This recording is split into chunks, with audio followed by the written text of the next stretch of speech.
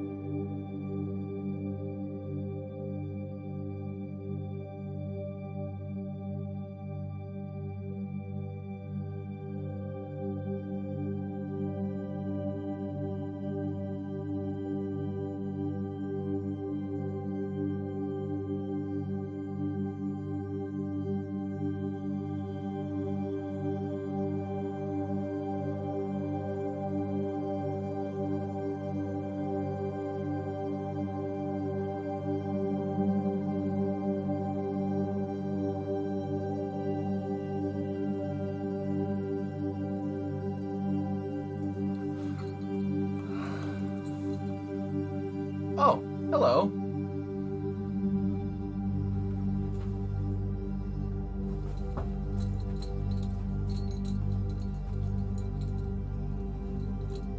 This place seems nice.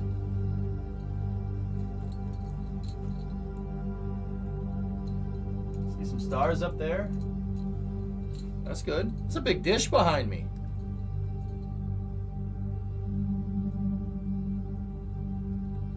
Still muted. Tessa. Okay. there's this volume button that's on the window over there. You gotta make sure that that one's up all the way, okay, sweetie? All right.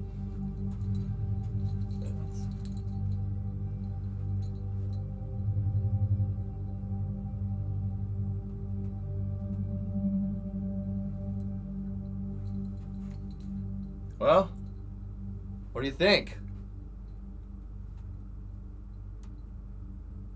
I had it muted. I was like, I'm sitting here, I'm like, I'm not muted, man. All right, John, can you round up Johnny Chimpo and Bobby Baboon and Peter the Parrot and get them for a police lineup? Yeah, okay, thanks, sweetie. Hey, Goonie, thanks for the resub, buddy. How are you? Look at EJ wearing the shirt of a hockey team that wins games. Yeah, I know. I know. Not to flex on you too hard there, Grav Shark. Oh. Hey. You know where first place in the points is? Is it over there? Or is it over there? Yep. Yeah, losing never fun. We hear some picked spirits up. Really nice. Got it at Target. It was on sale. Well, in about 3 weeks, guys, this is going to be our new home. Ah, it's looking pretty good. Chicken skin diet's really working out for the place, you know? What's the rent, though?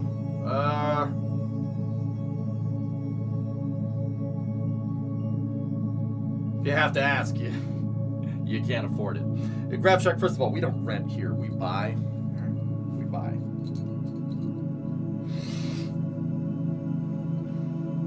Also, I love it. This is fantastic environment modeling from a gameplay standpoint. This is perfect. This looks great. Like, see the 4 pads? Dude, what did I tell you? What did I tell you about the terrain? The guys that watch me when I looked at the other KSP videos, I told you that the ponds that are around the pad, the edges of the terrain is going to have a detail pass. Boom. There's your detail pass. The terrain around the pads looks a lot better now, doesn't it? Where will you store boosters? Actually, there's a parking garage over there, I think. We can store them in the car park, brother. It'll be good. You know, get that over show. It's fine. It's fine.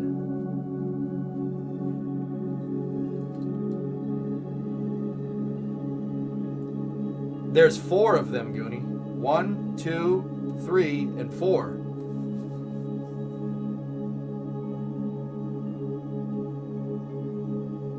Show us the weather. Well, it's going to be partly cloudy here today at KSC. Actually, you got it. Hold on. Well, let me tell you, the weather outside today at Kerbal Space Center is going to be quite nice. You can clearly see from our live view here that we have a couple of scattered clouds from 2,000 to 500 here. 2,000 to 5,000. Let's do that again. Well, it's going to be certainly a sunny day here at KSC. We have, actually, the clouds seem to have diminished. We seem to have nice clear skies, basically unrestricted all the way up. Beautiful clear skies, nice sunny at 70 degrees Fahrenheit. Temperatures are just going to be great, so you're probably going to want to wear shorts and a t-shirt. It's going to be nice rocket launching weather. We have a clear range, clear skies, great for launching rockets. And now, now let's go over to Ollie with the weather. It's gonna be sunny! Thanks, Ollie. 1,500 bajillion. It's gonna rain! It's raining sideways! Anyway. Yeah, see? Dude, look. They did a bunch of detail passes around the terrain here. If we look at the older footage of them flying around KSC, you could clearly tell that there was not an art pass done here, but it's definitely nice. You're supposed to say, now over to Bob for sports. Hang on a second. Did you see that? Over here. What was that? Right there. Something popped up on the screen right there.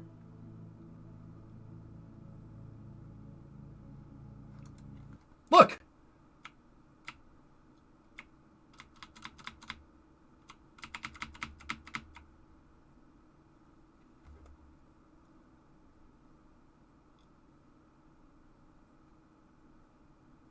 I'm not saying it was aliens.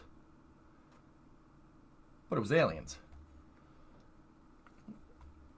Mason, history shows again and again how nature points up to the folly of man.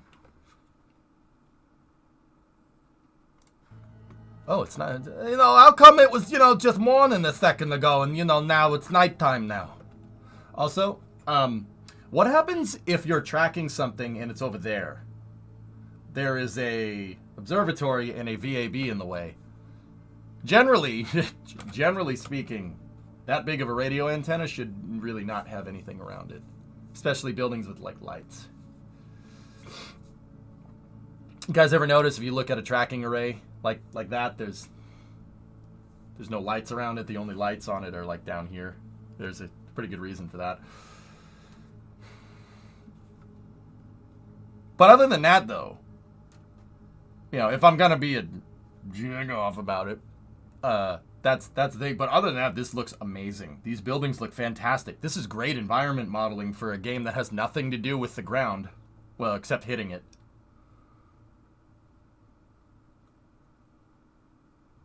It looks pretty dark around KSC to me. Yeah, but there's that building in the way.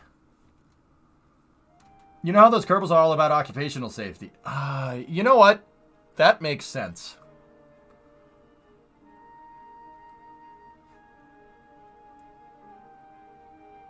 In one of the screenshots, you could see a marina. I'm hoping that you can build boats and submarines. MGB, I'm not going to say I'm going to use the procedural wings to make boat hulls, but I'm using the procedural wings to make boat hulls. Sorry. Can you elaborate on the subject of antennas and lights? I'm curious about it. Yeah, sure, some space. Absolutely, man. What do you want to know? Okay, so what is that? What's the tracking antenna? It's a radio antenna. It's literally just shooting radio waves out. I mean, it's shooting radio waves at a really, really long distance. But you tend to not want to have any electromagnetic interference or, buildings in the way. Radio waves do go through things. They do. That's why you can answer the phone inside, for instance, right? They do go through things. They bounce off stuff. That does happen. But if you think about it, radio waves are... It's basically just, it's non-visible light. You're still shining a light in that direction for the most part. That's a good way to think about it, dude. If you think about the radio antenna as shining a light in the direction, if the VAB is in the way, it is going to block. It's going to block it. Also, if there's lights, if there's light pollution around, that will screw with it. The light waves will hit the radio waves. That happens. That's how they invented, actually... The more technical way to say that is that light will bounce off the ionosphere it'll bounce off of the atmosphere. The ionosphere, it'll bounce off. That's how they invented over the horizon radar. That's how you can get a radar that can see what's going on 100 miles away. Because they end up shooting the signal up, it bounces off the ionosphere and then bounces off the ground and then bounces off the ionosphere again and then bounces off the ground and bounces off the ionosphere again and bounces on the ground and bounces off the ionosphere again. That's how they do over the horizon radar. I can show you a couple of different examples. Even though they're on a very different spectrum, I mean, if you have an LED and an incandescent light, those are on two different... Well, they're close enough. But yeah, I mean, you can get EMF, you can get electromagnetic interference. But honestly, the VAB will physically block it. Here, I can show you. There's one of them near my house, believe it or not. See that? See the circle? Obviously, that's a pad perimeter, but it's a quiet zone. Quiet zone. EMF. Nothing. And that radar dish is actually up on a hill. It's up on a big plateau up here. You can see it from the bridge. If anybody ever goes over one of the bridges in Cape Cod, you can see it. You can see the top of the antenna.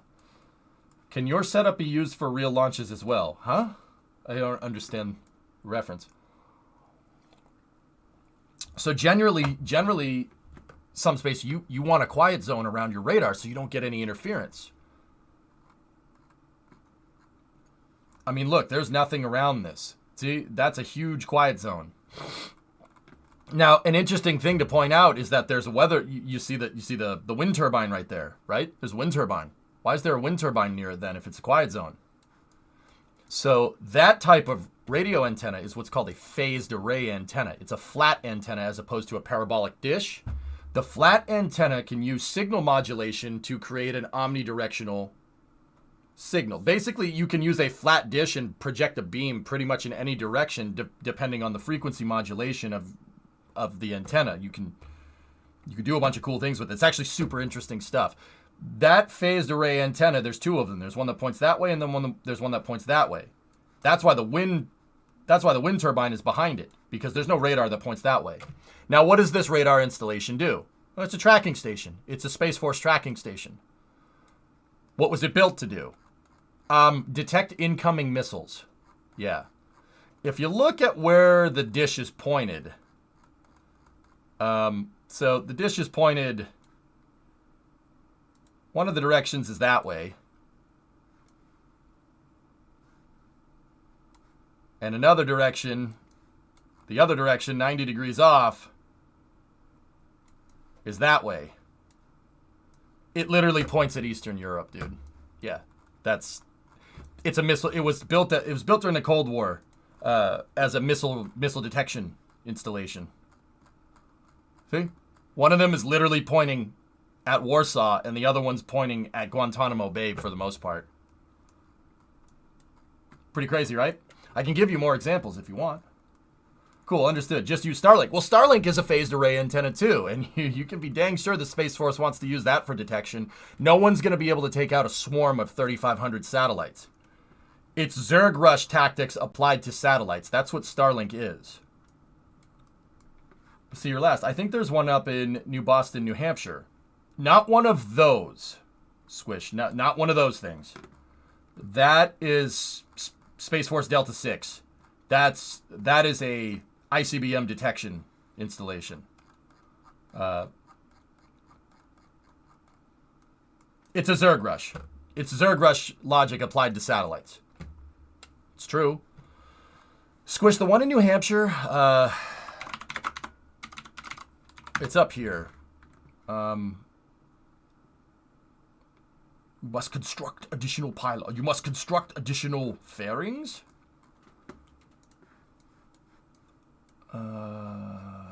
Where is it, Squish? I've never actually gone and looked. We would see it. You'd see the quiet zone around it. Over here? No, that's not it.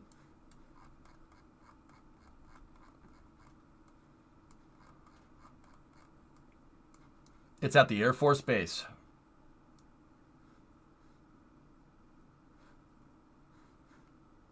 I don't see an Air Force Base around here.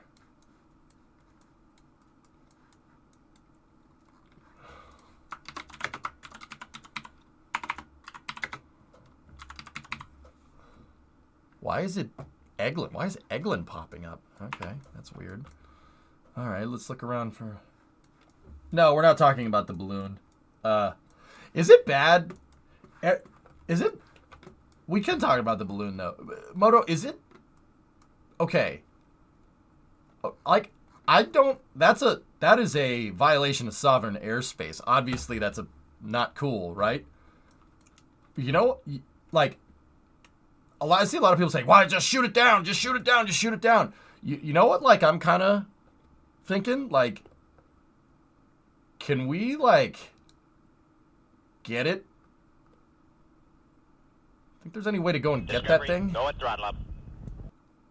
Like, I'm just super curious how that thing works. It looks like it's got a solar panel array sitting under a high-altitude weather balloon with optics on it.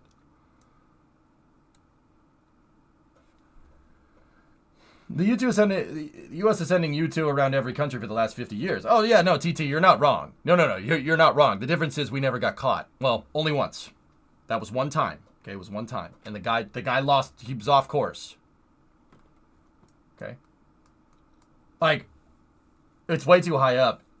Every second it's up there, it's sending its data back. Shoot it down.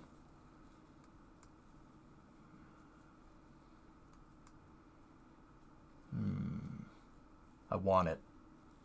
I want it. We should go get it. Supposedly F-22s went up and observed it. Yeah.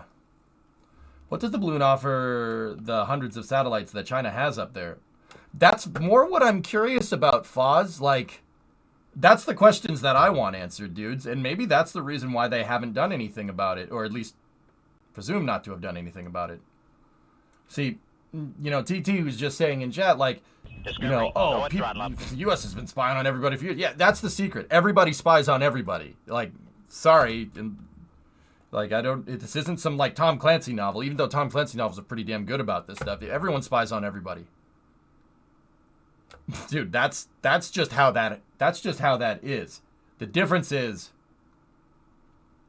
getting caught spying on somebody. That it's funny, because in the intelligence community, you can't spy on us. How dare you?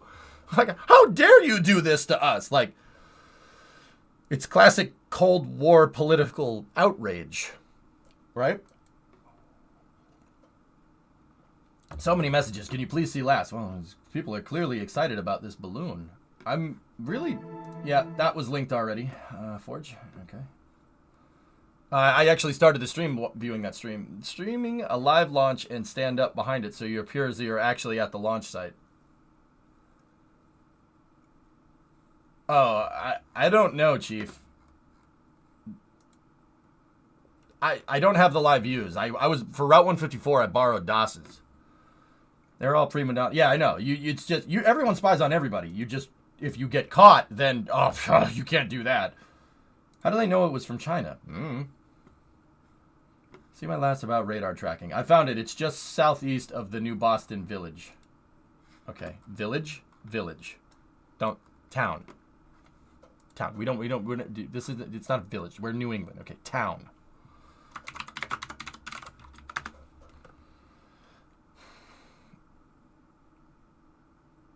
Well, China said it was a weather balloon of theirs that drifted off course.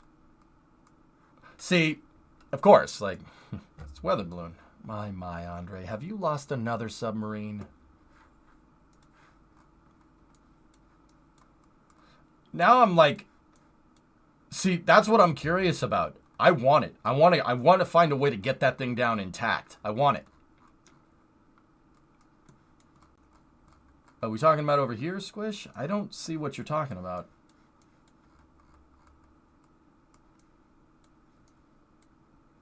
Weather balloons don't need solar panels. See? That's what I'm talking about. See, okay, so that's what I'm getting at, dudes. Okay, if we're going to apply the crazy EJ curiosity to defense logic, right? If we're going to do that, okay, here's my question.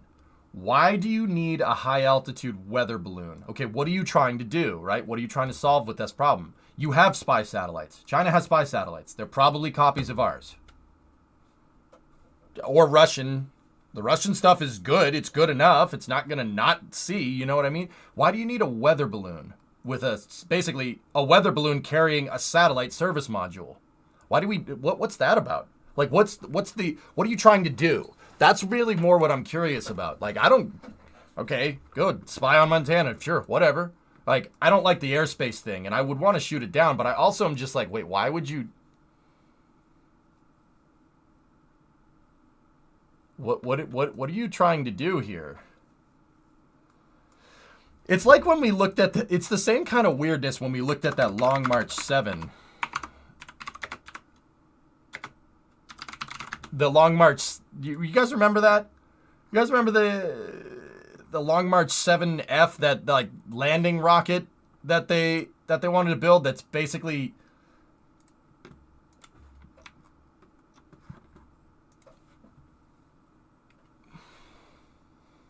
Yeah, Andil, that's really what I'm trying to figure out. Reading electronic signals of our radar and defense signals. Yeah, hellfish. Yeah, probably. But you won't know until you go and get it. I think we should go and get it. I don't think we should shoot it down. I want it. Take it. So then you could be like, hey, what is this? What are you trying to do here? Oh, wait. Why would you want to know our radar and defense systems? What are you trying to do? So pop it. Testing our detection capabilities. The DoD has also said that this has been happening for years. This isn't new. Well, yeah, of course. That's the other dirty little secret. There seems to be a lot of armchair generals around here, especially on Twitter lately. I see it a lot. I don't say anything. But guys, everybody violating everyone's airspace has happened for a long time. It's just, if you get caught, then it's this big, how could you spy on us? That's normal, guys. That happens all the time. The Russians skirt Alaska with Tu-95s all the time. Guess what? We do the same damn thing. You gotta poke and prod. You gotta poke. That's how you do that. You gotta poke. You gotta figure out where the weaknesses are. And hopefully you do it without getting caught. Chinese don't seem to be too good at that, though. Some people are also arguing that it's speculated it's using garbage encryption and the U.S. is just listening in. Serious, I wouldn't doubt it. That's the other thing. I would just want to, I would sit there and listen to what it's transmitting. And then take it and be like, what's this about? Oh, it's a weather satellite, huh? Why you got listening equipment on it? What, are you listening for the weather? What's that about, guys? What are you trying to do here? A weather balloon. Oh, okay. Sure. All right. It's going to be like that? All right.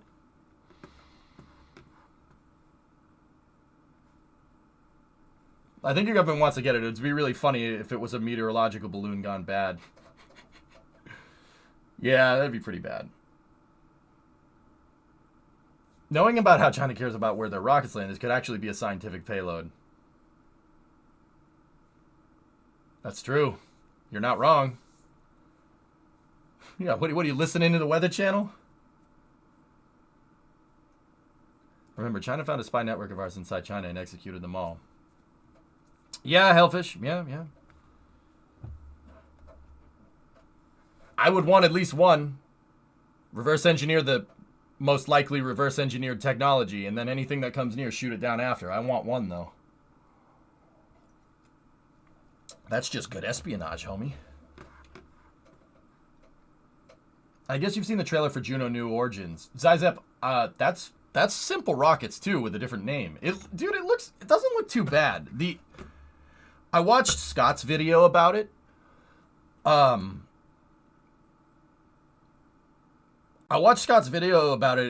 Dude, I like the editor. The editor is actually pretty cool. I hate the controls. The controls just... So lasso it with a C-130 Skyhook. Now we're talking, dude. That's what I'm talking about. No, we're not going to shoot it down. That's lame. Anyone can do that. I want the satellite, and I want to bring it down intact. And then I want to see what the frick it is.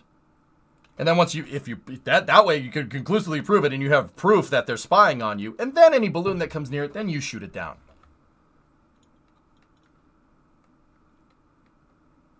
That's what I do. That's what I do.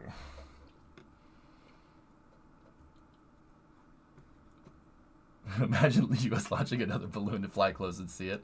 You know, Ando, if this was the 1960s U.S., I would not... And they were like, yep, we're going to put a balloon up there and we're going to go steal it with another balloon. Because we can make better balloons than them. I'd believe you. Not so much nowadays, but...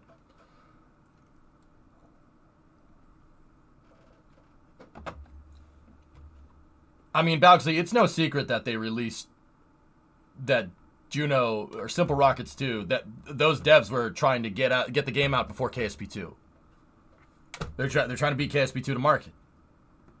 Now, I'm fairly confident, and I have no knowledge of this issue prior, but I know a little bit about marketing and communications and stuff, right? You're not gonna beat KSP 2, but that's not the point. That's not the point. Even the guy that made Simple Rockets was like, dude, this is an homage to KSP 2. It's an homage to KSP, like, obviously. I'm not trying to make a better game. I'm trying to make a game that I want to make. That's what he said, like, multiple times, if I'm remembering correctly. So they want to beat him to market, but the reason why they wanted to release Juno before KSP 2 is because, people will buy that in anticipation of KSP 2, and the developer of the game knows it because the developer of the game plays Kerbal. It's not rocket science. Or is it? No, it's and Simple Rockets 2 is not bad. It's really not. Like honestly, if Kerbal didn't exist, Simple Rockets 2, I'd probably be playing that. I'm serious. Like it's a good game. It looks really good. Like I watched Scott get into it, and what I really, really, really like about it is that basically every engine you have cal controlled from the start. What does that mean? So in Kerbal, you know, we find the right application, and, you know, if a rocket engine needs a little more something, you know what I mean? It needs a little more kick, you can overclock it, right? That's cool. You can do that out of the box with Simple Rockets. You can change the fuel delivery cycle. You can change the nozzle expansion ratio. It is way more into the nitty gritty. You can design your own rocket engines. It has basically procedural engines built into it from the start, and that's cool. I like that. I really like that. You know, the first images of the far side of the moon were taken with American film liberated from an American spy balloon by the Soviets, right? Yeah, of course. Yeah, Loopy, dude, no one's ever said that we're not good at making guns and defense equipment. We're pretty freaking good at that. Like, just saying, man, it's kind of our thing. Like, the programming stuff is super neat. Dude, it's got, what's the name of that, the MIT code base that has the drag and drop UI? Stack.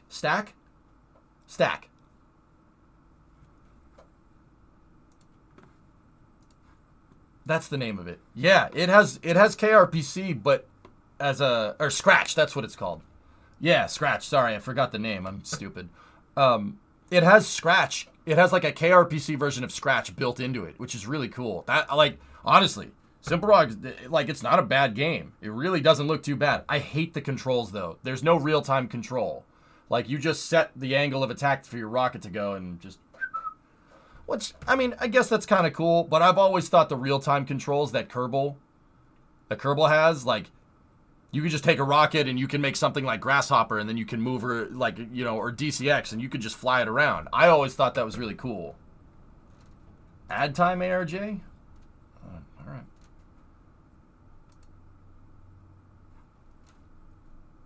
I'm sure you can mod it, right? I don't know. I forget. I think it has manual controls too. Yeah. There's some control like that. Yeah, like I said, it doesn't look like a bad game. Enough people were talking about it in chat that I wanted to go see it, and I know that Scott's going to give me an objective review of the game. That's why I went and watched his video. And then I also saw the other video that he posted the other day, and it made me really upset. It was about STS-107. Scott actually, dude, it made me upset, but I couldn't stop freaking watching it. I don't want to watch it here. It really big sad. You really get big sad from it. So Scott, on his second channel, he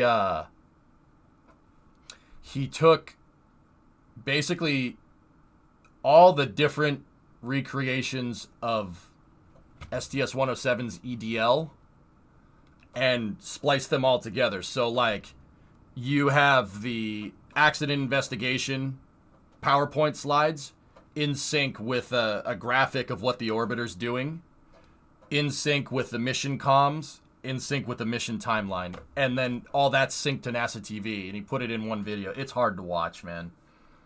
It's hard to watch, dude. But did you see that mother? I told you. That thing flew with one motherfucking wing. One wing, dude. Oh, that's impressive. Like, testament to that thing's freaking design. I know that's kind of funny to say because, you know, didn't work. But, man, the orbiter is such a god-tier design. I love it. Dude, it made me love the shuttle even more. I'm like, look at that freaking thing. I'll show you. So Scott's second channel is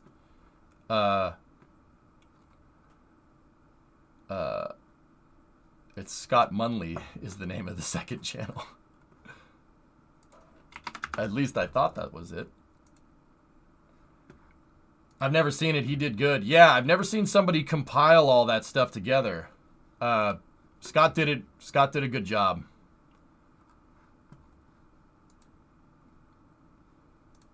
He did good, man. Very, very, very tastefully told. Probably did it better than me, I'd say. Like, I went and talked about Cave and stuff, and then after watching his video, I went and started reading it again. It's hard to read, but it's necessary.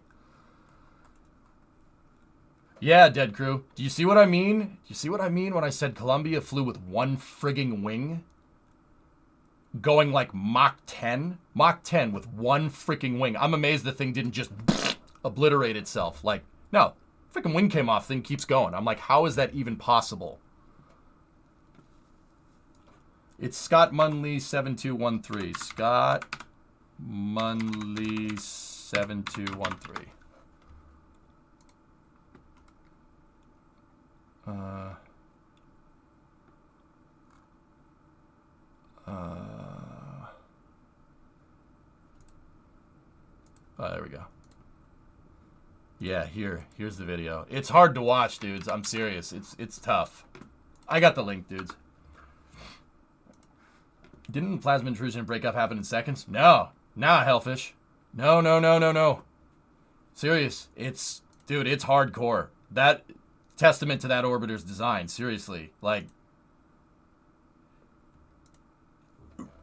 so something I must have glazed over when I read the accident investigation report, probably because, like, you know, by the time you get like 2/3 of the way through, you're just like, oh my God, why? What are these people doing? Is like potential ways that you could get out of it. And Scott mentioned it in his video. He mentioned it in the Columbia, the STS 107 video on his main channel. Dude, the frickin' thing, I mean, the orbiter literally obliterated itself at Mach 5. Like, or not Mach 5, I think it was like 10 or something. It obliterated itself. And, dude, like, you talked about the balut idea, for instance. The fact that there is even a possibility, like, they looked at it and they said, somebody in the accident investigation report did basically a study, like, okay, is this even, like, could you even survive? Was there any chance of survival? Like, what systems could we put in place to make a RUD during reentry survivable? And the crazy part about it is that there are ways, which just absolutely blows my mind. Like, the fact that you could have a catastrophic failure like that, and there's even a possibility of survival. That's unbelievable to me. Like once again, it's a testament to how good the space shuttle design is. Not so much that forward bipod ramp, but that's another story.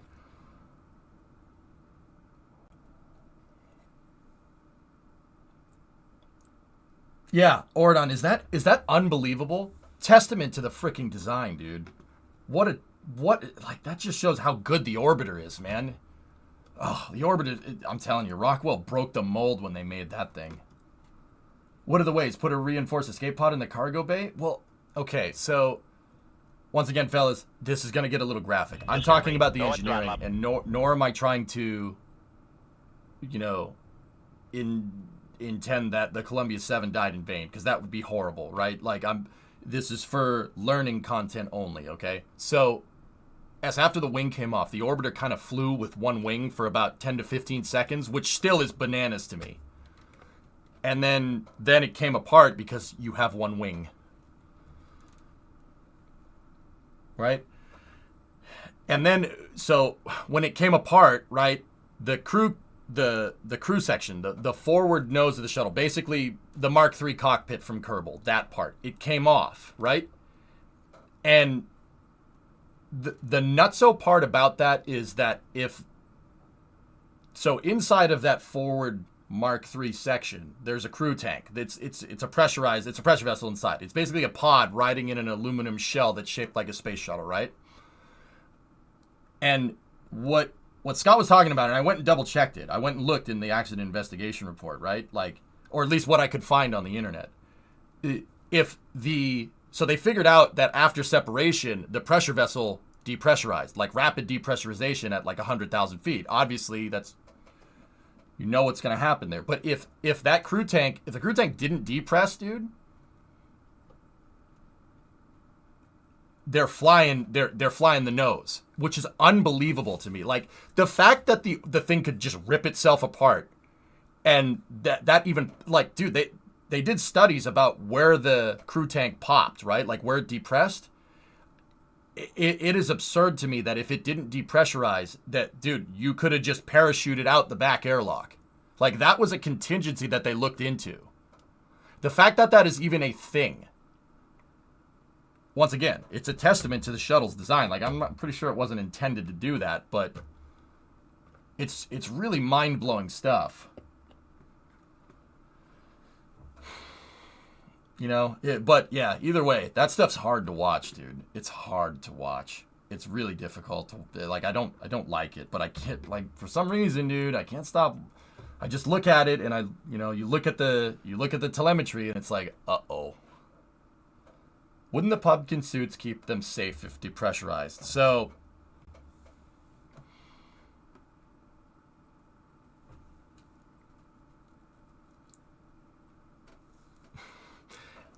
So, S-Master, you know how I talk about camping in the space shuttle? You know, you've heard me say that analogy before. You go camping in the space shuttle. The space shuttle is not an RV. It's a semi-truck. You don't go camping in a semi-truck, okay? One of the ways to make the shuttle safer after Challenger was to use the orange flight suits. The problem is the gloves from the orange flight suits are too big to use the controls on the shuttle, because the controls on the shuttle were designed for people to fly with no pressure suit. So, I mean, this is one of those things that's kind of like in hindsight, but so if you look at the footage of EDL on STS-107, they have the helmets up and their gloves are off on the suits.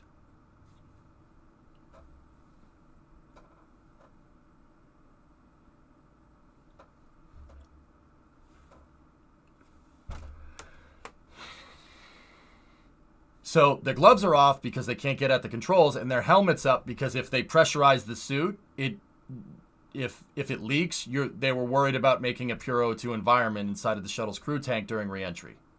We all know how that ends. What's the point of the suits then? Camping in a semi-truck, homie.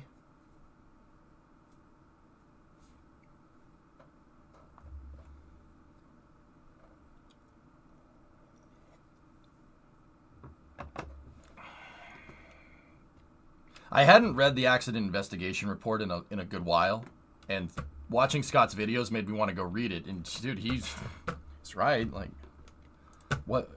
Why? Why would you do? You have a suit that will save you, but you can't use the controls on the vehicle that you're trying to fly. Like, no one. We don't have the budget to make different gloves. Were they that cash strapped? I mean, that's probably what it was, but yeah, man, it's unbelievable. Yeah, well, Hellfish camping in a semi truck, dude. That's it. That's what it is. It's what it is, man. Like, I was about to say, people don't live in 747s. You know why? 747s don't make a good house. But I know there's some people that built their houses out of 747 parts. And then there's a guy that just lives in a 727. And that's actually really cool, and I absolutely would do it. But by and large, you don't use a 747 as your house. Now, could you? I mean, yeah, sure. Like I said, people have done it. There's a guy that lives in the woods somewhere in the Pacific Northwest that bought a 727 and just put the landing gear on a foundation and made a ramp, or made a stairway ramp. It's dude's house. Sure, it's doable. Absolutely. Probably be a pretty cool house, actually. But like I said, by and large, people don't live in airplanes, right? There's this thing about taking something, right, that was built for such a specific intended purpose and then doing other things with it. Or if you're president, then you could live in the 747. Yeah, whack 'em. Yeah, of course. I mean, VC-25 is a cool piece of equipment, if I do say so myself. It's one of the only 747s that can be refueled in flight. Yeah, Boeing actually researched the 747 as a... They did a research project to make a 747 aircraft carrier. True story. There's a Mustard video about that on YouTube. And one of the things that they researched, believe it or not, was to refuel a 747 in flight, right? Simultaneously,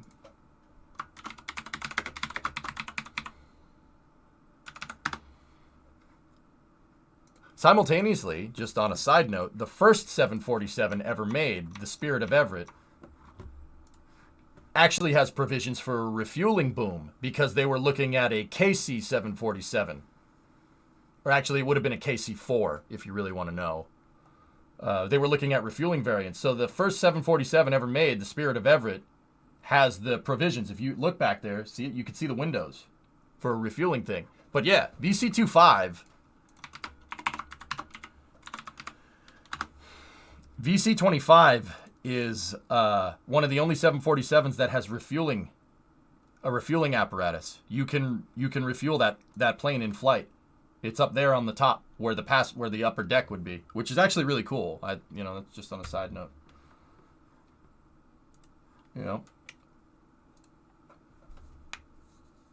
Columbian Challenger are big examples of why reasonable escape methods are integrated into the design of every craft, no matter how much isn't intended for that not to happen.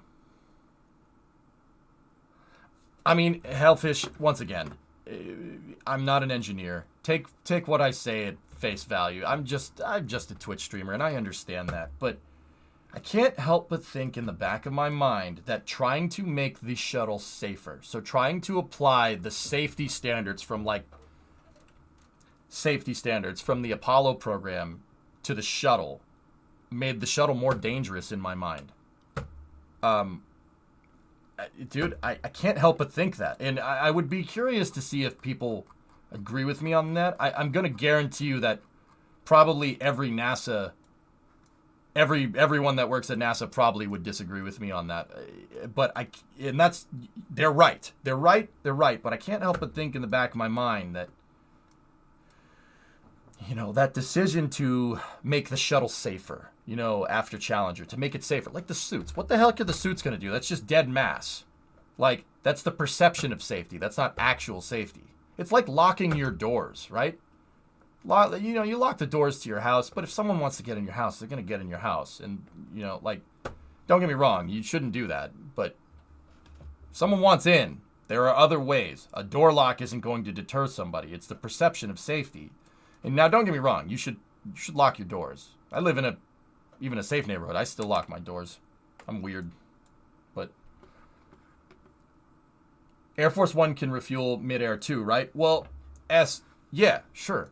VC-25A is Air Force One, but it's only Air Force One when the president is aboard.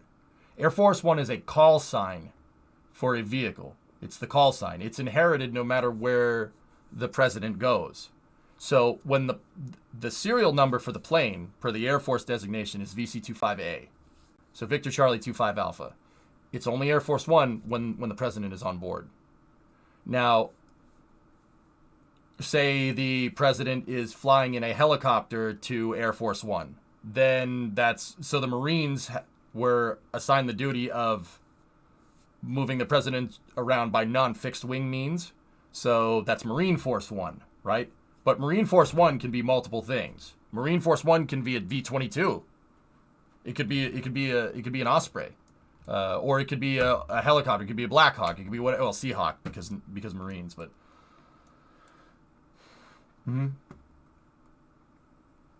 yeah. But anyway, yeah, fellas. Like once again, I'm just an armchair rocket scientist. I get it. I play Kerbal. What do I know? I understand. But the more and more I read about this, I just can't help but think that trying to make the shuttle safer actually made it more dangerous and not less.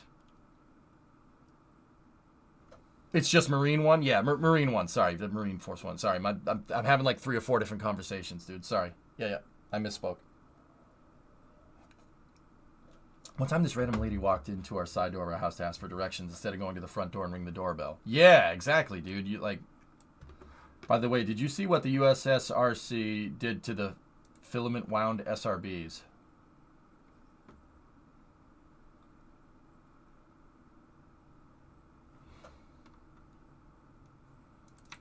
What the heck? We got to get into playing KSP too. But yeah, what is this? As one rocket dies, another gets new life. These Vandenberg boosters are looking better than they have ever before. Oh, all right. Okay. Oh yeah, that looks really good. I like how they had to spray and they painted inert on the side. Vulcan. Ah, dude, that looks very sharp. Very sharp. Just got to get more anti-corrosion primer on that tank. The limo is called, the slang term for it is called the Beast, Ivan. It's a Cadillac limousine, but it's a Cadillac limousine that's on a heavy-duty truck chassis because it's an armored vehicle. It just looks like a Cadillac. It's because it addressed technical faults, but not enough was spent to ensure institutional faults wouldn't reoccur if I had to say anything to the matter.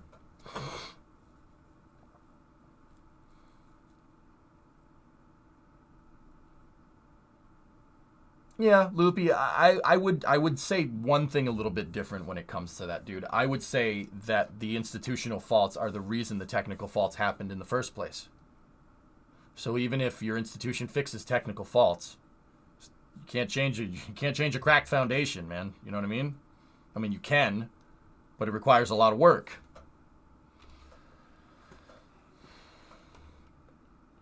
Culture is everything. Absolutely, Rocket Guy.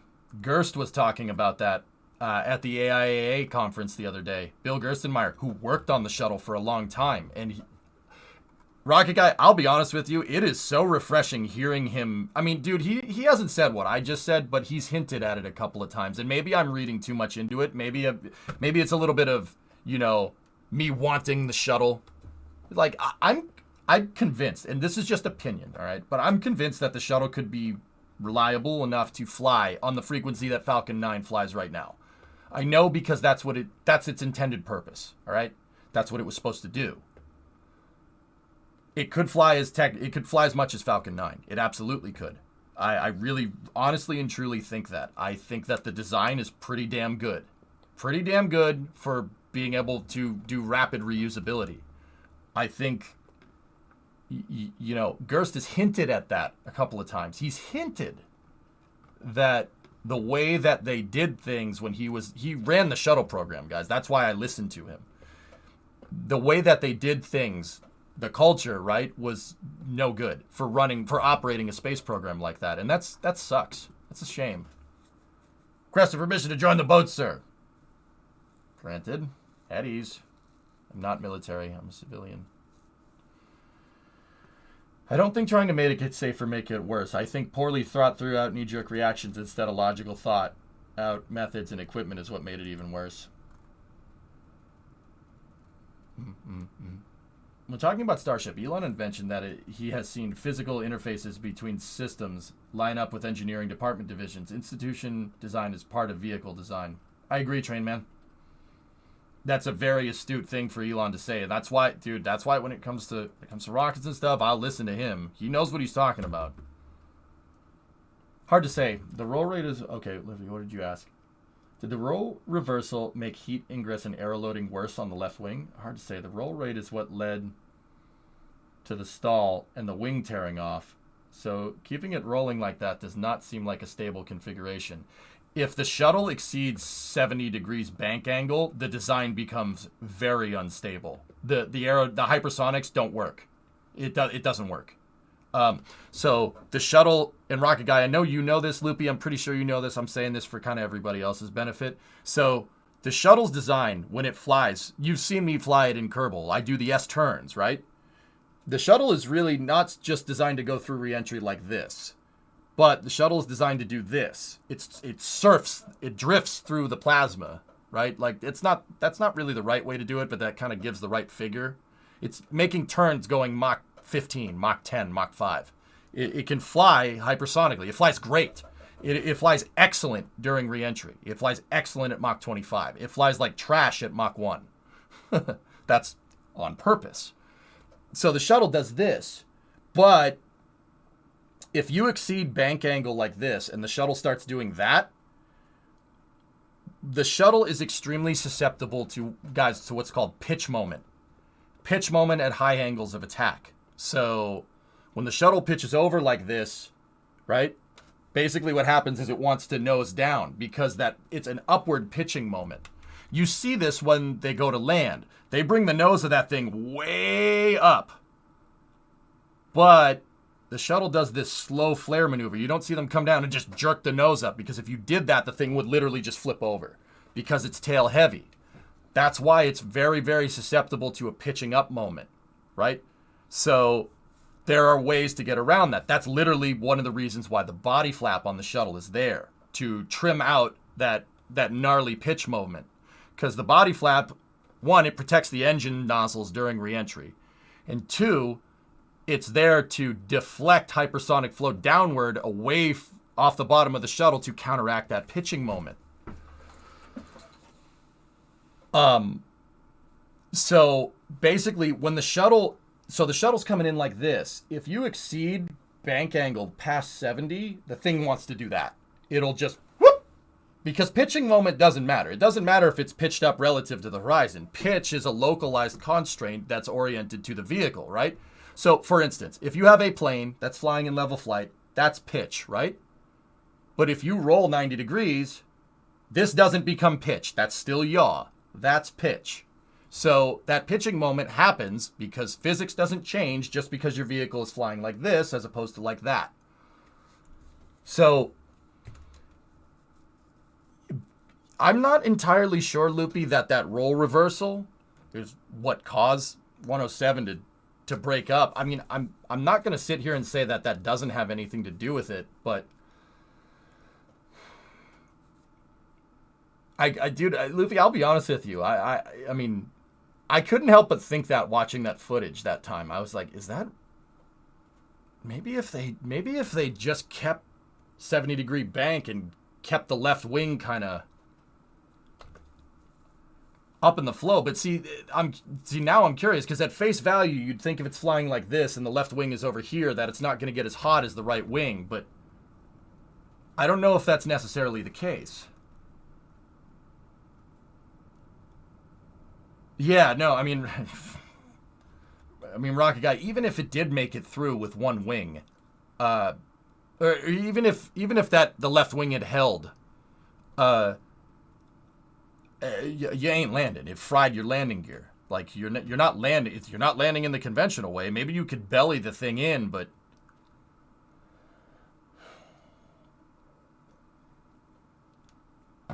I mean, Rocket Guy, you know what's crazy to me? What's crazy to me is how far the thing got into EDL. How far Columbia literally, I mean, it went past peak heating. That's absurd to me. It made it past peak heating. It was 1,400 miles away from Florida. That's nuts. That's nuts that it made it that far. I mean, guys, a hole in the heat shield is a hole in the heat shield. You're basically screwed. Things take time to melt. Yeah, but it's aluminum, man.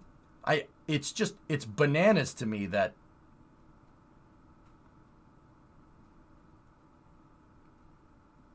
you belly in Columbia, the orbiter's... I mean, the orbiter's already screwed, Panta. The wing is melted. The wing is melted. It's gone. Like, it could waterland. Was there a contingency for that? Animal, you know what, dude? I would honestly be... If I was trying to bring a damaged shuttle back down and I was the pilot, and dude, once again, I'm just an armchair rocket scientist. I don't know dick. I would feel more comfortable landing it on land. I would belly the orbiter on the SLF. I would rather do that than try to land the shuttle on water. Trying to land... Dude, it's not Sully, all right? You would have to stall that thing. I mean, it's Miracle on the Hudson stuff. And that was with an A320, which is designed to stall at a much lower speed than the space shuttle. Also, you have an insane glide slope with an A320 comparatively to a shuttle, right? It's like a 20-to-1 glide slope versus like 2-to-1 with the shuttle. Shuttle's a brick, man. It doesn't fly very well. I would honestly take my chances bellying the damn thing. Yeah, if it was me in that scenario, that's what I'd do. But once again, every scenario is different. And this is what a pilot would say. A pilot would say, I don't know. I wouldn't know what to do. It really depends on what's wrong.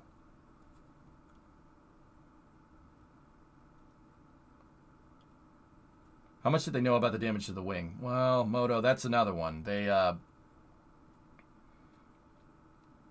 They knew that this could happen, but they said, meh, it's fine. That's the short story. And look, if that pisses you off, yeah, it probably should. But the other thing to understand is that this outrage stuff doesn't work with spaceflight, okay? There's so many people involved with these projects that, you know, that whole outrage, this is the problem stuff, that doesn't work. That is a waste of energy. And it sucks because we lost 7 astronauts, but, you know, you have to apply the lesson. You have to apply the lesson. You have to apply the lesson and make spaceflight safer. You learn from it. Don't use that energy being pissed off. That is a waste of time. That would be a waste of time. We're just gonna freak you up. Sorry.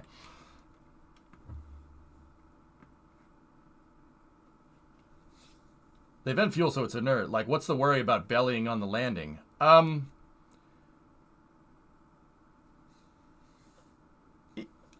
Yeah, Train Man, that's what I mean. Like, don't get me wrong. Nothing is certain. The only thing that's certain is death and taxes. So bellying a shuttle, I'm sure NASA probably never even went through that contingency, probably until after Challenger. I mean, they may have. Who knows? But, yeah, I mean, belly. The bottom of the orbiter is reasonably flat. But the thing that you got to worry about if you belly a plane, and this is for any aircraft, you belly that thing in. If the thing starts sliding to the left, you're going to have a bad day because now you're loading up your left wing. Or if it slides to it slides to you guys that way. If, you know, you belly the plane, there's no tires to keep it going straight. So it kind of slides down the runway. And if it slides, now the momentum is pushing down and loading up the wing. And if the wing 154s, then you flip over. And what if the fuselage flips, you're dead. There's no getting around that. Because that fuselage is not designed to roll like that. It's not like it's not a ball. I mean, putting that much, you're putting compression load on the side of a cylinder now, right? Frankly, the cylindric fuselage, or even the case of the shuttle, it's not really designed to do that. The shuttle is only designed to take load in one direction, and that's the direction this way. It's not designed to fly this way or this way, that's for sure. At least the shuttle doesn't have fuel tanks in the wings. Yeah, I mean, yeah. Assuming the drill will open, would that be enough to keep it pointed prograde? I mean, it's possible. Yeah, there's always contingencies, dude. You got to be careful about that with space flight. Like, you can always say, like, don't let the benefit of hindsight screw with your judgment, fellas. You know, engineering is done by the numbers, dude. And any analysis without numbers is just an opinion. It's Kin's laws of spacecraft design, which is meant to be written as kind of a joke, but also, you know, like, everyone can sit there and say that even likes rockets can say that Challenger and Columbia were stupid. It's easy to say that was a stupid idea in hindsight, you know? It's very hard to say that if it's a bad idea before you fly. And don't get me wrong, that's what makes Challenger so difficult, because there were people that are like, don't, oh, you launched, oh. Those tie call engineers were like, that's not a good idea. You probably shouldn't. Oh, you launched it. Oh, Hey, Furs. Thanks for the 1,000 bits. Yeah, Tara, we'll get in. I'm going to load up Kerbal. Yep. A couple hundred pounds would be worth it in terms of lost payload to take a crash landing from potential survival. Yeah. Oh, again, Furs. An analysis done on ditching. Oof. I mean, honestly, guys, egressing out of a plane in flight is not a safe thing to do, except if you have a dedicated way to do it. So, like jumping out of the back of a plane to go skydiving. Egressing out the side, like with the shuttle, you have to egress out the side. The thing is, in order to do proper egress, you have to roll the shuttle like this, so when you jump out, you don't get clobbered by the freaking wing, because there's a big freaking wing that's right behind the hatch. So they had other ways to do it. You're not going to go out the side hatch. They pop the top off, right? But even then, there's that big tail behind it. You don't want to hit that. That's going to hurt. So like a fighter jet, for instance, with an ejector seat, gets you away from the airplane. That's the whole point. It gets you away from the airplane because if you're ejecting, that means your plane's not doing something you didn't want. Say like exploding. But not every vehicle has a safe way to egress in flight. See what it, like? So honestly, if there's something wrong with the shuttle, I'd go down with the ship. I would not try to bail. But then again, it depends on what's wrong. Situational awareness, flying any vessel is key. That it all starts there. You don't just say, "Oh, if something went wrong with the shuttle during landing, I would bail out." No, that catch-all statements like that are how people get killed. Ironically,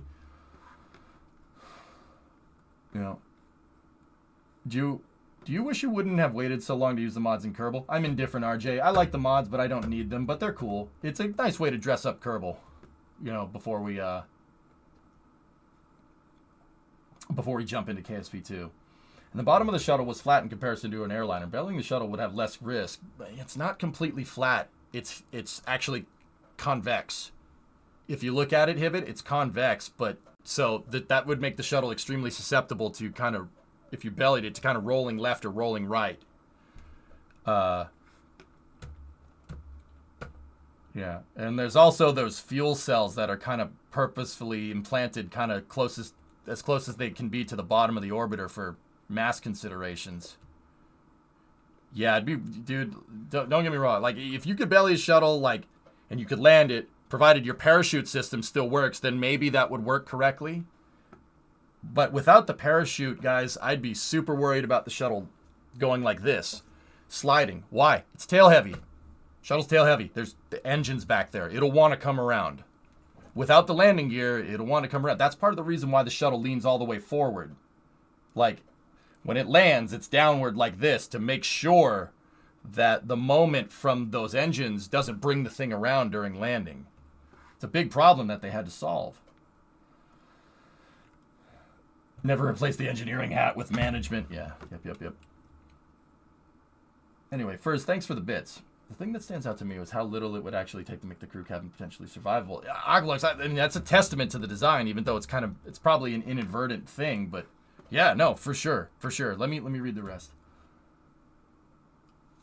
Yeah, I was talking about that before you came in. It's very, like, I can't believe that. I can't believe that RUD at like Mach 12 is even like, they even were like, could they serve? Somebody actually asked that question, and I'm sure they weren't asking it to be a dick, right? Like, somebody who's probably did some analysis on it. The fact that the shuttle could RUD during EDL and you could be like, yeah, they could have survived that. Like, the fact that that was even considered is just boggling. I mean, personally, I think that's a testament to the shuttle's design. It's really well built.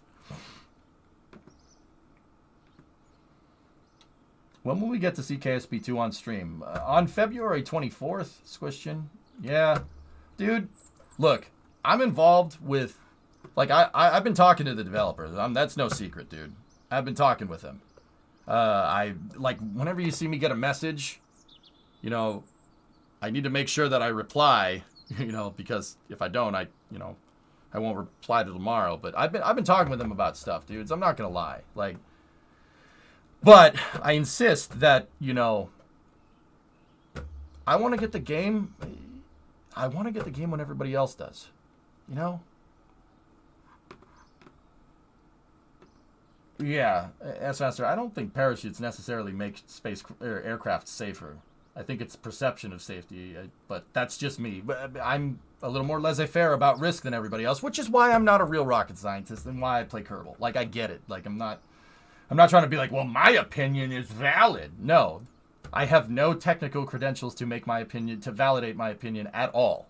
Like, I get it and I understand that, you know, like, that's an important thing. I think there's too many people that think their opinion matters with aerospace engineering. You see it on Twitter all the time. Heck, I see it on here all the time. Entitlement doesn't work with opinions about spaceflight because opinions don't matter when it comes to spaceflight. You know what I'm saying? So to see people argue about opinionated stuff when it comes to aerospace engineering on Twitter, it makes me laugh every time. I'll admit I kind of do it for fun. And I like running towards the chaos. I'm that kind of guy. Oops. But you could have 1,000 hours in KSP2 before everybody else. So what? So what, PY? I just say, oh, I got 1,000 hours before everybody else. Like, great, good. Piss off. No one likes you. Like, dude, I don't want to be that guy, man. No, I want to get it when you guys get it, and I want to be just as into it and as, you know, like that's what I would ideally want. But you know, I don't know. Maybe, you know, like maybe talking to the devs is like, I don't know, like. If I recall correctly, they actually did study deployable stability and survival systems for the crew section, but instead of paying for that, they decided to cancel the shuttle because designing a replacement was cheaper. Huh. Yeah. I'm going to hold off until career mode is available. Well, that's fine, Vagabond. Just play vicariously through me. You know I'm going to... Guys, one of the first things I want to do when KSP comes out is play it. Just play it. Don't try to do any mission mode stuff. Like, heck, don't even try to build a shuttle. Don't do that.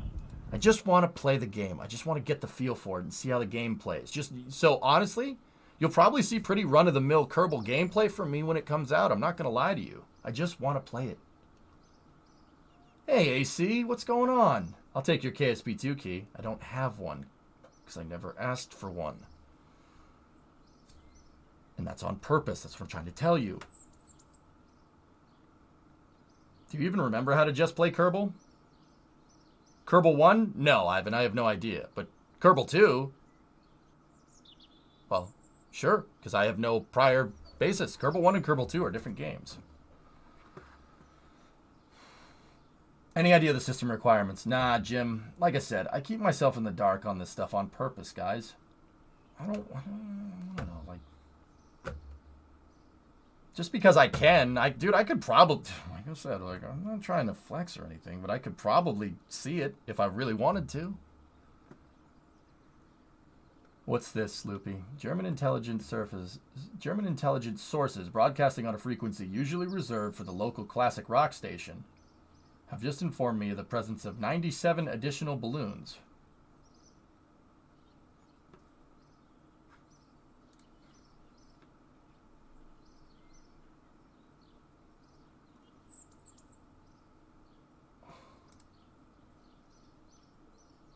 A suspected second balloon is being tracked in Canada right now on a similar path as the first balloon.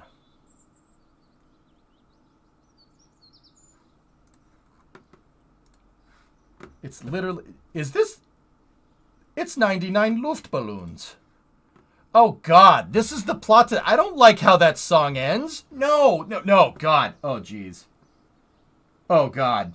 Oh, God. It's 99 Luftballons. 99 Luftballons. Oh, crap. That song doesn't end well.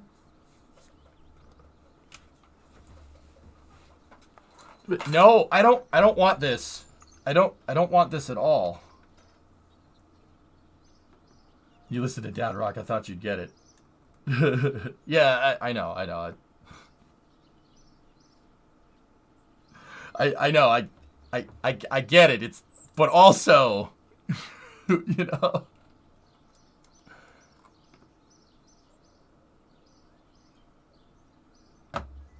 In the English version of the song Pythos, it's 99 red balloons, but I think in German it's 99 Luftballons.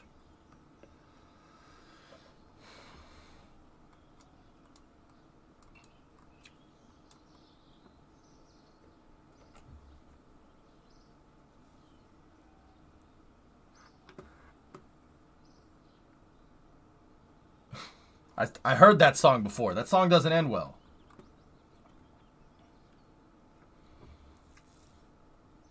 If you guys don't know the reference, okay? If you don't understand the reference, freaking, there's a song by a German pop singer named Nina, and the song is called 99 Red Balloons. I'm sure people have heard it. It's 99 red balloons go bow bow bow bow bow bow bow bow bow. That song is about how somebody's letting some balloons go for fun. Ends up, the balloons drift, and they end up getting interpreted as an act of war, and the song ends with nuclear Armageddon. That's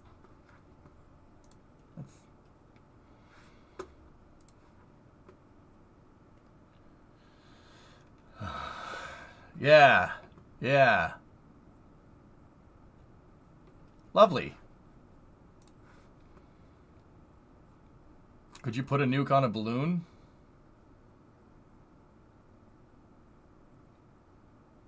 I mean, if the balloon was big enough, sure, I don't see why not.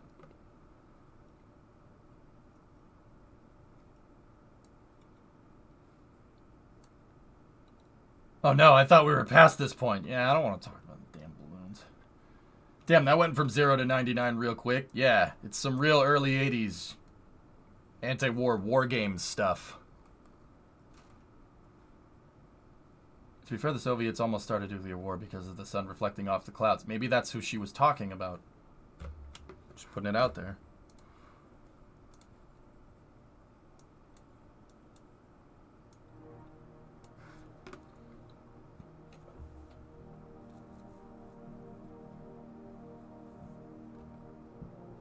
Well, what else is expected from 2023?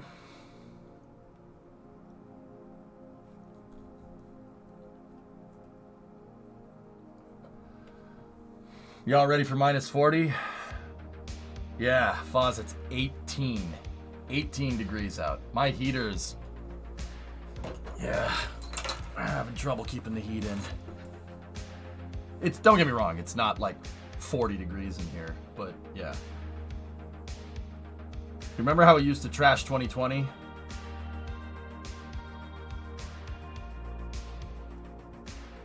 Yeah.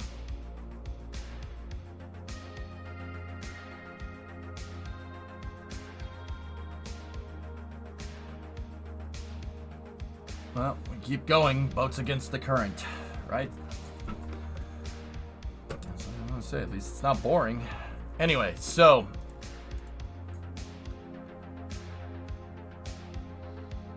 Yeah, Metroid. With the wind factor, we're probably going to get at that point. Once again, I know I don't live in the coldest place in the world, but it's going to get way colder than it usually does here.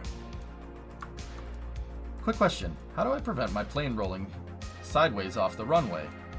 Rolling sideways off the runway. So your plane is doing this off the runway? Or is it going off the runway this way? And at what speed is it doing it, Erudite? It's yapping sideways, yeah.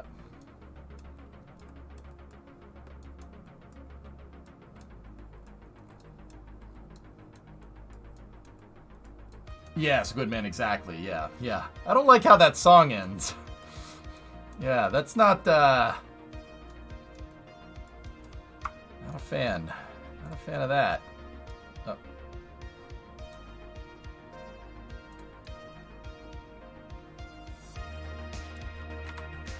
Impossible. No ship that small has a cloaking device. Sir, the ship no longer appears on our scouts.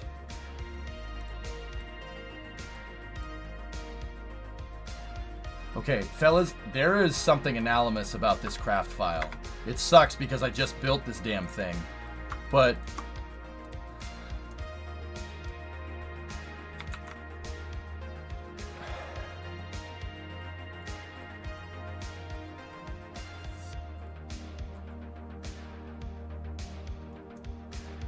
Yep. Yeah, there is some junk code in this craft file, and I think it's because this craft file was ported from an older version of Kerbal.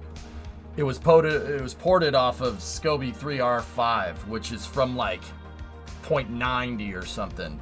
So something is very wrong with that thing. Yeah, dude, that thing is all manner of screwed up.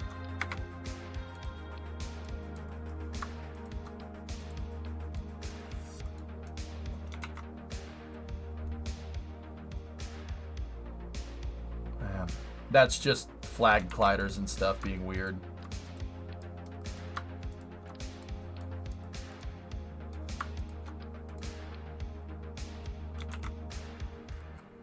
That's weird.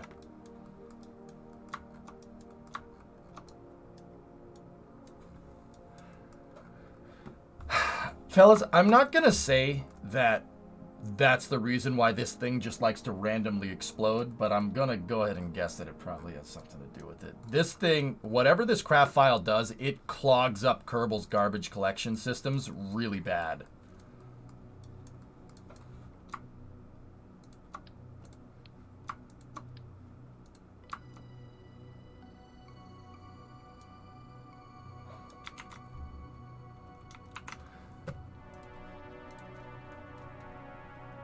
Okay. Yeah, Mutter. That subassembly is reused off of Grissom. It's reused off of this craft file.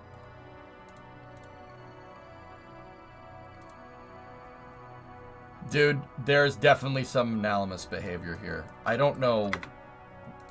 Yeah, it's that subassembly up there.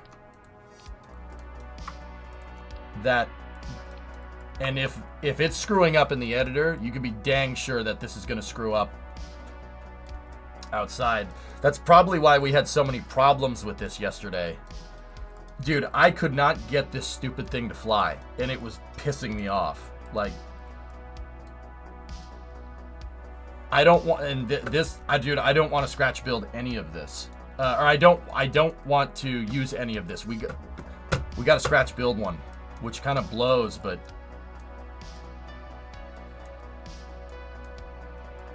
Can I make a suggestion? How about you? Yeah. And as much as I wanted to use this for some fun, for landing and stuff, guys, yeah. I think it would be better to just go to the, Could you explain how the engine works?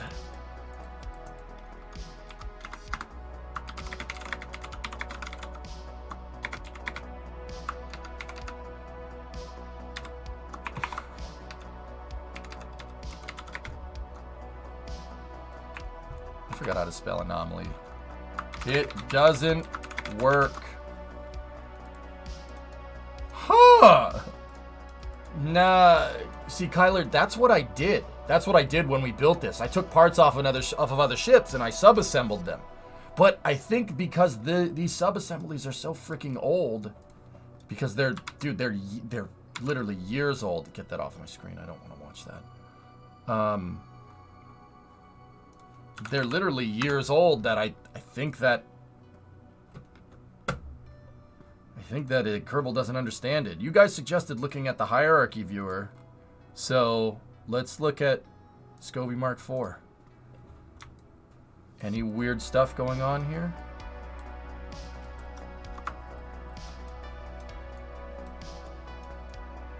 So this is a piece of viewing software that a viewer made that shows basically every part on the ship and how it goes together with other pieces. Do you still need a qual test for the new drive? We should probably start there, Dead Crew. And then, unfortunately, I mean, I hope people enjoyed the build yesterday, but yeah, unfortunately, this is no good. Don't get me wrong, if we had more time, I would sit here and I'd troubleshoot it and we'd figure it out. I'd trace the fault tree, but I know it's something to do with the craft file. And once again, that thing that's making it bork up in the editor, I guarantee you is one of the reasons why it ruds. It's probably that compounded with that new drive, so. Who made this? Theix? I mean, guys, some sub-assemblies. Okay, so think about this for a second. That sub-assembly, I put those parts together in, Tessa, 20... When did we redo Grissom? 2017? 2018? That sub-assembly is 6 years old. Go figure. Have you realized that KSP 2 is coming out this month? Yep, I have.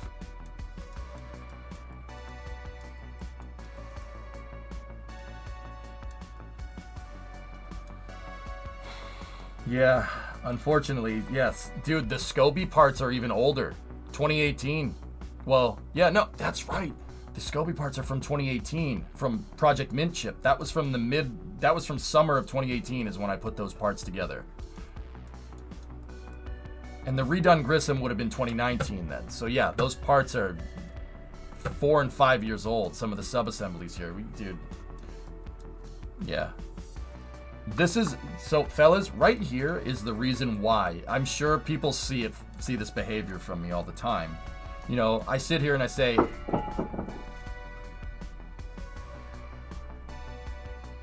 the wind literally just blew off something on the shelf in the other room to the open storage.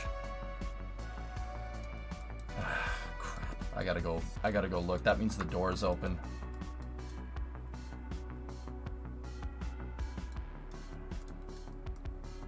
There was an anomaly. So, fellas, I say that all the time because I know that there's stuff like that. There's boogeymen in the hierarchy, which is why we have to scratch build a lot of things nowadays. I'll be right back. 1 second. I gotta go take care of that. Freaking dude, it's not only is it freaking cold, the wind outside is absurd. It blew the cover off the Mustang this morning, and I have bricks holding the damn thing down. All right, I'll be right back.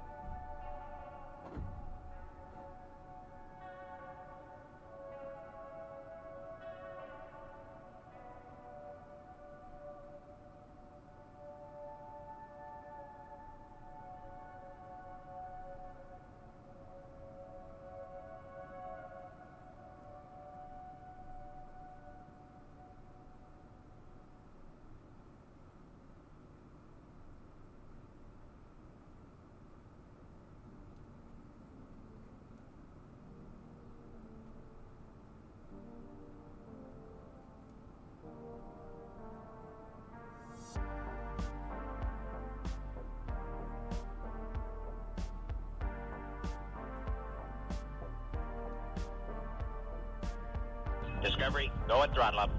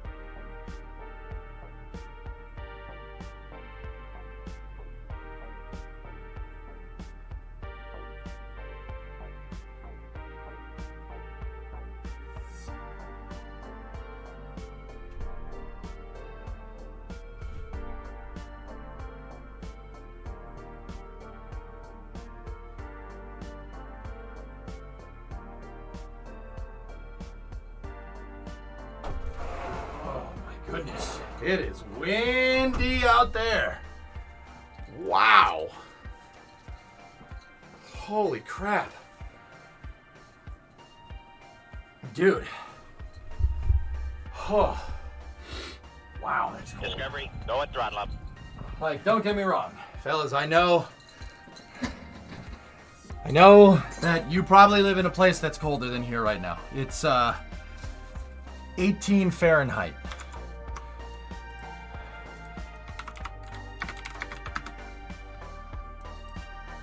Yeah, -7. Good times. And it's super freaking windy. So we're probably like zero Fahrenheit. It's cold, man.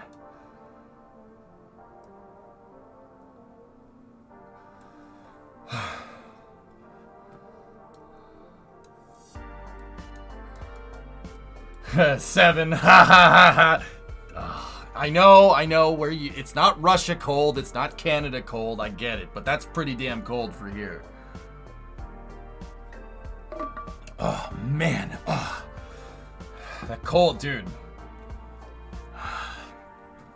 That cold air just cuts right through you. Dude, yeah, we're getting like 20, 30 mile an hour wind gusts out there. That's why so I have cold storage in the back of the garage. It's where I keep my lawnmower and the snowblower and stuff. The snowblower that you guys saw fixed. It was originally just open. I put doors on it. I used 2x4s and plywood and built just opening doors, right? Yeah, it blew the damn door open. So I put cinder blocks in front of the door. Oh. This is abnormal, Tessa. This is extremely freaking windy and extremely cold for around here. It usually doesn't get this cold. It gets cold, but not that cold.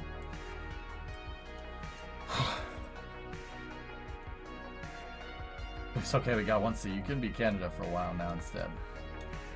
Yeah, no, I'm good. You can have this back, respectively.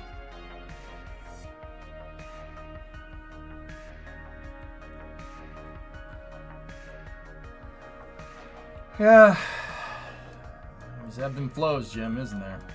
Where do you live, Alaska? No. Yeah, I'll show you. I'll show you where I'm from. So, if you look at a map of the U.S., in the top right corner, there's a bit of land that looks like someone doing this. It looks like someone saying, "Oh, come here." See that? See that finger? I'm right there. I'm at the base of the finger. It is freaking cold, man.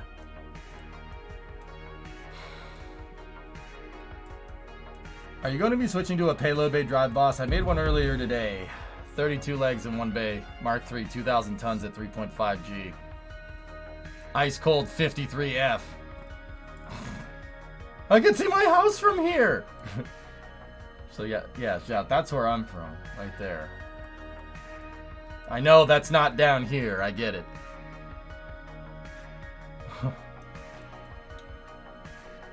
Oh man, that wind chill, dude.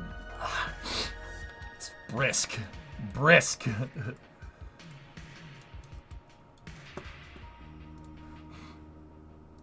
Alright. Hi, would you mind not sending your bad weather over here? We're finally getting not completely crappy weather. So, Felix, usually, I mean, weather's whatever. Usually, you get it a couple days after me, so enjoy the cold. This is real cold. Like, yeah, that's really cold for you guys. It's cold for me. Wait, are you in the sandwich? Nah, not that far down the Cape. Move to Phoenix. It feels like it's below freezing like 5 days out of the year and you will never see snow again. Yeah, but then sand gets everywhere, TJ. I don't like sand. It's coarse, it's rough, and it gets everywhere. Meanwhile, it's 58 in Orlando. Thank you for telling me somewhere closer to the equator is warm. I appreciate that. Thank you. Real insight, my bud. And you're not the first one to do it either. Anyway, guys, this is junk. Can't use this. Can't use this craft file. I don't want to go searching for the anomaly in it either. Screw that.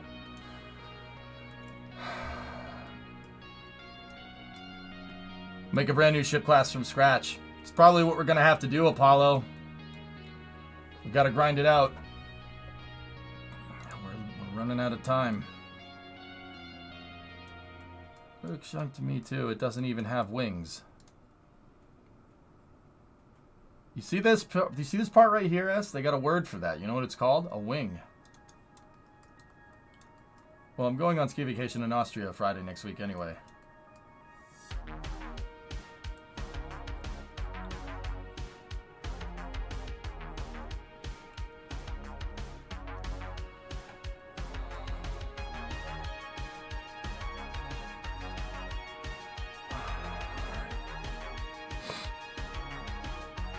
Wing connector. Yeah, Zimbal, that first word. The first word. Alright, so we were working with Yeetstick 6.5. I don't know. I like this drive, but see, Tessa, the thing is, you keep innovating on the damn drive. Like, no problem, Al. I mean, Tessa, do we want to... We can't just sit here and just keep redesigning the drive to get better and better. Like, then we'll never get to the result. We'll never get anywhere. I've only seen the moon with Parallax on, dude. Will this fit in the SSTO? The drive works. Build a new ship.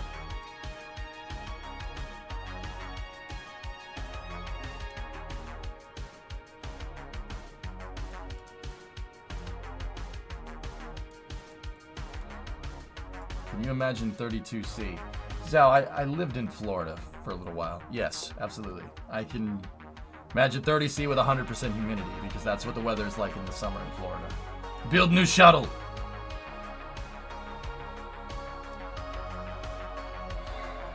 Build a proper engine aid and then build a ship around it.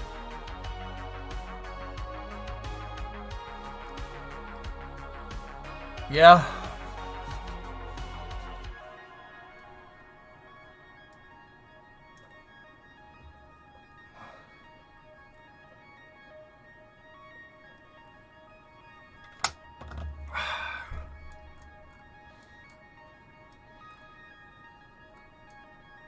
Just put some wings on this. There you go.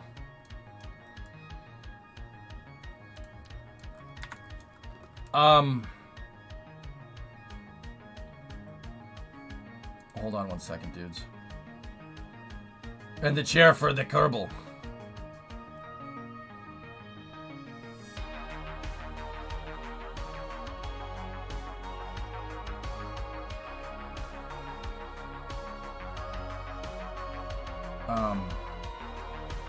All right, you guys are going out. You guys are going out left field here. Hold on, let me go back over here.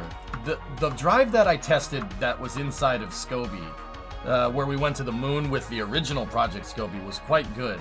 And then I made some changes to it, and then we started to build that new version of SCOBY around, and it didn't work. Just make yourself a phoenix. Yeah.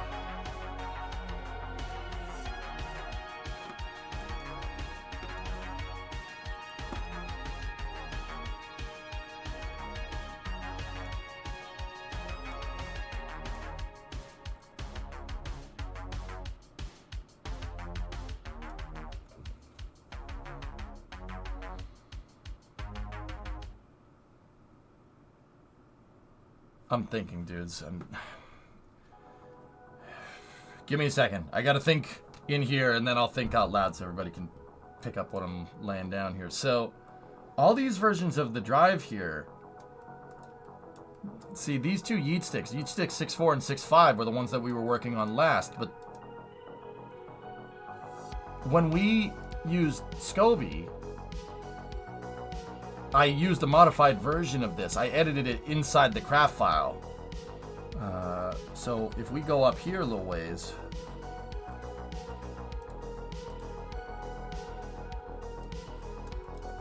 this is the one we used that was very, very reliable. Don't modify the version. Yeah. Just launch it. Yeah. Saw that one coming.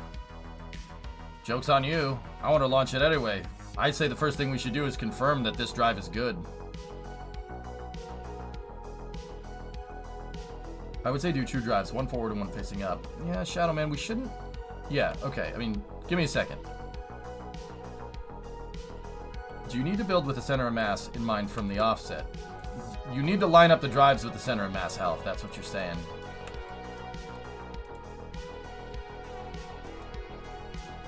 Alright, let's take a look.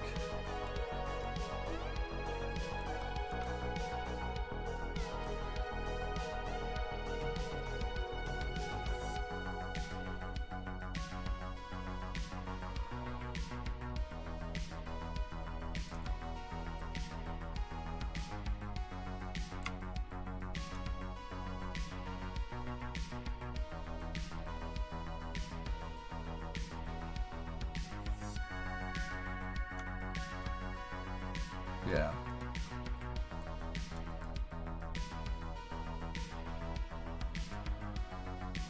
Okay.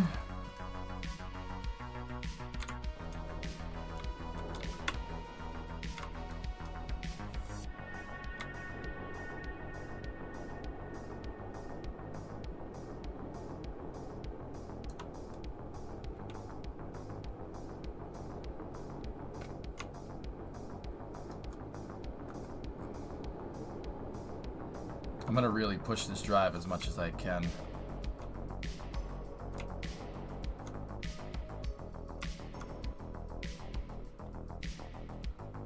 There we go, it's engaged.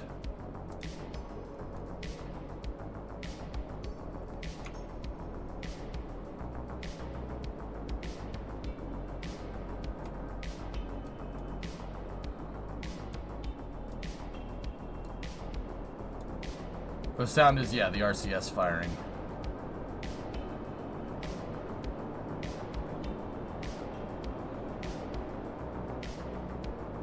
Okay, let's really push the drive.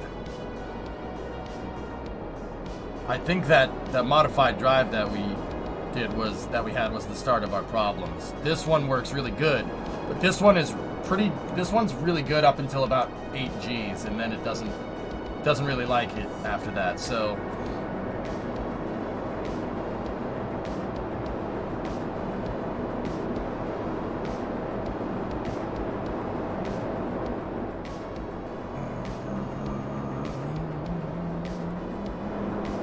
Five Gs.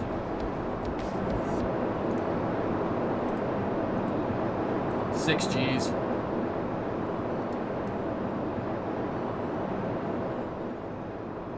Seven.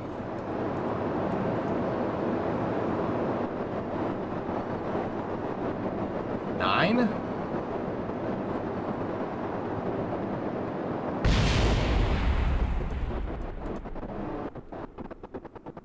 Well, yeah, okay.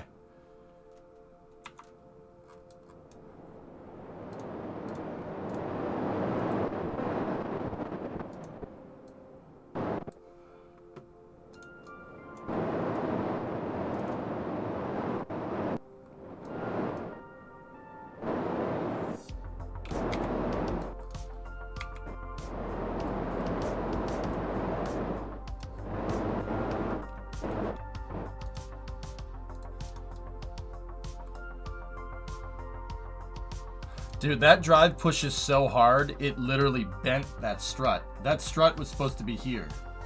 And that it pushes so hard that the strut pulled these wings out of alignment because it pushes that freaking hard. That's how much force one of these things make. It's an insane amount of thrust. So, what if we did this? And then did that again. And time warped. Yeah, it warped it, it moved it back into position. See, if we had left the scene and came back, it would have been stuck like that.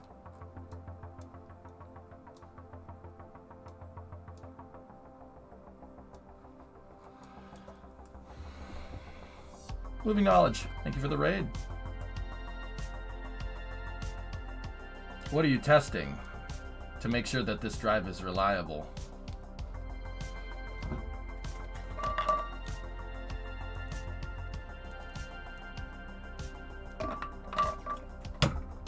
why aren't you thinking about mounting this thing the same way you mount the SRBs on the shuttle? Oh, a hybrid tech solution. Yeah, that could work, man. It could work, Aqualex, but yeah. We lost the solar panel because of the insertion heating, I guess, because we orbital insertion. I don't know. Friction. It's not friction, it's compression. That was a joke.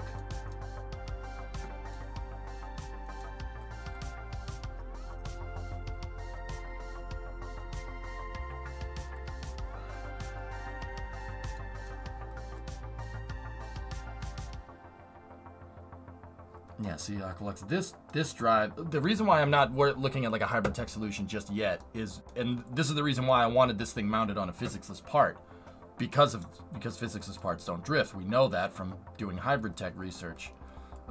Yeah, we'd have to mount the drive core. It has to be mounted. Squidman, I was actually thinking about doing that, putting something on here that spins, that just looks cool, because it's really hard to tell if somebody comes into the stream, they're going to be like, why is that thing moving? The engines aren't on. So I'm thinking, just for viewers' sake, a visual cue with this would probably be a good idea.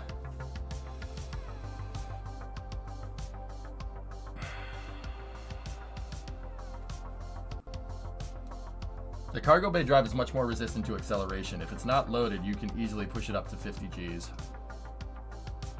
So yeah, I mean, Raid, that's the next thing. Do we...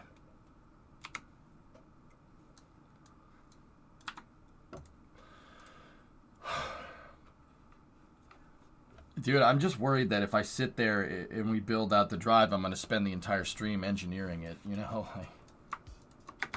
I mean, that's not a problem. I've done that before, Apollo. Yeah, throwing it in the shuttle is... Yeah, it goes fast. Let's just leave it at that. It goes fast.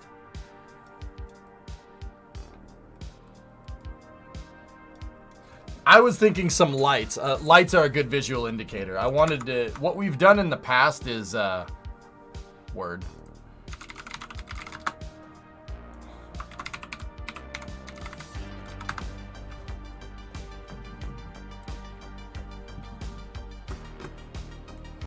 Watch this. You guys want to see something cool? So Cherenkov radiation.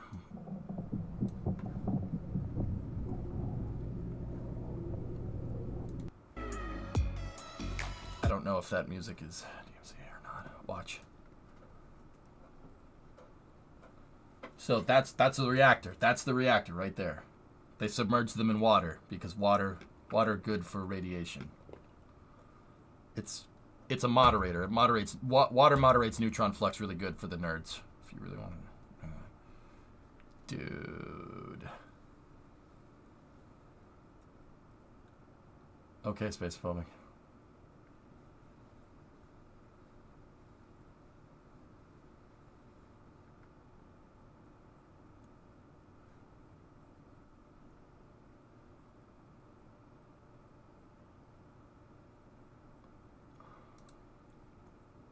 See, they pulled the control rods out. And then when they put the control rods in, the light goes away. I say we do that. We make it shine blue like that when we push the control rod in to push the drive. Oh, that's cool.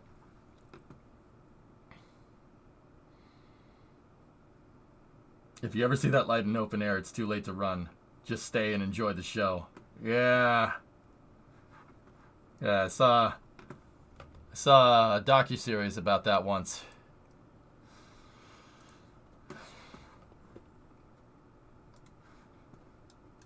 Kerbal just posted some stuff. Okay, let's see.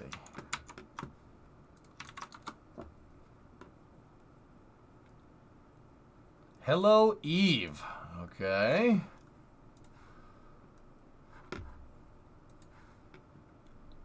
The HBO doc series. Oh, what, PY? You didn't like that? That's the first time we've seen parachutes. Oh, very nice cloth sim.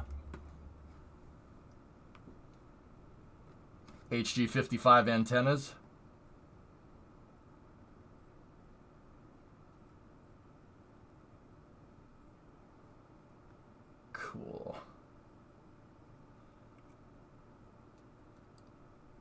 Chute still just cuts off. Dude, doing a cloth simulation to have the chute, like, fall over, that would be terrible. That would be really difficult to do.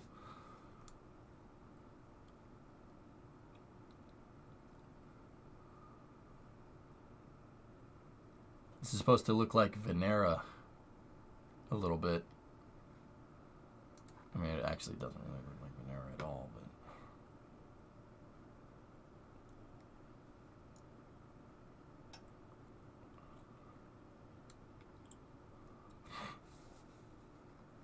So that's the surface of Eve, huh?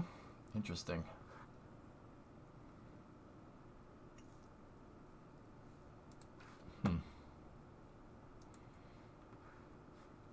Game's gonna be amazing, dude. The more and more I see it, guys, the more they post that stuff, the more they post these teasers, the more and more I see that it seems to be playing pretty much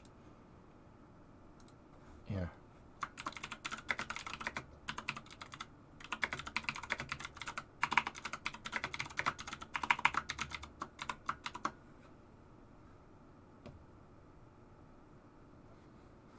Now you have to looks awesome. There we go. How's the garage? It's like 70 in here. It's 70 in the back. It's 41 in the garage. The wind blew open the cold storage. I had to go outside and put cinder blocks in front of it. And the wind blew the Mustang cover off. So I just put it in the shed because it's futile with freaking 40-mile-an-hour winds. It's not 40 miles an hour, but... Discovery, go at throttle up. Mr. Clutch, 19-month resub. Anyway. Cool. Yeah, it is. Dude, Bree, it is gnarly cold outside. With the wind, it's stupid cold. Not Russia cold, but maybe Canada cold. It's pretty cold out there.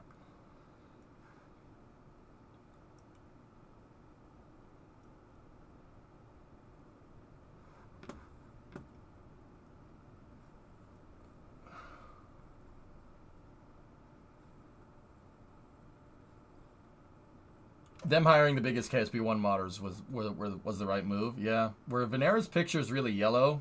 I forget, dude. Okay, Tessa. You got to take into account rule of pi. Rule of pi for streaming. You say you built one in 20 minutes. That means it's going to take me an hour and 10 minutes. Well, not an hour. Yeah, give or take. Let's say it's going to... That means it'll take me an hour. But either way, an hour is pretty good. Did you see the Mount Washington weather station was reporting wind chill down to -100 with 90-mile-an-hour winds and 100-mile-an-hour wind gusts this morning? Yep. I didn't see it, Loopy, but I believe it. It's windy. It doesn't get windy here, but it is pretty damn windy. Anyway. Okay. All right, Tessa. Let's do it. Let's go. Yeet. We're not going to call it the yeet stick. We'll call it the yeet brick.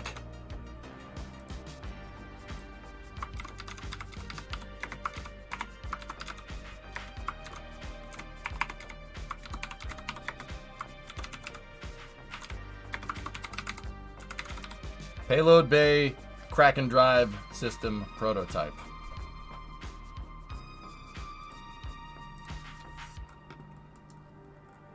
Are you going to use Mark II or Mark III bays?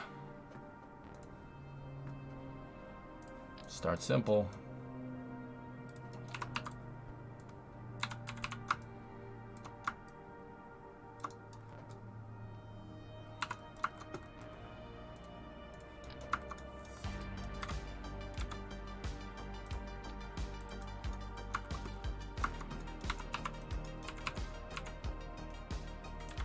So, through our KRAKEN drive endeavors, a couple viewers in chat have come up with the idea of using payload bays. Tessa, you did it, and then Raid did it as well in chat. So let's... I'll build one. It's high time. Let's see what we got. Actually, get rid of that. We'll do that. We'll do the drive this way. I'd use the CSM payload bay. What? That? How...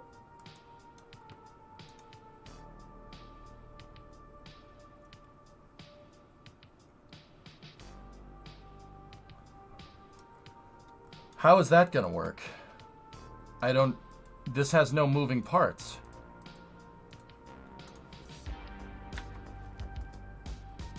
Yeah, that doesn't have an animatable part, and even then, there are service bays that have animatable parts, but I don't think those parts are collidable. I mean, I see what you're saying about it looking the part in that one, in that regard, man, absolutely. All right, so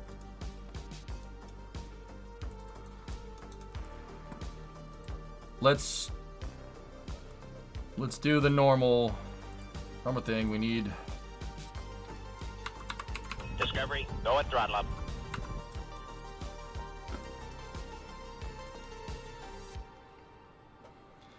Tessa, I'm not sure how I feel about the payload bay drive. It doesn't cost any electrical charge to open and close a payload bay, does it? It's not like the robotics, you know?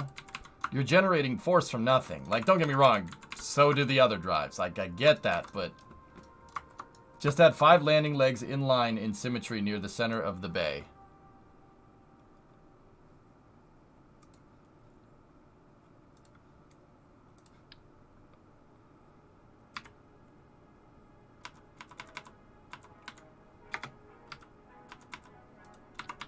Like, pushing down the payload bay is not going to give you any... The flashing spinning lights use power.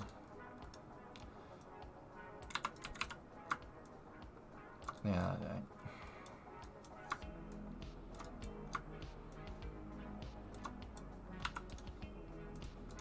I'm not sure how I feel about this, fellas. The payload bay is cool, and there's no doubt that these drives are better, but dude.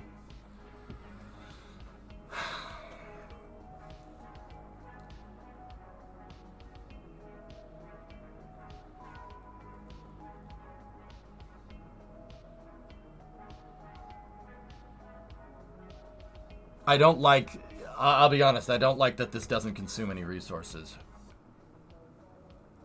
Yeah, Apollo, yeah.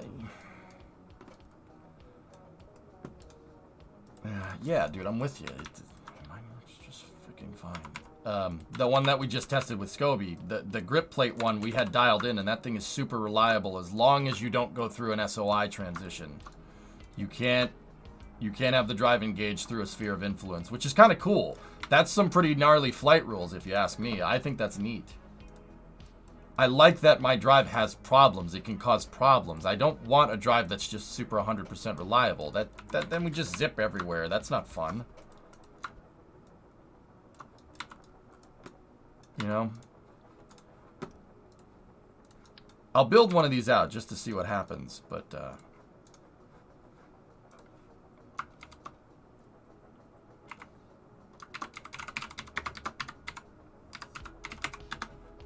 there's a...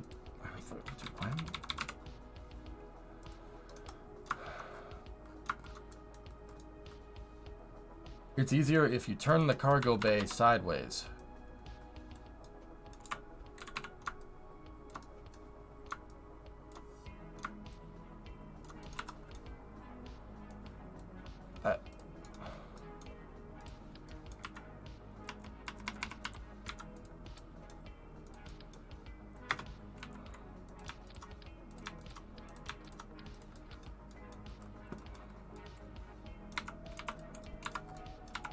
Okay, so you want...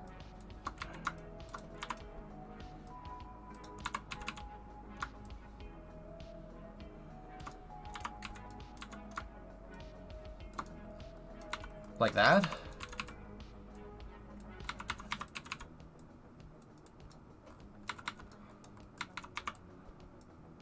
I mean, this is what you guys did yesterday, right? Like...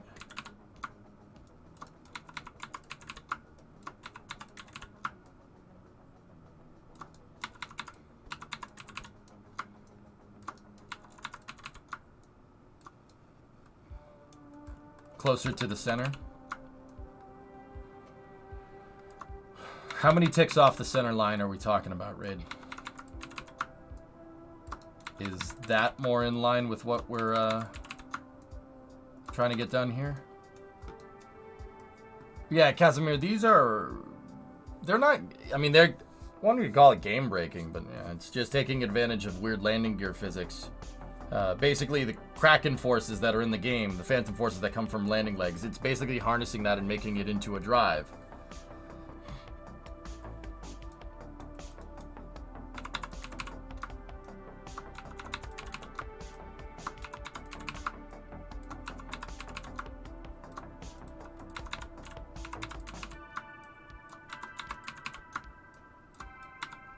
Are these too far this way or this way? Do you think you'll be able to do this in KSP 2? I don't know. Have you ever chucked an asteroid into Joule?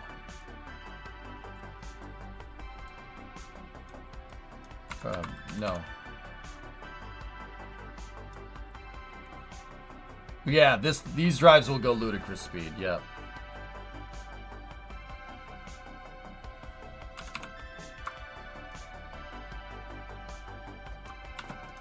What happens if you chuck an asteroid at Kerbal? It just hits the ground and blows up, dude.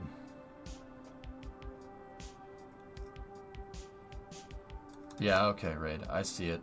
So, same vessel interaction.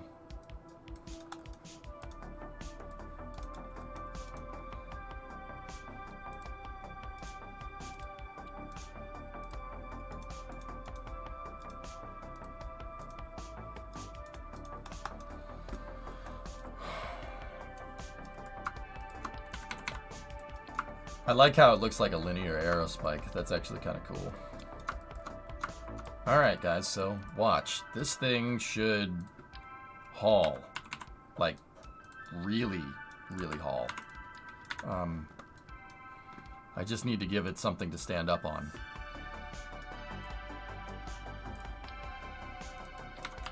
But once again, I can't stand that there's no consumable with this. That's part of the reason why I even thought doing a Grand Tour with like actual Kraken drives would be a cool idea.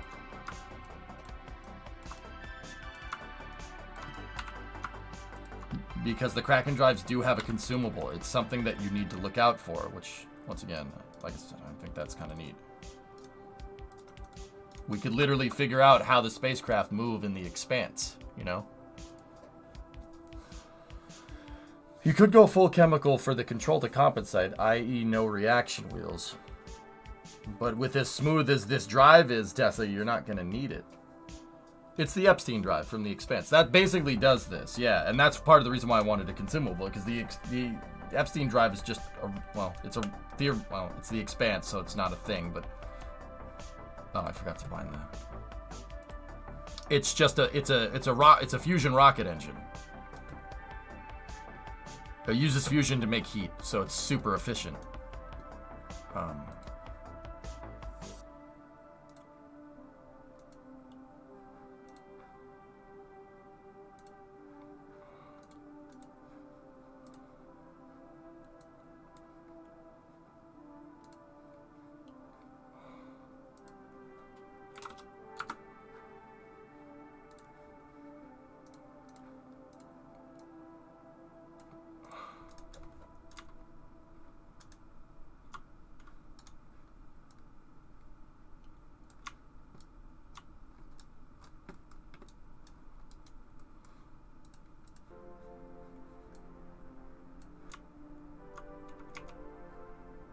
Dude.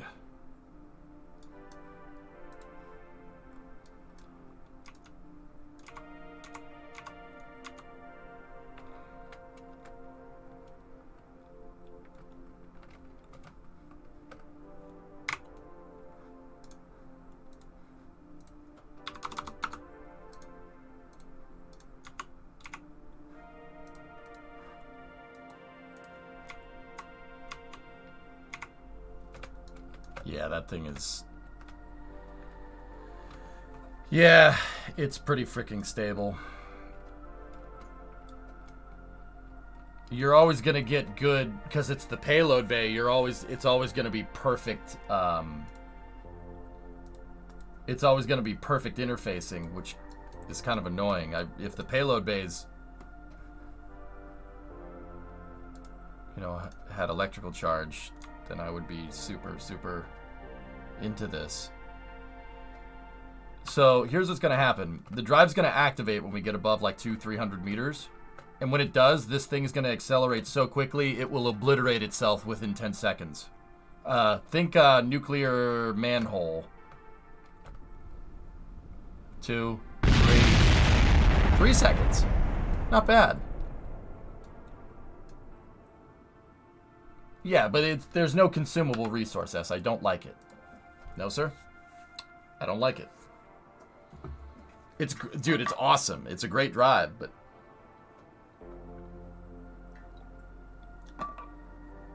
Why doesn't it activate closer to the ground? I don't know, Jim. I think it's something that has to do with the state of the landing gear. It's the state of the gear, like, relative to the surface. I think. I have no idea. Is this good if you want to make a weapon? I don't know. Put an accelerometer on it. Guys, I know it's good.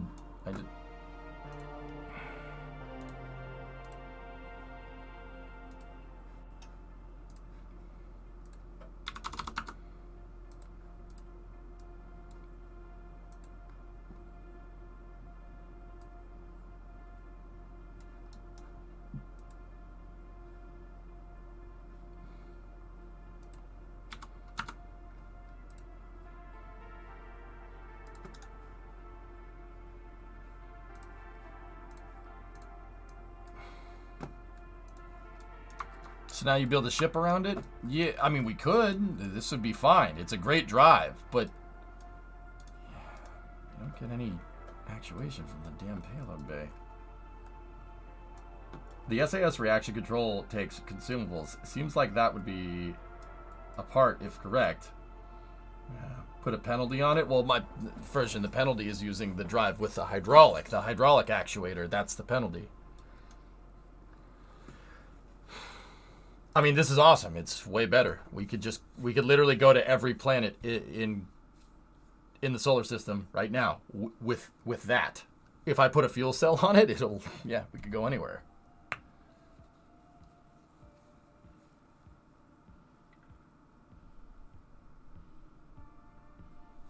Yeah.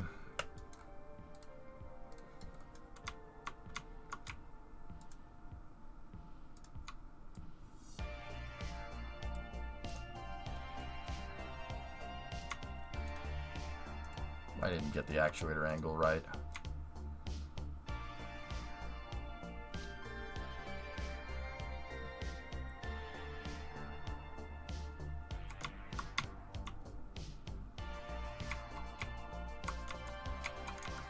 Bonk.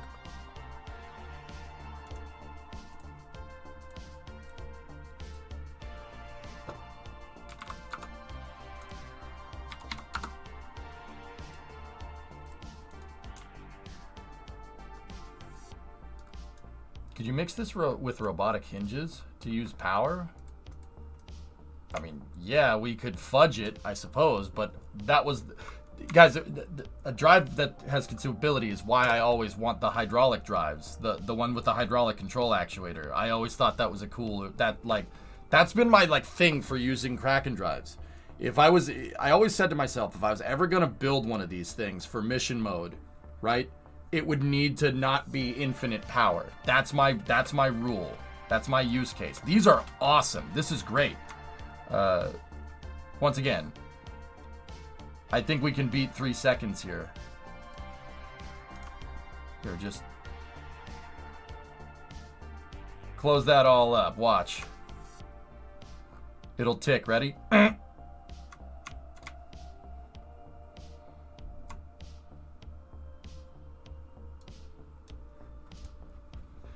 Well, the thing is that we could have some fun made up. Jesus. We could have some fun made up rules. That was awesome. We could have some fun made up rules, or we could build those rules right into the design. I always thought that would be cooler. It's easier to kind of justify it in my mind, if that makes any sense.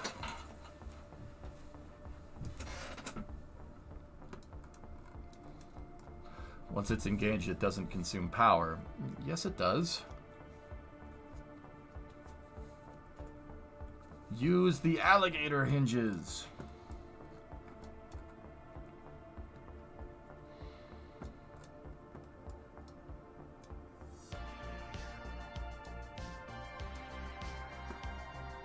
Not the hydraulics, they only consume power if they're moving.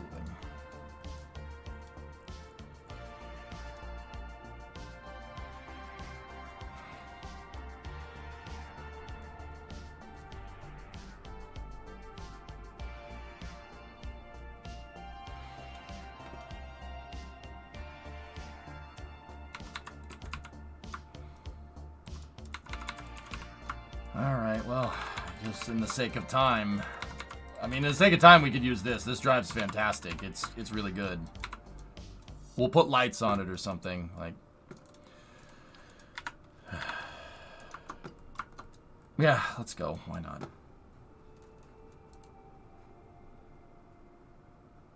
Could you use hydraulics to close the bay doors and consume power? See, Mutter, this actually had me thinking about, like,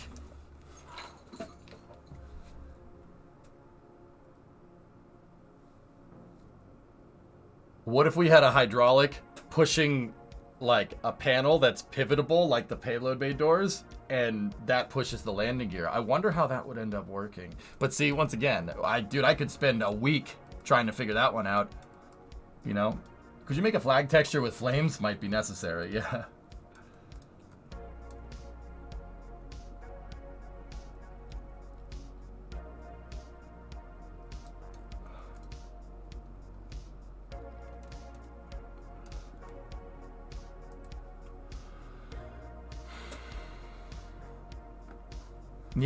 Yeah, that's right, Dad Joke. I think in the sake of time,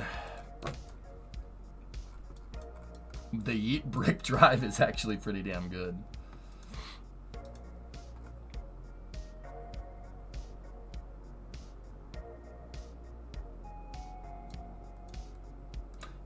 We'll roll with this and just use RCS. Maybe scrap the KRAKEN SAS idea. It's more of a yeet paver. Alright, screw it. Let's do this.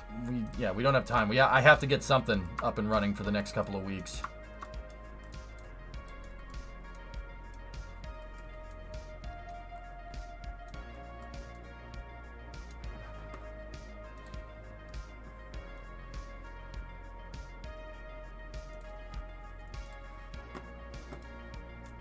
Yeah, Tessa, I'll go with you need to use RCS to stabilize the drive. Let's just go with that. I mean, I don't see much deviation from this dang thing because your pusher mechanism doesn't drift. But, yeah.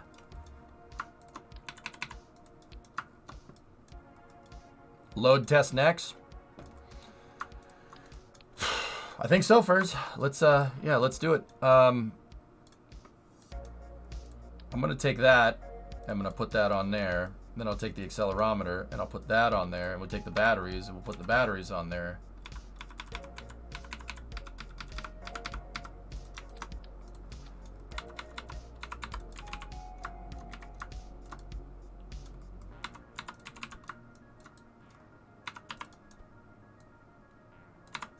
Put it on the inside of the payload bay just because that's kind of cool. All right, so yeah, I mean, we can build the ship around this. I just got to do some testing on it, make sure it's what we need. Let me get rid of that for a second, and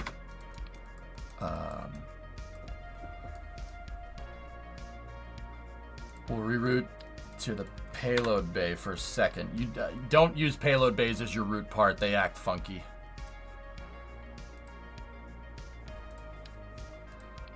I'll still mount it on the fairing, I think.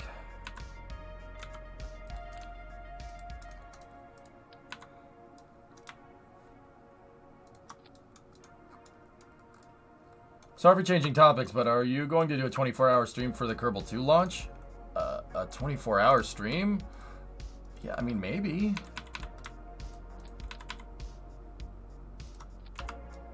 Sorry, I'm covering up the interstage nodes because I want to make sure that we're attaching to the correct one.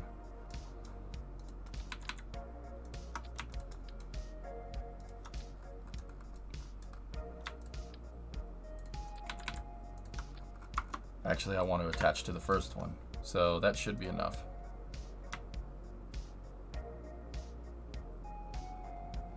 Discovery, go and throttle up. Hey, Flash. 5 subs. Thanks, man. Discovery, go and throttle up.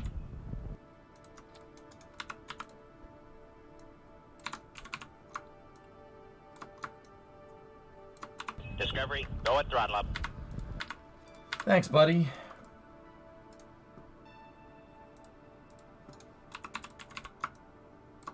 Discovery, go and throttle up.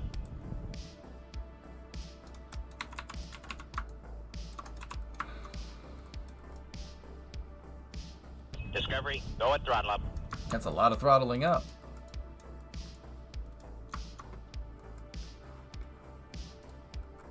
Maybe is enough for you, dude? Oh, okay. Yeah, I mean, I definitely want to do something big. I would really like to.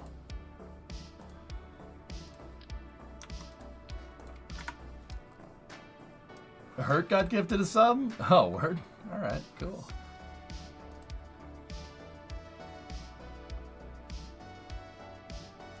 Oh yeah, Nidodo. Yeah, we saw the Eve footage. You see that parachute? Really cool. Do the larger landing gear have a noticeable increase in thrust? They do, Shrub, but there's something funky about this LT2 landing strut. Something is weird with it. It definitely pushes harder, but if I'm looking at this right, okay, so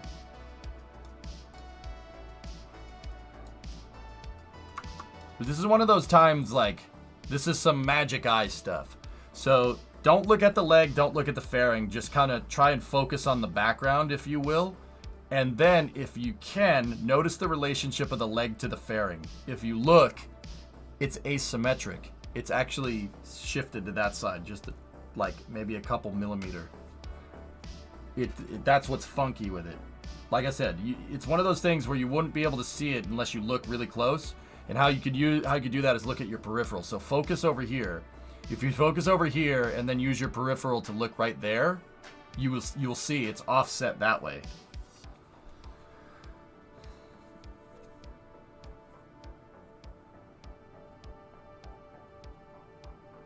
See what I'm talking about? That doesn't make for a good drive. Yeah, that's probably one of the reasons why that landing leg isn't funky, is a little funky, because the landing gear is not coplanar with its attachment point. Yeah, that's probably why it has so many problems. The LT2 strut is not like that. It's completely straight. Can you correct for it? Yeah, but why guesswork? Just add more of these things that we know work, right? Like, that's always been my thing. Why go sit there and try and tweak that for just a little bit more power? Right? We're talking about 1 to 2 parts. 2 LT1 landing struts can push way harder than 1 LT2, right? There's no, just figure out a drive that has more of these. It's easier. Thought Kraken drive VTOL. It's doable, Flykin. I mean, that's what I'm trying to do, man.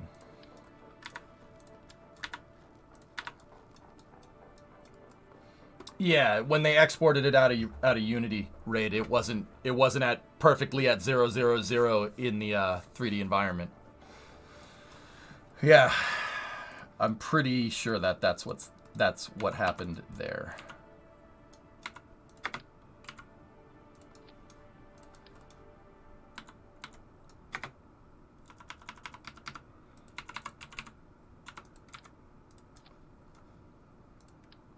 All right, let's get this drive all shored up here.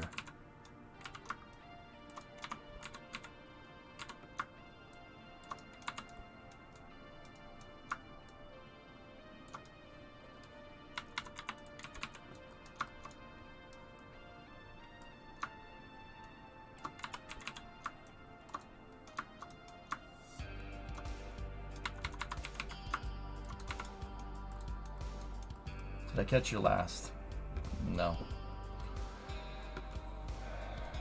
S had a pretty good implementation in his link. Yeah, I know, but it is good. And like I said, honestly, if it was a case where we had a little bit more time, I would probably end up doing an alligator hinge drive instead, because that's a little more consistent, but dude, we're like I said, we're just frankly out of freaking time, dude. I can't believe I let KSP2 creep up on me this hard, which is just, yeah, that's kind of, dude, it was like November, and I started working on the shuttle like a week ago. Dude, that was like 2 months. It was 2 months ago.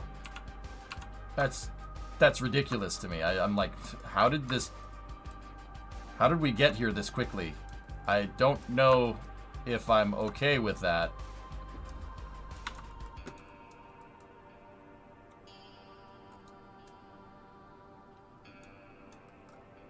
Did I see that KSP2 video with sideways tilt correcting landing legs? Sideways tilt correcting landing legs? The one where they landed on Duna, right? I saw that. I don't think the landing legs were self-correcting. I think they just, it's suspension. Flame Einstein, for sure. I think you may have missed 2 legs on the deploy shielded option. 1, 2, 3.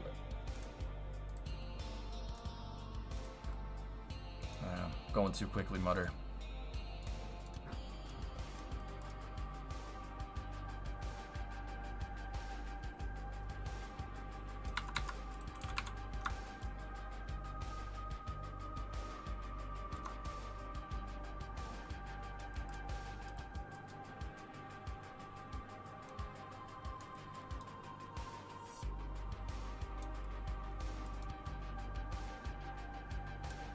Are all those evenly spaced? Yeah, they are. Okay. What does the shielded mean? It makes it so it can deploy inside of a payload bay animal. We don't necessarily need that because our payload bay is never going to be fully closed. If it's fully closed, that means we're like, you know, like we'll probably explode before this thing gets to a fully closed state. But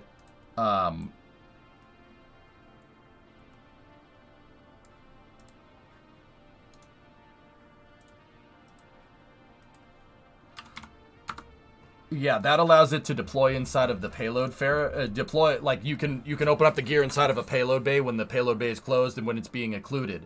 I found that does something to the landing gear. It changes the variables on the landing gear. I know this because with one of our Yeet stick drives, right? It wouldn't work. I couldn't get the thing to work right, and then I enabled deploy shielded and it worked. Very, very strange. And then I tested it 3 or 4 times a couple of days ago just to make sure that I wasn't going crazy. Is it possible to do 6 in a row?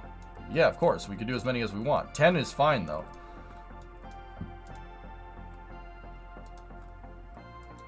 Yeah, this is... We have Yeet stick, and this is Yeet brick.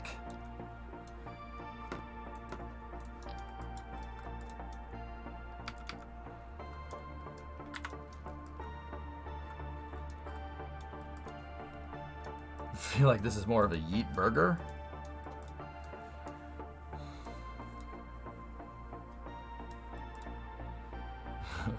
Welcome to Yeet Burger, home of the Yeet Burger. Can I take your order? 1 Yeet Burger.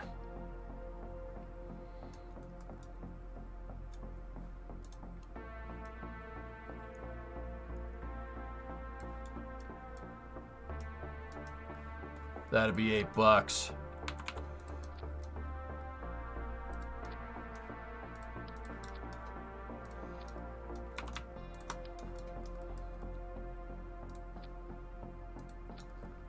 $8 for a burger in the 90s? Are you kidding me?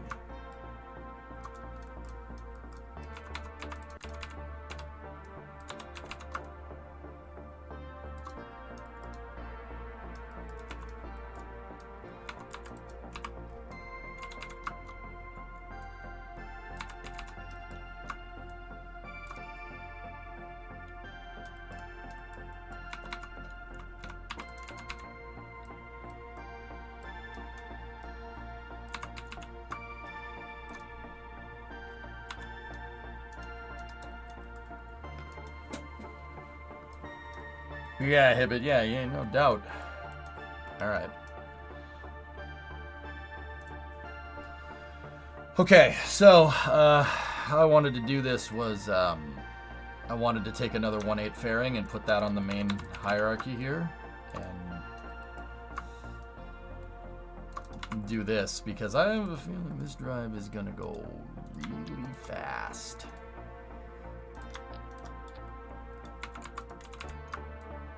I have a feeling we're going to boldly go where no one has gone before. Just remember, guys, one of my design rules: fuel is stored in the balls. Okay.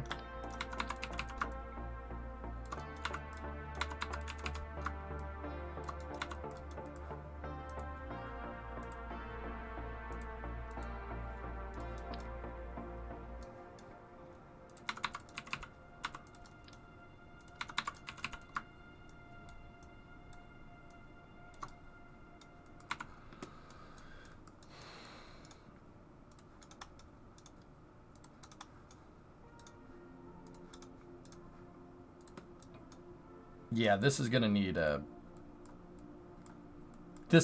fairing for this. Just for our test and evaluation copy. It's you know, we'll switch it to chrome. Everything is chrome in the future. I mean, SpongeBob was close, but it wasn't exactly right. It's not chrome. Everything is stainless steel in the future. Okay, differences.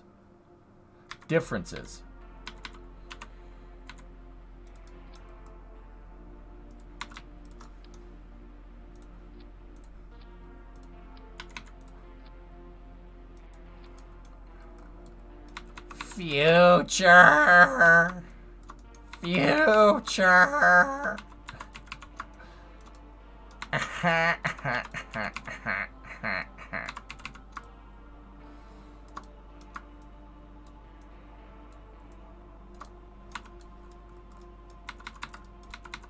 Alright, so those ones gotta be offset a little bit, take that, offset it. One of the habits that I got into, guys, when we do more builds, and this is more for if you're a newer viewer and you're wondering why the hell are you taking so long with the struts? Just place the damn things.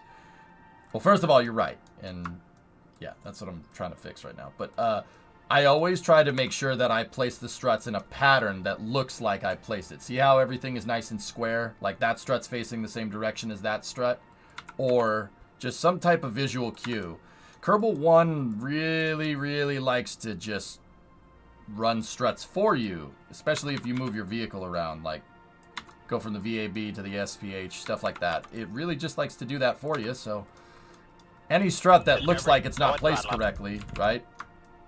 Well, chances are it's probably not. So that's why I take the time to line up everything and make everything nice and true to make it, well, look right.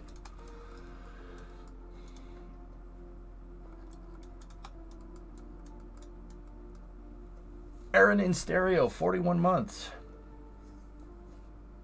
When all is having a buffing wheel, all your problems start looking like when all I have is a buffing wheel, all your problems start looking like unpolished metal.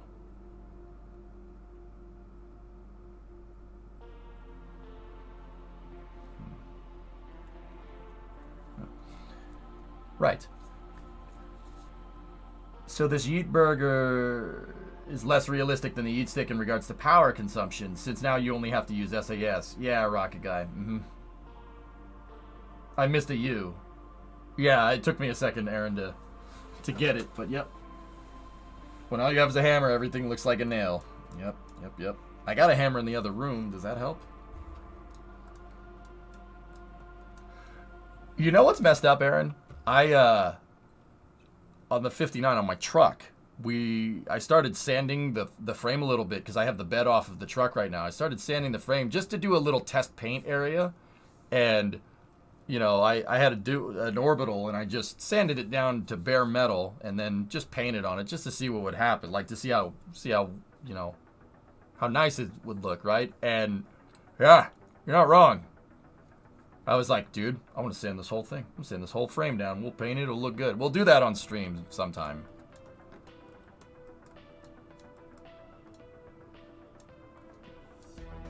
Yeah, Rocket Guy, I'm not like 100% sold on the payload bay drives just because they don't really have that much of a consumable resource.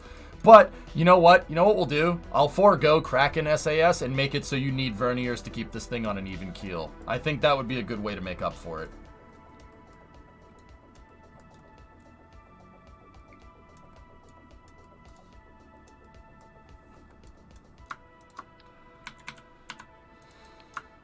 Hey, DJ. It's so dangerously satisfying. Yep. Maybe I'm like, dude, I gotta frame off resto this thing. We gotta take the whole thing apart. I'm like, oh, no. Last time I thought that. Ion RCS, maybe?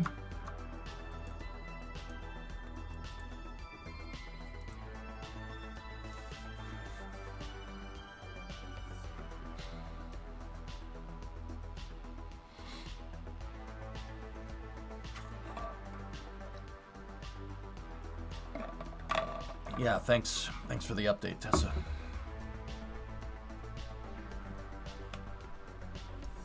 Overclocked Ion RCS would be powerful enough. All right.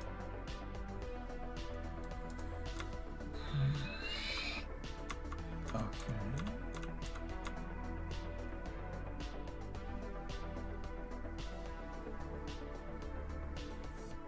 Drive is engaged. Good luck on space. I'm gonna head out. All right, Jackery. See you, buddy.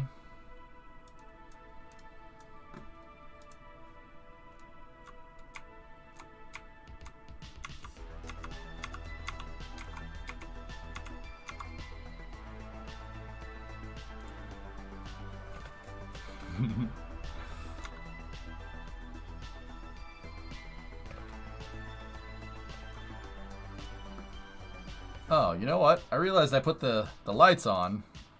I put the lights on there and I...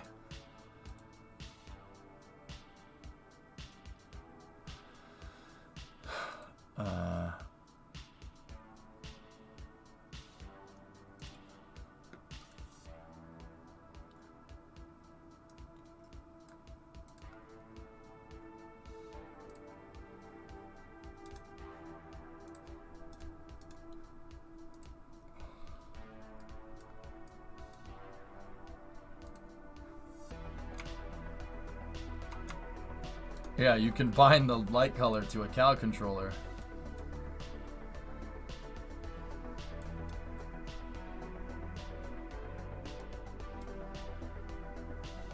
Yeah, Aglex, I'm good with that. Linear KRAKEN spike. That's right. Oh, gosh, that's fast. Yep, we die. Whoa! Whoa! Whoa!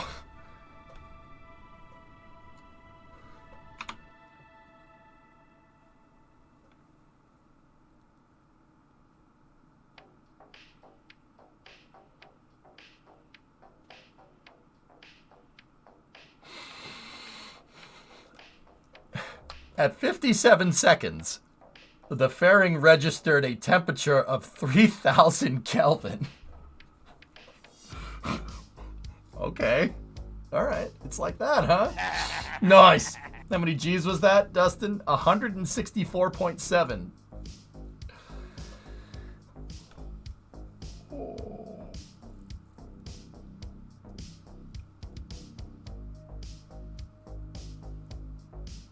We rutted at 2,000. We rutted at orbital velocity at 7,200 meters.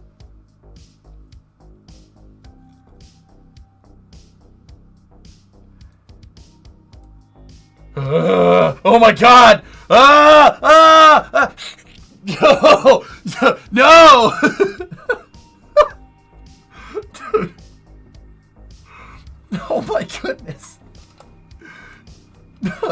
Dude, it's the devil. Get it away. Holy crap, that was quick. Jeb would have survived. It's the devil drive, James, for sure. All right.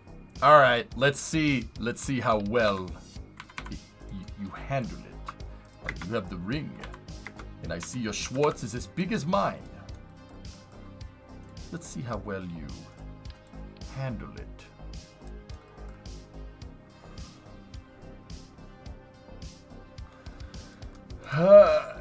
This drive goes fast. Yeah, that's pretty much all you need to know. Nothing to see here. All right, Dave, zippity doo dah. Actually, if I was looking at that right, guys, this should be no problem.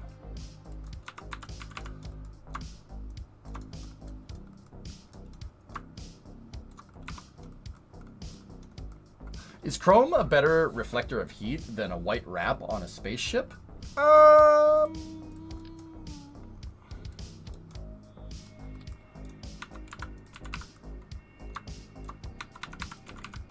Gold, actually. Gold would be what you want, to be honest.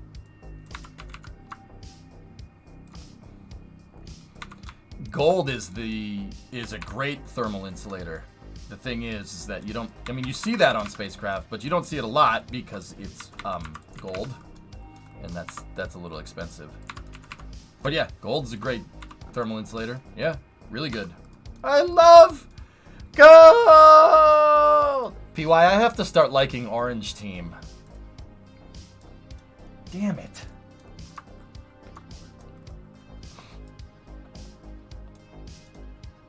No, not Orange Hockey Team, Orange Race Car Team. Ford partnered with Red Bull, guys. Ford's getting back in. They're building a power plant for 2026. They're getting back into Formula One. That was this morning. I have to like Red Bull now, which kind of sucks, but whatever.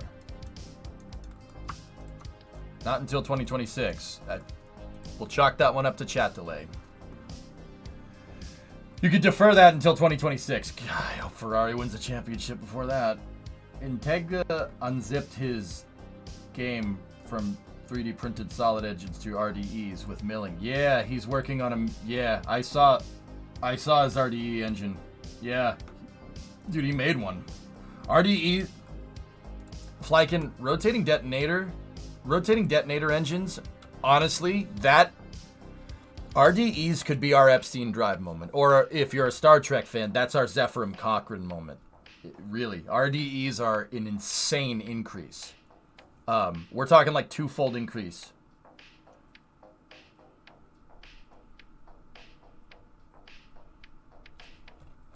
I mean, Stubborn, you know that Ford's just peeping on that Honda motor right now. But the cool thing is that Ford's going to bring their battery tech to Formula One. You want to know something pretty neat, guys? Ford's batteries are copies of Tesla batteries. I know because Elon Musk purposely didn't patent Tesla technology. So we kind of inadvertently have Tesla parts that will be racing in Formula One, which I thought was neat. I mean, Ford's batteries are very similar to Tesla's. They're very similar to the original Model S batteries. I forget what the cell is called, 3670 or something. But back in like 2014, when Elon was trying to get the Model S going, right? Yeah, that's the right time period. He said, I'll sell any car company a Model S for nothing, for $1. And he said, anybody that wants to. He went to Dodge and he went to, Fiat Chrysler at the time. And the Dodge people said, what's an electric car? What? And then he went to Chevy, and Chevy said, we have our own battery technology. Thank you very much. Remember, we're leading the EV revolution, and we still are. They would still tell you that in 2023, which is really funny. And then he went to Ford and said, do you want one? And Ford said, yeah. You know, we're just going to, like, take this apart and copy it, right? Like, and Elon said, yeah, that's the point. He sold Ford, like, a fleet of freaking Model S's for $1. True story. Ford's like, yeah, I mean, you know we're going to copy this, right? You know we're just going to take it apart and reverse engineer it. And Elon said, yeah, that's the freaking point. Moron. He didn't say that part. That's why Elon talks constantly. He doesn't like other car makers, but he never says bad things about Ford. Notice that? All right, come on, baby.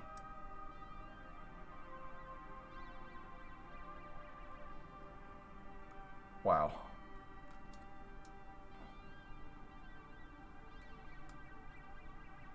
It wants to. Oh my god. No freaking way.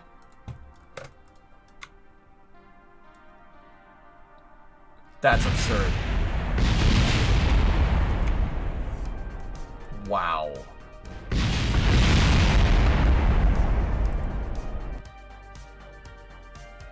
Well, Ford used that battery Tech 7 for the Lightning and the Mach-E.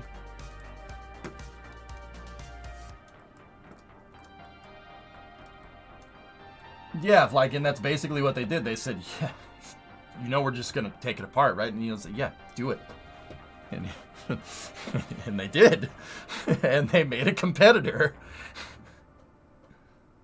We don't mention the Mach-E. Yeah, we'll say Ford Lightning. They should have done the Ford Lightning first. I don't know what they were thinking with the Mach-E. But, stubborn, here's the thing.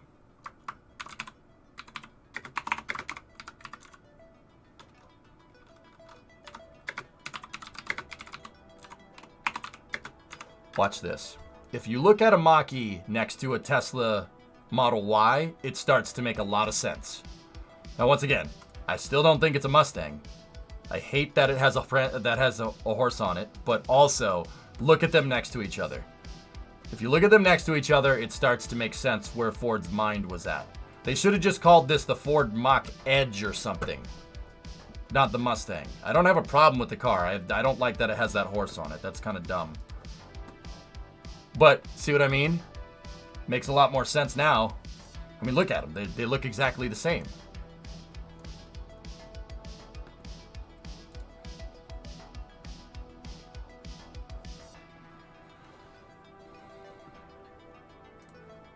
Look at it. It's weird, right? I never understood what they were trying to do with the Mach-E until I saw that picture, and I'm like, oh. Okay. Oh, hello, Eve. Add another 5 to 10 legs? Jam, not every car can be a looker, you know what I'm saying? Not every car can be a looker, dude. I understand what they're trying to do with the Mach-E. I just don't like that it has a Mustang logo on it. Oh, look. Yeah, it looks like a shoe. I mean, how much? That's 1,500 tons, fellas. All right. Okay.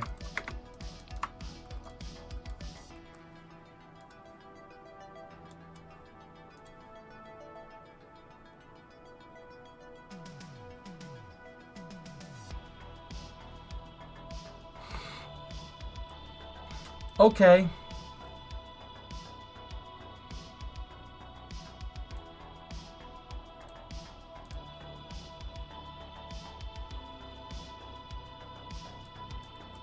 I mean, Raid, I just pushed it on 5 tanks. It was not controllable, but it did go, which is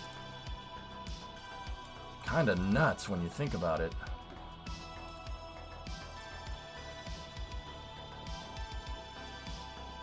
Yeah, there you go, Jim, right?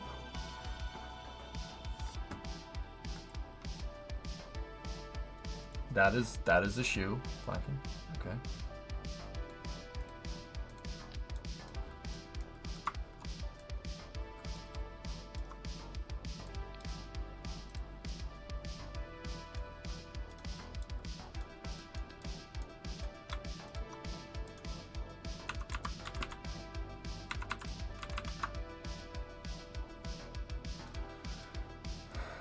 I'm just curious. Let's see what this does.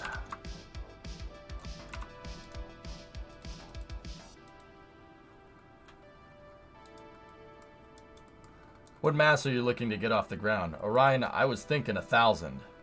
1,000 tons should do just fine.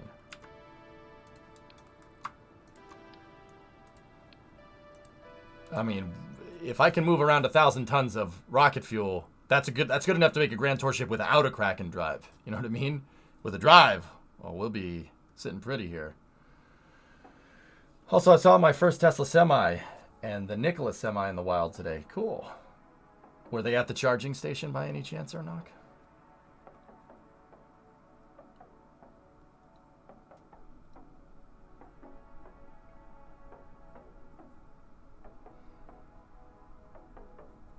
Yeah, J-Speed, I don't think a Mach-E is a bad vehicle. It's kind of bland in terms of looks, if you ask me. But I understand why it exists. I'm not gonna... I just don't like that I mean, it's not a Mustang. Like, that's all. Nothing more. Alright, get the accelerometer out. Turn the display on. Pulling a hill, in fact. Nice. No, Mikey, no, no, Maki, no, that is so not right. Alright, when we were testing the drive before, we had engagement. Yeah, it didn't run the struts for me. We had engagement, see what I mean about Kerbal messing with your struts? We had engagement right around 20.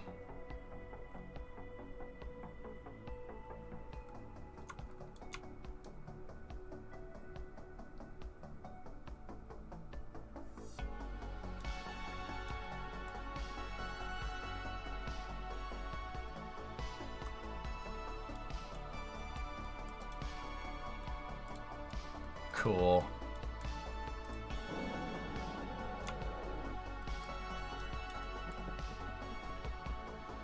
Yeah, Raid came up with that idea. Going up the grapevine. That's cool or not? Good. So this isn't a yeet stick drive. This is a yeet brick drive.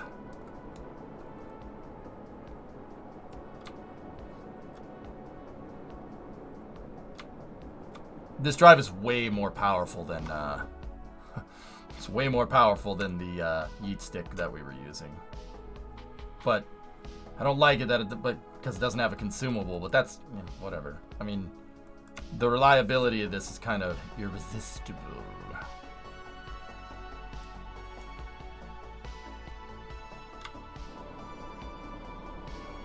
Aqualex, that's precisely the other reason why I said one of my use cases for my Grand Tour vessel would be... Oh my god, oh my god, oh my god, oh my god, oh my god, oh my god.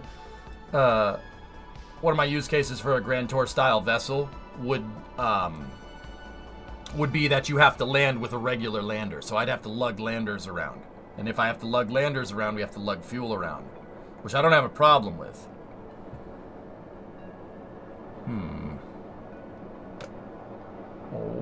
Okay. Alright, screw it. Let's push it. We're just messing around.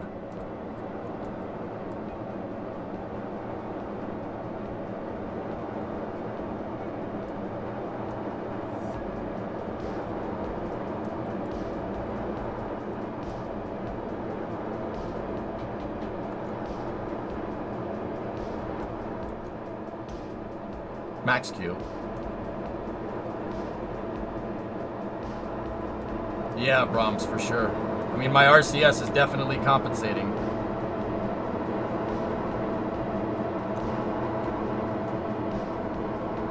.1.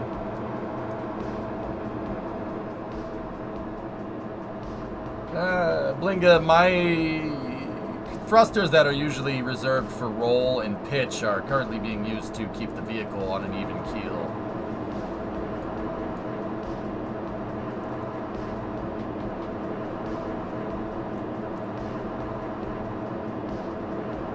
So,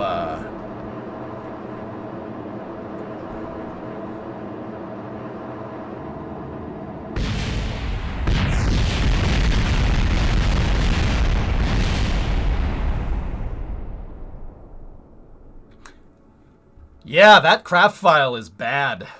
Well, it's good to know that the drive that we were using yesterday wasn't the cause of all the RUDs. Jeez, that was a gnarly explosion. Hey, drive's still good.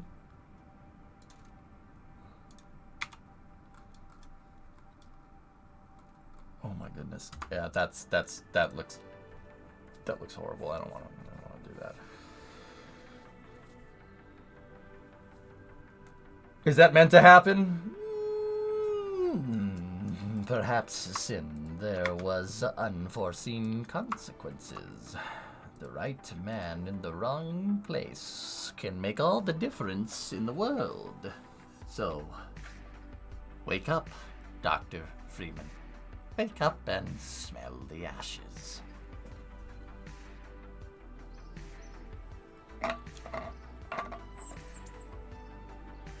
It's a push, technically. I wouldn't even call this push-pull configuration. It's kind of radial closure.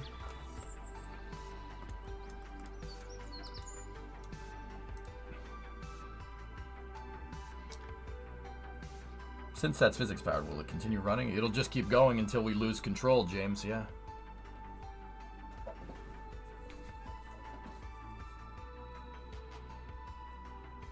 No, Wallaby, I haven't. But yeah, hang on with the off-topic stuff, fellas. We gotta stay focused. The drive works. The drive works well. I think that craft file is terrible. It's got, because I used parts from a craft file that I built in 2018. The game didn't like it. It really didn't like it. So let's yeah, I don't know why it didn't take, but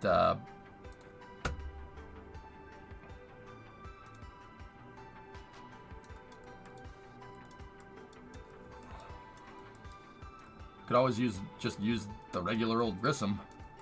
I mean, this still is something that I made in 2018.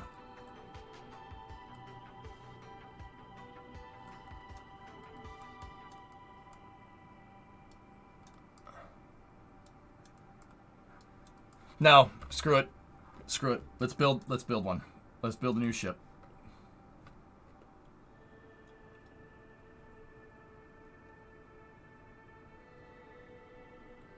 No, Tessa, no, let's not. Screw it. All right.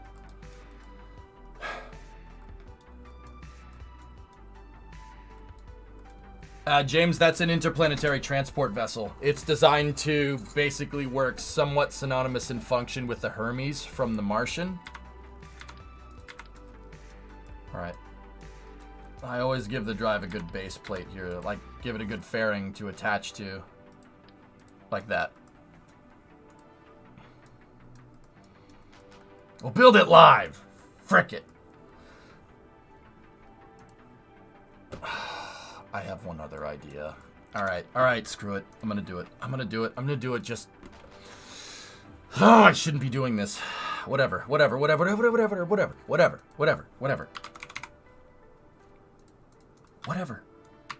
Get off my back, chat. Okay? You'll like this.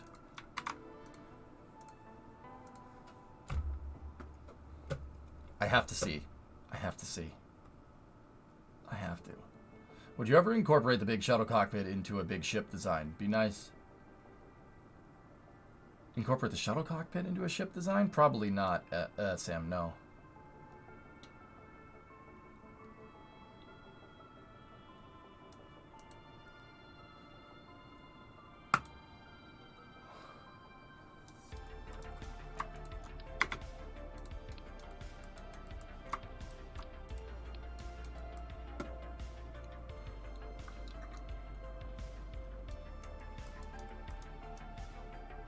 It's 689 parts.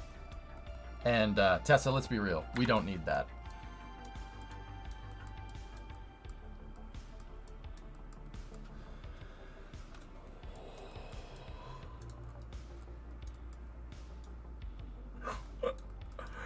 Oh my goodness.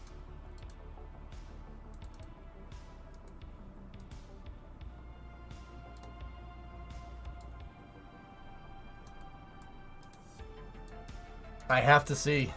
Guys, I have to. I gotta see. I gotta see if it can do it.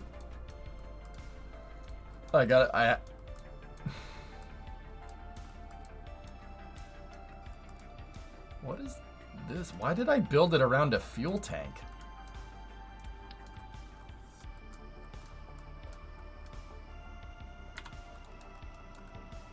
There's an engine plate in there.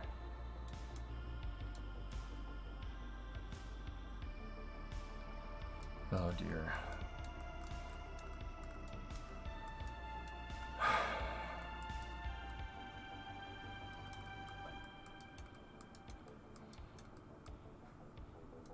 It's 4,700 tons.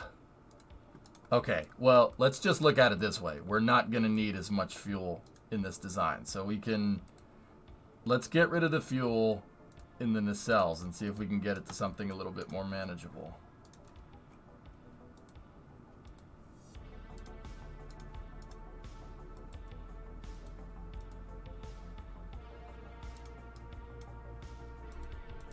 I step away for 1 second. What is this? You ever seen The Expanse?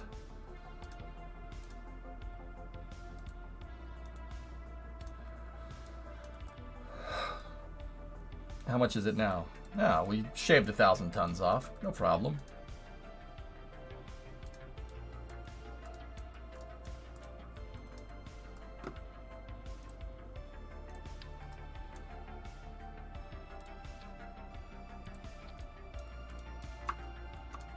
Now it's only 3,600. Yeah. Yeah, here. Maybe we don't need those front tanks either. Let's just get rid of some of those. I mean, let's, you know what? We don't need that either. You know.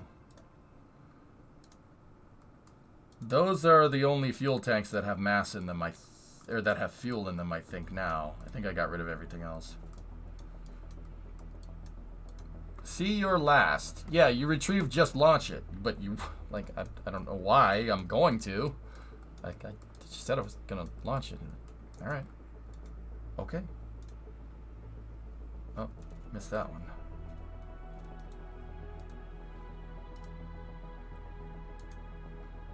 Have you tested multiple bricks? No, Furs, that's untested.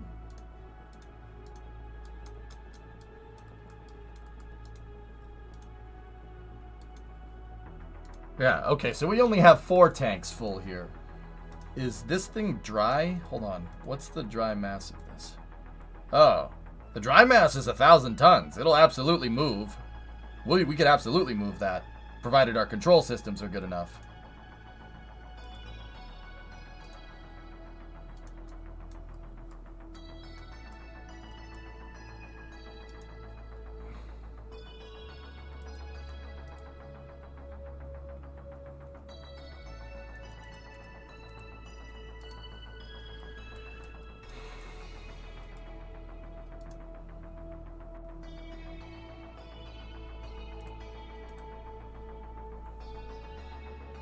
I think 58,000 liquid fuel is enough.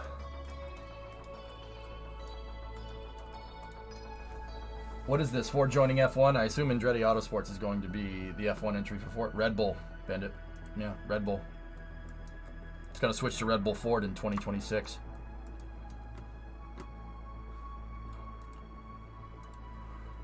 Now, guys, when I built this ship, I built it to look nice. I did not build it to actually fly like the real Donager, okay? This is one of the ships from The Expanse. It's a Mars Colonial Republic ship from The Expanse. But if from our testing, this should do it. It should launch. We're gonna at least be able to get this thing off the ground. Now, what it's gonna do after that, I have no idea.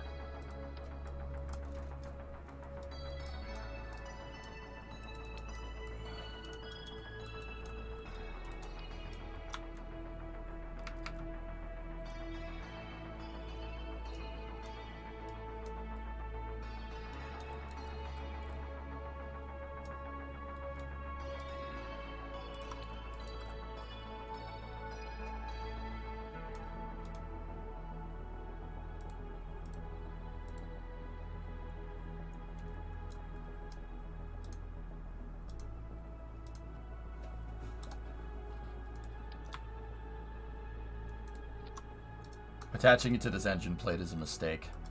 Mark my words.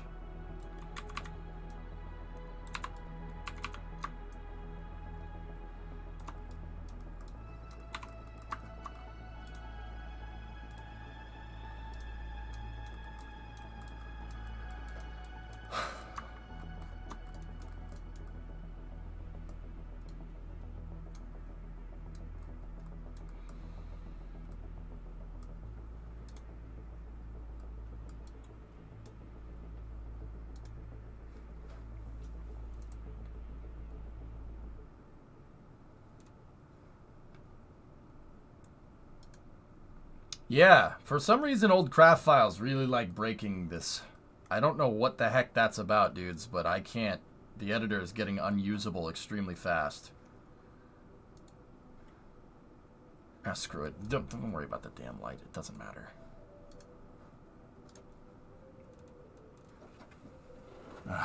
The wind's blowing so hard that the cold air is coming through the door.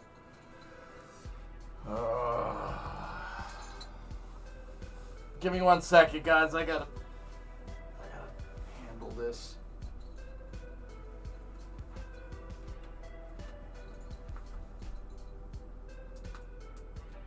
We need more duct tape.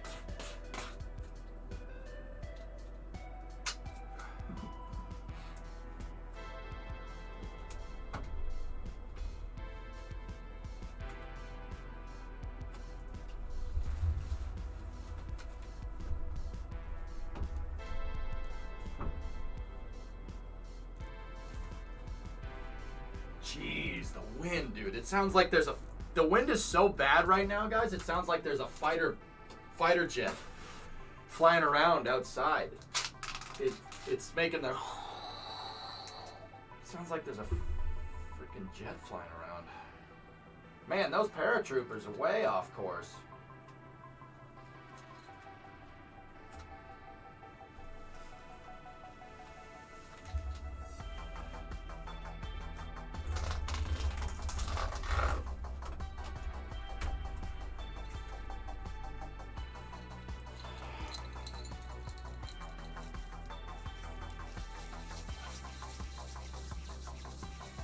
It's sunny here and it isn't translating. Yeah.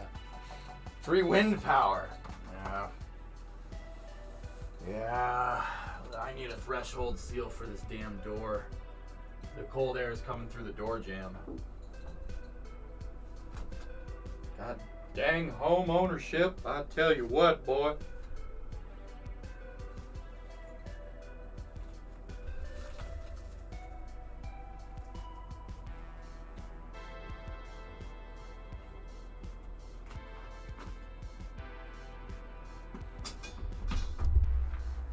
One more round with the duct tape, chat.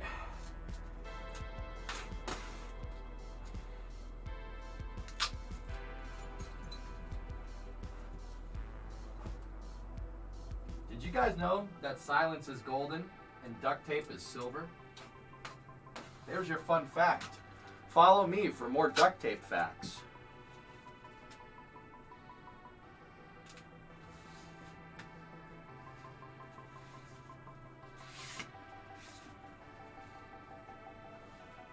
Follow me for more duct tape content.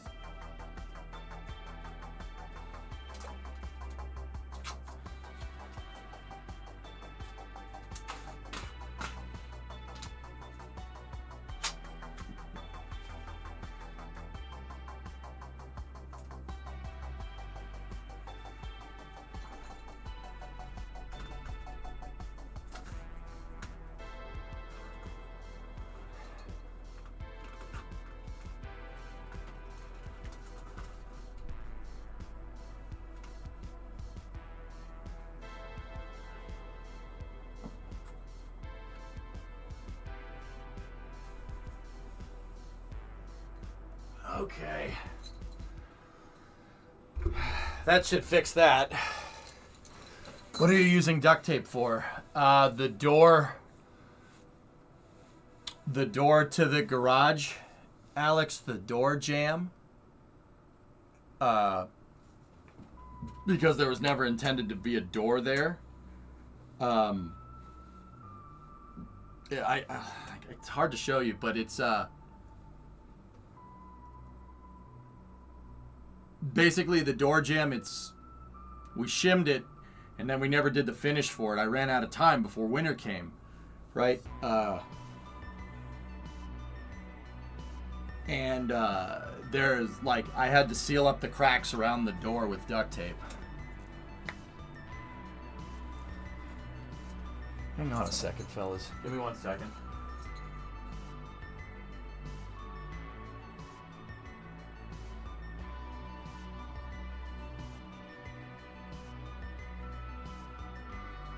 Yeah, I gotta stuff this thing with insulation again. I'll show you guys sometime. It's just, yeah, it's not keeping the heat in, that's all. Sorry about that. Yeah. Are you taping the inside or the outside? It's the outside of the door jamb, guys. And I'm keeping the cold air from coming in. You could, if there's a draft around the door, it's coming in, and I can feel it. I can feel the cold air coming in. Whenever the wind blows, I can feel it coming in. We got canned foam. I do. But I also have insulation, and it's just up on one of the shelves in the garage. I gotta go get it. But this is a project for another time.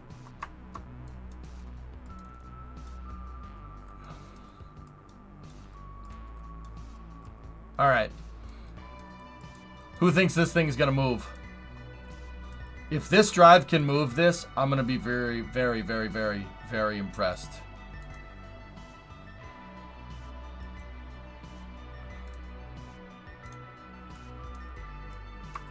Just put on a sweatshirt. Putting on a sweatshirt doesn't keep my damn heating bill down, Ryle.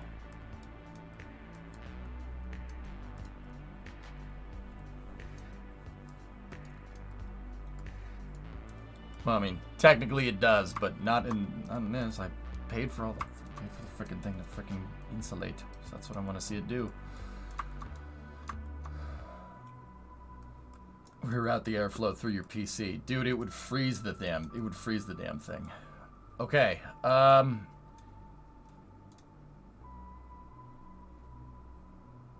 boy.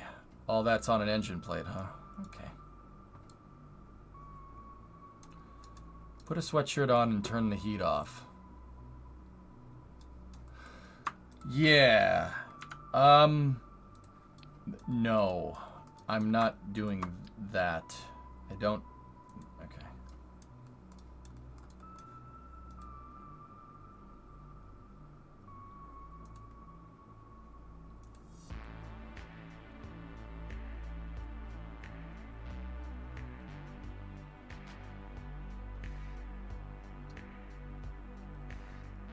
Or just grow a player and stop complaining. Serious, you would have been complaining 25 degrees ago, dude. It's 15. 15. With wind chill, it's like 0 Fahrenheit. That's like minus... I don't know. It's somewhere in the minus negative teens Celsius.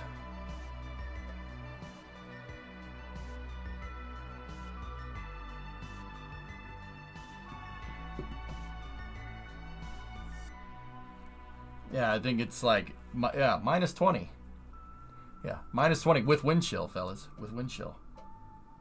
Oh. Hey, well, that's good to know that it still does that. That's nice. Okay, the Donager.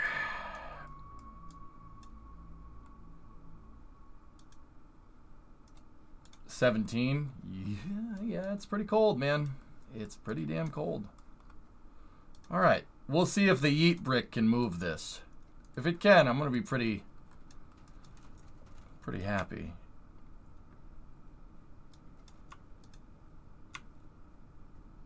Okay. Get the accelerometer control up.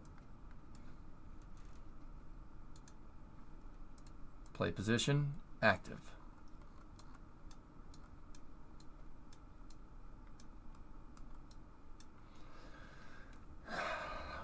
We should probably watch the drive, but I also want to get a backed up shot of this thing actually taking off.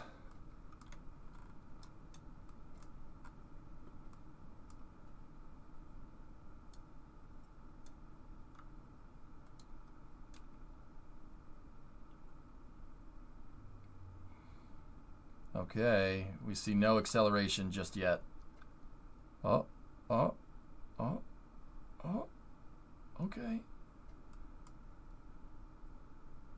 Oh my gosh, we're building up so much potential energy here.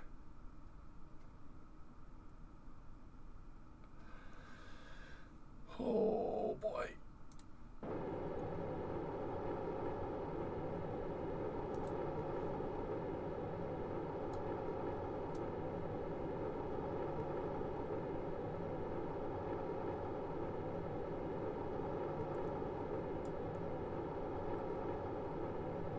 Yeah, bro, Zeps, I stopped playing F1 Manager a little while ago. We're only halfway engaged. It's off. Look outside. No, it isn't. Discovery, go at throttle up. Dude, now... No freaking way.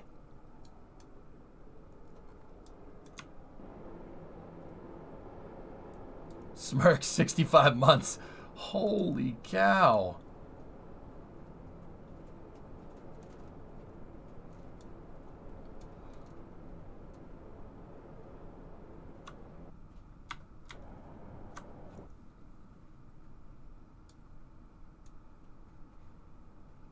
How is that thing holding together? How is that even possible, man? This feels wrong. Oh my goodness.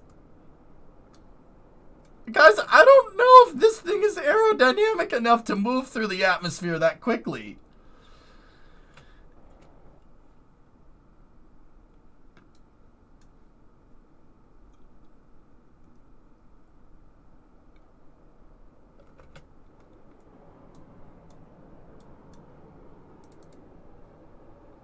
All right.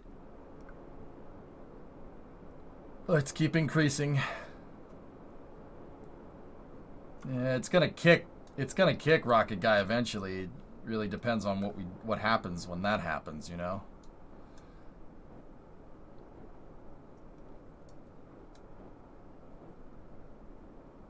Yep. We have a loss of control in yaw rates. Yep. Yaw rate is compounding. We are going to die unless this thing kicks.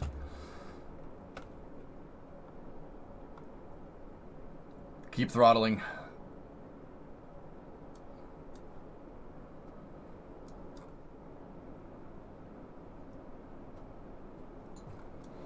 It's not doing it. Nope. Drive broke. Nope. She's dead, Jim.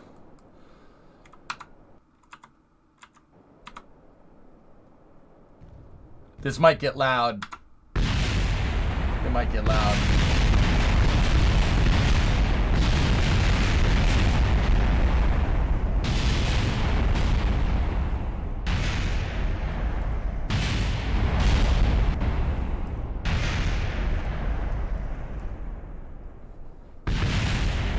Shouldn't you be set to radial? I was, and then I stopped for a second, and then I wasn't, and then wait, what the frick?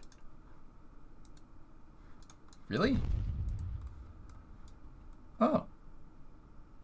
Oh, drive still works. Drive still works. That's nice.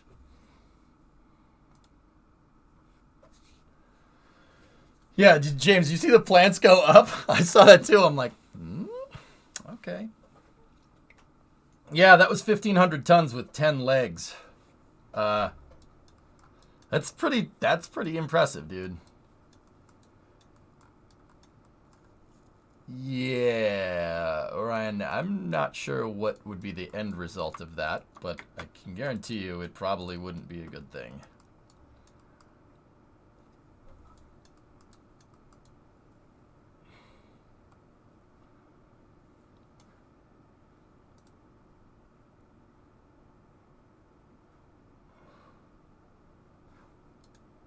Wait, our TWR is 1.26? No way. What is it with that? 0.95. Okay, that's what I thought. See you last. What's up, cats? Question is, if the drive was in the middle of the ship, would it make it more stable or controllable?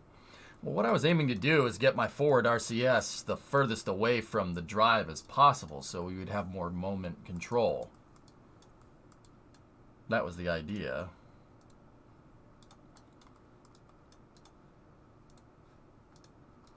Yeah, Lumix. It's the Donager. Mm-hmm.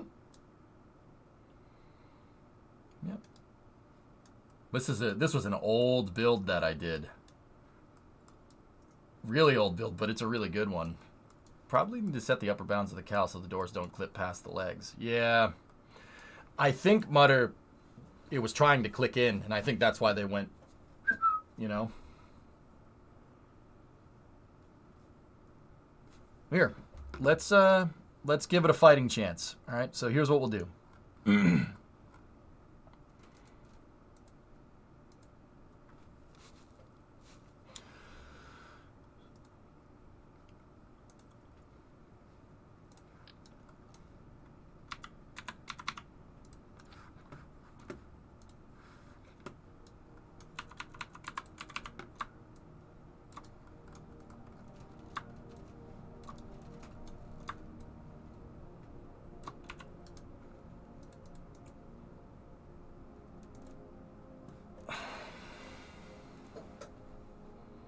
Cheated to orbit? No.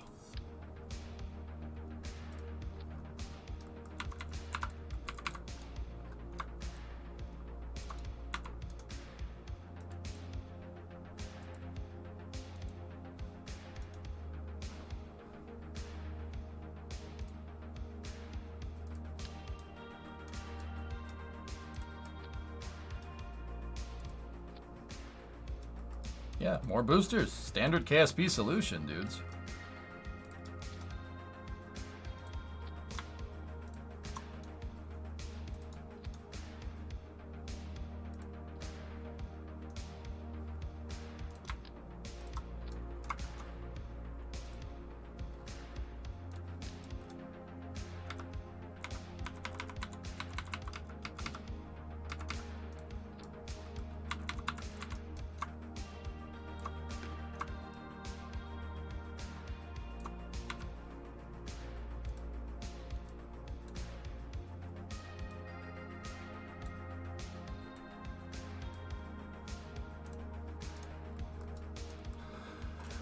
Let's get this up into space, shall we? Stabilizer fins? The whole thing is a stabilizer fin. Stabilizer fins?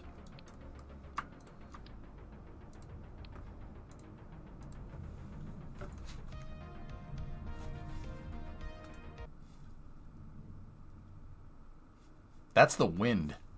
It sounds like a passenger jet is flying over.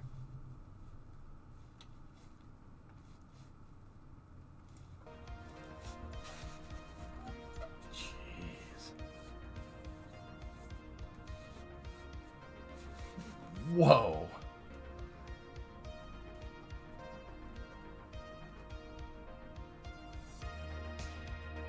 Yeah, Alex, I kind of agree with you there.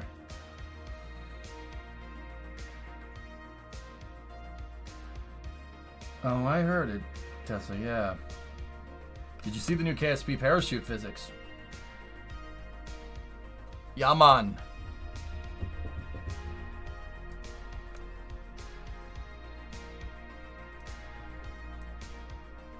Loud noises, headphone users, headphone users, headphone users.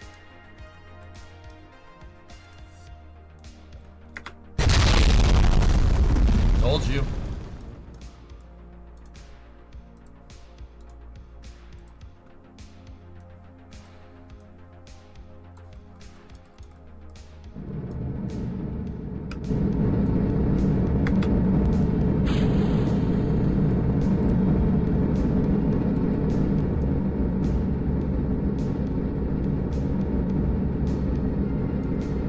Kerbal is going, what are you doing right now? Oh my god.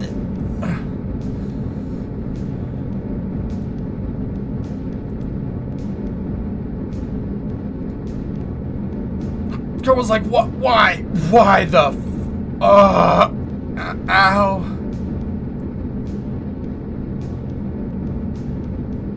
It's the particle effects that really made that thing freak out. Well, that looks pretty neat.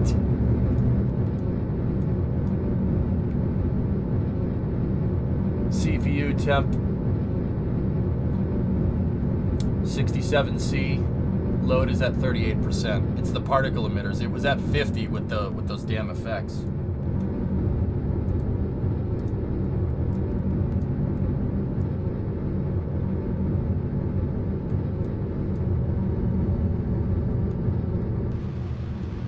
All right, can I throttle down the engines? Nope.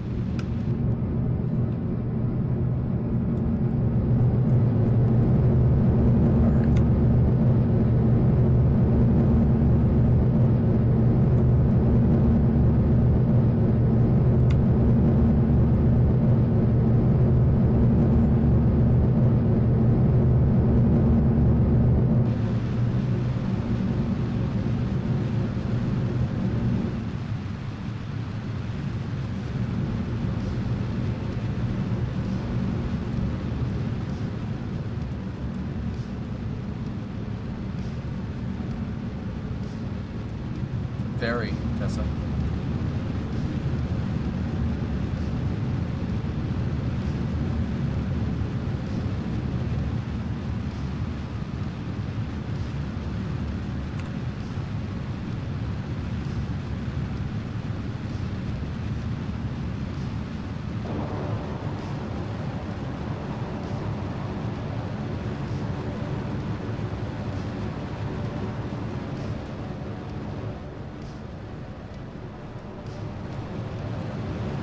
Come on, catch. Engaged.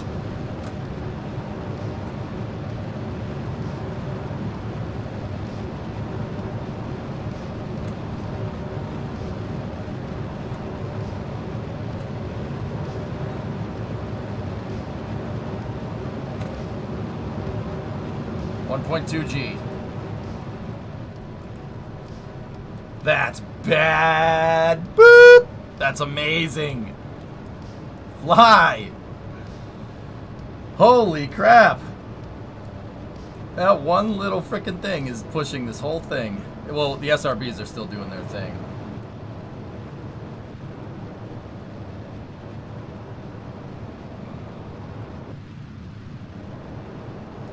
Wow. That's impressive.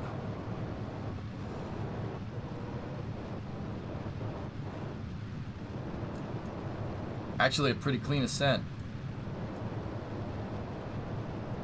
Not bad. There is some roll.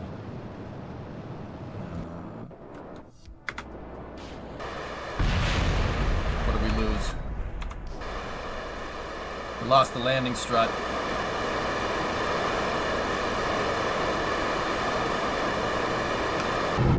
Oh, we're dead. We are dead. Yeah.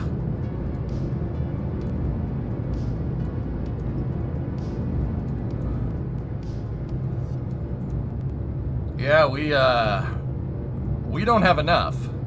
And we lost the struts. It was the mass change. Agreed.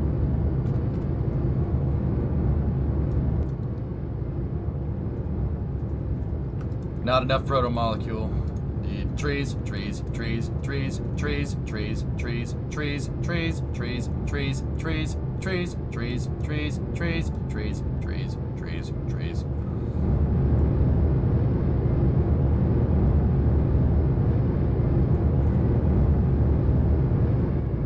Should have just kept the boosters on. Oh, thanks. Where was that comment before it happened, Tessa?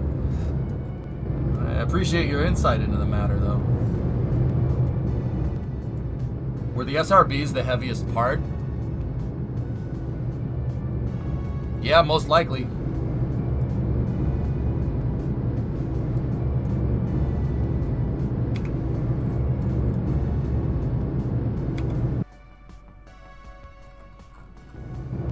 I mean, that looks pretty cool.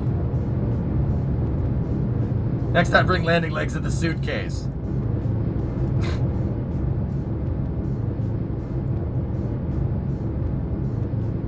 What's the arrow like?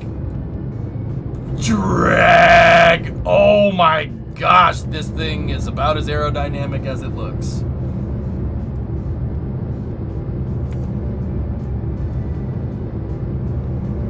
We're making 18,000 kilonewtons of drag. Oh my god.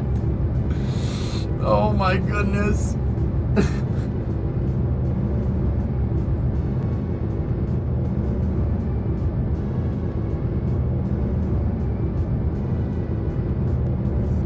It's holding together pretty well, actually, I will say.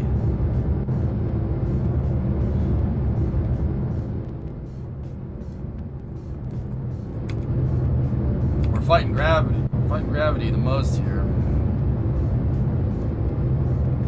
Well, actually, no. I'd say we're fighting aero more than gravity. What's the grav force? 7,900. The drag force is 8. Yeah, it was 18,000. 18 meganewtons of drag. Yikes.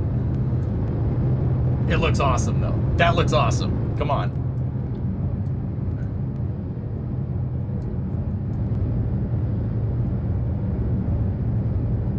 Yeah, it's as aerodynamic as a building. Who would have thought?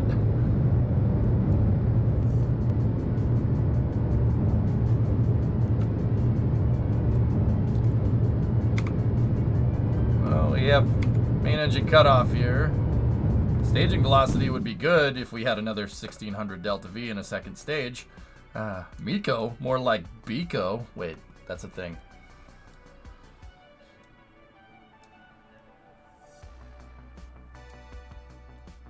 Do you want to ride this thing down, fellas, or do we want to try it again? Now we die, yes. It had a KRPC drive in it, Loopy. It had being the operative word. Round 2? Yeah, I don't want to waste any more time. It does look cool, though. What was the highest? Okay, 37. 37 kilometers is the highest that we got this thing. Now we jump.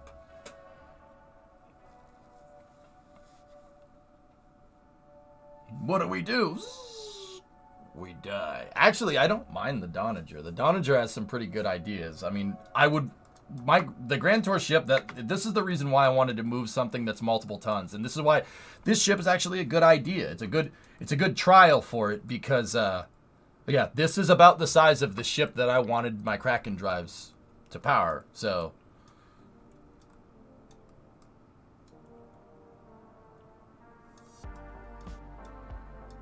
maybe get started on the actual Grand Tour ship. S, can you just once, do the thing that I want to do on stream and not say do something else? Could you just once? Just once? Just once. That's all I'm asking. Just once. Just once. Just one time. I know. Hard sell. I know. Just once. Discovery, go at throttle up.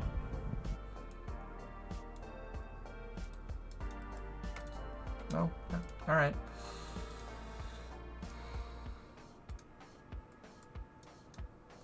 Do you think you could rebuild the ship with today's KSP tech and make it better? Yeah, absolutely.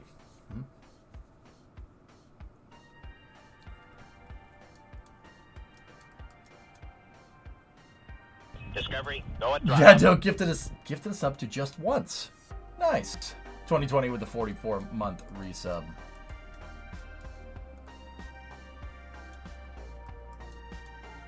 Can we add a backup drive?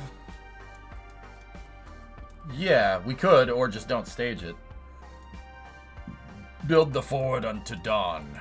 I actually kind of want to just build my own thing, but I don't mind. I like this skyscraper design. So, fellas, it's very interesting. The ships in the Expanse are actually built like a skyscraper. So, in the Expanse, like, you see how it's kind of built like the Eiffel Tower? And the payload bay is the open area that's at the bottom of the Eiffel Tower, right? The floors on this, so if there was like places to habitate, they would be this way, not this way. Yeah. Interesting, right? So think of the ship like a gigantic lander can. The control orientation is lined up with the lander can. So, meaning that the Kerbals actually are facing that way. Forward unto Donager. So the way that this is set up, the way that the Expanse style ship is set up with this Gigantor payload bay at the back, I actually don't mind. I think that's really cool. So, you know, everybody's like, oh, it looks like a big skyscraper. Yes, it does. I can feel the wind. That's not cool. That's not cool, man. Go away, you stupid cold. Yeah, it's because the motors in the Expanse give you constant acceleration at 1G. So you use the acceleration of the ship to make sure, you know, you're not just floating around. Exactly, Aqualux. That's the reason. Yeah, that's why a lot of people like the Expanse, because it actually can kind of give you a insight into what near future ships look like, which is cool. I think that's neat. How long do you think the cold repair would take if you did it? Yeah, Zeppelin. Yeah, I don't know. I'd have to go and figure it out. Yeah, J-Speed, you don't want this, believe me. Oh, temperature went down again. It's 13 now, so we're minus 20 C right now. What is this? Obzon reschedules the launch of Obzon 3 and selects SpaceX as the launch provider.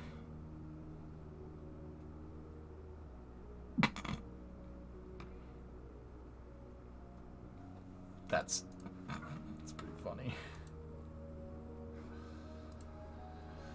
Yeah. Yeah, minus 20. And that's with wind chill, Tokyo, so it feels like, hang on.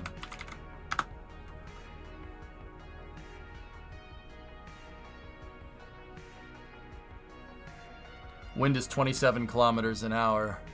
It feels like, let's see. Oh, okay, so the weather right now for me says the high is 9. The high is minus 9 C. The low is minus 22 C. And we are under a wind chill advisory.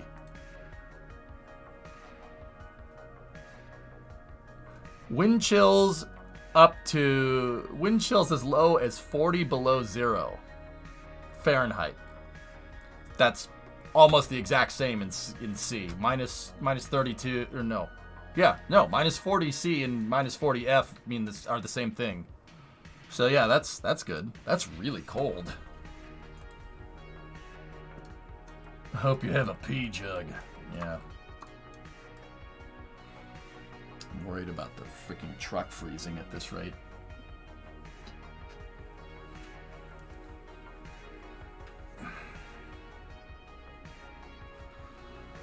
Yeah, Pogo, it is. It's really freaking cold. I'm not gonna whine about it, dude. I'm the reason why I keep bringing it up is because it's kind of astonishing. You know, when Windows tells you the weather, right, on the start menu or the start tab, and I keep looking at it, and the temperature just keeps going.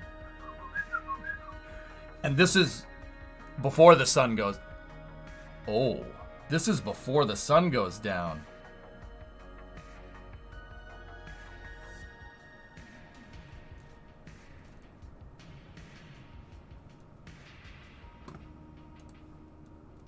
Forget Hoth, Electron. This is Mars cold, dude. Dude, it is literally as cold as it is on freaking Mars outside. Oh, that's kind of cool, actually, you know. Oh, man. Should have called it Kolth. Yeah, I don't know why they call it Hoth. Oh, my goodness. Let me see, O-Force. Yeah, that's pretty gnarly.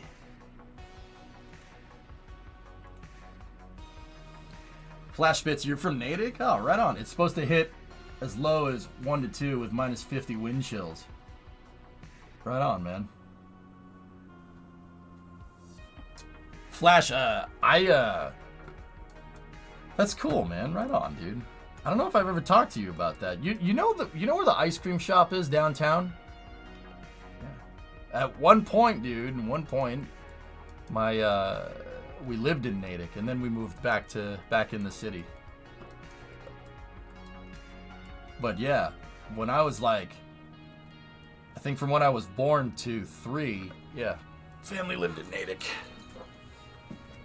I remember some of my earliest memories of going to that ice cream shop that's near the fire station.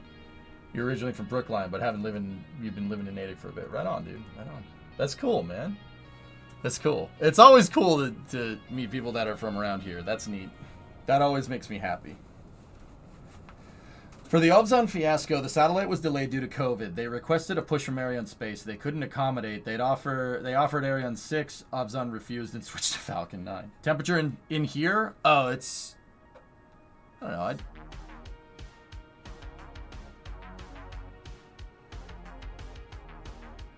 I don't know, probably 68, 60, 67 Fahrenheit, which is like, I don't know, 18 C in here. It's actually pretty warm. But what I'm worried about, guys, is like, and this is why like putting a sweatshirt on isn't going to fix anything, because if I shut that heat off, it'll get cold in here very quickly. And I don't want anything to freeze. And I don't want my truck to freeze either. I need to make sure that it kind of stays a little bit warmer in the damn garage.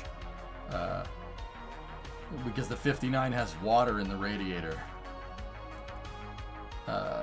It doesn't have any freeze in it. We put water in it from when we were testing. Don't worry, I drained most of it, but there still is water in there, and I'm like, you know. Yeah, I've got him. Yeah, that's Mutter. That's what I mean. Like, I drained a lot of it out. But there still is water in the system.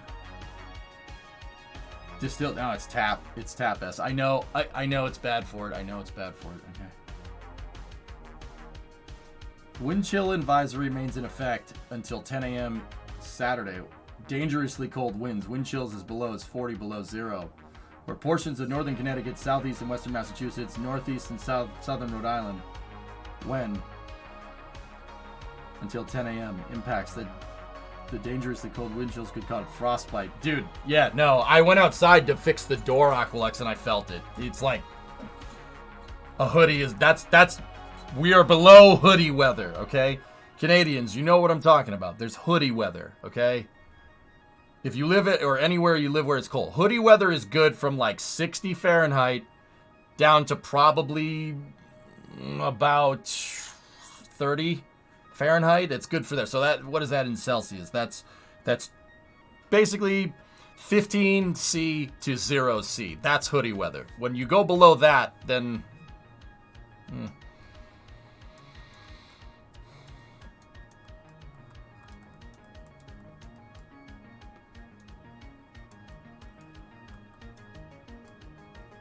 Lord, you've been delivering the mail in the negative temp Midwest way too long. I'm sick of the cold. Yeah, dude, it gets kind of annoying, but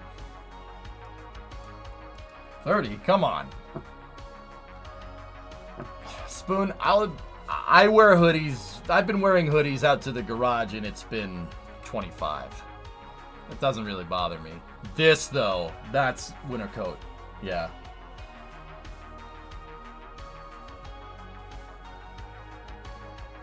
Yeah, Vanguard, it's definitely crazy. You were talking about freeze plugs when I joined. Anything I need to worry about? No, it's the freeze plugs on the 59's motor. And then the Coronet. The Coronet's fine. It has antifreeze in it. It doesn't have water. So it's 50-50, so it should be okay. But also...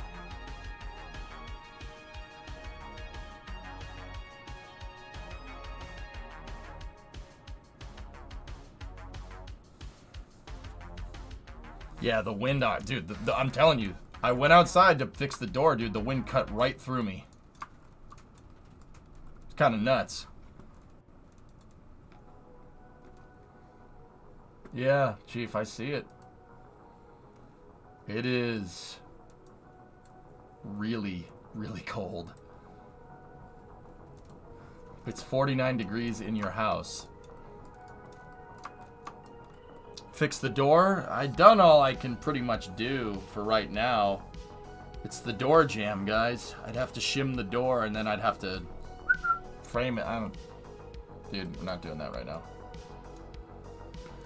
I keep thinking you're coming in because of the wind on the door. Yeah, Bree. Yeah. Did you turn off the garden hose outlets inside the house? Yeah. All that's taken care of, dude. Don't worry about it. Anyway, let's get back to this, shall we? So, I want to see how much fuel we can reasonably get away with here with this ship. So, can we do that? TWR 1.17.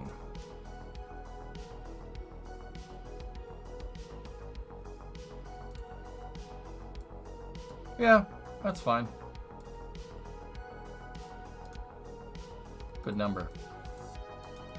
Are we going to dig an underground bunker?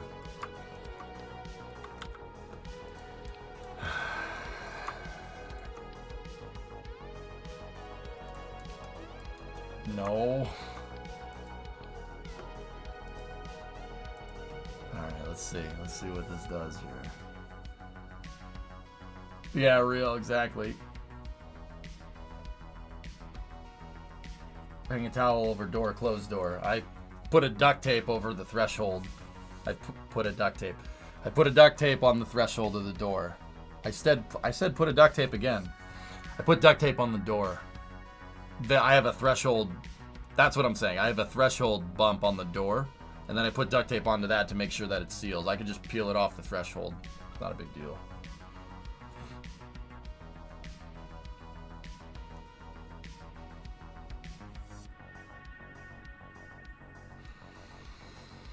Just one duct tape. Wait, how many duct tapes? At least 3. Yeah, 2020, I remember that. 1 can of foam. Well, we're not finished yet, guys. The construction technically isn't finished. I didn't do the door jamb on the office because I ran out of time. Winter came, and my GC was like, nah, I don't feel like doing that in the winter. I'm like, no, I'm okay. All right, so, fellas, headphone users, loud noises again, incoming. Loud noises, headphone users, headphone users. Once again, headphone users, you have 10 seconds to comply.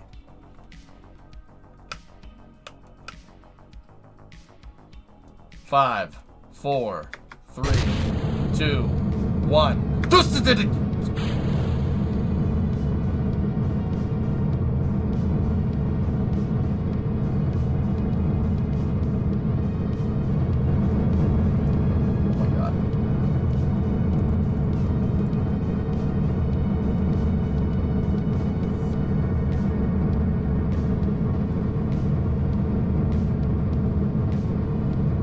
On a ship that doesn't ruin the frame rate.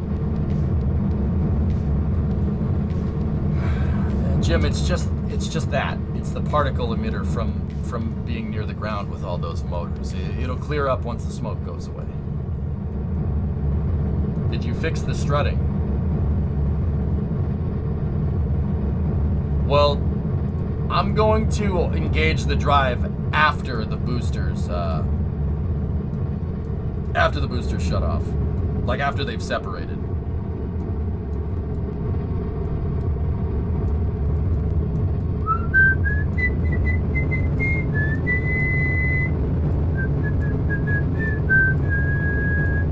Love is a burning thing, and it makes a fiery ring. Bound by wild desire, I fell into a ring of fire. I fell into a burning ring of fire. Sorry. Yeah, I wish I had this much heat. That'd be really nice.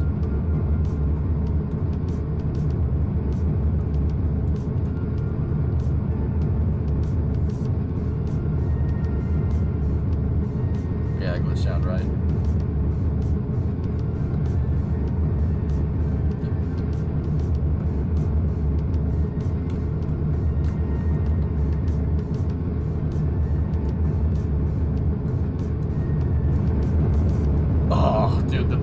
The Rhino has the best plume, dude. Oh, look at that. I wish this was a better first stage engine. Look at that. That is beautiful, man.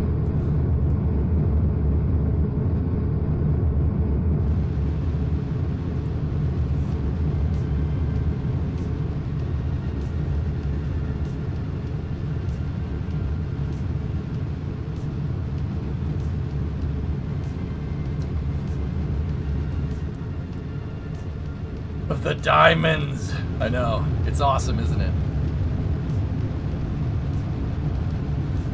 That's so cool.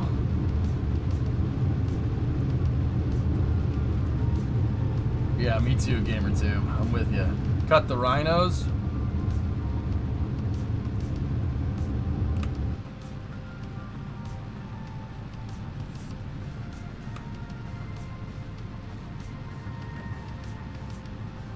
No, we gotta keep them going during stage separation, dude. Alright, ready?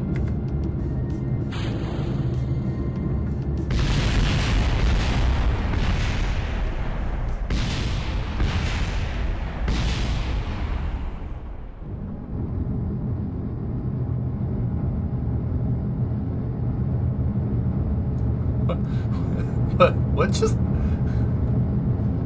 You know what? I'm not gonna ask. I'm not gonna... Those were off, right? With a Sepratron firing downwards to get them to go.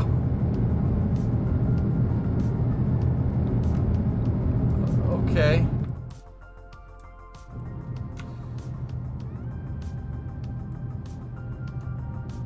Did we lose any parts of the ship? I don't think we lost any pieces. So, all right, engage the drive. Let's go.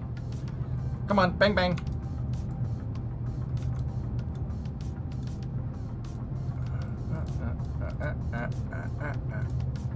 Accelerometer, throttle indicator.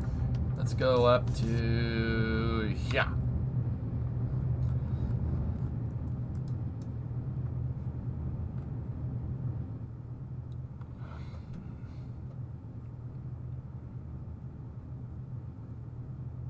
Is that Pickles? What is going on? Is that Taradra's Pickles? Pickle, pickle, pickle, pickle, pickle, pickle, pickle. All right, we are accelerating. TWR is above 1.0. Okay, shut the engines off. Okay, TWR is not above 1.0, but it's increasing.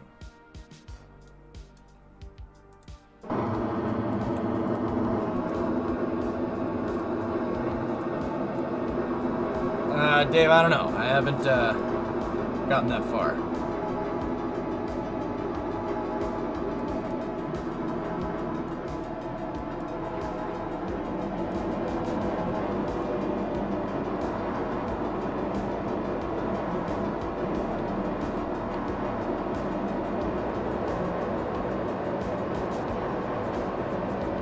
It's a payload bay, Remo. Okay.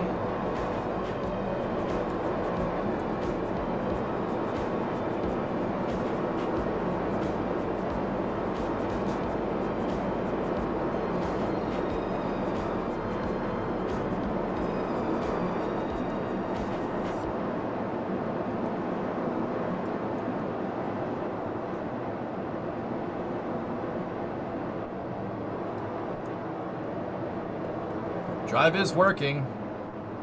We got 1.8 acceleration.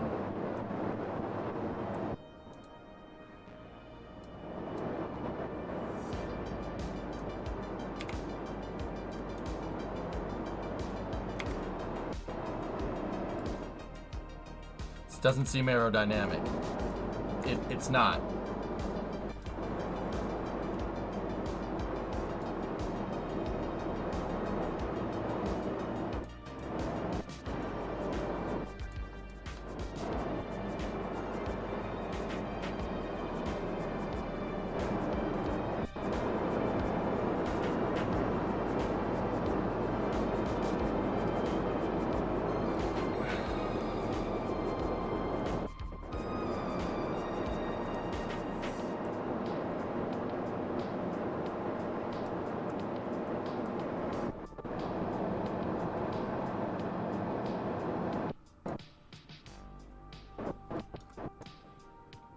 I mean... Discovery, go and throttle up. It's working.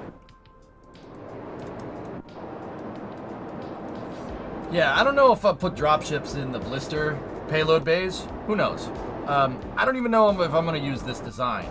I like the way the Donager is set up. I really like this, the big payload bay in the back. That's cool, man. And it's not a lot of parts for what it is. And we could optimize this with flags to make it a lot less GPU or performance killing, I guess.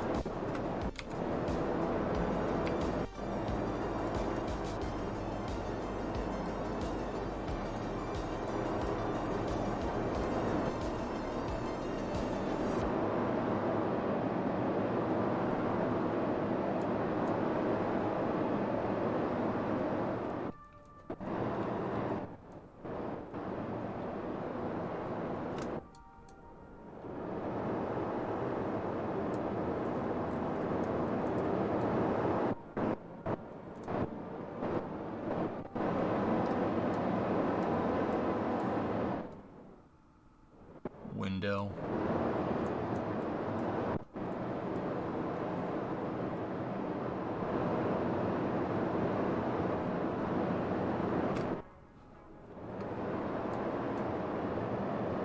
Window.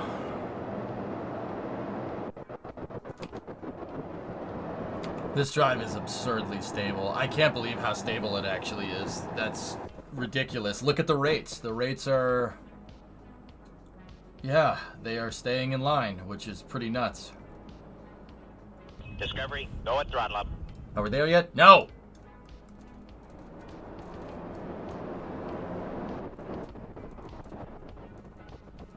McPherson, I'm just trying to get her to orbit first.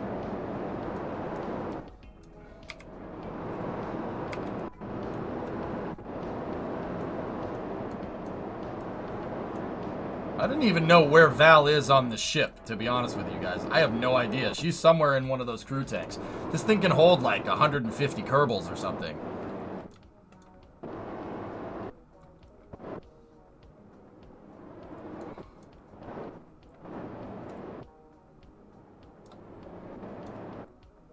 I think she's in that land... No?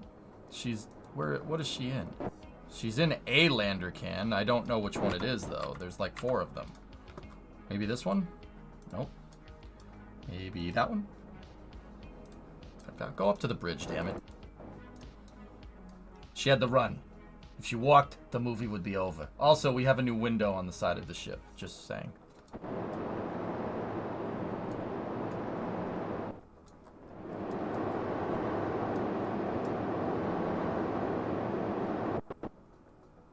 We lost the drive.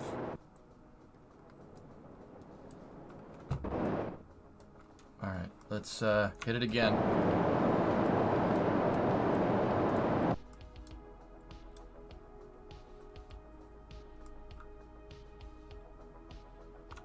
Actually, you know what? Before we do that, before we're orbital, let me just hit us with a quick time warp.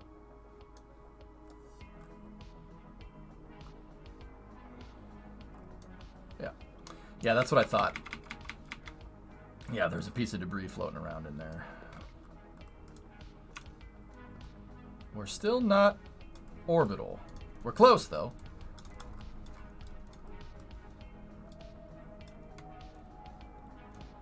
How did that fall off? SRB? The SRB's doing that thing that they did. All right. Watch the accelerometer. Okay. 2.2.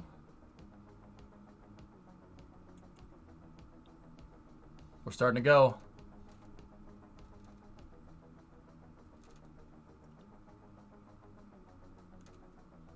Fuel transfer will solve that problem.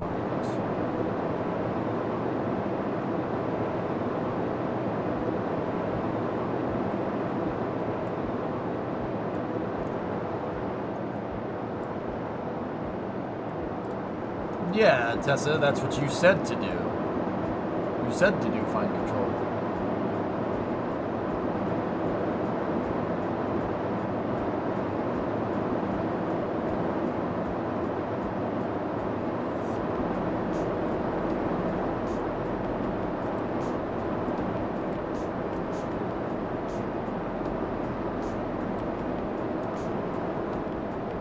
Oh, okay, Agulus.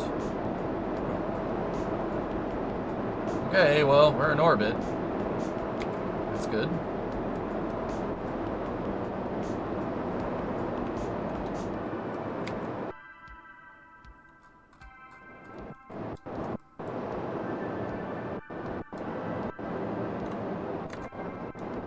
That's pretty cool.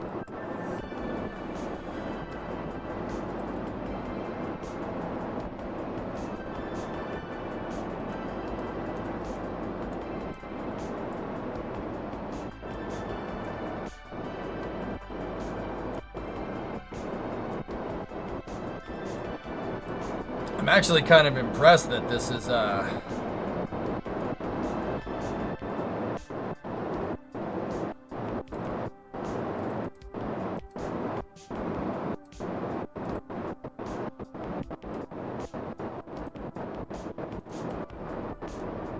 Is that attached to the... See, this is what I mean about past DJ. Why would you attach the RCS to the wing? What?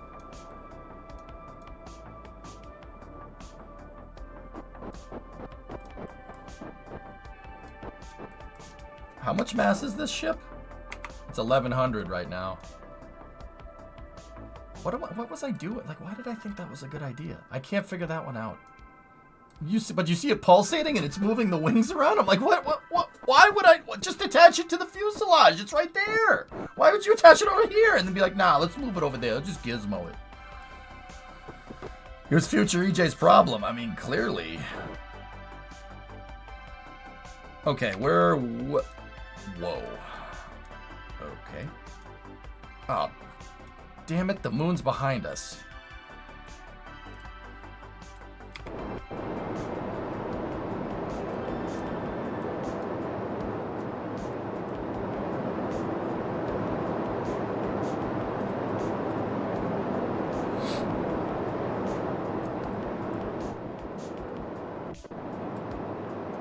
What's in front of us?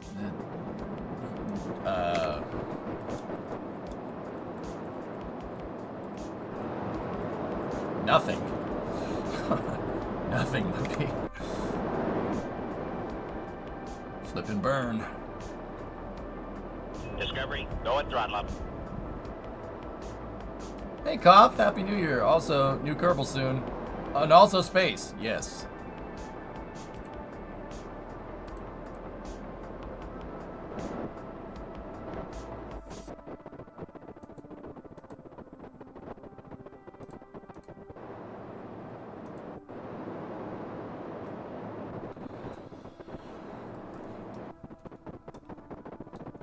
It does look cool, though, doesn't it? I think I built this in one stream, too. And that's probably why it's haphazardly thrown together. Well, the moon's over there. We could start accelerating now. Engage the drive, Vasily.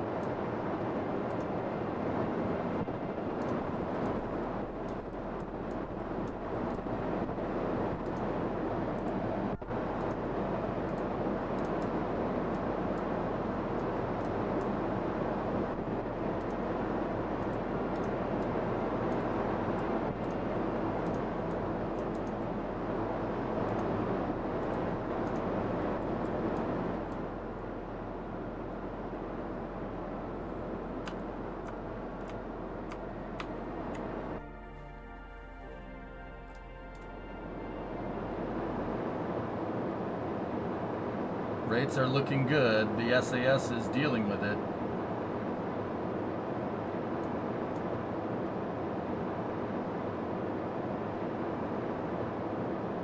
.8 G acceleration. We're aiming for the moon. I'm burning that way.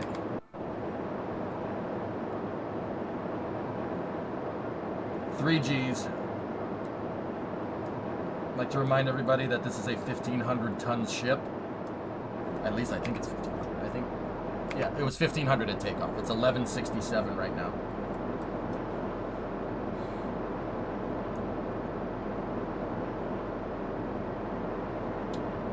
.2 G acceleration. There's a KRAKEN drive in the payload bay, dude. See it down there? We came up with a new design for a drive. Well, Raid came up with it in chat, and a couple of other people tested it for me.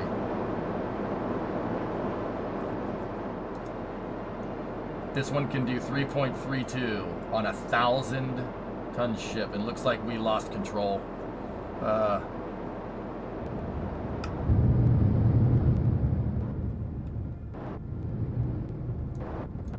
It's pretty damn stable for moving all this mass, that's for sure.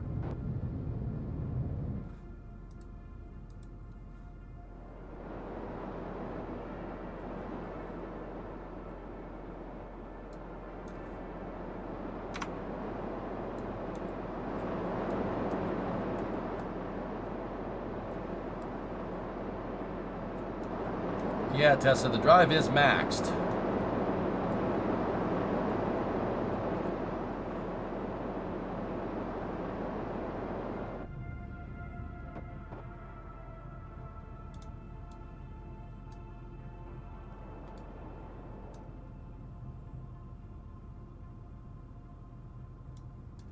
So how many of those engines can fit in the payload bay of the next version? I could make a drive that's double as powerful if we just use a longer payload bay, McPherson.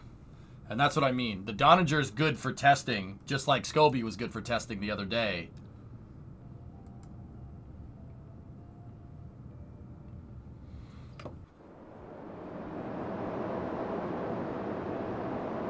There are, no, not Lagrange, no Lagrangian points.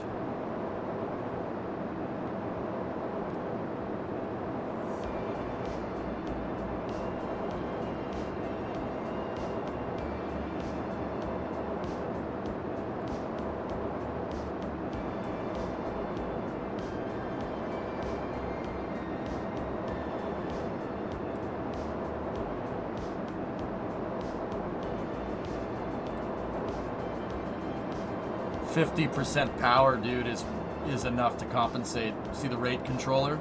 Yes, the verniers can compensate. See how that number's going down? If I start really pinging this thing.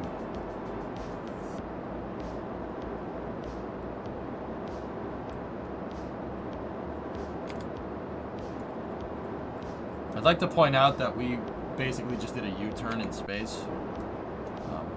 Just for what it's worth.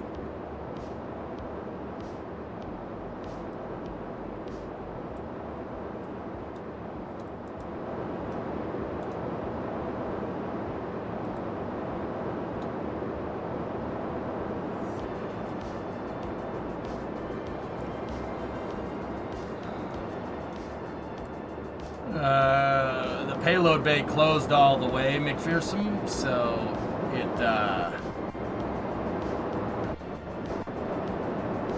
payload bay closed, so we hit maximum power there, but still we're...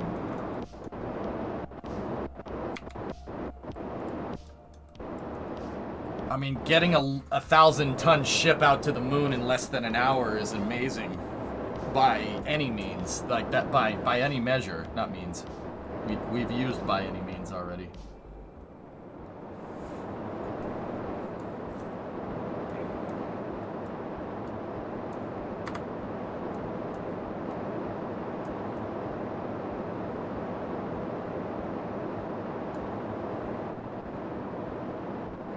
It is a cool looking ship though, that's for sure. NASA should use the Kraken drive design. Wow, that's a good idea.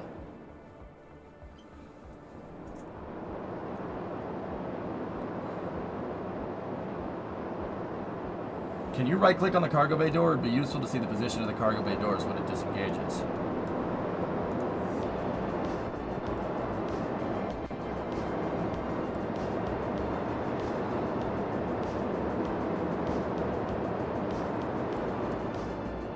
How long does it actually take to get to the moon? Bales, during Apollo, 3 days. 3 days.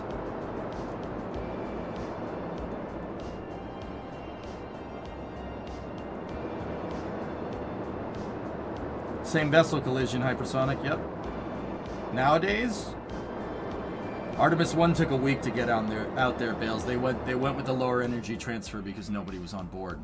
Are you going to make a vehicle from scratch for the Grand Tour? Yeah, Novus, but it's going to be something like this. This is what I always kind of wanted. I love the payload bay. I love the idea of, for RPOD, like going into the payload bay and then docking in there. I think that's really cool. Also, pulling any payloads, think something akin to a forward load reactor is actually a really smart way to do it. I'm telling you, the way the Expanse ships are set up are pretty well thought out for what a ship could look like if you had a ship that was like 1,000 metric tons that had 30 or 40 kilometers a second delta V. It's like basically if you had like near future tech. So like this is something along the lines of like a big nuclear thermal engine that Like a nuclear fusion nuclear thermal engine, you know what I mean? Like, yeah, Spoon, that's pretty cool. Discovery, go and throttle up. Sewer Rat, sorry, I thought I had this set up on auto renew. Let's go Dusters.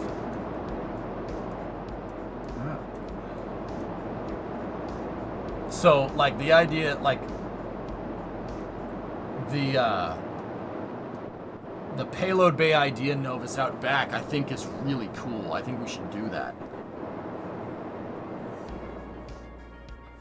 We're still accelerating. We've halved the time, 29 minutes, and closing.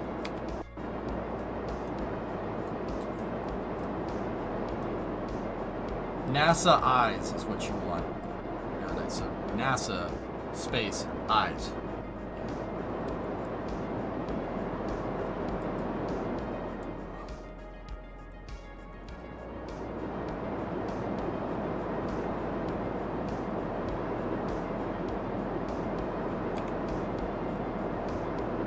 I can't imagine what this thing would do inside of the Nautilus. Discovery, go and throttle up. Holy sh!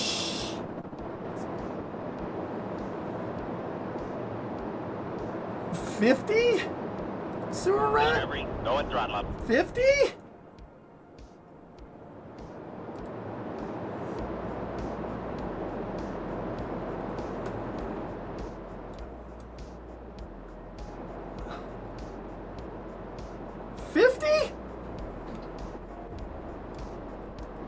They're attached directly to the cargo bay, Gagan. Dude, 50 subs? Thanks, man. I don't deserve that. Come on. Well, clearly you think I do, so I do appreciate it. Thanks, buddy. Really, really, really, really means a lot. Thank you. I hope you guys are ready for Kerbal 2. It's gonna be really nuts.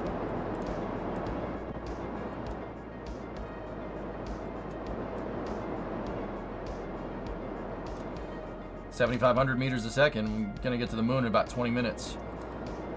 Might be high time to start thinking about slowing down, though.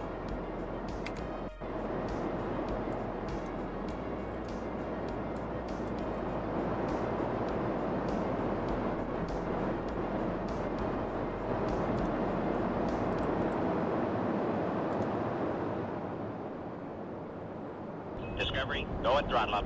Ren gifted a sub to Cats. There you go.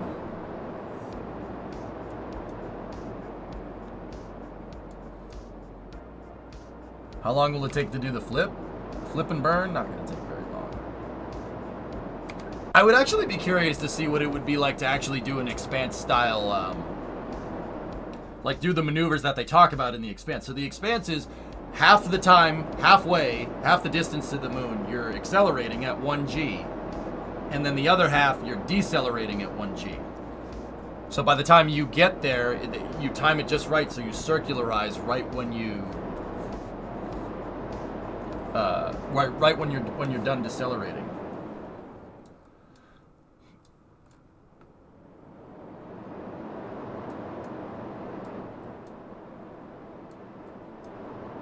It's an optimal control method. Yeah, I mean, Rocket Guy, wouldn't that just be utilizing like O-berth to its maximum effect, right? That's utilizing the O-berth effect to like literally about as mathematically like accurate, like not accurate, but like as best as you can.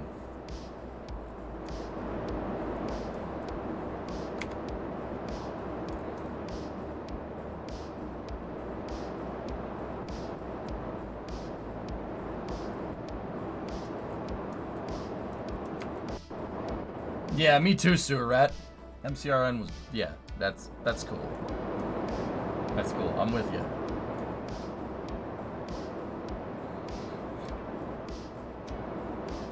So when you're making the Razorback, Loopy, I was just thinking we should take a smaller ship and put the drive in it. Put the drive in it, man. We're not halfway there, and we're accelerating at 3.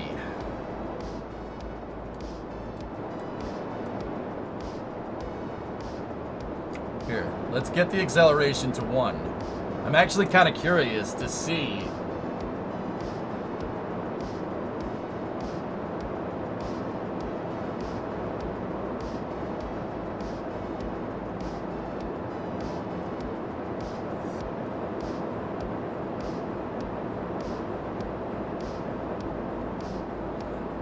The TWR right now is probably like 1.5, 1.4, maybe. Actually, it might be up near 2. Surat with this. How much Delta V did it have when it took off? I had this tank. That tank was full. I used liquid fuel engines to get kind of up in the air, and I had SRBs attached, and one of the SRBs didn't detach exactly right there. It kind of gave me a free window in the side of my payload bay, and that actually got rid of some RCS thrusters, which kind of sucks, but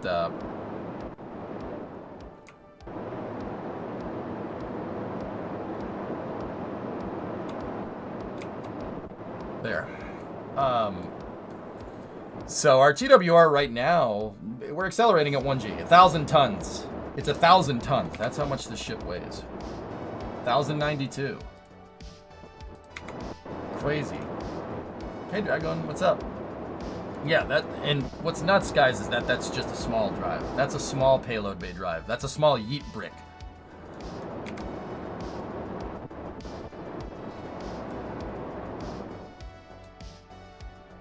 Yeah, Brachia something or others. Aqualex, I forget.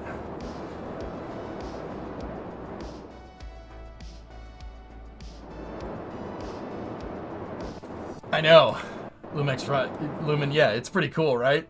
I want to, so this is, I built this because, you know, the Expanse was cool. Like, it's not that it's not cool. The Expanse was just coming out. I think I built this during, like, season 2 or something. And, I was like, dude, yeah, you know, we got to build one. But we could build something similar to this. Once again, I like the idea. I like how this is set up, but we could take away some stuff. We can, we can redo it to make it look a little nicer, first of all. We don't need as many fuel tanks, so we can cut parts out from there.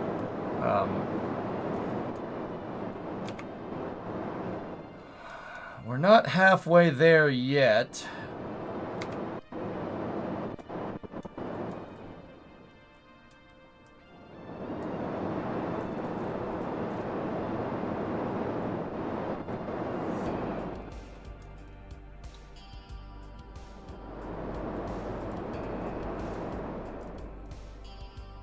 Nah, Rain. I mean, there's plenty of things.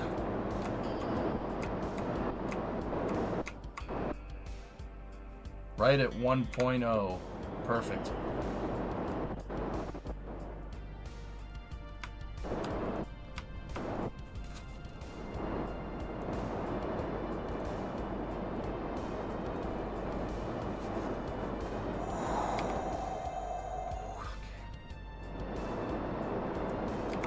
Alright, I think it's time to flip and burn. Raid, this is the part you're going to want to listen to, pal. Or watch, at least.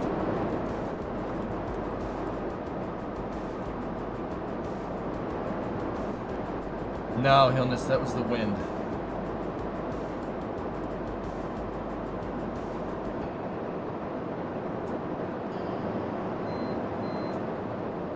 Uh-oh.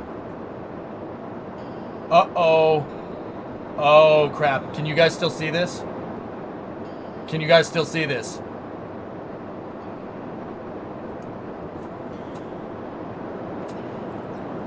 The UPS went off. Uh-oh. Oh, we still have power? I gotta go look. Hold on. I gotta make sure we still have power.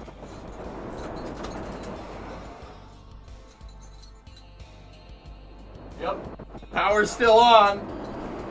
Uh-oh. There's that big wind gust. There was a big wind gust and then the UPS went beep, beep. Well, we know what just happened.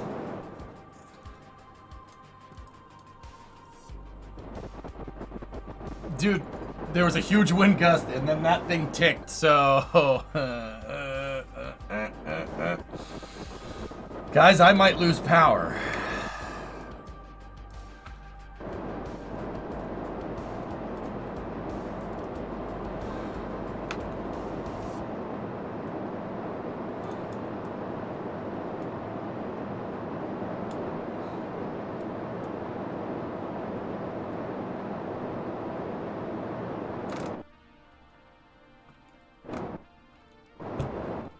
How many White Houses is your UPS? Yes. Chief, WH, watt hours? The UPS isn't going to last long with the computers on, if that's what you're asking. Also, second part of this, I got a generator, I got enough to heat the house, and that's about it. Don't worry about it, fellas. Power solutions are had if I do lose it.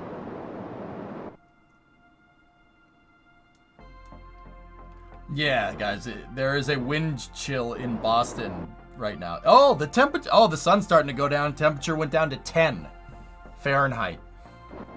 We're, what are we, minus 25 C or something with wind? It's like minus 30 C with the wind chill. Like, dude, that's nuts, man. That's really cold. Yeah, Slambi, they are right, man. Don't tell them I said that, though.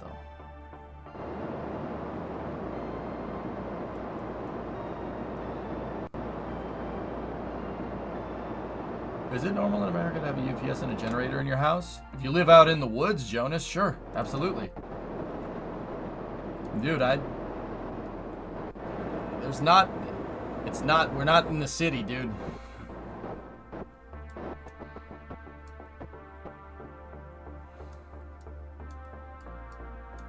All right. Well...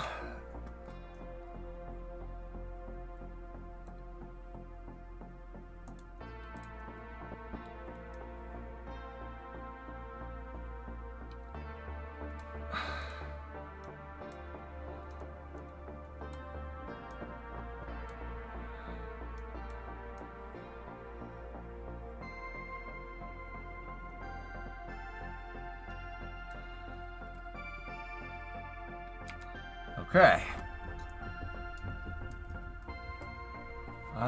Sewer rat, you know where the bridges are in Cape Cod? The bridges that go to Cape Cod, the Cape Cod Canal? There. I'm closer to Plymouth than I am to Boston by a long shot. In fact, Boston's on the other side of Plymouth.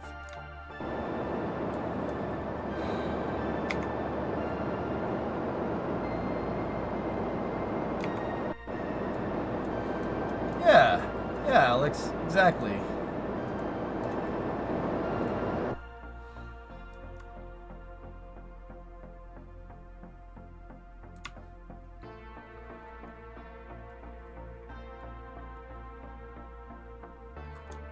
Payload bay drives 95 are insane. My only real beef with them is that you don't,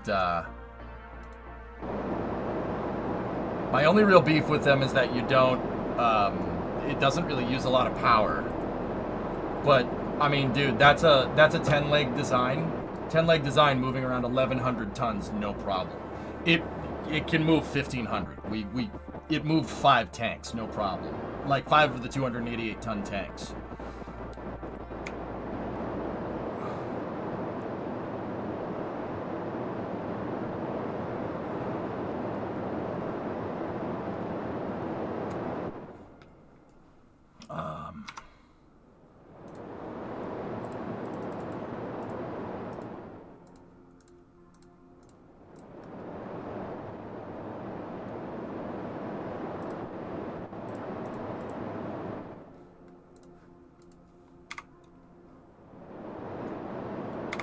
Yep, we gotta increase that. Hey, Claire. How are you?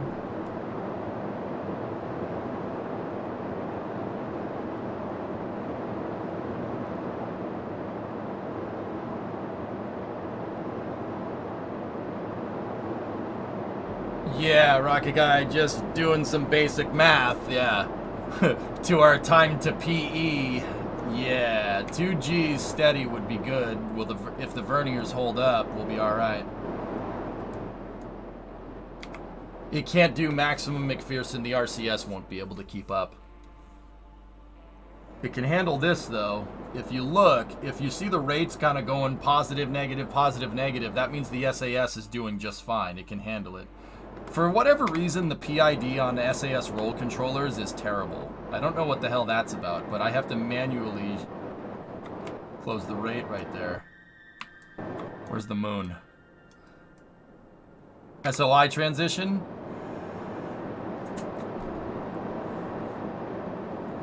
I don't know what's gonna happen when that happens, Zeppelin.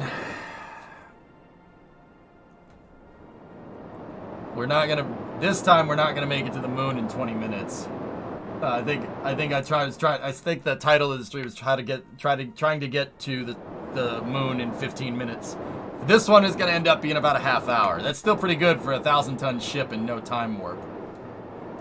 How will it handle SOI? If I had an answer for you, I would have said it already, dude. I don't know what that's gonna do during SOI transition. That's why I think a good test would be to just let it ride. How much do you wish something like this existed in real life so you could theoretically just launch from Boston and go to the moon in a single day? Sewer rat, it's the kind of stuff I dream about, man. Yeah, it's the kind of stuff I dream about. Hey, Antares.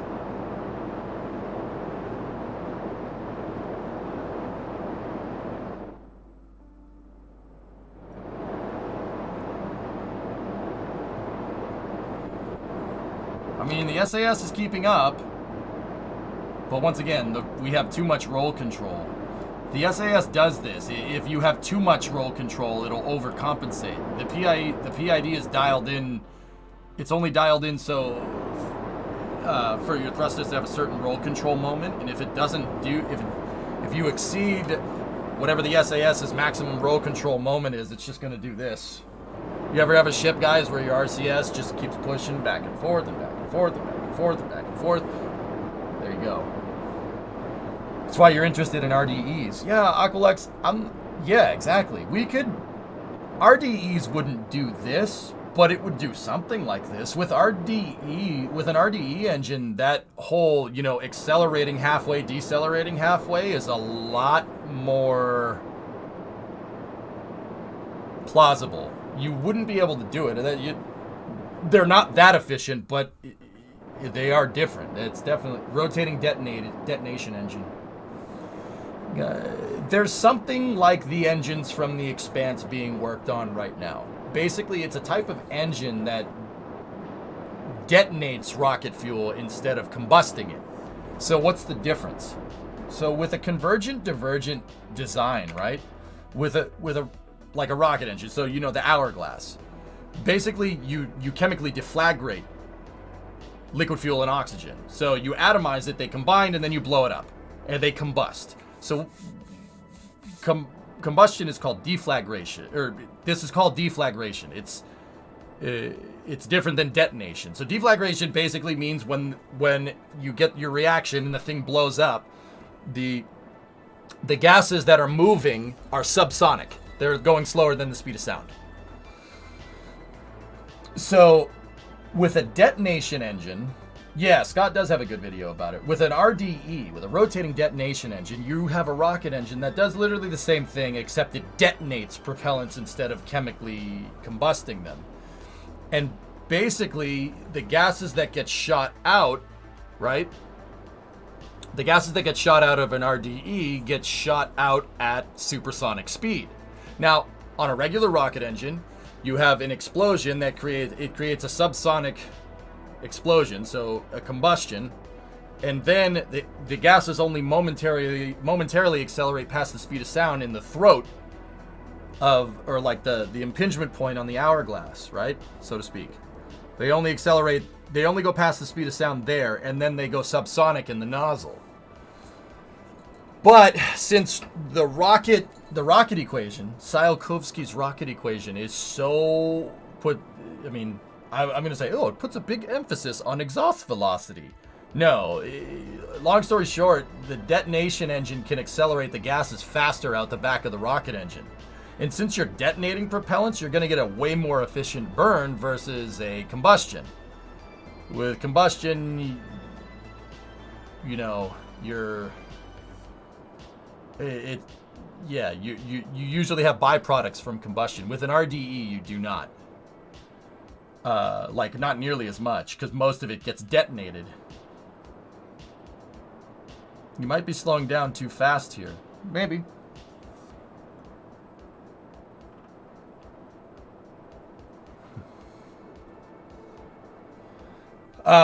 So, yeah, a rotating detonation engine could... Discovery, go and throttle up. I mean, theoretically, you could... Like, we're talking twofold efficiency here with regular propellants. Like, you don't even need to use hydrogen. You can use kerosene and get hydrogen efficiency, no problem. Like, actually more than hydrogen efficiency. Like, the detonation engine shoots detonation waves out the bottom of the engine. So think like a buzz bomb or a pulse drive, the thing that goes, only it's constant. You're not getting you're not pulsing detonations. It's just rotating it. It's swirling a detonation wave out the back of the engine. It's really, really, dude, that is cutting edge stuff. Frick the EM drive. That's real. That's something real that NASA proved the other day at Marshall Space Flight Center. They proved it on a test stand. That you can, a rotating detonation engine is absolutely a thing. And they had a Parallax RDE, and the flames coming out of the back of that rotating detonation engine were so clear they looked like the space shuttle main engine's plume with kerosene, which is just absurd. That is an absurd amount of efficiency. They didn't go into specs of the motor, which kind of sucks, but just by looking at the exhaust plume, I guarantee you they squeezed every little bit of those hydrocarbons out of that design, which is absurd. Like that, guys, that's absurd. That's absurd. You can always tell how efficient a rocket engine is by what's coming out of the back of it. The clearer it is, the more efficient it is. Right? You see an engine that has all this soot coming out the bottom, like a Parallax engine, like a Merlin engine, right? That's not very efficient, but they trade efficiency for power. With the RDE, you don't have to do that. You get efficiency and power because detonation. Much more energetic explosion. Is the RDE the final form of the RX-8? Yeah! It was 4,000 pounds of thrust from something the size of a biscuit tin. Yep.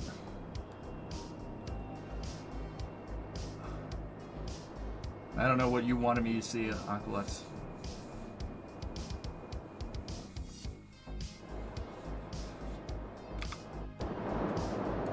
Look, it just compounds the stupid roll rates.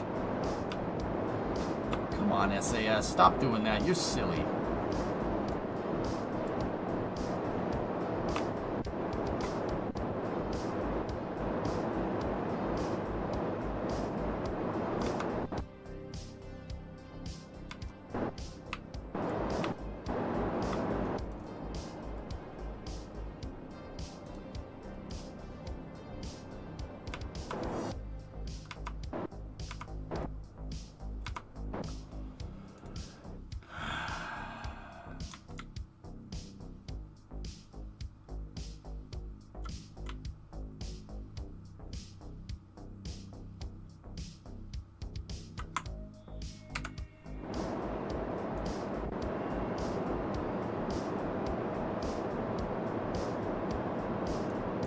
What do I YouTube to see this? Rotating detonation engine, Tokyo. Watch Scott's video about it. He'll tell you. He'll bring you up to speed.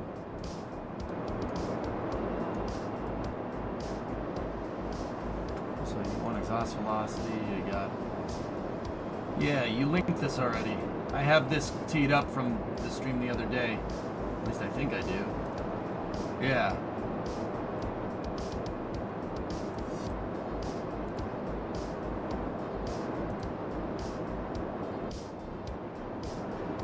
The hydraulic press channel did a thing with combustion speeds. Yep, they lit a balloon full of acetylene and it made a nice fireball deflagration.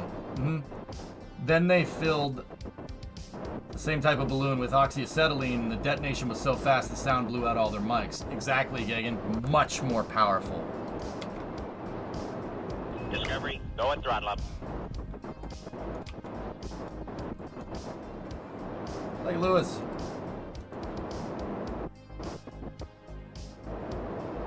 Yeah, Alex.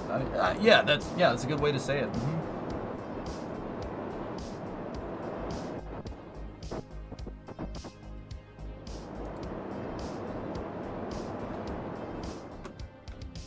I know, Zhao. It's pretty cool.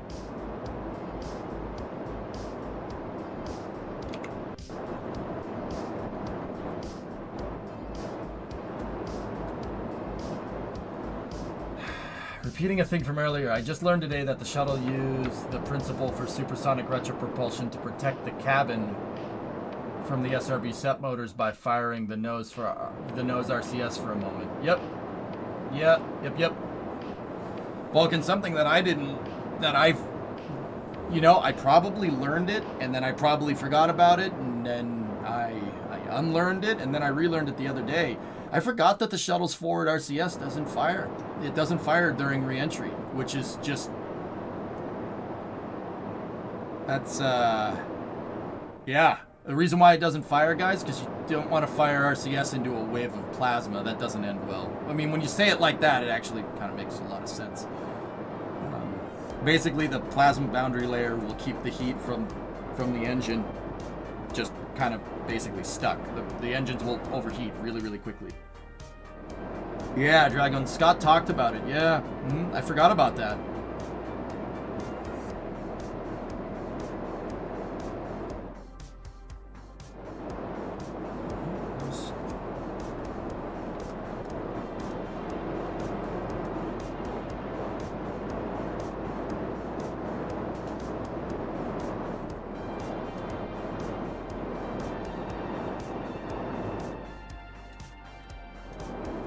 Almost slowed down.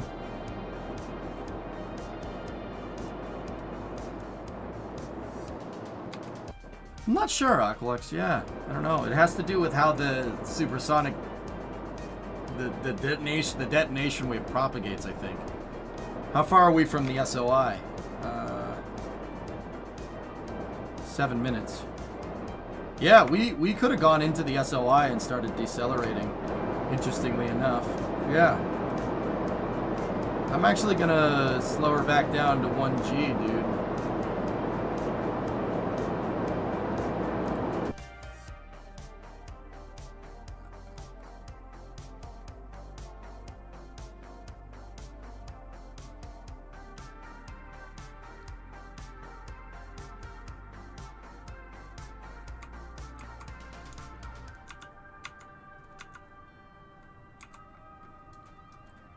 Wonder what the specific impulse for that. I don't know. I mean, Rocket Guy, any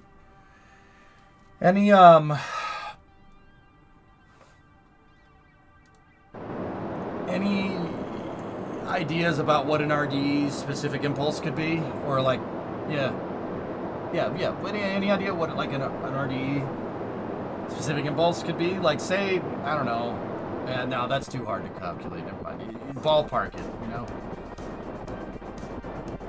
I mean, it's going to be a nominal range, guys, because it really depends on the size of the engine. It depends on your combustion chamber geometry. It depends on, you know, how big is it, how much thrust you want it to make.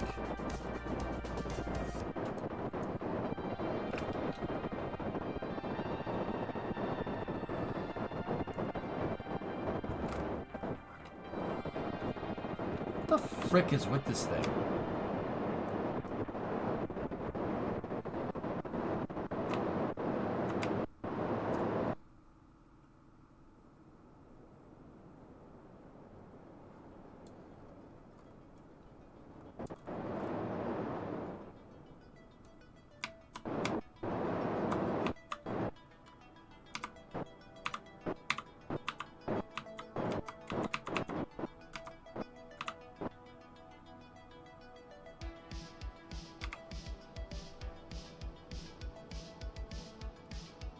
Wait, a first stage RDE would have the performance needs to make a heavy lift SSDO extremely viable.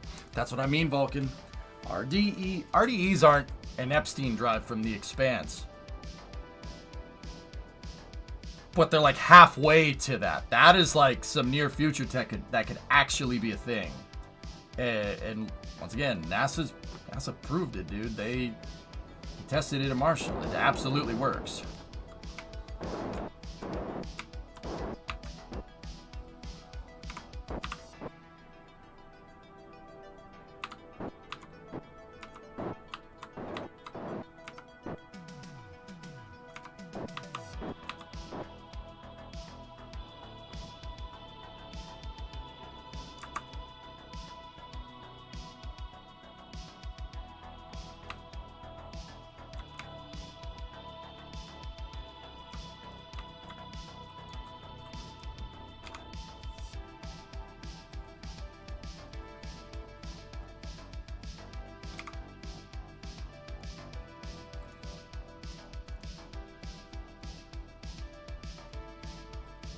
Yeah, Jaxa did here. Jaxa did, but here.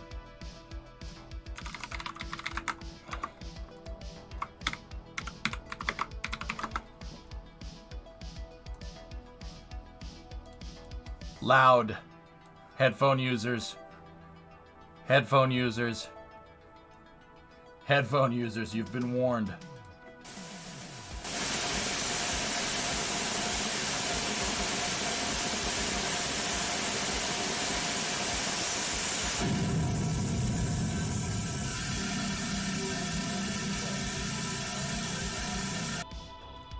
See that? It has an aerospike nozzle, yeah. It's a toroidal aerospike nozzle on a rotating detonator. The reason why, guys, is because the way an RDE works, the combustion chamber is toroidal. Yeah, it's a toroidal combustion chamber. So, meaning that okay, so like here's the motor, right? And then you have the spiky bit, right? If we just could cut that off and just look inside of it and you got rid of the aerospike, the combustion chamber looks like this. It's in here.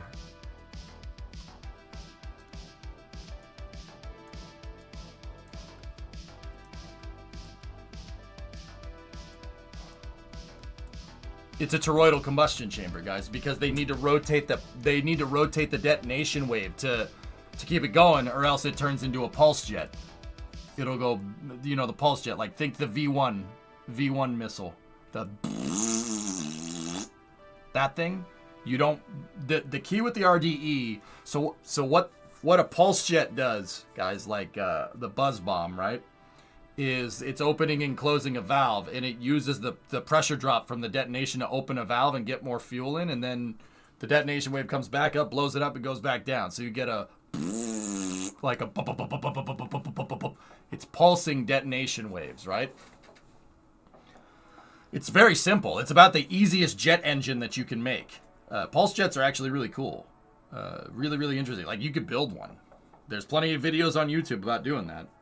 Don't do that unless you really know what you're doing, by the way.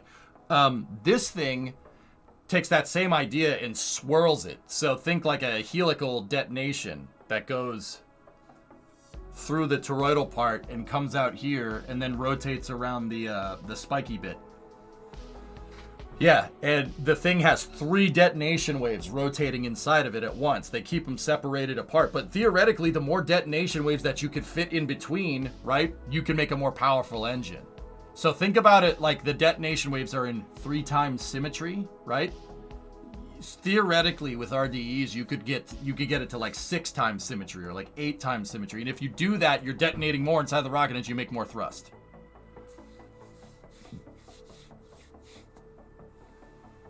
Yeah, that actually, a toroidal aerospike is actually the best nozzle that you could put this on. I don't know if a convergent divergent thing would do anything. Rocky Guy, I asked you a question. Did you respond to me? If you did, I missed it. Oh. Yeah.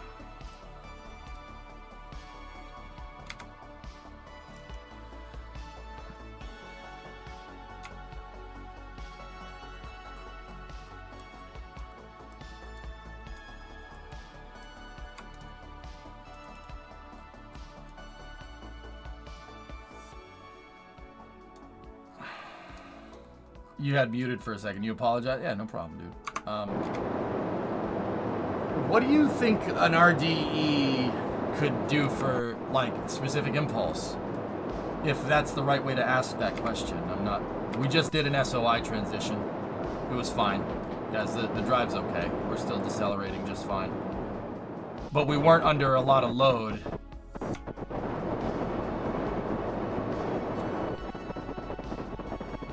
My deceleration rate went down by 0.4 G though. So that means we bent something. Yeah, Raid, I would say don't do that. I would still say even with this drive, we drifted the landing gear. Our deceleration went down, which means the drive stopped for a second during a SOI transition and it bumped and it pushed the landing gear forward. I'm almost positive of that.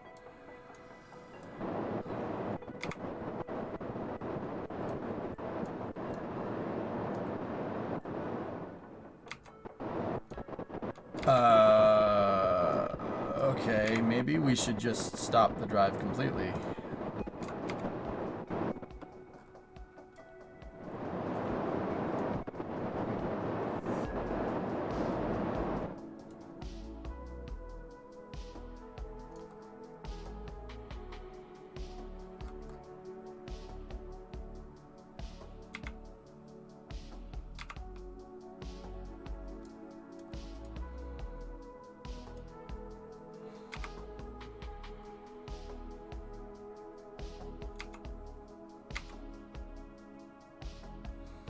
I slowed down too fast. We hit the brakes too early.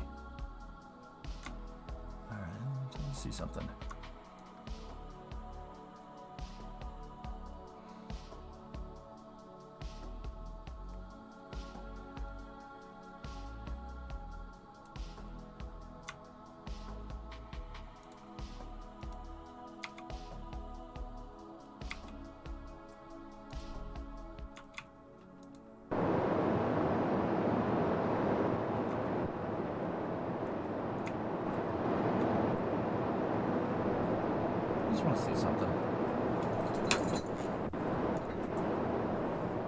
Come too fast out of hyperdrive. You revealed our position. Admiral Oswald came out of light speed too close to the system. The rebels are alert of our presence.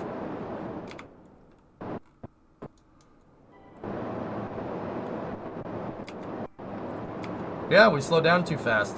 Man, you can really hit the brakes with this thing. That's actually pretty cool. We could have gone inside of the SOI from what I can see there.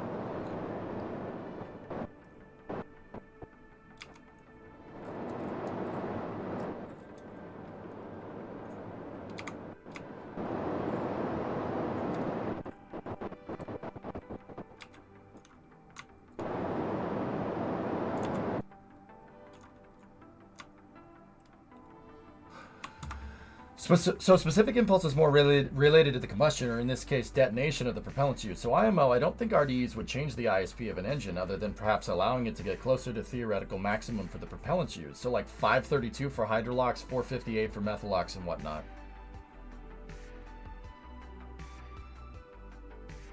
Interesting.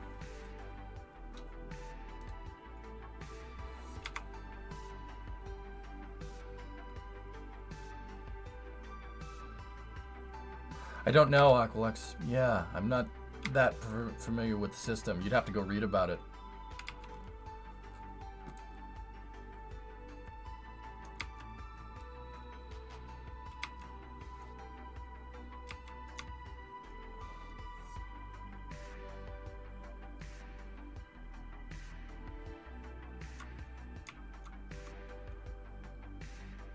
I think it was Parallax, Alex, but now I'm not 100% sure. I think. They didn't really say, but I don't know.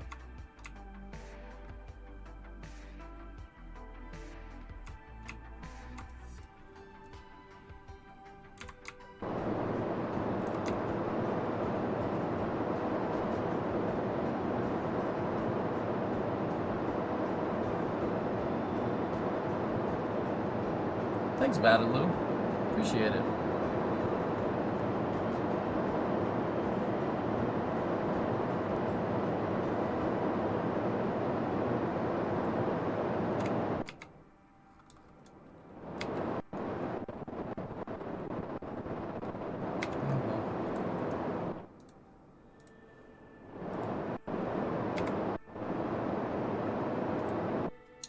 Also, hey, also try to send a Reliant Robin into space. Next iteration needs some overclock verniers. Yeah, it does. All right, guys, I think I'm ready to. I think I'm ready to build a ship around this. I don't know if we'll build. I want to build something like the Donager, but this is cool. Like, don't get me wrong. I dig it. I think it's neat.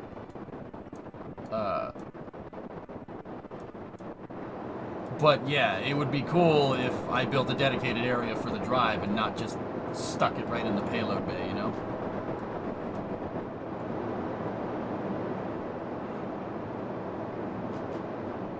Is the rotation due to the crash? No, the rotation, the roll stuff, McPherson, is because of the SAS. It's just the PID controller on the stock stability assist doesn't like having too much roll moment, or else the thing will just go.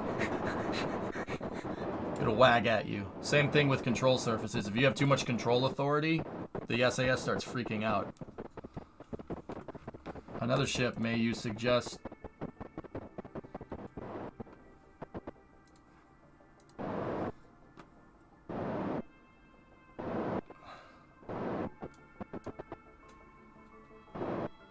I hope you know what a Reliant Robin is. Freewheel car turned into a space shuttle. It's my favorite episode, Riley.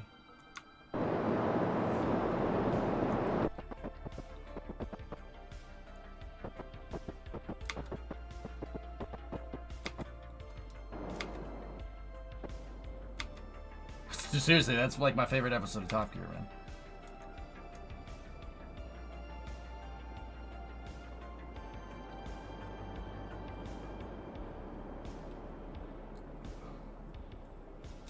Yeah, Aqualex, see what Rocket Guy replied to you. That's kind of out of my league, man.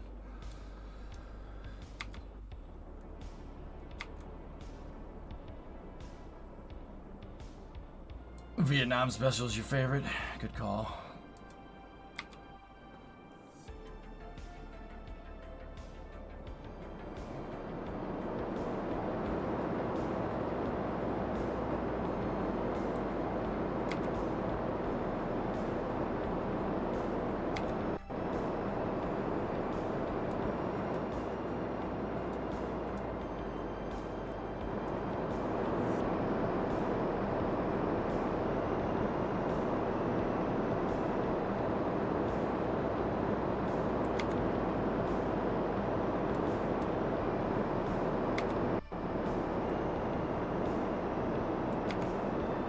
Yeah, I think we started slowing down too early, dudes.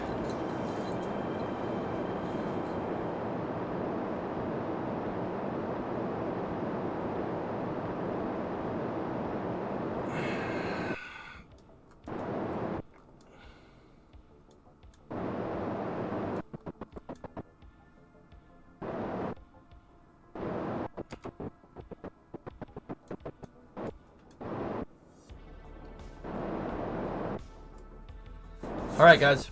You want to try to land it, or do you want to start working on this? I think we should start working on the ship.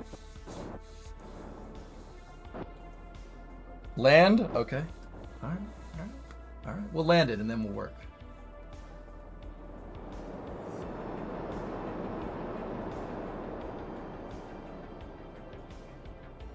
Follow your heart, my man.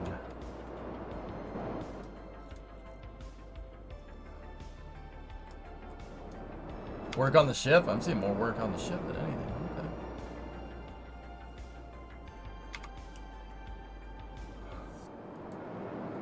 So, I just want to put this into perspective. If I stop burning, in the time it takes us to get to the moon, if I stop burning going 1900 meters a second,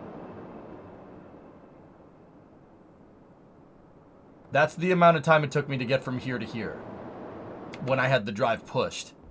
We got out to the moon in basically 20 minutes. I slowed down too early. I hit the brakes too early.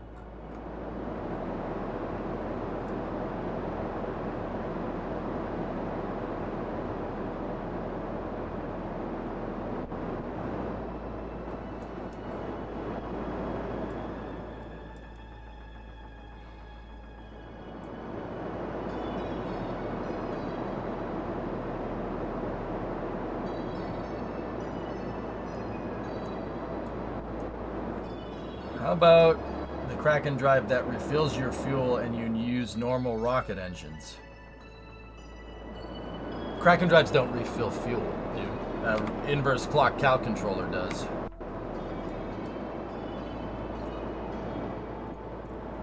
I could make a fuel generator. We could make a fuel generating engine, Chief. But at the, the mission architecture that I'm kind of going more for is have an ISRU on board your vessel and then have miners go down to the planet, mine some ore, bring it back up, refine it.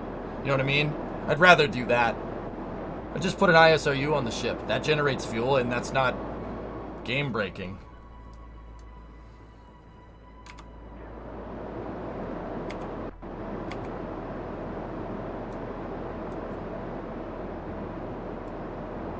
Sir, we're caught in the moon's gravitational pull. What do we do? Psst. We die.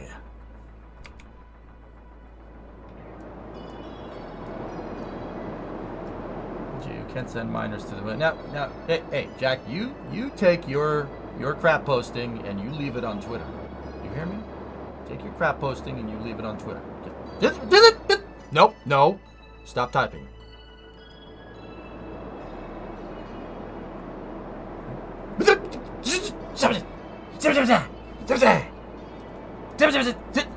No.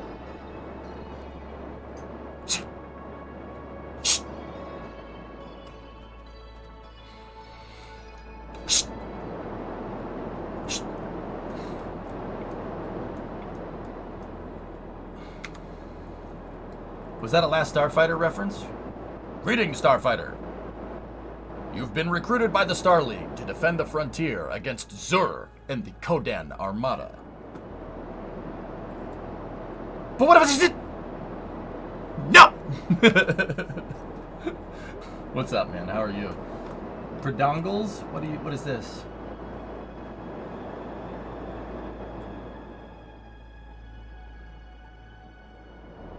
No, it never gets old. That's awesome, man. Dude, I'm kind of with him on that one. Dude, I can't get enough of this stuff, man. Is that 15 minutes met real time? What do you mean, Tabak? Up here? Yeah, 38 minutes. This thing launched from Kerbal 38 minutes ago. No time warp. No. Yeah, Donager's pretty fast. ANR has almost matched Merlin 1D thrust. Oh, very nice.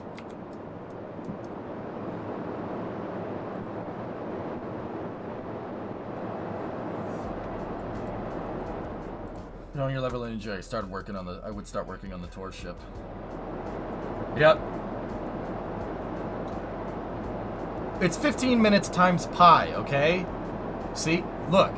Any aerospace project, doesn't matter if it's Elon, doesn't matter if it's Tory Bruno, doesn't matter who it is. If they say it's going to get done in a week, take 7 days, times that by pi. That's your amount of days it's going to take.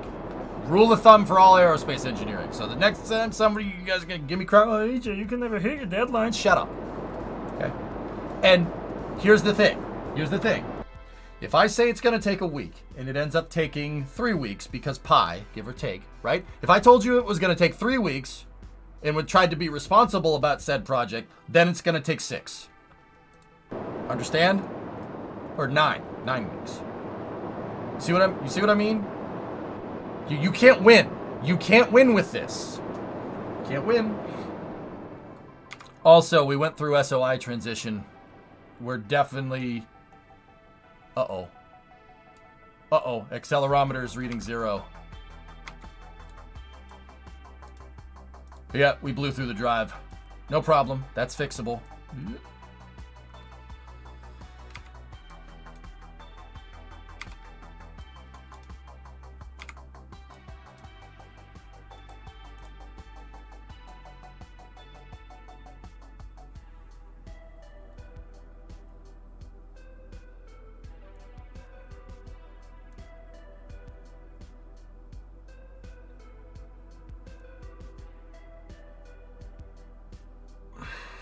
I'll check that in a second, Raid. There we go.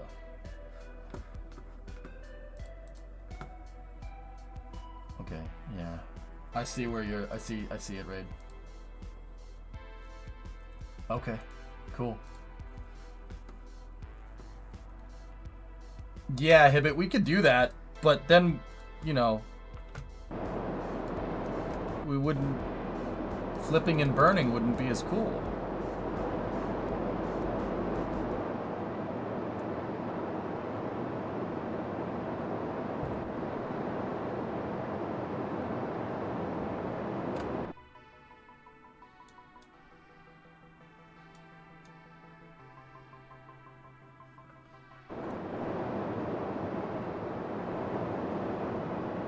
All right, Orion.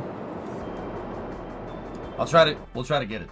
I want to land, and then we'll work on the ship.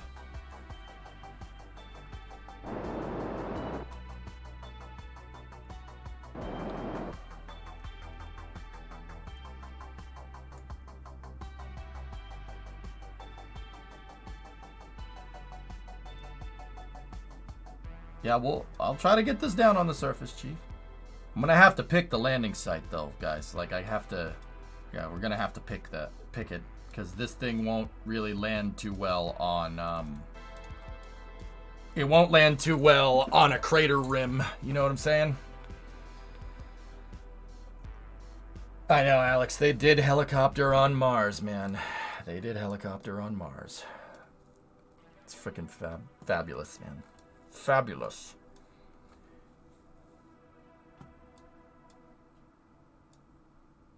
Yeah, homing pigeon, you want to go for that one? Yeah, see, I want to actually do something, a ship about this size, guys. I want a ship that you can move stuff around in.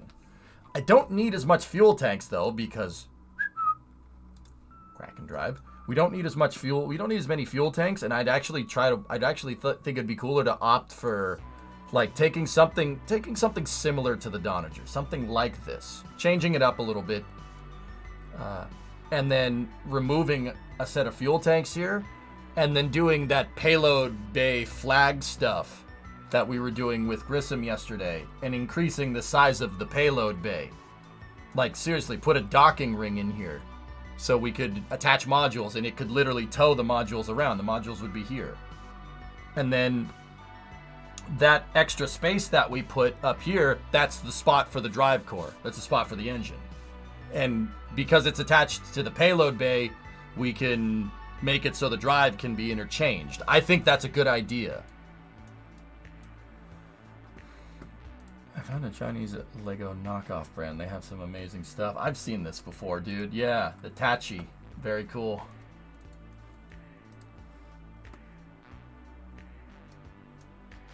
Yeah, that moon's coming up awfully quick.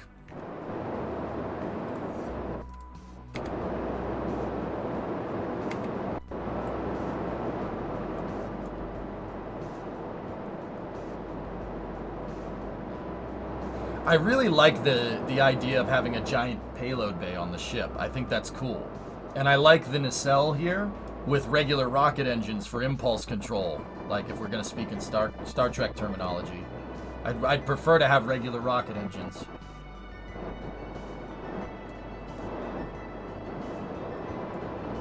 Guys, like, the crazy part about this is, I mean, with the way the Kraken drives are, we could build a ship around it, have the drive core, and then we could have open space up here. We could have a huge interior volume. We're talking like ratio of fuel to drive and engines and whatnot, interior volume, like that's somewhat in line with a car, less in line with a rocket.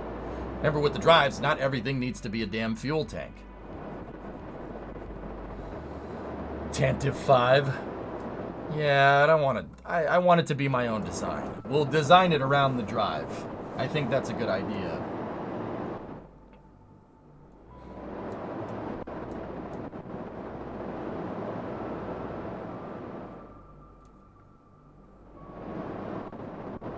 Okay, 3 minutes.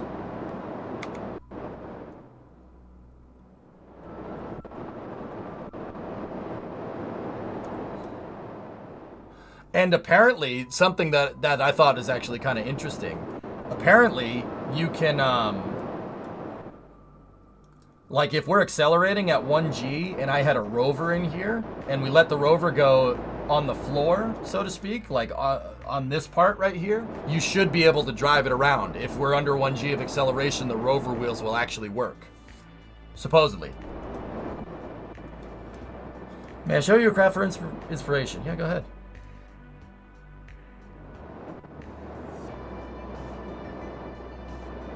Nah, I don't want to do that, homing pigeon. We'll start decelerating now. All right, 6,000 meters a second. Let's see how quickly we burn it off. That 2 Gs. I'm assuming you've seen this. Of course.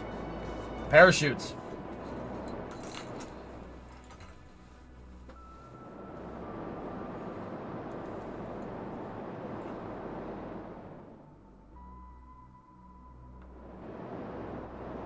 Oh, that moon is coming up awfully fast. Seriously. Okay, all right. You want to see how quickly we're moving at the moon? Don't focus on the moon. Don't focus on the ship. Look at the stardust over there. And then use your peripheral to see how quickly it's coming. That's coming up real fast, man. Seriously, focus your eye over here and then try to look out of the corner of your eye. You'll see how quick the moon is moving. It's moving very quickly. We're moving at it awfully fast.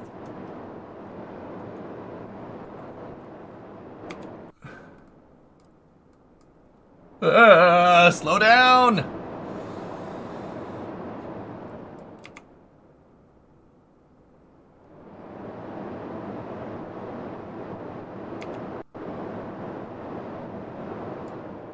That's no space station. Yeah, it actually is a moon. Alright, cool. Wait, what do you mean the rebels blew up the Death Star? Oh, come on!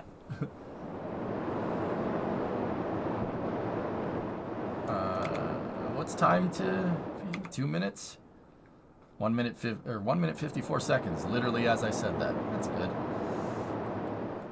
Credit goes to Interstellar Kev. Let me see, Chief. What is that?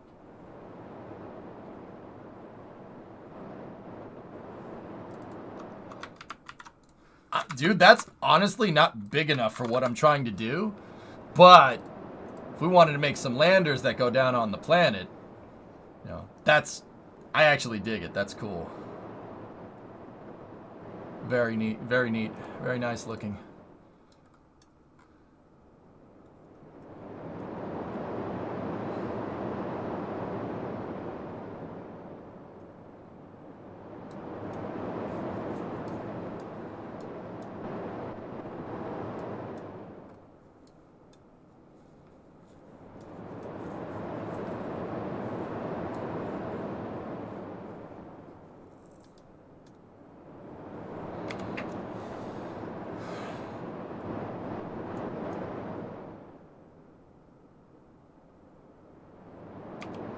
$4,000. Yeah, we'll make this in time. When did I start the burn? 2 minute, give or take? No, it couldn't have been 2 minutes. It's gonna be close. The wind is loud. Yep, that it is. Since my UPS beeped, now I'm super worried about the power going out.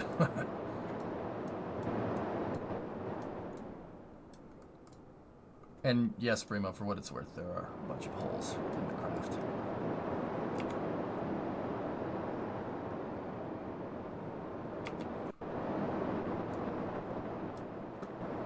No, that's RCS, Bandit.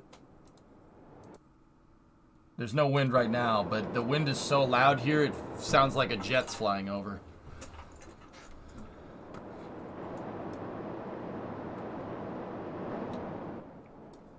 Yeah, McPherson, yeah, pretty much.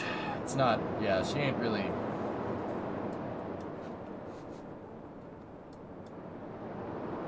How's the weather? It is 9 Fahrenheit right now.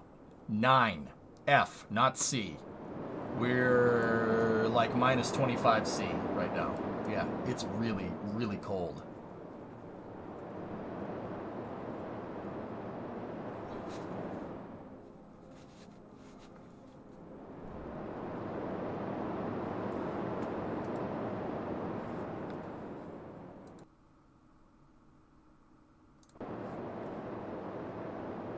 Yeah, Lament, I'm with you. Dude, I'm not that cold, but we're almost that cold. It is freezing out. Like, this is like, we're starting to get into Russia cold temperatures here. That's the RCS firing, guys. Yeah. Hi, Moon.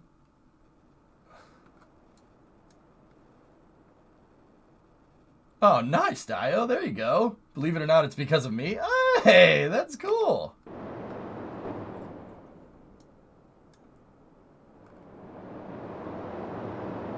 Well, we're losing mass via the verniers, Alex. I think this thing has a slight pitch up moment because of the bridge up at the top. That's not obvious. It's obviously asymmetric, you know.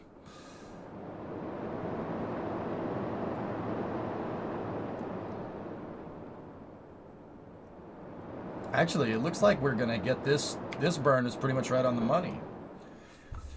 You could easily calculate burn height by dividing the total velocity change. Actually, Alex, now that I'm thinking about it, the mass that gets burned off by the vernier engines is not. It's probably negligible. It'll probably give you a good enough ballpark since delta V is acceleration times time.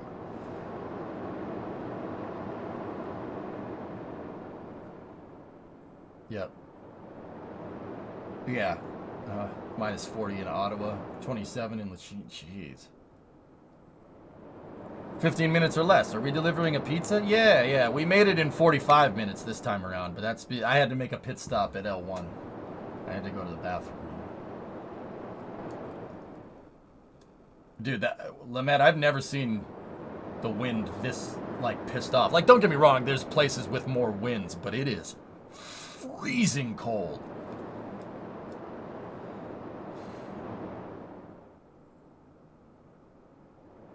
I'm on call for power outages and water main breaks down here in New Jersey tonight. It's basically the same weather. Yeah. Like,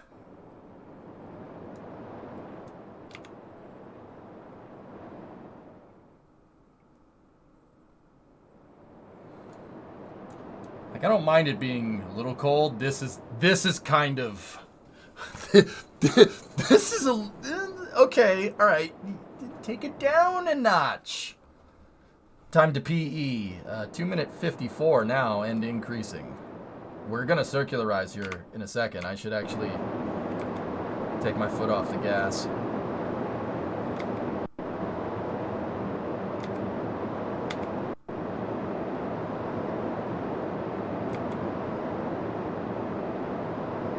No. Pandaman, in this analogy, yeah, we would want to turn it up, not down. Yeah, good call.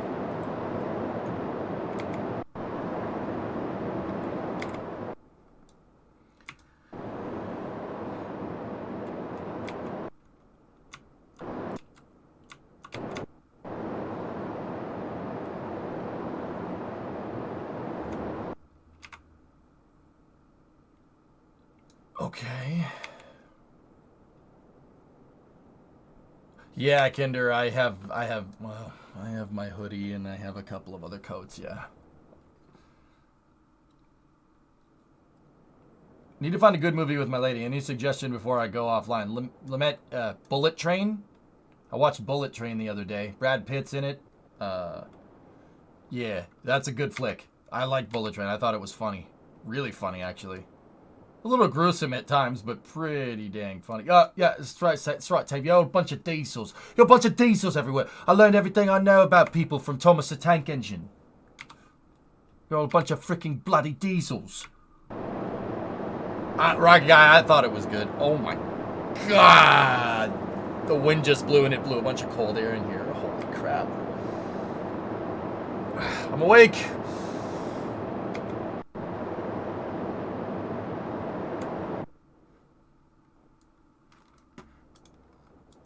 Yep. I'm putting my hoodie on. It's officially too cold. I don't even want to know what it is in that garage. But guys, I got a problem. I have to go to the bathroom now. I have a problem. I have to go to the bathroom. I think we probably shouldn't go into the back of the garage and Yeah, I don't think we should go to the garage. I'm probably gonna run down to the house real quick and get another jacket. It's last time I checked Sleepy out in the garage, it was about 40 Fahrenheit, which is like 5C. Yeah, Loopy, I think I'm just gonna use the restroom, dudes. If you don't mind. You have that oil catch pen in the garage. It's cut a hole in the wall. They got a word for that, Blue. It's not what. That's not gonna do anything. Yeah, Chief. One of the things that I'm gonna look into in the spring is bringing water and drainage out here. I want to take the cold storage. And there was a door right here. I'll take the cold storage. I'll put the door back in, right? Or I'll cut a hole in my framing, right? I'll put the door back in and we'll close off the entire back of the garage, and I'll put like a bathroom over there and an air compressor for pneumatic tools and stuff, and a little kitchen.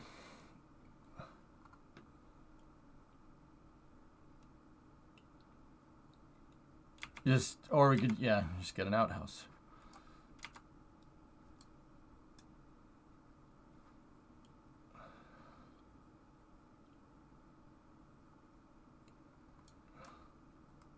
Yeah, door shack, exactly. I don't think I'd put a shower in, but I mean, if you're running a water line, you might as well. But also at the same time, like, our house doesn't have like a workroom sink. You know what I mean? Anybody that has a shop knows you have a bath. You know, you have bathrooms in your house, and one of the bathrooms is usually your bathroom, and the other one is for your lady, right? Like, you know what I'm talking about?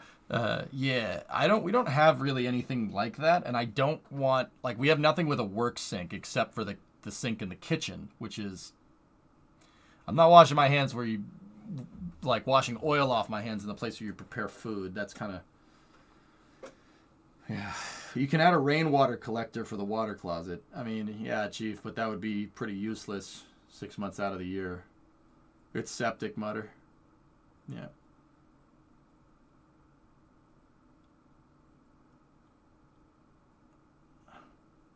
But anyway, yeah, make a latrine. All right. Guys, here, let me turn the... I'm just going to go use the restroom, and when I get back, we'll land this. And then after that, I'll start building... I kind of want to build, like, a better version of this. I'll be back in a moment. Yeah. Give me 1 second. Pretty useful for the other 6 months, though. Yeah. You're not wrong.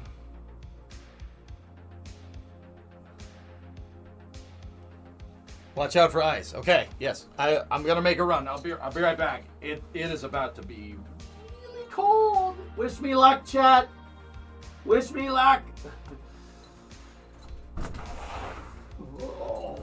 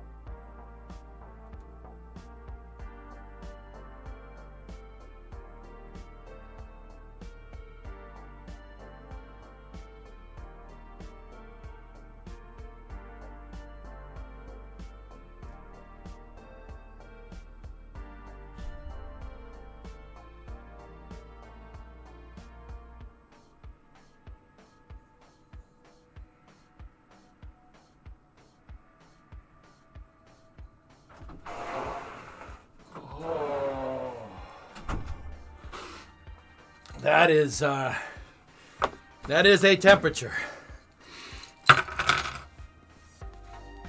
Oh. Woo! Negative. I am a meat popsicle. Guys, I'm gonna put more coffee on. It's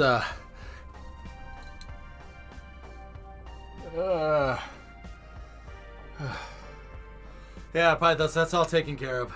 How is the traffic? It's terrible. My commute sucks. I'll be right back.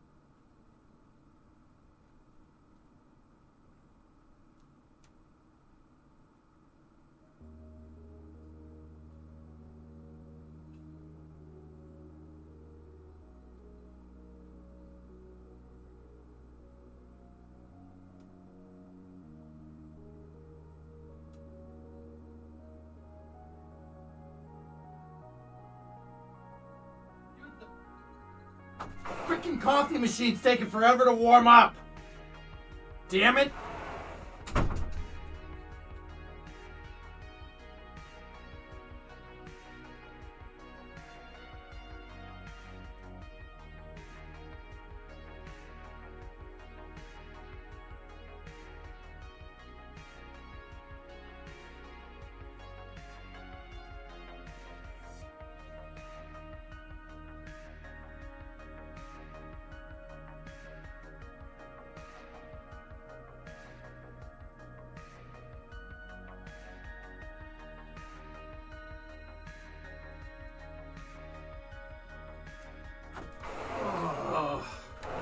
Okay.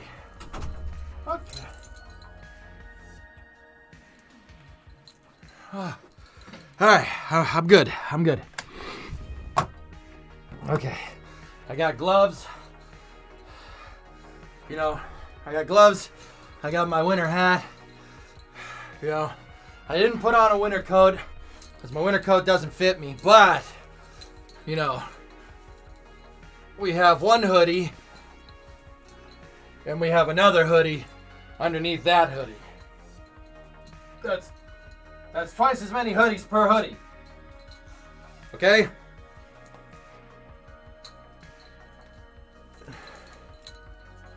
Office is a little bit cold, Galactic. It's not too bad. It's not too bad in here compared to outside.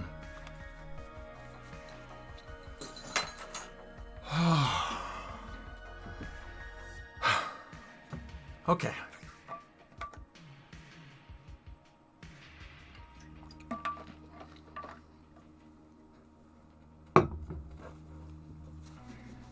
Trapped air is key, yeah. Written copy, yeah. Well, I put it out there in the kitchenette. Thinking that would be a good idea. Alright, guys, so. We going to the arch? We're going to the arch. Let's do it.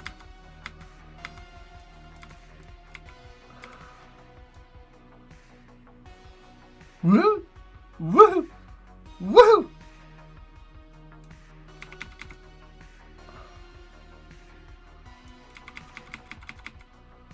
All right. I'm going to start the landing cycle.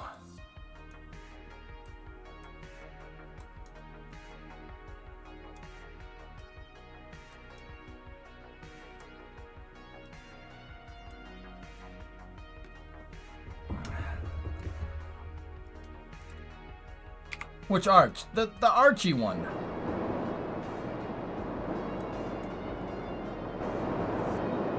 Yeah, Kem, moon missions with a little bit bigger.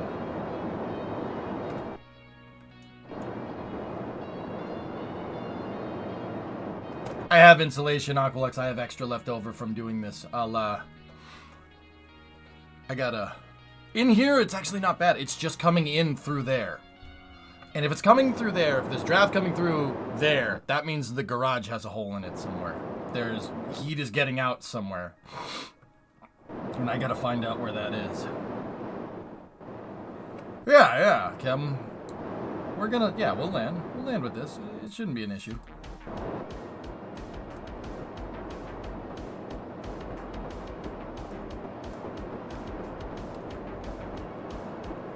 Hey, Pythos, you leave my garage leave my garage alone, all right? Don't talk bad about my garage, and you could hurt its feelings.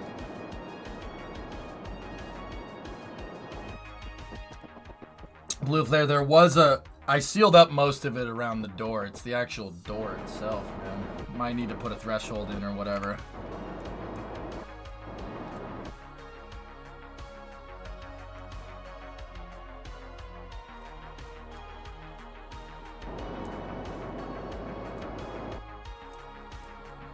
You're a holy place. Got them good, my dude. Alright, so we're landing up here. We want to land on the rim of the crater. Alright, let's do this. Trajectory locked in. Course laid in. Good day, Commander.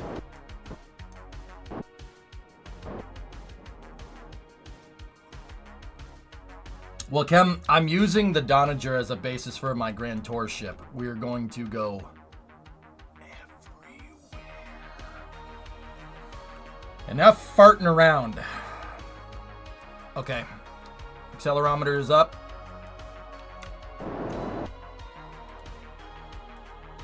Bring in the drive.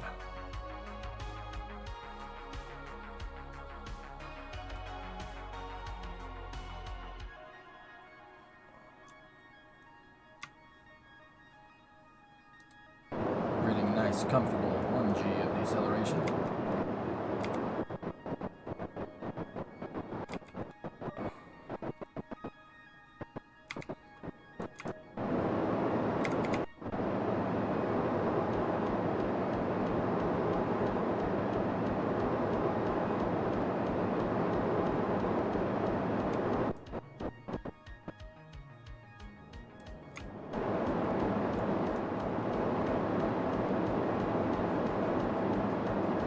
Fresh air in space.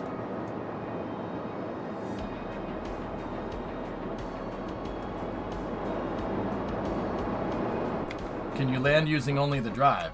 Yeah. Harrier, yeah. As president of Planet Space Ball, I can assure you and your viewers, there's no problem with the air shield. Yeah, I know, it's the funniest thing. People, I keep hearing that too. All right, bye. Chad, I never told you to call. I never told you never to call me on this wall. This is an unregistered wall.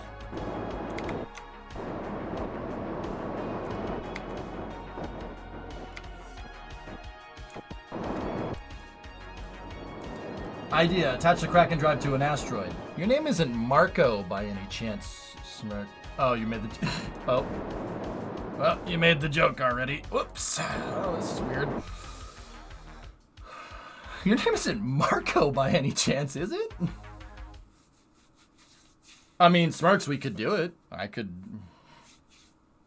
easily wrangle asteroids and tow them around. This is a scary footage. Did you see the footage?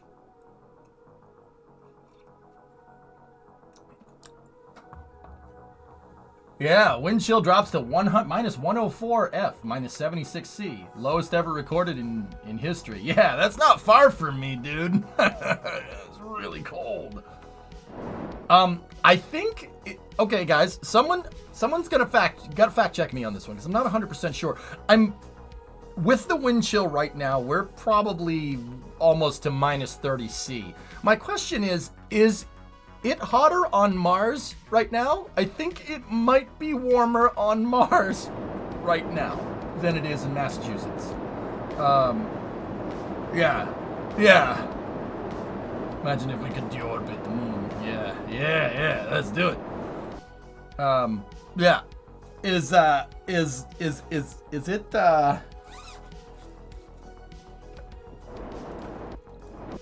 where on Mars? Let's just say whatever hemisphere is in the summertime right now. Well, actually, it would be the southern hemisphere. Mars goes from minus 5 to minus 125 C. So, I think, RJ, it is presumable that there are spots on Mars right now where it is warmer than it is in Massachusetts on Earth. Good to know. Good to know, I think.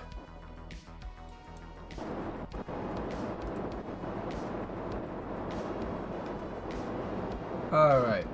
Latest weather at Gale Crater. High of 7 Fahrenheit. Low, minus 105. Oh, joy! Oh, joy! It's the same temperature outside here than it is at the Gale Crater. That's great. Oh, boy. Oh, boy. Lovely. Okay. All right. Yeah, thanks, NASA. Very cool.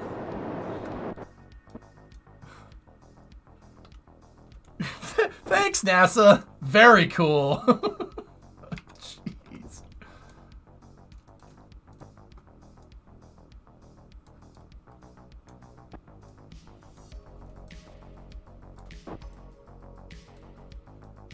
Pythos, I knew it.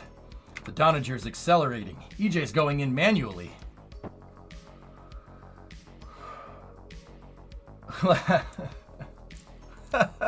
Oh boy. Did you see Forg's post? Who's Forg? No, I'm just kidding. Yeah. Would you live here or on Mars? EJ footage.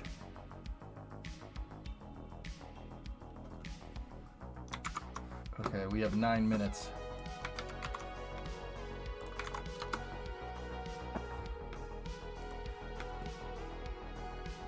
What the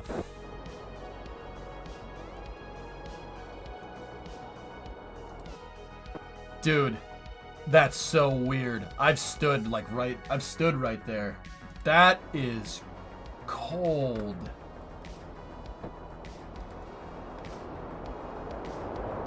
Wait. I thought that was my RCS firing.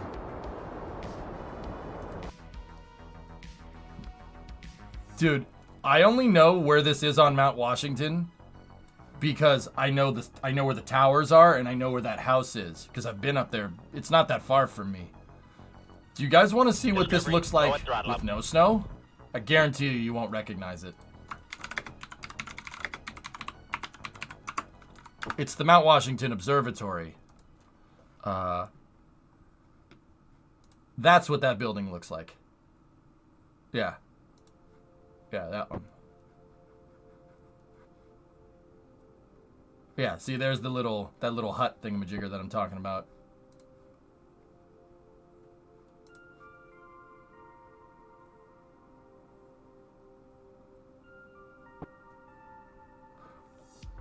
Athrate, hey, 5-month resub. Yeah, long time, dude. Yeah, it took me a second. I'm like, Athrate, yeah, all right. Yeah, that's the observation. Also, there's a train that drives up there, which is really cool. That's the observation. See the tower? So that picture was taken over here looking this way. And also, that's the same building.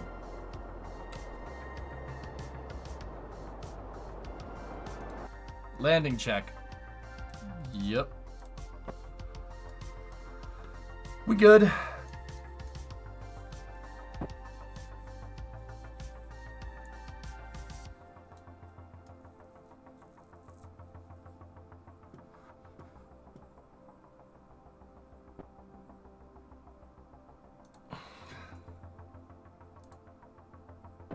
What is that serious? You were working on an underground garage to take photos in, and it's only been 2 hours.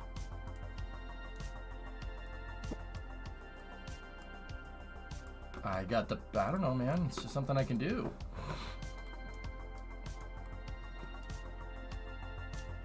I mean, Forza Horizon, serious, are you playing on PC or is it on console? If it's on console,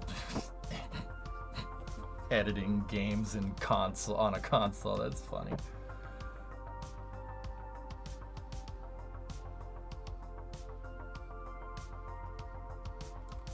I blame TikTok. Yeah.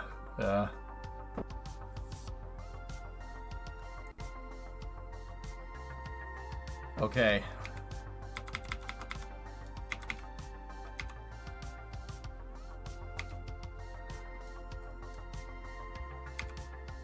We're going down there.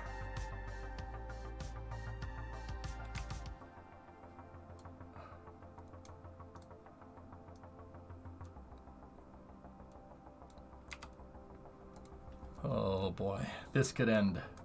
Did I see the new KSP sneak peek video? Yeah, the parachutes. How about the live stream? Is that what you're linking? Oh no. Frick that. Check this out. There was a Kerbal live stream today. POV, you're chilling at KSC, atmospheric music. That's pretty dope.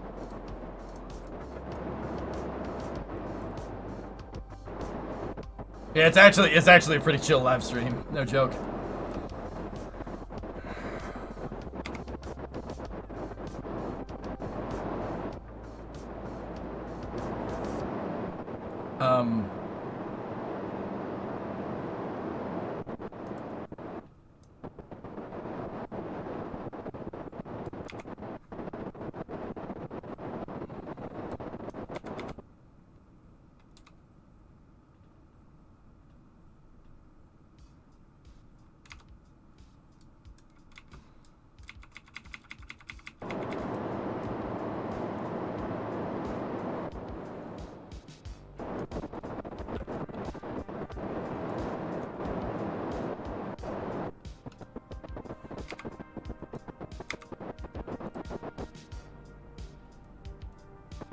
Oh, where is it?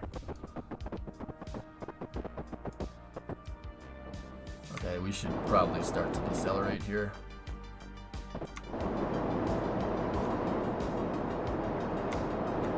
Well, that maneuver node's wrong. Alright, cool. I'll bring this in manually, I guess.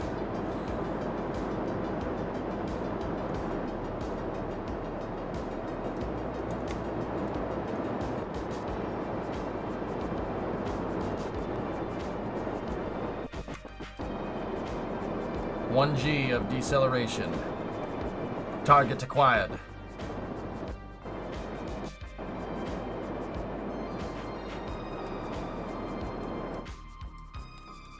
I need this. Here we go.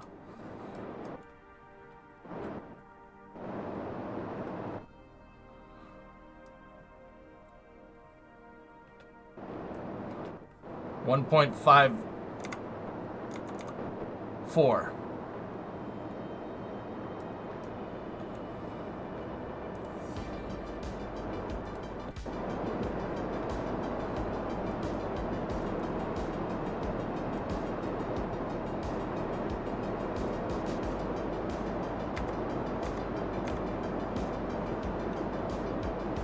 trajectory is locked. We are at 1G of deceleration.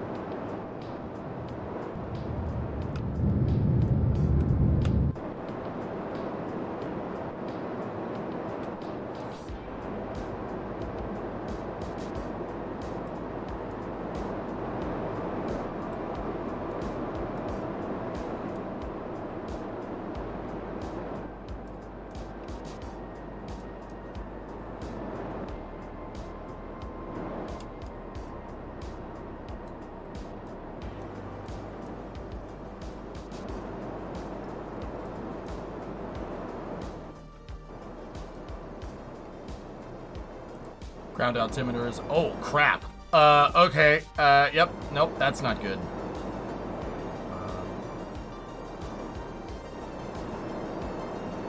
It half the damn distance, man.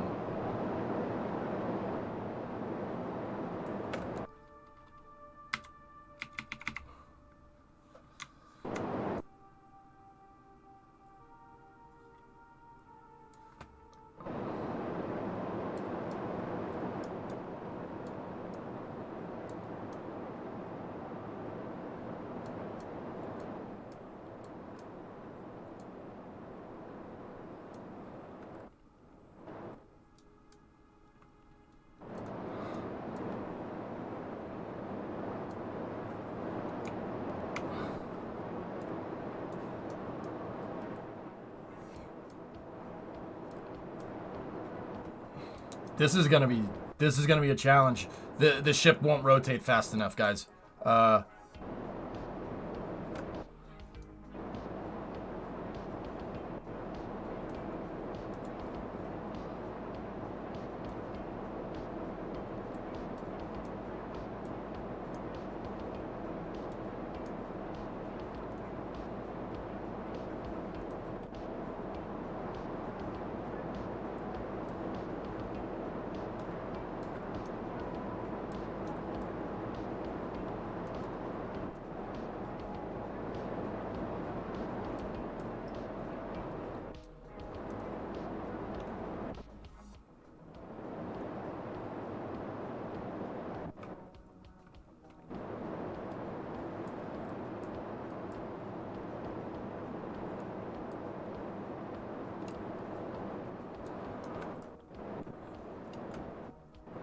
Yeah, Tessa, I think I can get it.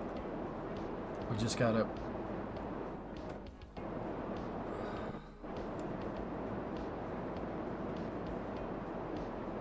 negate our sideways velocity here.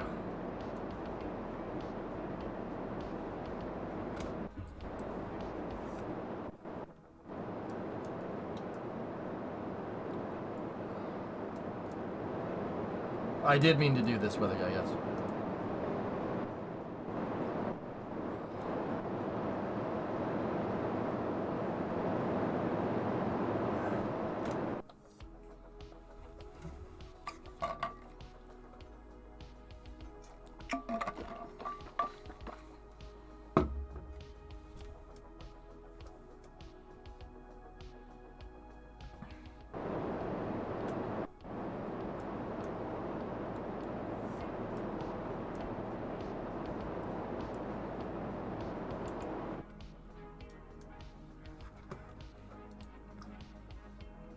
Oh, nice, Dink.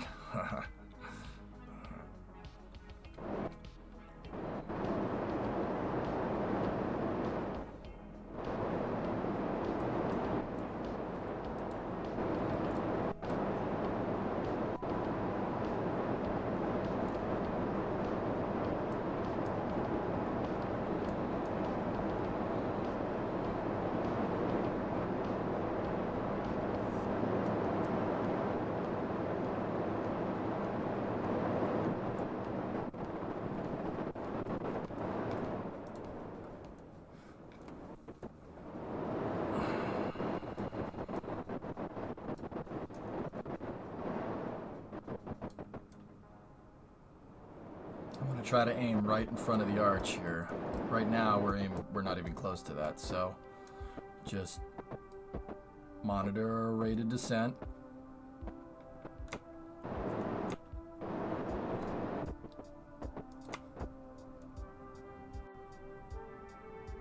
Okay, 3,200. Down at 25.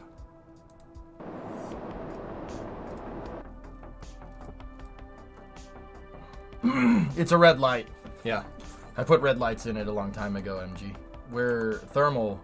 We're good.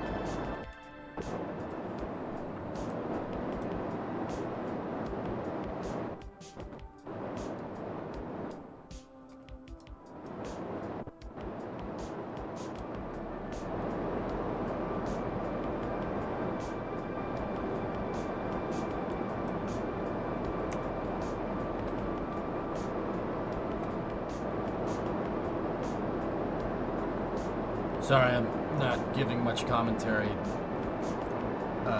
have to really make sure we don't screw this up. This is a big ship. It's 1,000 tons. And I'm modulating the drive. Drive throttle is up there on the left where it says 30.9.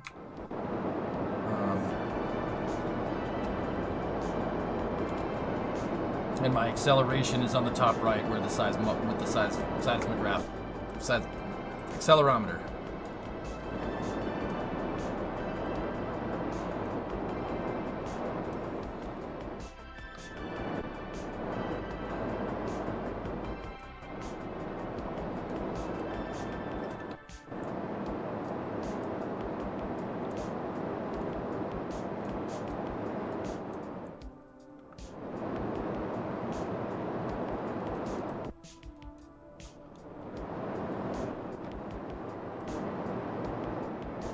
$2,000.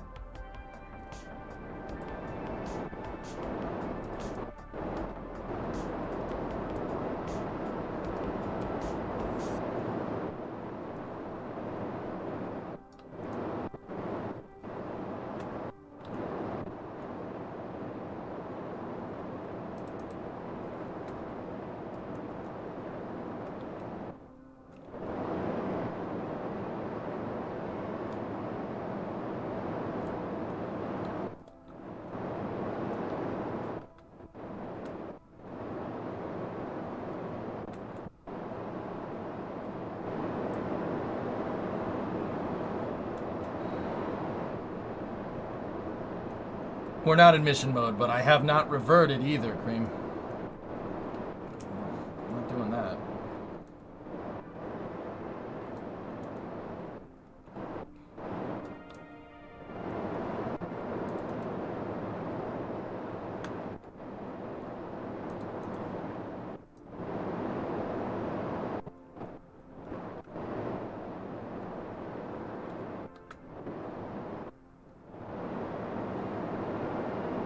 That sideways velocity is a killer.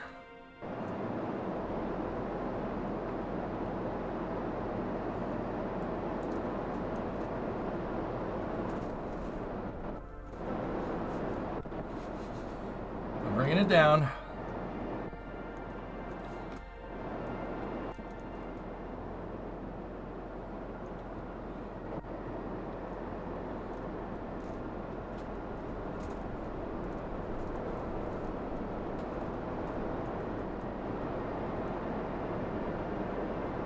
Under 1,000.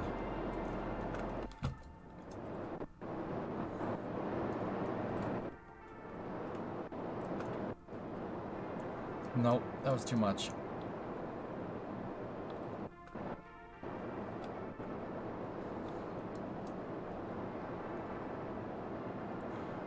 You know, I'm just gonna go out and say it. It's really hard to control a 1,000-ton ship like this. It's a little difficult, but also at the same time, I don't know what we were expecting, dudes. Like, obviously, yeah, that's no way. I know, right? Like, it's funny how that works.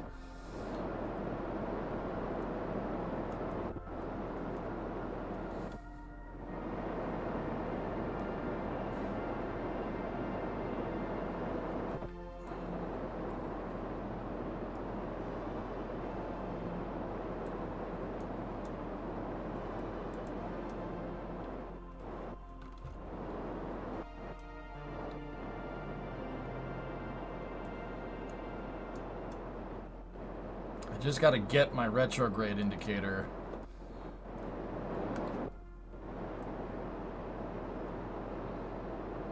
On the other side of velocity, there we go.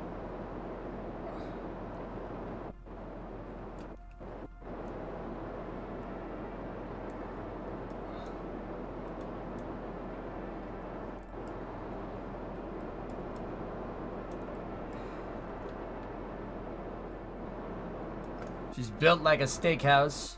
She handles like a bistro. 500.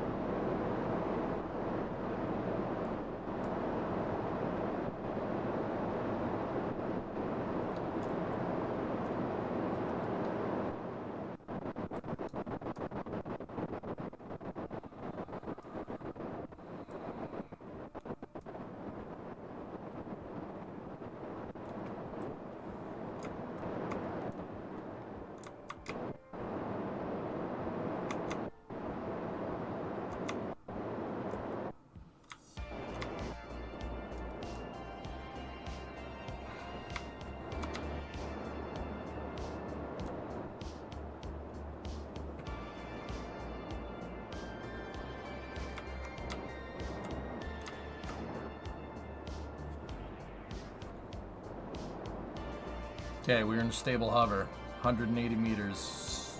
We're going down at less than a meter a second.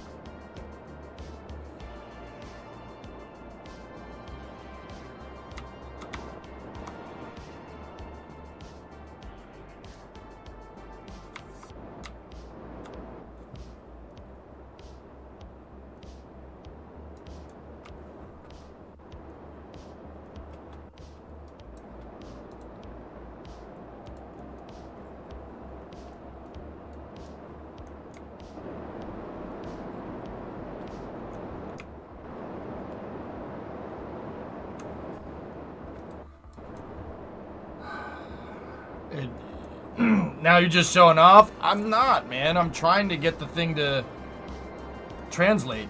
It really doesn't want to. It really doesn't want to. I mean, I got it to go 1 meter a second towards the arch. But this thing, yeah, she does not want to. She does not want to translate. It does not want to. I mean, we could just sit here and kind of wait it out.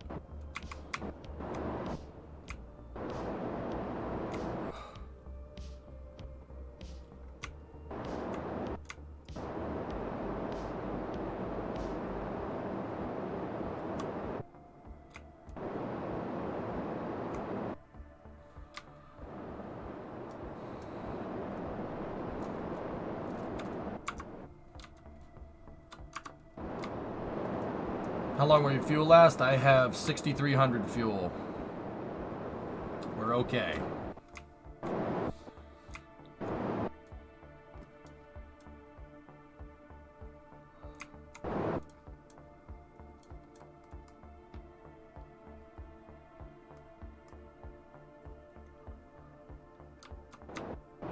Exactly. Okay. Put down here. I'm trying to get to that rock patch right there, Tessa. It's nice and flat. That's not. That's absolutely not. If we tumble down there. I don't want to do that. This would have disadvantages. So in order to get to the moon arch, we need to add more spokes.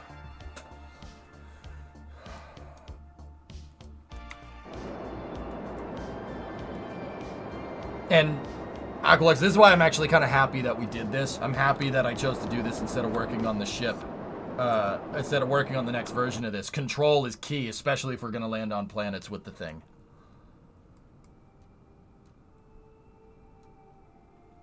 Land on top of the arch? I'm dangerous, Dwarf, but I ain't that dangerous. You know what I mean?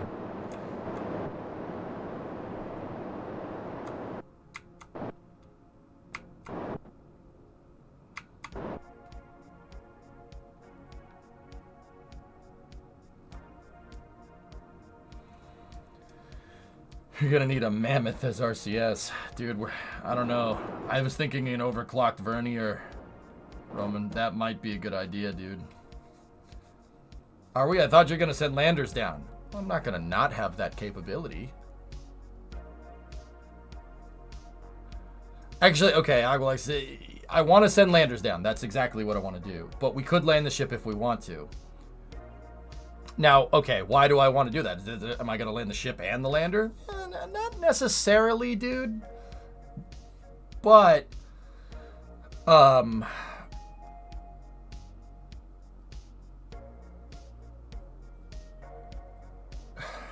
what if I misjudge a burn and we start going into a planet's atmosphere? Like, what if we get caught in Eve's gravity by accident? I need to be able to control this thing in an atmosphere or close to the surface. I need to have better control than what I do. Like, I'm just...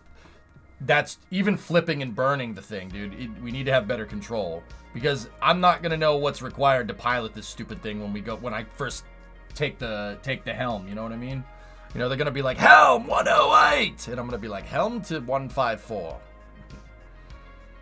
Well, don't do that. But Aqualex, you're not thinking fourth dimensionally. Yeah, obviously, don't do that. But you got to take into account that something in chat I could be talking to somebody, I could be explaining something, Elon will post something on Twitter, or Kerbal 2 will post something on Twitter. You know what I mean? Like, you got to take that all into account. Like, that's what I mean about idiot-proofing systems.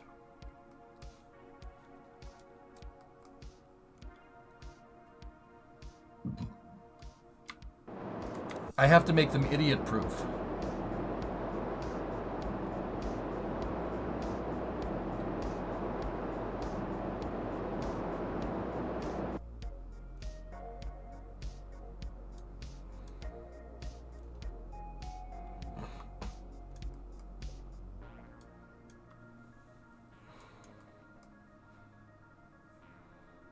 It will, Viscous. We could EVA Val. She could jump out and go hang on the arch, and the ship will just keep... Yep, it'll stay there. I would not leave physics range. I would not do that, because the second you get back into physics range, the drive is going to break and it'll fall.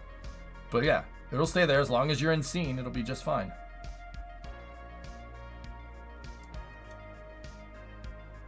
If you leave physics range while it's hovering like this...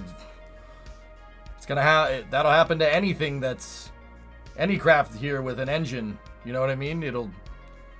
If we were hovering a rocket and we switched vehicles and left phys range, and that provided we could get the thing to hover right there, right? Like, we'd come back in the scene, the rocket engine would shut off, and it would fall.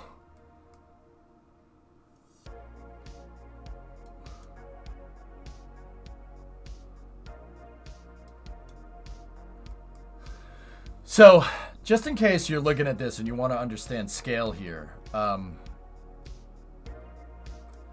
that's a door for a Kerbal right there. This ship is 960 tons right now. We were carrying about 400 tons of fuel. And now this is arching your shoulders. Yeah, 180, 200 mg. Yeah. Mm-hmm.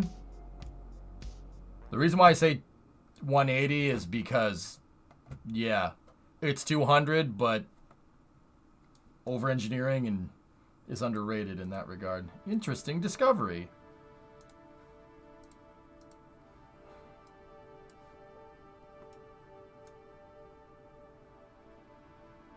So I'm just doing a nice slow translation at 2.5 meters a second. If you bear with me, I'll have you down on the surface momentarily.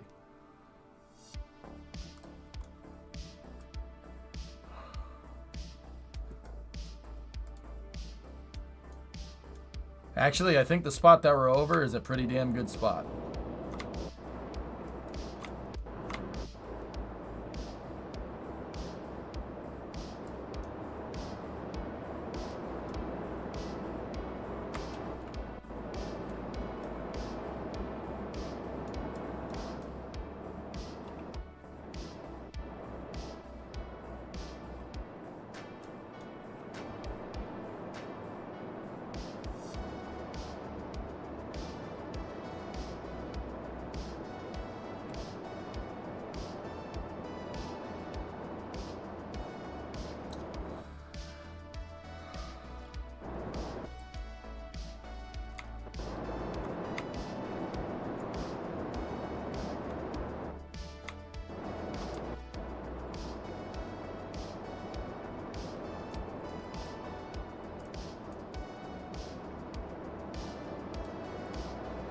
Okay, coming down.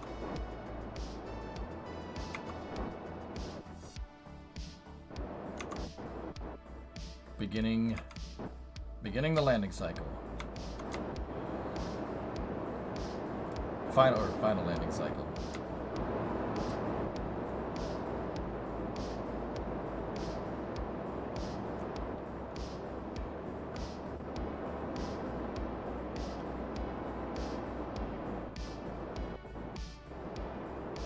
Descent is 1.5 meters a second.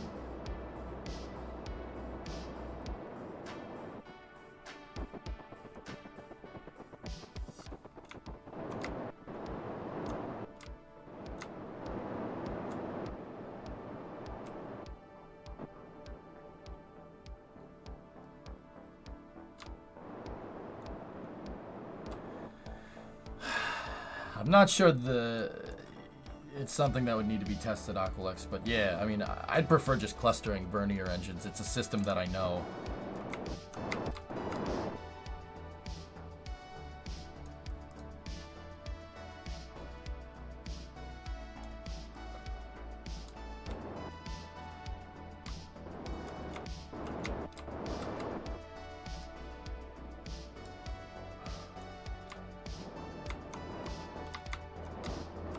Yeah, no, I mean, it's possible you could do that. I mean,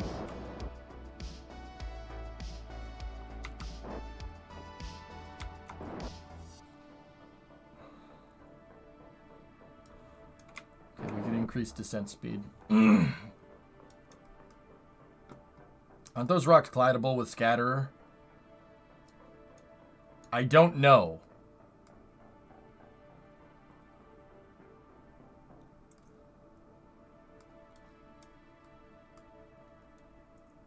Only if you enable it. Okay. Correction. I don't know if it's enabled. Correction.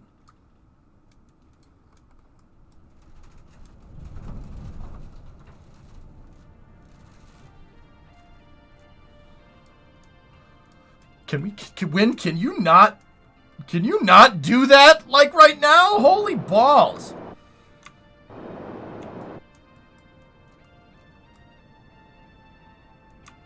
You have it disabled?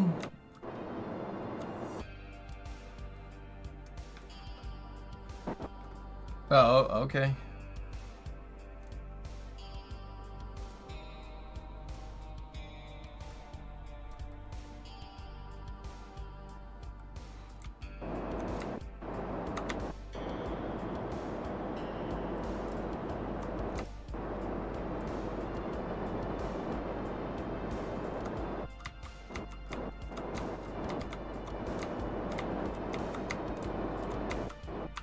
Discovery, go and throttle up.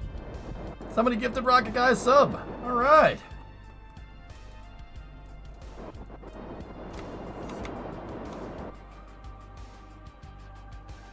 I just want to grab that thing and slam it into the ground already. All right, fine. I'll let it down.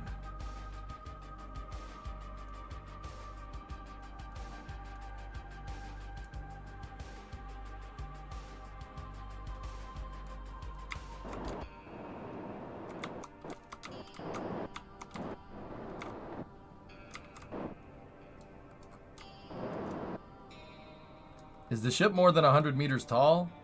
No, I don't think it's 100 meters.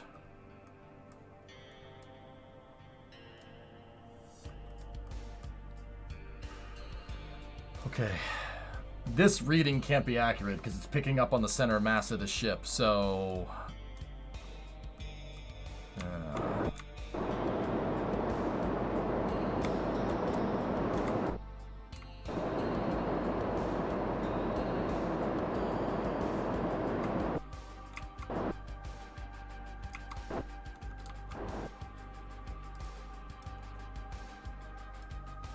I'm thinking you'll need to find a better landing area.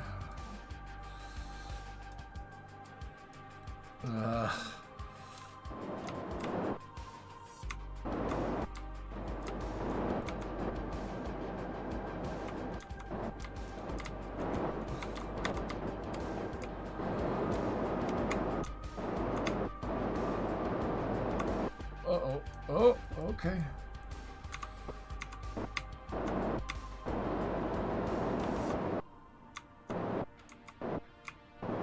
Stop it!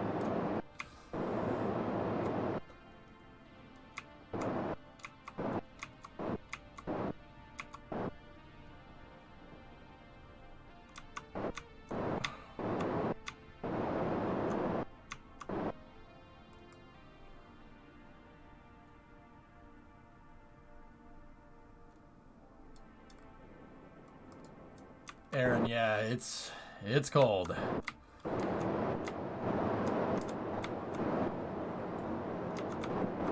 I mean, we should be able to just hover it here.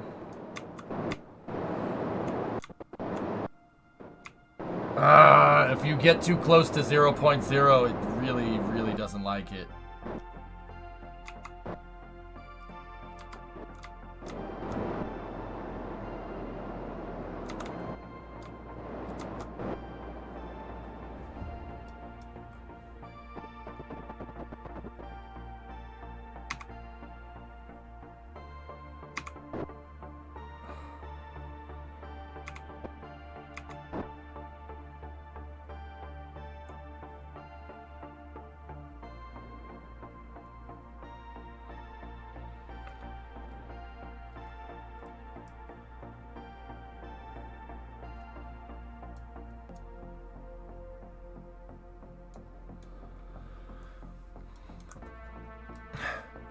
Okay, all right, get that out of here for a second, and we will just take this picture. It's almost as tall as the damn arch.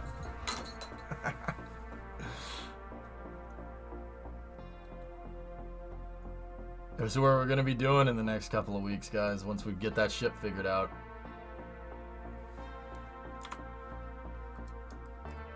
Yeah, we can't come to a dead stop.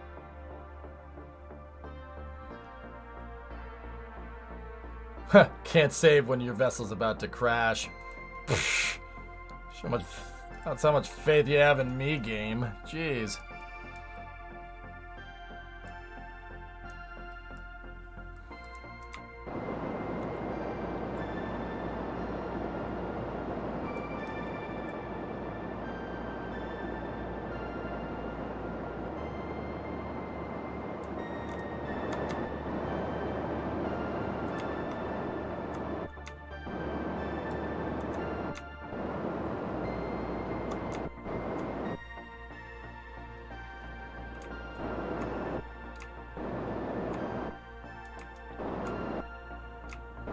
Landers, Celestial. Yeah, I want to build a mothership and have a bunch of landers on it, like Battlestar Galactica style or something.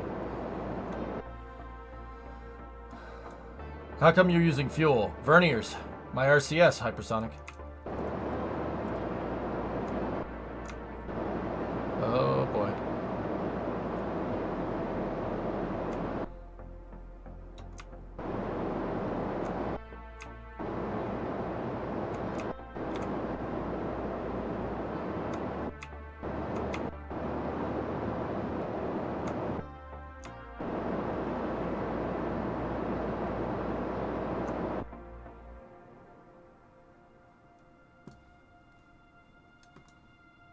Oh, my solar panels are in a dead zone.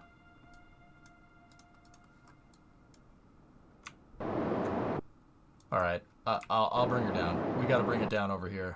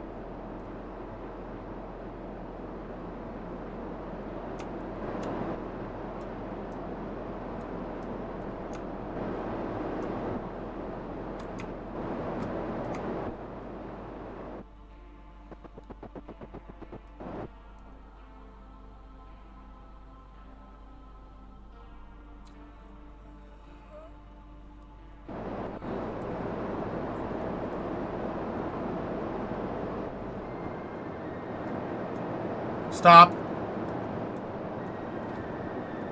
Stop.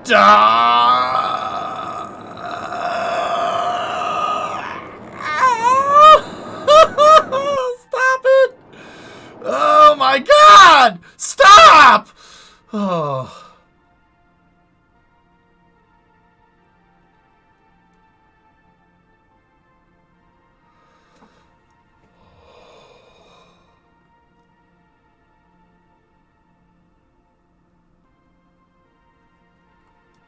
I thought we were tipping. I was about to send the drive and about to get this thing right out of here.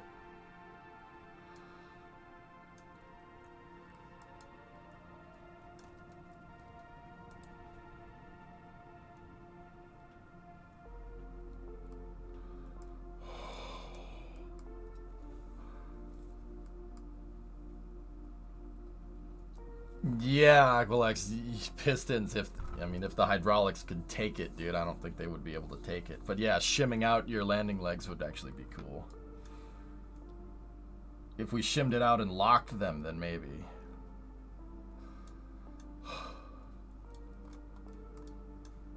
Okay, where's Val? Val is in here, so transfer. Alright, just... There we go.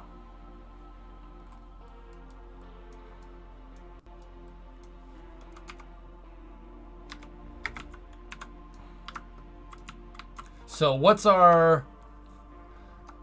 Let's go up to the top of the ship. KSP mods, Almix. We'll step on the glass at the... up on the bridge here. What's our altitude off the ground? We're 77 meters tall. The ship's 77 meters.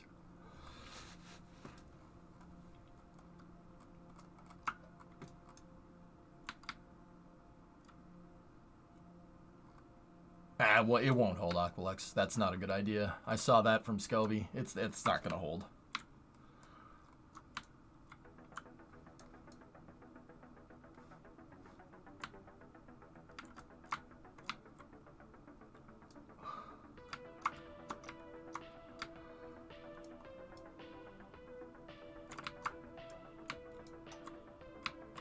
Yoink. That.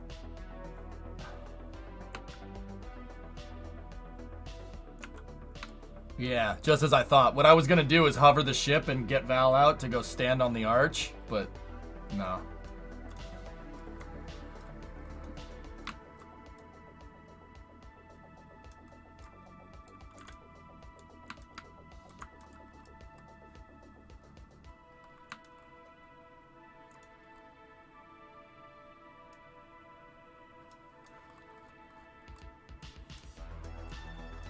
Well, that is a view.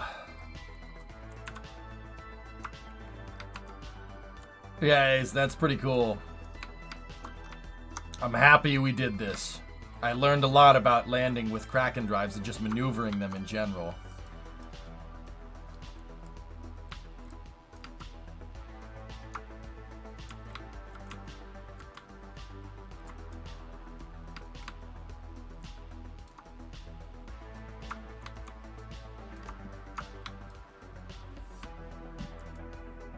Make Kraken drive RCS blocks. We could. Well, Loopy, I wanted to go build a ship for it.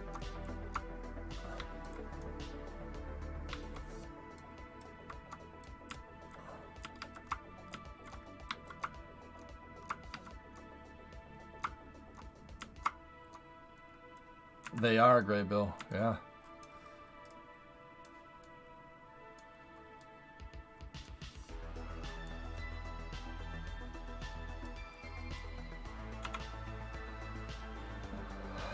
"11 kilometers a second, Shrub." I made it to the moon's SOI in 30 minutes.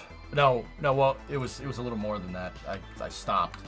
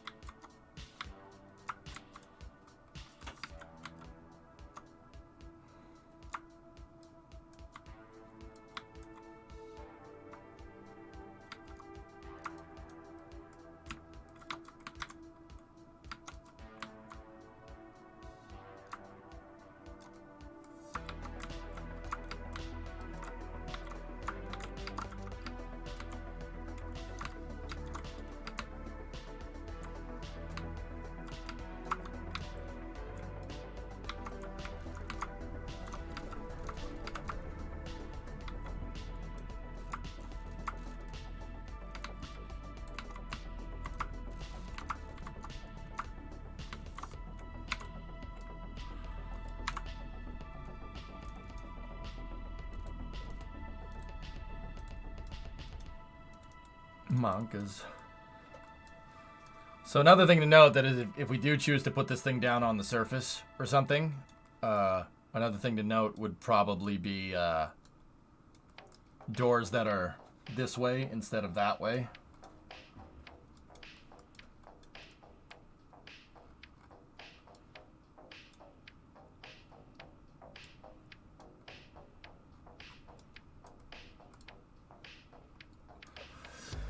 I mean, Dingleberg, I would rather like, you know what would be cool? Scout landers. We send out a lander to go look for a good spot, like a spot with fuel or something. And then we bring this down here and we set up fueling equipment or something. Or just have the drills off the side and just refine the fuel right on board.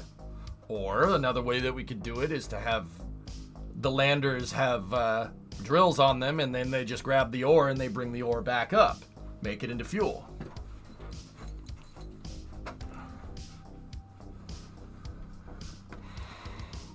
Or we could just carry an MMB in the back.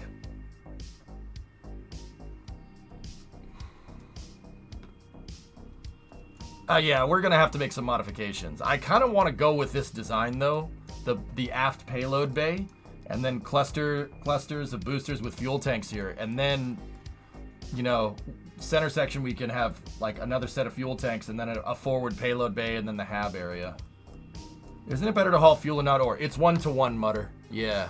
It's 1-to-1, so it doesn't make a difference. You can choose whatever catches your fancy.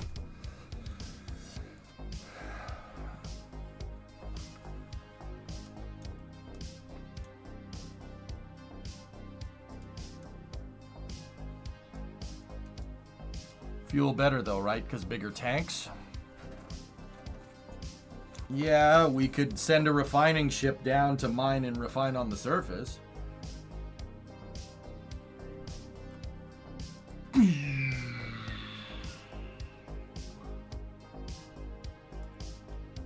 Why are we losing so much electrical charge?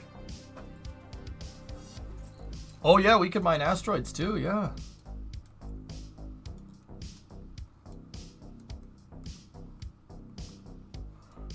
the new arch, same as the old arch.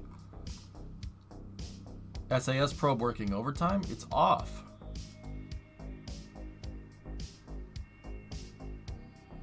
In fact, consumption goes down if I turn the SAS on. Oh, the radiators, yeah.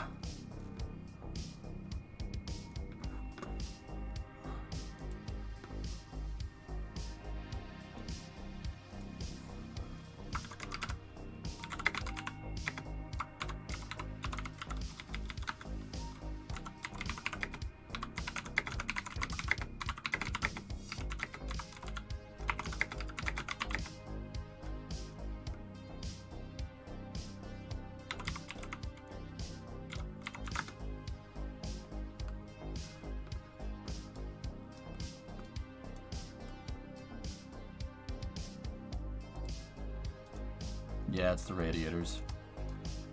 I'd say fuel cells, because if we're operating out by ELU, we can't really rely totally on solar panels.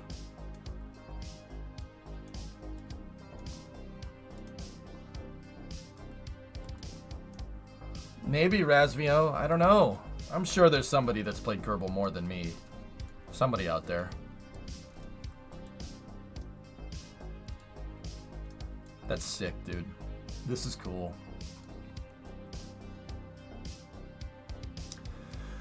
Eukerman, I think RTGs are too easy, especially considering the drive core that we're using.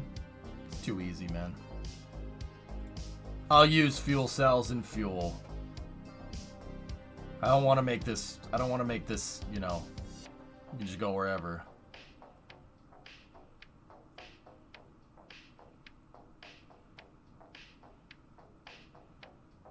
Electrical charge cost, ampersand.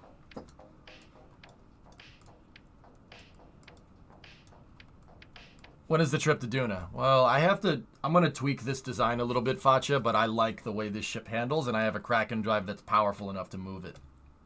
Easily move it.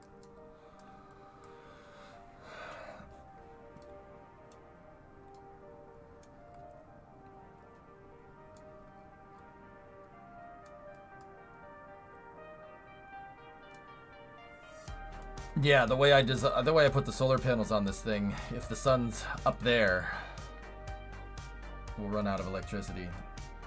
Yeah, Brian, that's cool. Ford joining F1 is really neat. Did I attach engine plate? Oh, jeez. Okay. Okay.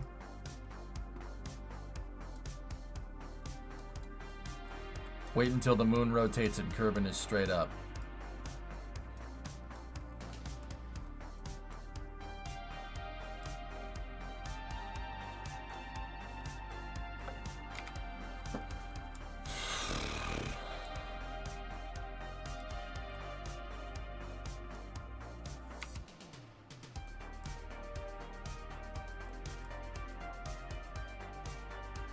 They're not good structural pieces. No, they really aren't. They have some weird script in them that locks auto struts 95, and yeah, you can get them to work. They're working fine here, but yeah, they're really weird how they were kind of made.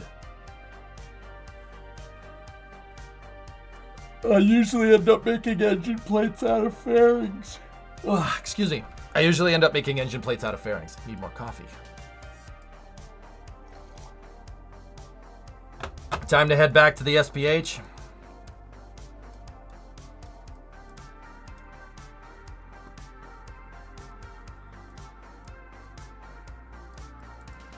Okay.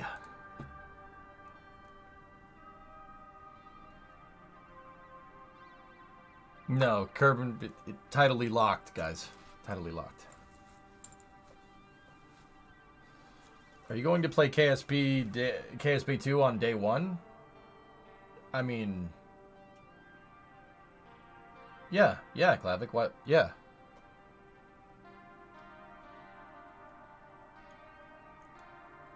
The sunrise is, of course, because it's still orbiting around Earth, but yeah. All right. Oh, this thing is actually really cool looking. I like it. But there is some stuff that we got to change. Just thought you might have projects to complete. No, Klavic, that's why we're doing this. That's why I'm going to build this way. I'm not asking questions, dad joke.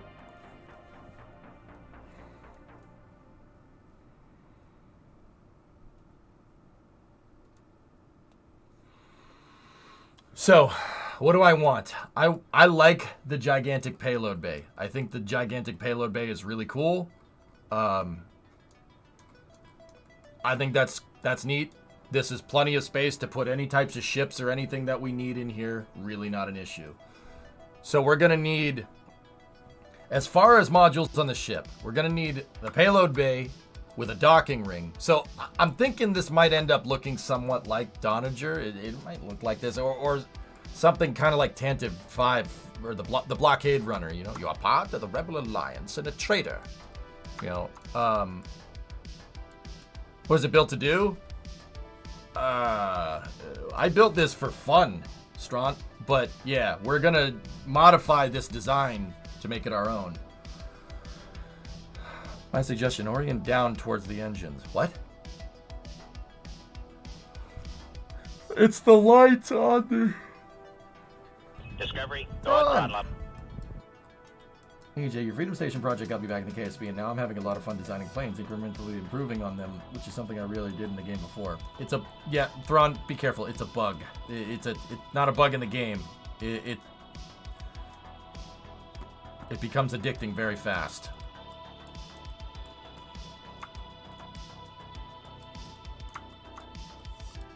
No, Chief. We learned our lesson. We'll build the new one out without all this stuff. The decks of the ship. Oh, like in the books. Yeah. I mean, we could, Aqualux. That might get a little part count nutty, but we could. Did you build this thing in symmetry or place each part individual? Shank, this is built in 4x symmetry. Yeah, see? I built it in 4x sim. Each one of the nacelles is basically a gigantic structural carrier. That's why the thing can land.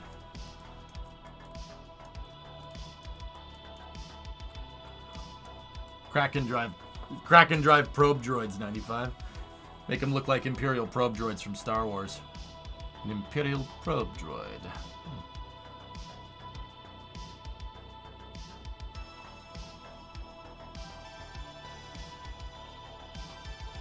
It's a good bet the Empire knows we're here.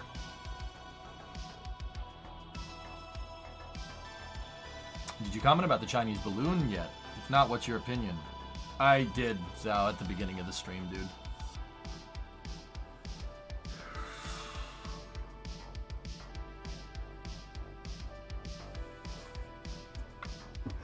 All right, so we need a spot for fuel refining and ore storage. Obviously, we need our main fuel tanks. What's with the Weezer memes? What's with the Weezer memes, Jack? They're not funny. They're not funny. Sorry. Yeah, Dark Guy, as far as I can tell, you're gonna build the hot rod. Sorry? What's with the Weezer memes? They're not funny. They're not funny. How can he be improved hierarchically? It's an old craft file, Chief. I don't trust it. But then again, it did just stay together pretty well. But I did notice that one of the SRBs, when we separated, ripped the wing off. So clearly there's some... I don't want any anomalies. We have to secure the area? Do you have a lander design? You could build a cargo bay to fit those. Yeah. What's the 4 cargo bays in the front? It's just a forward payload bay. Chief, look. Look, check this out, dude. Take a look. Look. Look. If I try to... Did you see that? You see how something's wrong with this craft file. Like, watch. If I try to open this, it gets super freaking laggy. Yeah, see, this is what I mean. Old craft files do this. And the front RCS is attached to the freaking wing. It is attached to the freaking wing.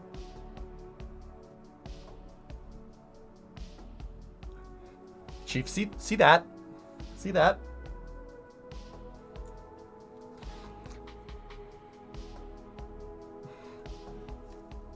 No. No. Unacceptable. Unacceptable.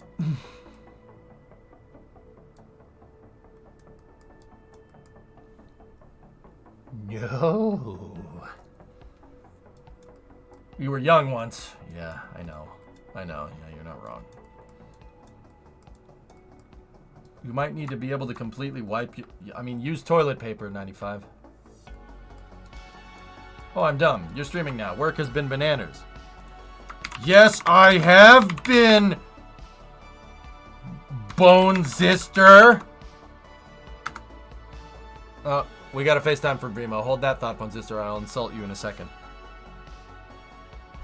You're on stream. Can you take me off stream for a second? Uh-oh. Everything okay? Everything's fine, I just don't want to talk to stream. Yeah, you hear that, chat? She doesn't want to talk to you. I'll be right back. 1 second.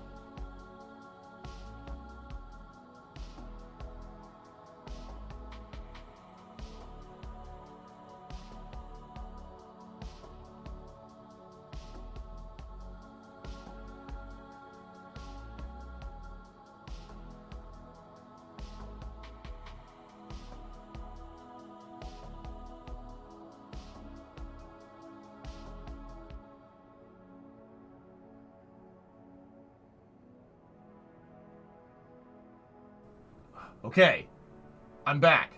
I'm back, Bone Sister. More like Bone Sister, am I right? Anyway, Bone Sister, what did you link me? You linked me... Damn, dude, the back of that thing looks freaking crazy. Hello to Brimo. Brimo, Ewok says hi.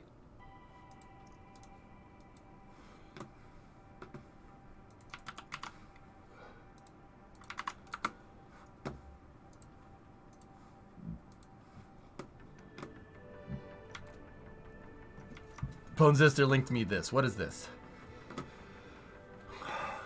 36% cab, 64% bed from 61 to 70. That's a dent side. That's my truck. That's OBS. And then there's the Arrow. And then there's that crock of crap that they made from 04 to 2015.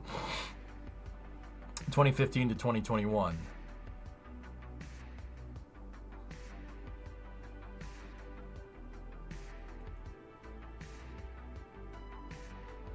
I mean,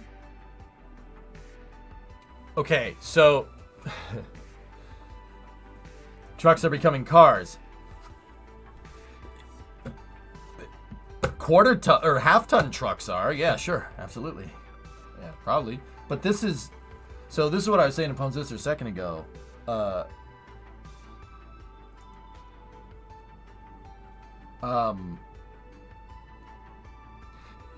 Super Duties have a bed that's the same dimensions as my truck, as my 250. I have a 97 F250, and dude, that thing is you guys know it. It's a tank.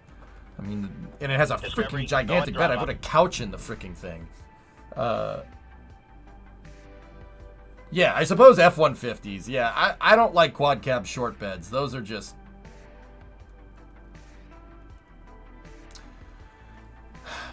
Those are just... Yeah, but they still make... Yeah, exactly, Jason. They still make a single cab long bed F-150. It's just called a Ford work truck. Here, I'll show you. It's literally called a work truck.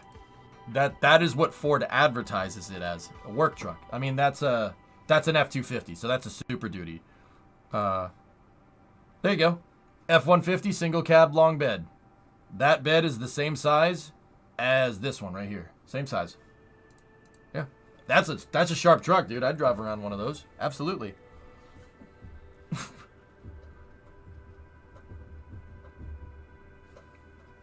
Long beds do work, son. Yeah, see? That's how Ford markets the thing. It's called an F-150 work truck. It has no bells and whistles. And because it's a fleet vehicle, you don't like it has like crank windows in it and stuff. You can still get bare bones trucks. Heck, you could buy trucks from Ford with no bed on them if you really want to. If you want to put a dump truck on it or a utility bed or whatever, you can buy them from Ford just like that. I'm sure they're gonna get really angry at you if you want to buy a truck that they sell for the same price for less work. You know what I mean? Like, oh yeah, no, you're really mad, right?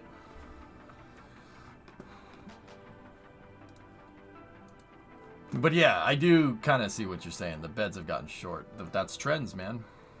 It will be a busy night at the Starbase Launch Complex. Deluge system equipment now arriving by the truckload. It's pretty rare for equipment to show up and be installed immediately here. Oh yeah, decent sunset too. Nice. Just like the F-150. That truck's a freaking tank, Ivo. I want another one. 8-foot bed life. I want another one, dude.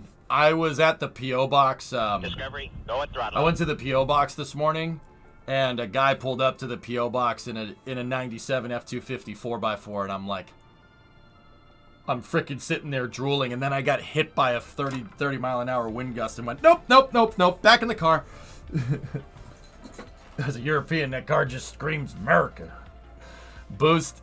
I have a heavy duty pickup truck, the 97. Get this, dude. That truck weighs 3,000 kilos. It's 6,147 pounds, man. Oh, boy. You want America. There you go. You got America. I don't know how they got that thing to be that heavy. It's not very big. Dude, it's 3,000 kilos. I love it, man. Dude, you can drive through a brick wall with that thing and it just keeps going. Yep. I missed the 14-foot bed that the Deuce and a Half had. You could haul just about anything. Yep. Well, it's got a made from iron. It's not. No, it's not iron. The block, the engine block is iron. But the frame is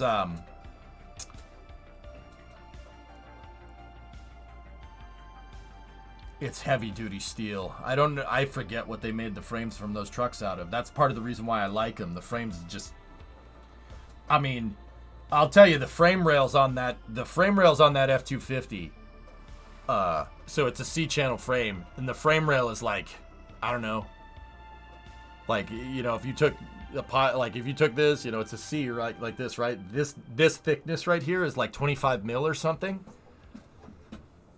It is, dude. It is like I'm sitting there, like when I was putting the rear bumper back on when I was working on it in the summer to move down here. I was sitting there looking at the frame. I'm like, what the frick? Why that is a tank. So what's the miles per gallon on that bad boy? Super. Here's the thing. You'd think that truck gets terrible miles per gallon, but when I was moving, I did the math out. You know, I fill the thing up to full, right? And then I drive the distance between my house and my parents' house in here, and basically the apartment in here, because they were near each other, right? And I would use the odometer, figure out the distance. So I drove 40 miles, you come back, right? You drive 40 miles, you come back, you fill it up again, even though it's not empty. And if you fill it up and it goes to the pump stops at 2 gallons, you got 20 miles to the gallon. And that's exactly what I did, dude. I was getting 20 to 25 mpg on the highway. Manual transmission, baby. Yeah. 25, okay, don't get me wrong. 25 sucks. But that's pretty damn good for a 3,000 kilo truck. That's pretty friggin' good. Poland, you need a special license to drive a vehicle heavier than 2.5 tons? Ugh. Oh. Huh, yeah, that's roughly what your 99 Accord gets. The truck is designed for torque. It makes a lot of torque, so it doesn't make a lot of power, dude. The engine only makes like 250 horse. 250 horse on a good day. But yeah, the torque is what does it, dude. That V8 can move that truck, no problem, right? And it gets it up to speed, and then you flip it down into overdrive, and you put it into fifth, and just kind of let it fly. And that's with 410 gears in the back, dude. 410s, which is unreal. Like, I still can't believe that truck got that good a fuel economy. I'm like, how is that even possible? Unless somebody rigged the pump and was lying to me. Like, math doesn't lie. I haven't watched... Hey, Solaris, I haven't watched the channel in a long time, but I haven't watched EJ's channel in a long time, but I don't remember you. I remember someone else streaming KSP. Do multiple people stream on this channel? No. No, Solaris. You probably saw me with my sunglasses on, dude.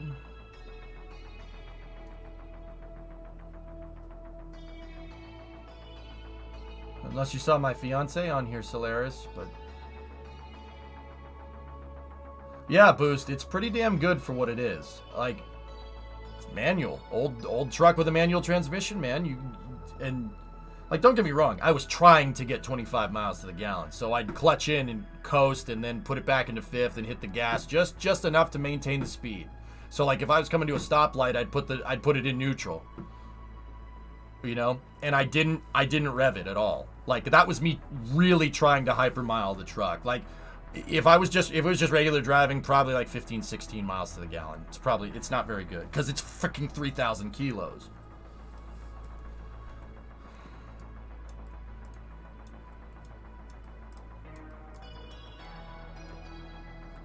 But anyway, Solaris, yeah, it's been me the entire time. I've been streaming for a decade, dude.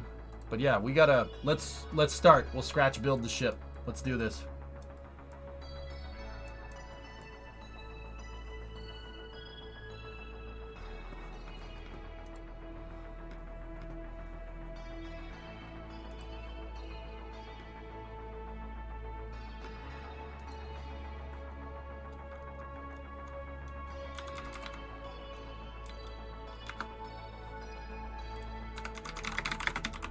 Give me 1 second.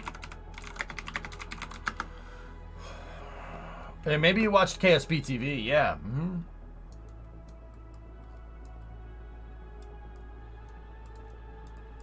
So the small ship with the drive just to see how ludicrous it is? Okay. Sure, Tessa.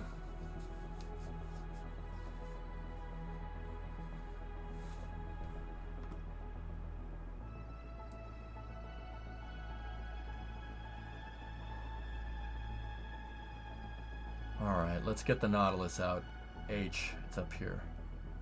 HDP, here we go. Alright.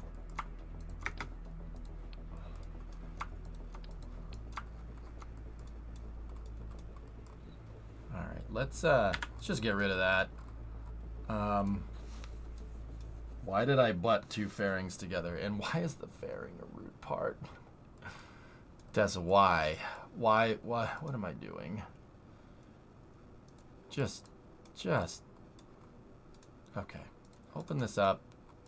That's the old drive. Just get rid of this.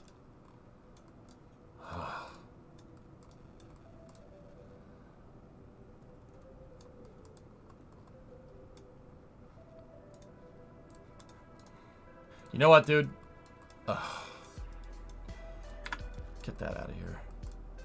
You know what? Here's what we're doing.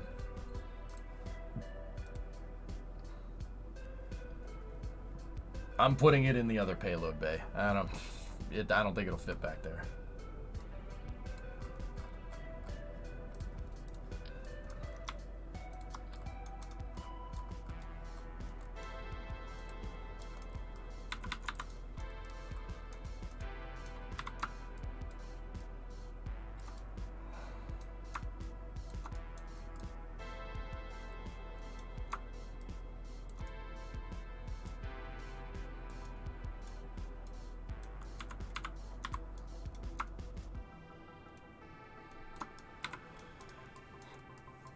Did you put a Star Trek and put a warp core on a Titan? No, no.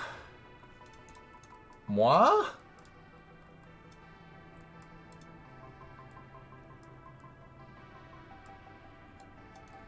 What the frick was I doing here?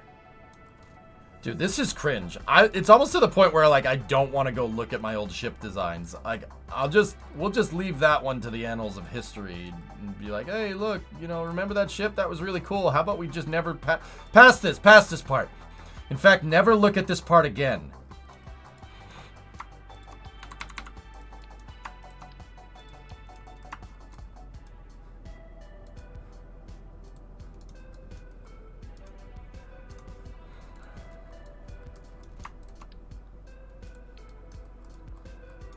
Yeah, we call it the yeet. We call it the yeet brick. Savvy, yeah. Watch. Alright. Okay, let's go. Get rid of the swingy bits? No, never do that. Never do that. The swingy bits are cool.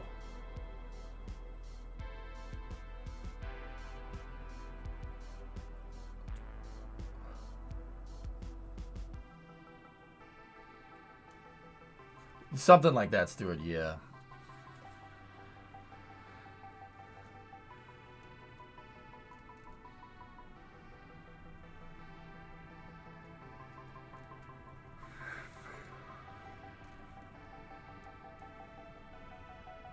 If it's stupid and it works, it ain't stupid. Yeah, digital, that's the thing about those old designs. Some of them didn't work. Because, you know. See last. Hey, sorry for off topic. You mentioning an off topic thing? Come on now.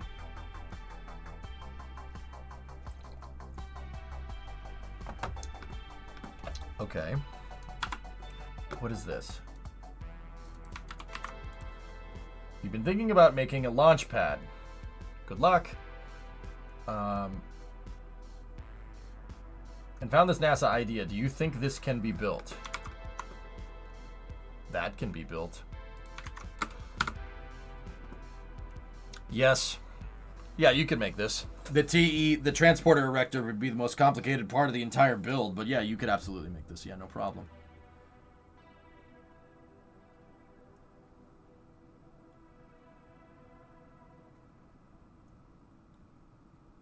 Cheaper to cancel it and build a replacement. Don't you put that evil on me, man.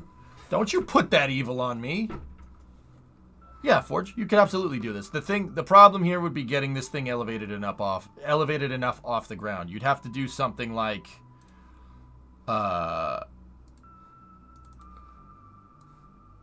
you'd have to do something like what I did with the big SSTO.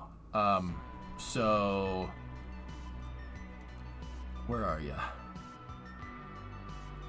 Like I've moved something this big before. We made a transporter erector that could move. Here it is moving my mass simulator SSTO. So this is like, I don't know, 1,000 tons dry or something. See how I raised the entire thing up off the ground? Yeah. That close enough for you? Should I hang it over the pad? No, don't do that. No. Has the SSTO been fixed? Yeah. Yeah, the SSTO works, dude. I did fix it. And I fixed, Shadowman, I fixed the small SSTO with hybrid tech, and it works every time, which really pisses me off because If I had hybrid tech, we'd still be flying the SSTO right now. Put the drive in the SSTO.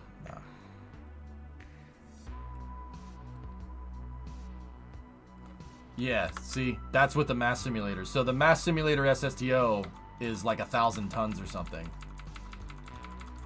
Yeah, see? Those hydraulics got put under a lot of... Because, so the reason why this is hard to do, Forge, is because we have linear actuators in the form of the hydraulics, which basically push in one direction. Trying to take a linear actuator and make rotational movement with it turns into quadratic motion, basically. So if you think about the force of gravity pushing down, the hydraulics pushing up, your pivot point, right?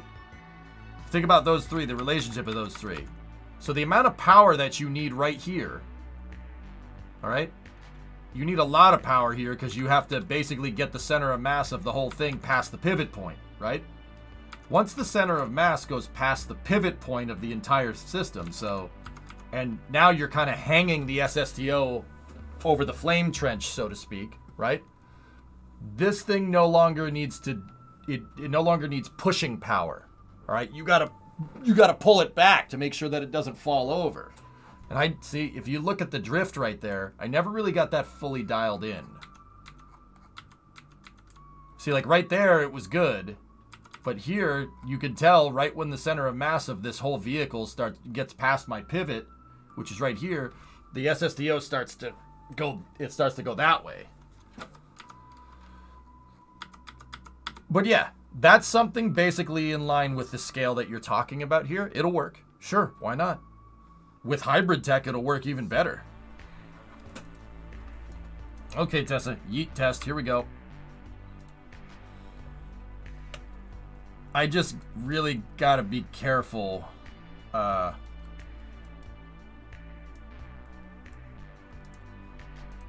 just really gotta be careful that we don't liquefy this thing on the way up. Okay. Drive's engaged.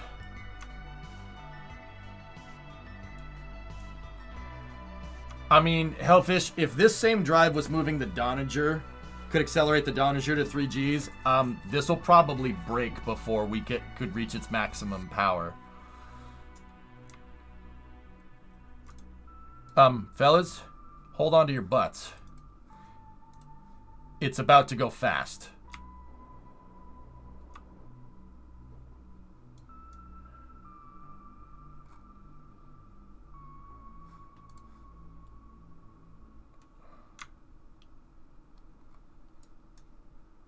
Wait for it. Okay, too fast, too furious. Oh, please survive.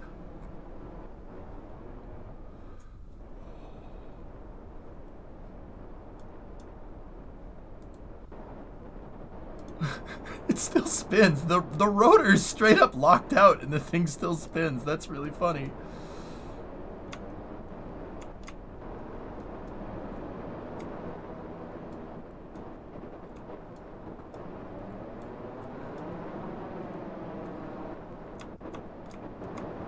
What is causing this thing to come around?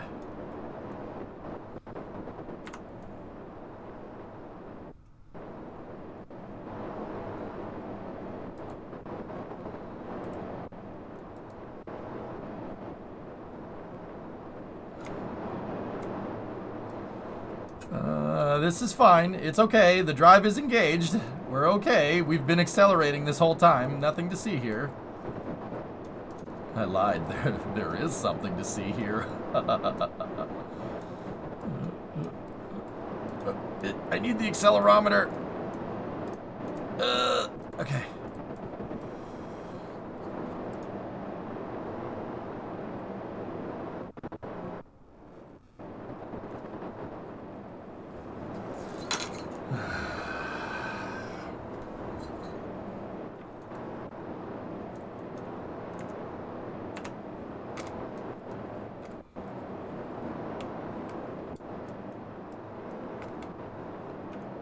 Oh, I have throttle control, bro, handy. It's the atmosphere that's kind of killing me now, but now that we're out of there. I managed to get out of there.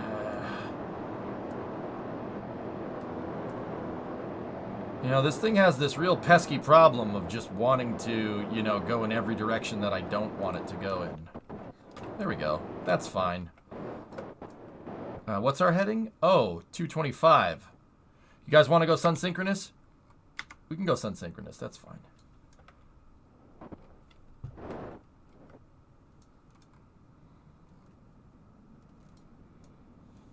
Oh yeah, we should probably slow down a little bit before we overheat. I mean, we were supposed to go that way, but you know, this way is good too.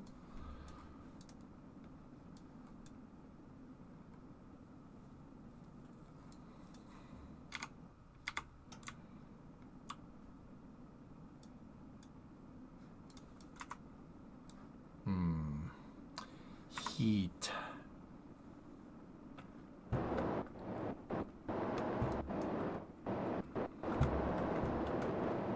Don't you dare. Oh, that was a mistake.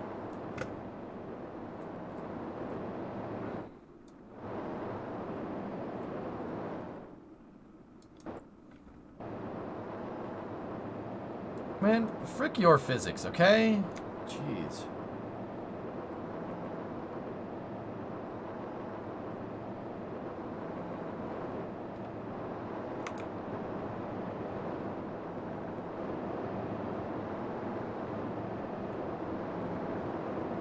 Supersonic Kraken propulsion, man.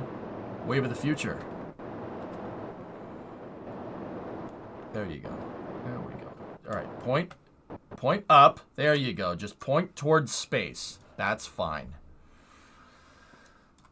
Is the cargo bay not shut? No, it's shut. Oh, no.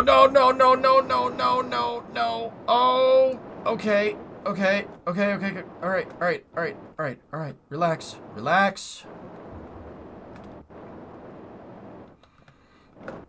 Okay, I want to go that way. So, okay, our ascent trajectory has taken us over here. So we launched, we went over here, and then we went back that way. So it's kind of like a, you know, we went over here, down here. It's Zorro, okay? Minor dog leg. Yeah. It was just a Rocket Guy. You know, it was just a trajectory optimization. Okay. We're just optimizing the trajectory. Oh, where's the moon? Oh. Okay. Set as target.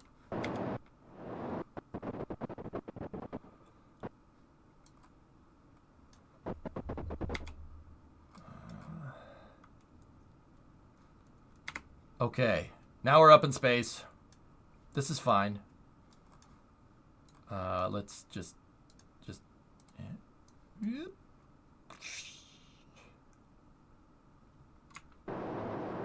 Gotta slow the drive down for a second.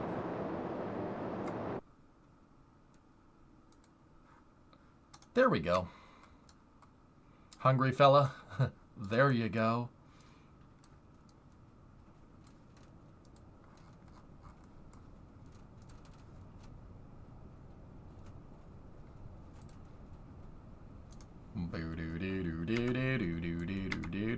All right. You guys want to go to the moon? Hold on to your butts. 3 Gs, 4 Gs, 5 Gs, 6 Gs, 7 Gs, 8 Gs, 9, 10, still stable. 10 Gs of acceleration. We've passed Kerbal orbital velocity. 11 Gs, 12. Bill's out cold. 13. Val's out cold. 15, 16, 17, 18, 19, 20. Oh my god. Oh my god. You have a probe core? Yeah, I'm good, man. I'm good. No, he's just sleeping, okay? He's not snarling, you know, he's sleeping. Okay, can we go more? More? More! 22, 23, 24, 25. Oh, we're really having trouble now. We can't lose control. Oh, I don't know why I'm acting like I'm here. Come on, it's funny though. These guys are liquid. Yo. Okay. 15,000 meters a second. My brains are going into my feet.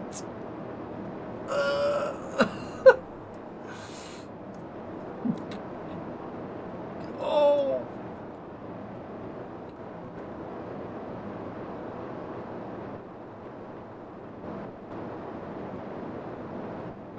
Oh, we lost it at 20,000. Okay, all right, bring her down, bring her down. Time out, stop the bike.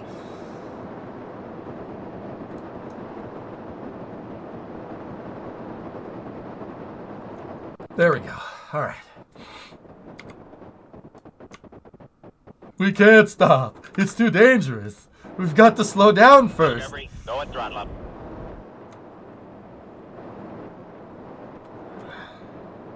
Antari's 44-month resub.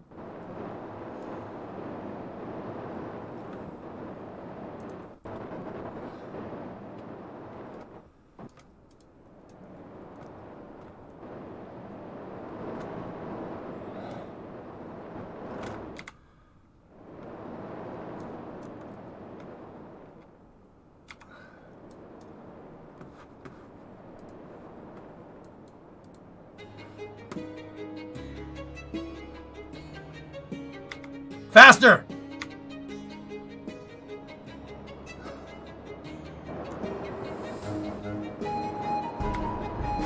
Uh-oh.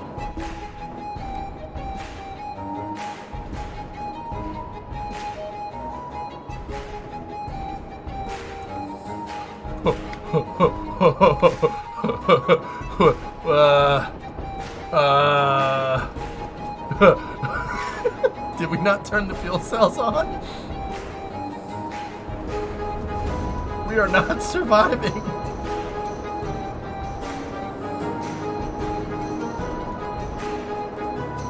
Oh no!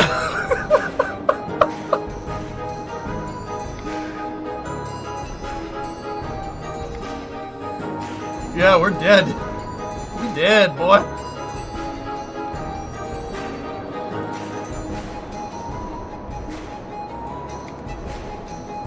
Hold on, boy. Hold on, boy. Messiah. I'm surviving.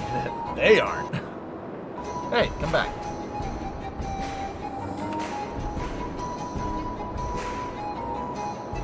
Just gonna do the right thing and pretend we didn't see that. Alright.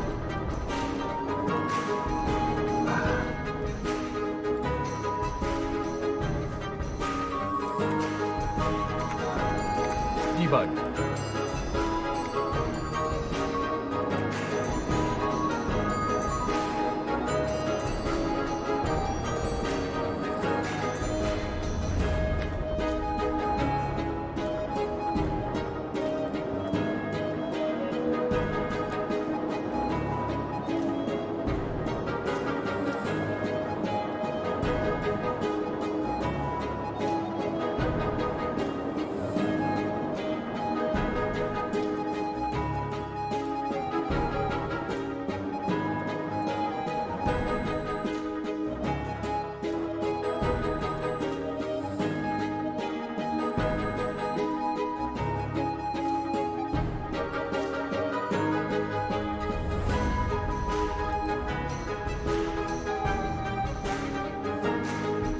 Oh, we're still accelerating, by the way. Yeah, we're going like 40,000 meters a second. We'll be at the moon in 1 minute.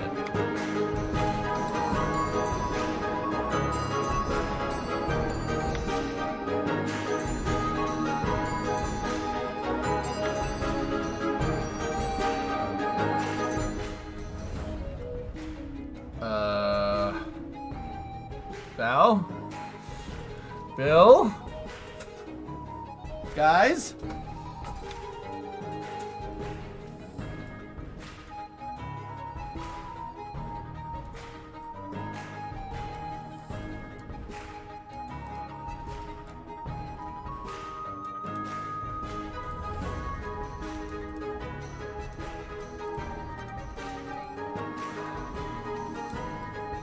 Oh my god.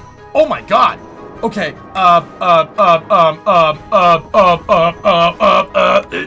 Throttle it.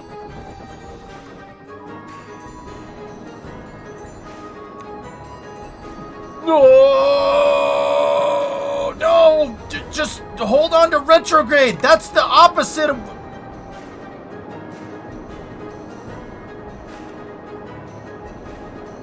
Why won't you just retrograde? Son of a... Bro, why don't you just go home? That's your home. Are you too good for your home? Answer me!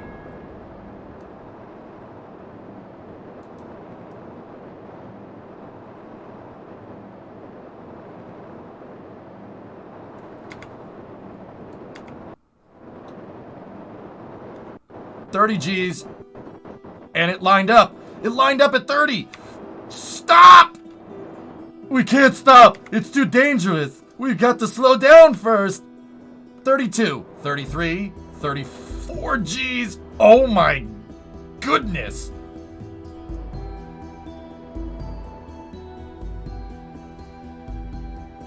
Hit the brakes. Moon escape in 38 seconds.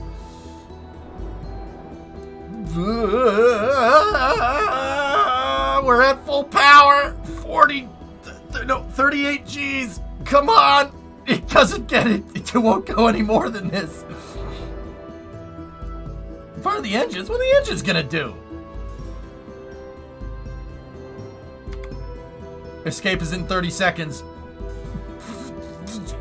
God. Mystery goo is people. Oh my gosh, we actually might do it.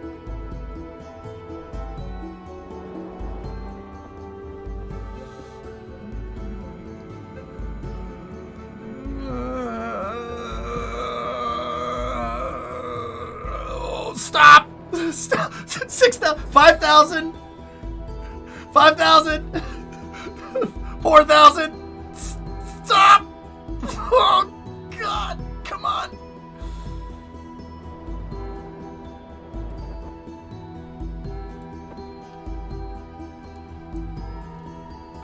Oh.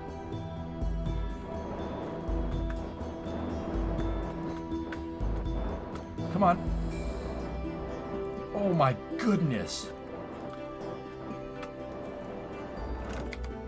This is nuts. All right, throttle it out. Oh. Oh. Oh. Oh.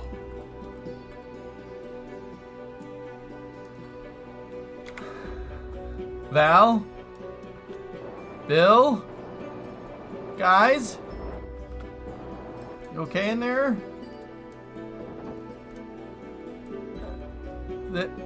It looks like they're having fun.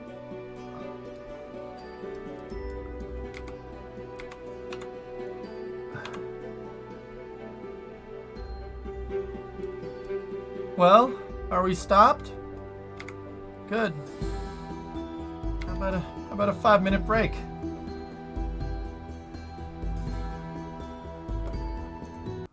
Smoke if you got 'em.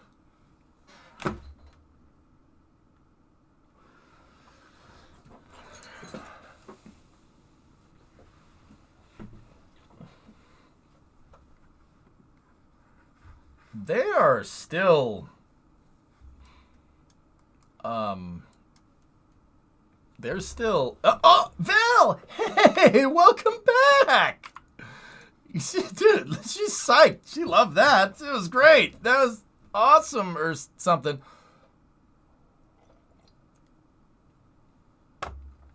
Holy cow. Yeah, Tessa, she's a beast, dude. Absolute unit.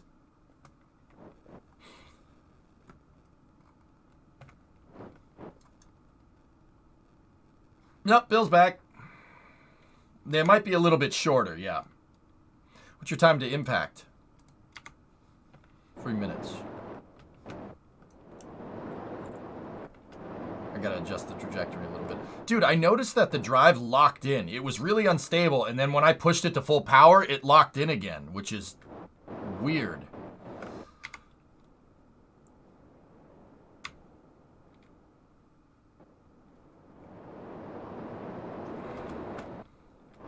Spray the juice.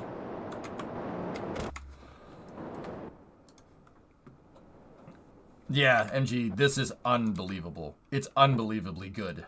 Like, that's because we can, with the payload bay, it's not physically simulated, the payload bay animation. It's just moving a hitbox around. It's not animatable like the hydraulics are, right? So you're gonna get good cohesion on all the legs every time. And that's what makes it super reliable, and that's what makes it super powerful. Your pushing mechanism doesn't flex. So, yeah. I think we may have bent it a little bit, MotorKid, but yeah, we're gonna need to...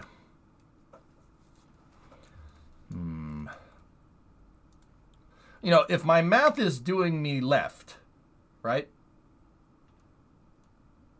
We should be able to start at 30 seconds to impact. 30 seconds to impact should be right here.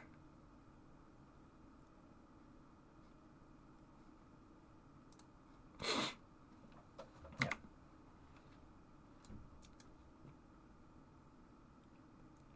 Something like that.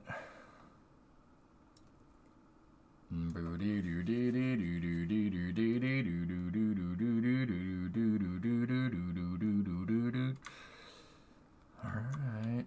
You know what? Okay, let's just do this now. I'm freaking out. I don't like this at all.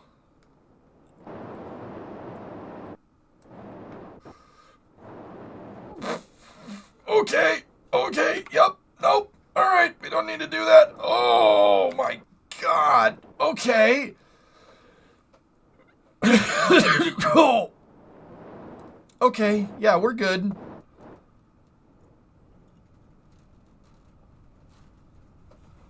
What the frick?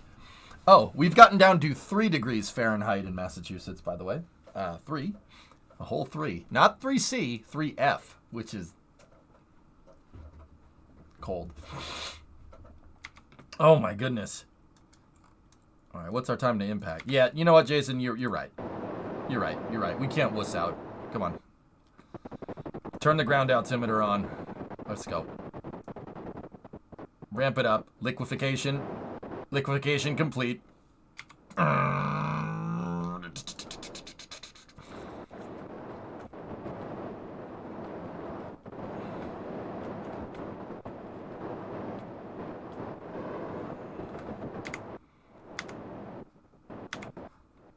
Okay, that's good. Holy shit. Holy shit. Holy shit. Holy shit. Holy shit. That's too fast. No! Where's my drive? Come on! Oh, we're dead.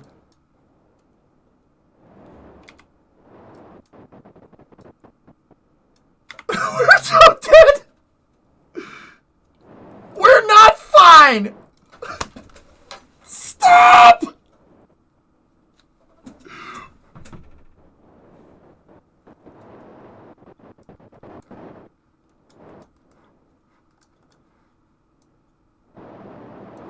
What the hell?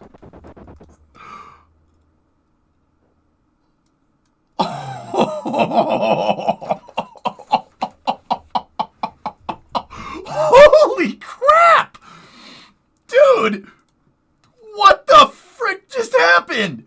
We just bled off like 7,000 meters a second in like 15 seconds. Oh my goodness. What the frick, dude? What the hell is... That's awesome. Holy crap. We were like an inch from death. I was like, no, there's no way we're decelerating that quickly. Yep, nope. Little did I know. Oh my goodness. Oh my goodness. That is something else, man.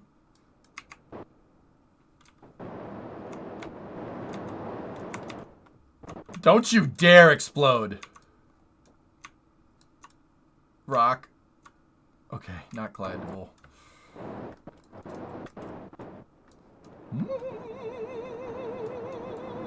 Where's that trench? Where's the trench run? Oh, we gotta go north.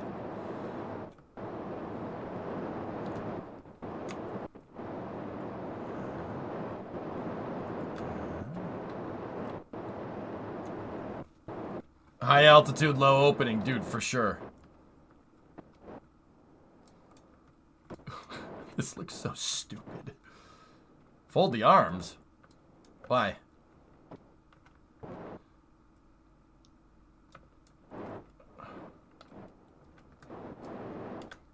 Yeah, this thing, Tessa, this thing's awesome, dude. We're not going to explore the cosmos, we're going to destroy it.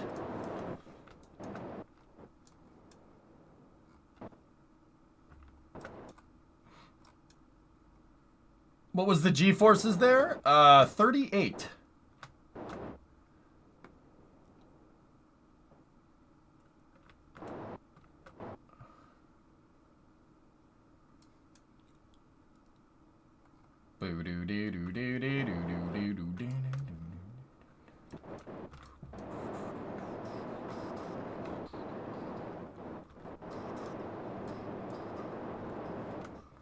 All right, ready? Oh my god, that maneuver is gonna get us killed. Oh no. Yep, we're gonna die.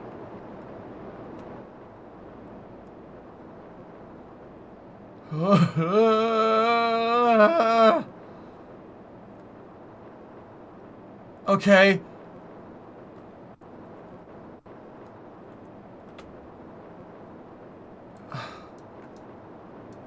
Oh, the trench is over there. No, hey. Wait.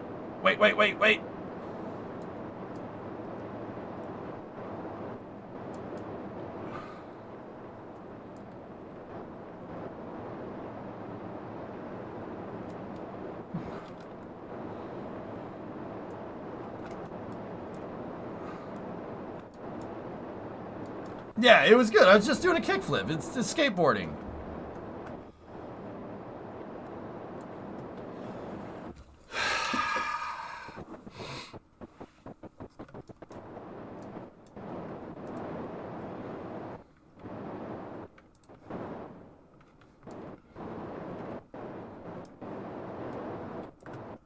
I'm gonna move closer to one of the big ones, chat.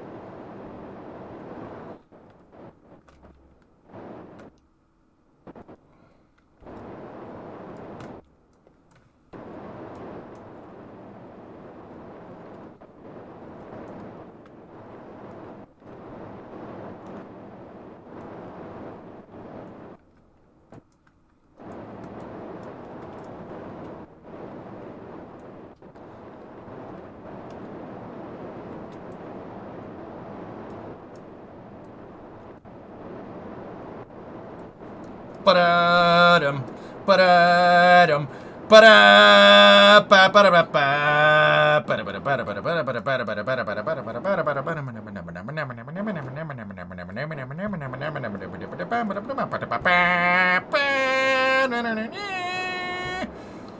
Stay on target. Loosen up! Stay on target.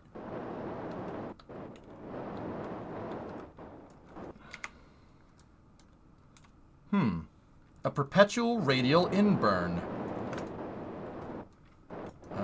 Yeah, we gotta...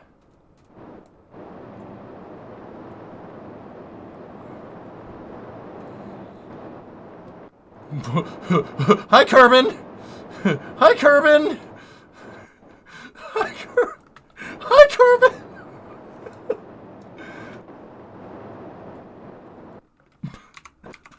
What are we doing?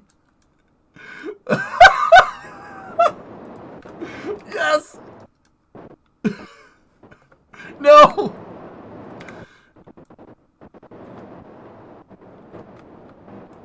Ta-da! Done! Da-da-da-da!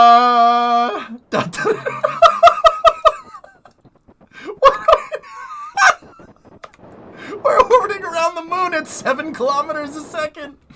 Oh my goodness, that's awesome. That's so cool. This is sick, dude.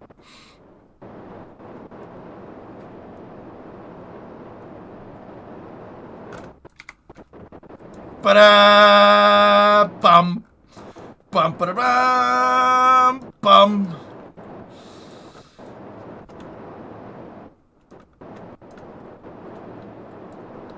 Bump bump bump bump bump bump bump bump bump bump bump dun dun dun dun dun dun dun dun dun dun. Deja vu. I just been to this place before. Higher on your beak. I got to change the words so we don't get striked. Calling you. It's the sound of my crack and drive. Standing on my feet. Because I'm doing a handstand.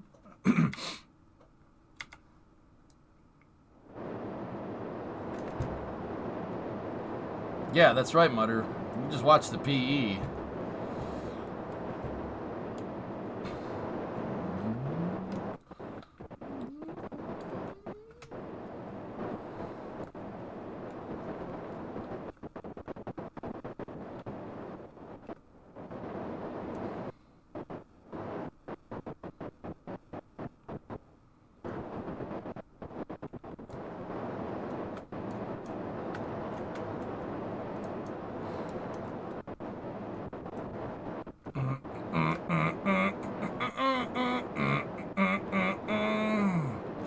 Bump, bump, bump. Oh, there's the trench. That's where we took off from. Hi. Hi.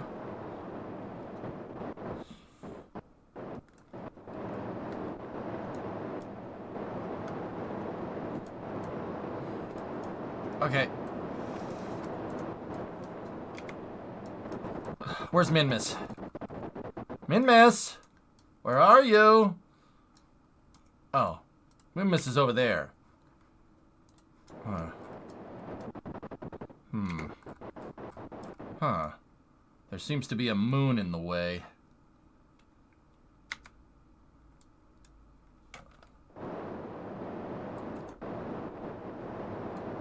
I saw it, Tessa. I saw it. Okay, moon ain't in the way no more.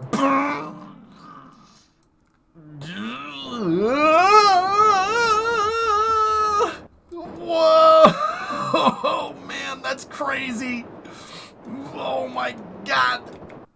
Yep, 41. Oh, jeez.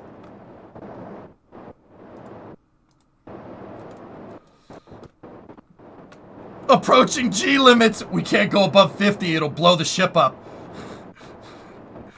Don't worry, chat. She'll hold together. You hear me, baby? Hold together.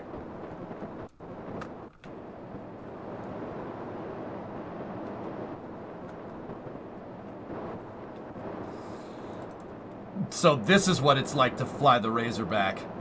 This is awesome, actually. This is really freaking fun.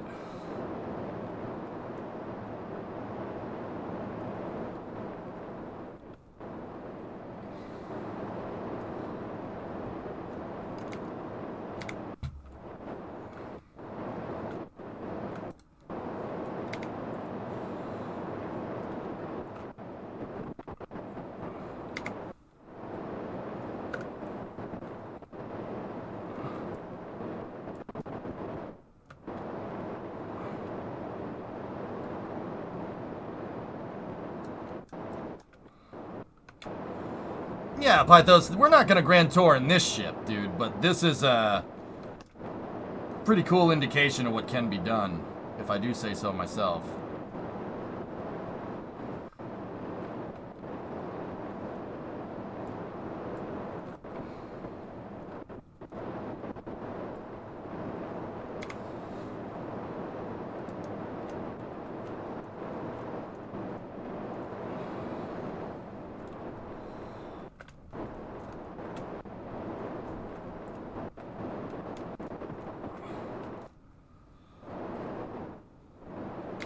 We're going 40 kilometers a second, by the way.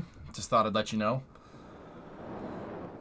Yeah, I've noticed that, Tessa. It is getting a little bit more powerful. Uh-oh. Shut it off. Shut it off. Shut it off.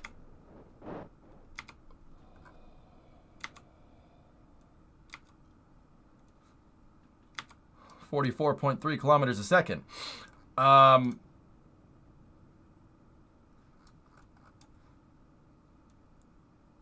minutes. 19 minutes? No, screw that.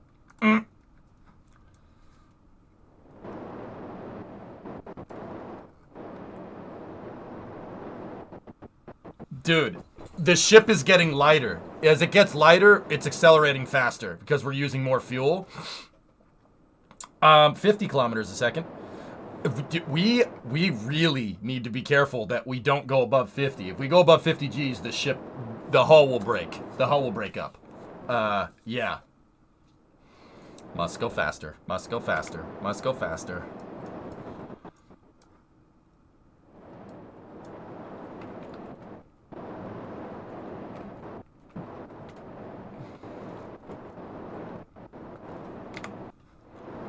We're losing it.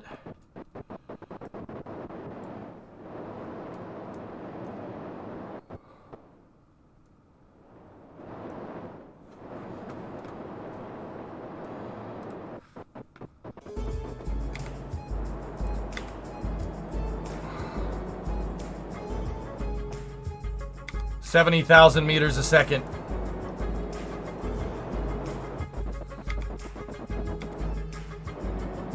Dude, look at them bend. Dude, look at us. We're bending that part because it can't take the G-forces. It's like, why are you doing this?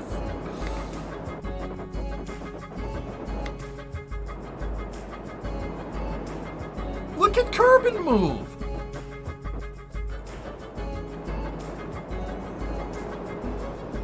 Go, go, go, go, go, go, go. 8 minutes.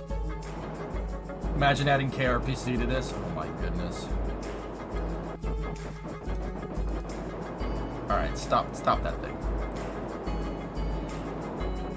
That's screwing up my SAS. Because the SAS has to counteract that stupid spinning. 94 kilometers a second.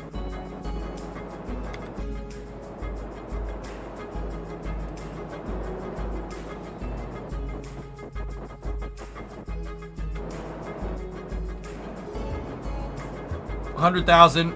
We're losing control.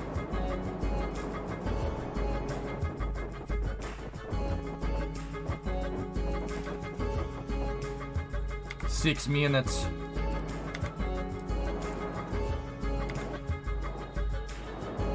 What's Minmus's diameter? Eggs?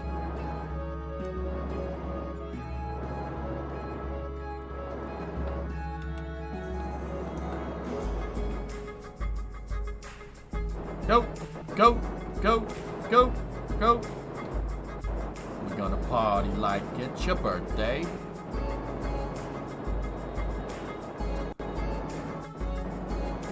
I don't think those are the words.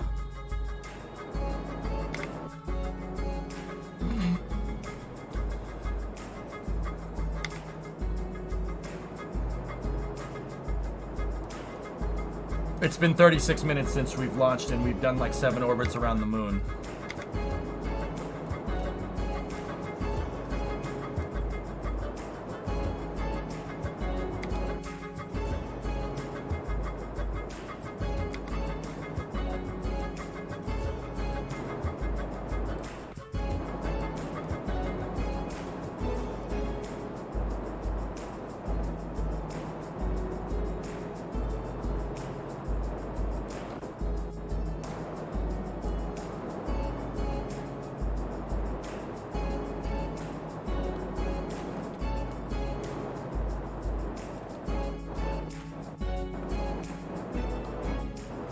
I'm taking manual control.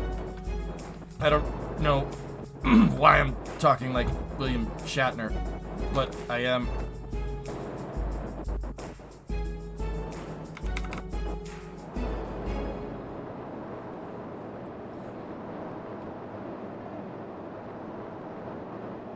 The SAS is trying to correct for roll and pitch at the same time using the same damn thruster, and it doesn't like it.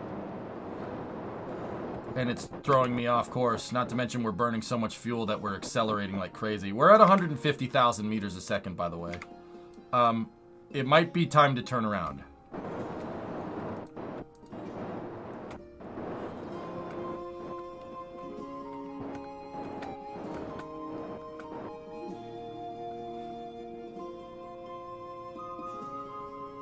Yeah, you know what? Let's turn around.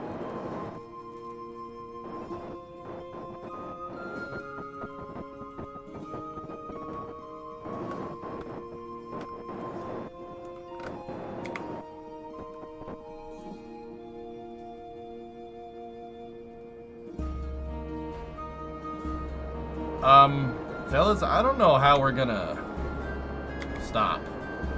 I was accelerating from here to there. To like here, and I don't, and the only solution is to push the thing close to the G limit. Nope, nope, nope, nope, nope, no, I'm not letting it go, Song, shut up.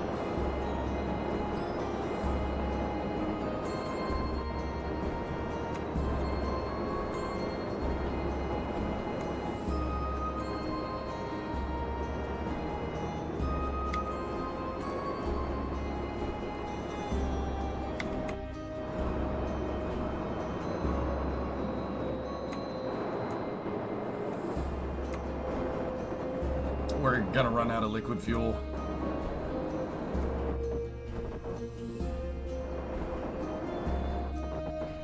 Can we see Min-Miss? Oh yeah, we can. It's over there.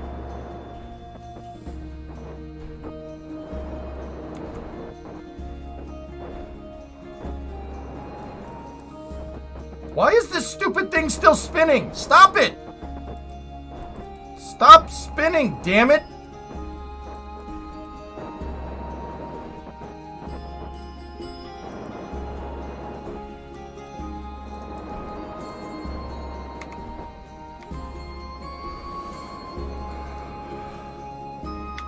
$30 seconds.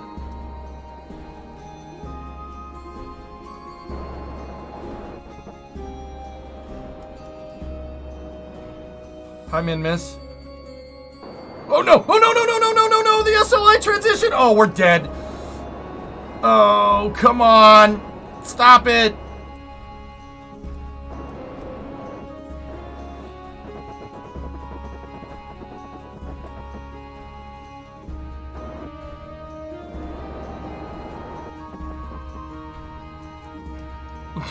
We passed it! Stop this thing!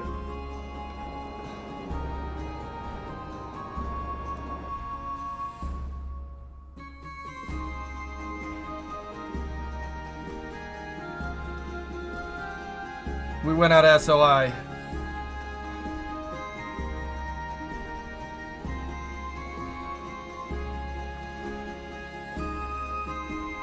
We can do it without SAS right now. Right in there, right at 20 Gs, it'll hold with the SAS.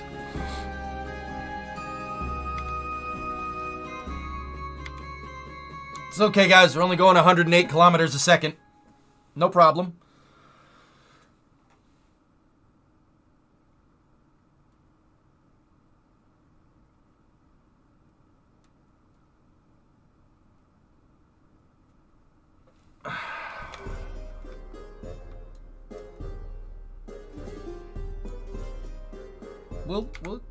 We'll get back to it.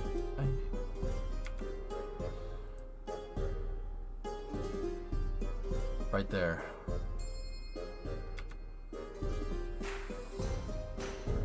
Now you have to get him home? Alright. I can't believe this drive raid. This thing is awesome. It's so freaking cool.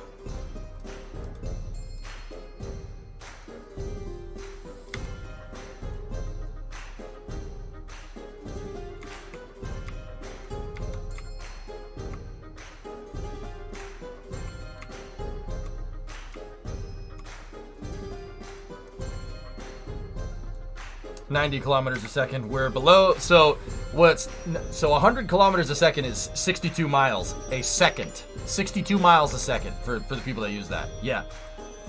62 miles per second. This is like way faster than any human has ever gone. This is like double the speed of Artemis. No, it's way faster than that. Okay, cool, sweet. Yeah, nope. I had to think about it for a second. I'm like, nope, no, it's faster than that.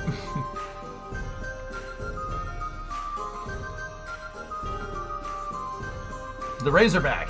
This is our Razorback, dude.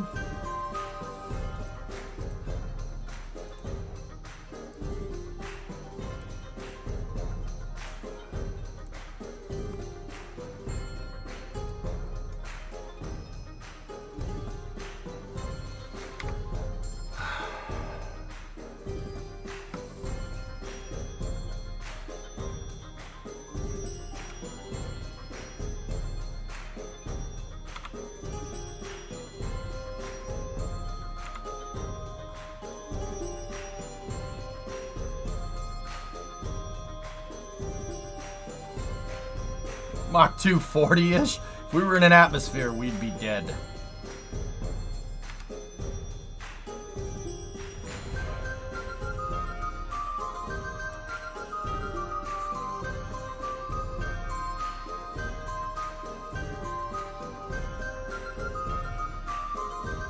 We could do that, Moto Kid.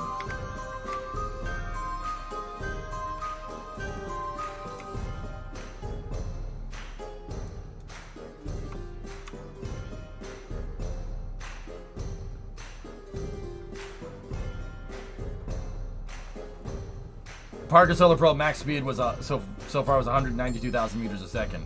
How much did we get to? 160. We were close.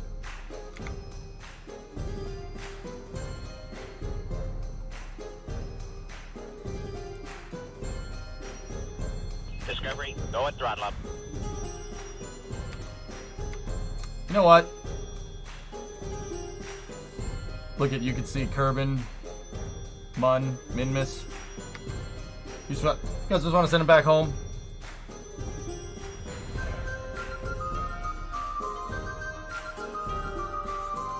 Anything go, nothing can handle above 50 Gs. Aqualux. We got a ship to build. All right. Okay.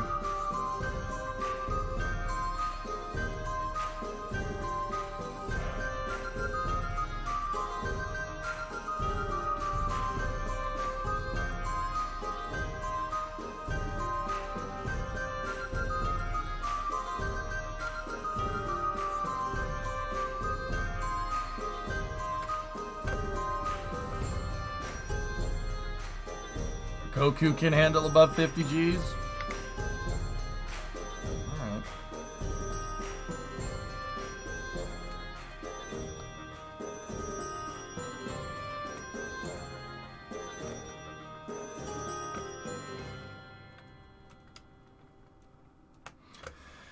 Down to 36 kilometers a second. Up, down, I mean, we were down from 160 kilometers a second. This thing hauls, man. It goes real fast.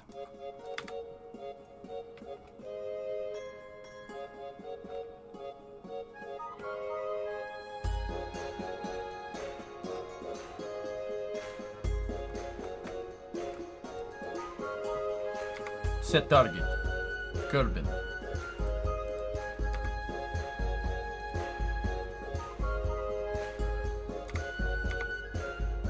Set target. Severnaya.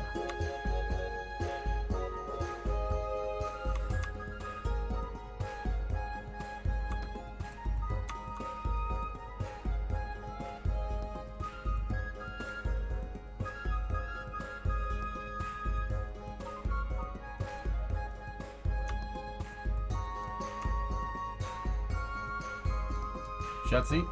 No Friday Night Racing, I take it? I'm not sure what the guys are up to, dude. Yeah, no, we gotta keep building the ship, dude. But, yeah, I'm not sure what those guys are up to. set infinite prop. Well, Tessa, it seems like there's stable numbers every... Vroom vroom. I lost it.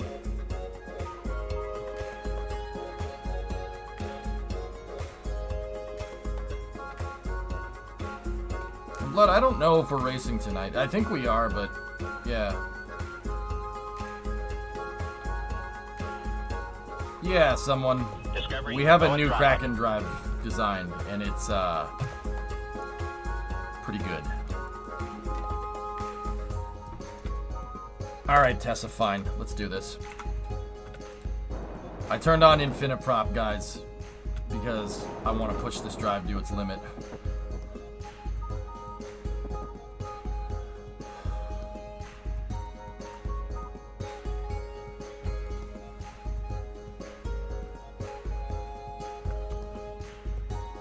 Oh no, no, someone, this is... Someone, no, dude.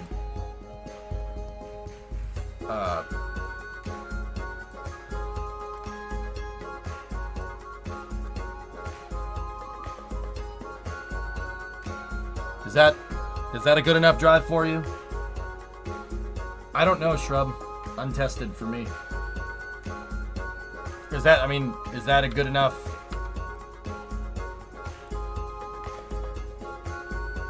See those? Those are Rhino motors.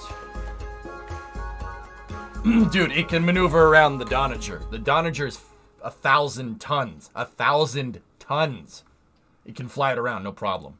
This is the drive that we put in a much smaller ship now to see how, just to evaluate its top speed performance.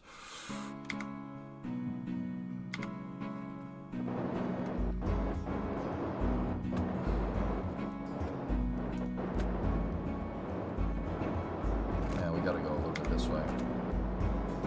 Bring that trajectory in line.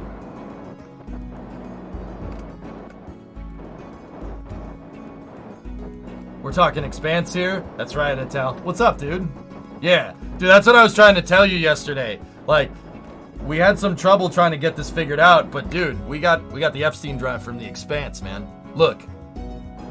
You better hit the juice. We're accelerating at 27 Gs a second.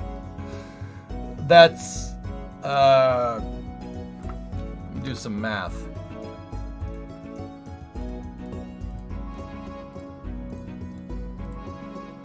That's 264 meters a second per second. Yeah. I'm doing a rewatch now to finish it out. You've seen all but the final season? Word. Remember the cant, man. Alright, so this last test, we gotta get over there. We gotta get to Kerbal. Ready? Let's increase the drive power. 30 Gs. 50 is the limit. You go above 50, the ship structurally can't take it. The ship will break up.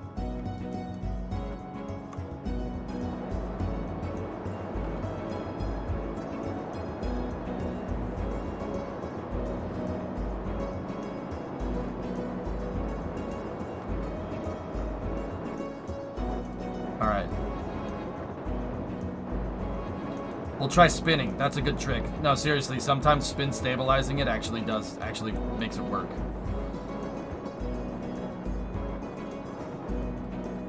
See?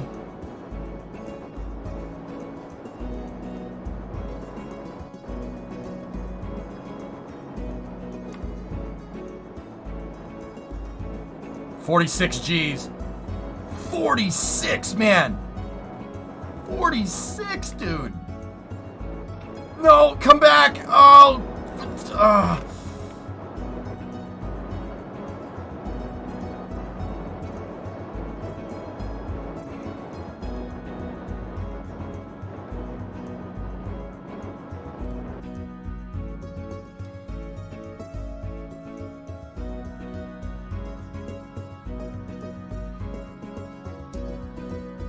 $47. We're approaching the G limits. It can't take this.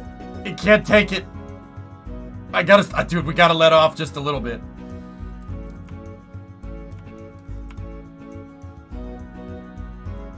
We need to remove Val and Bill from the ship with a bucket.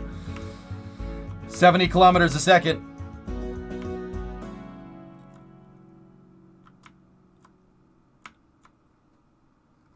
Hi, Max. Just testing out a drive. All right, I want to push it.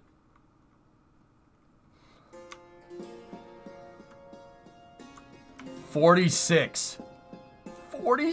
G's, dude.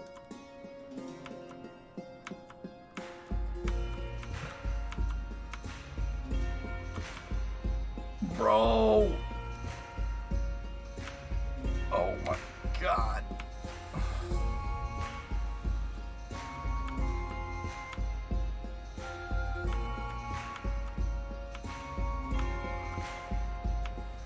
$92 kilometers a second, 93, 94, 95, 96, 97, 98. We've crossed 100,000 meters a second.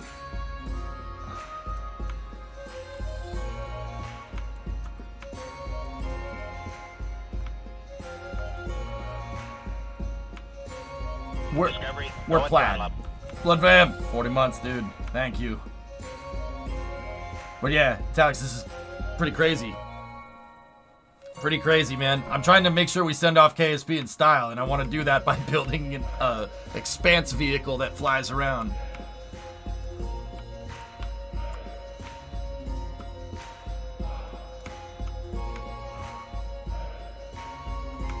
This is pretty crazy, dude, right?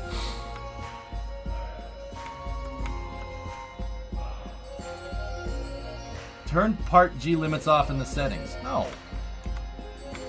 Max it? It's maxed, dude. Oh, God.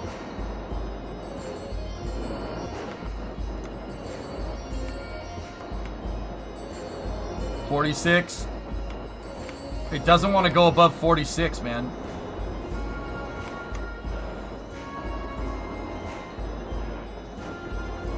We have eliminated the need to the need to simulate time to next node.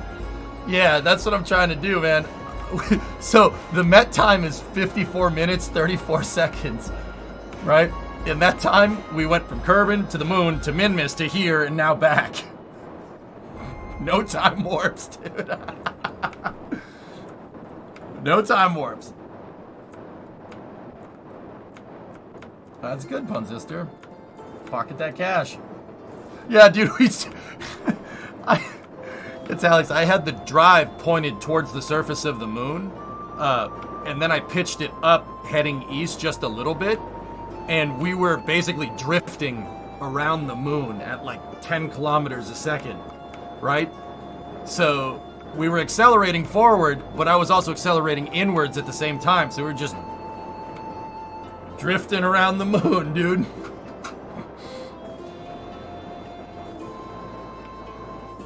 Shut the drive down?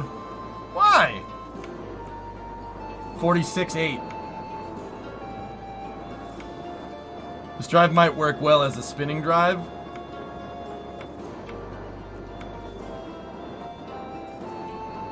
Yeah, it's possible.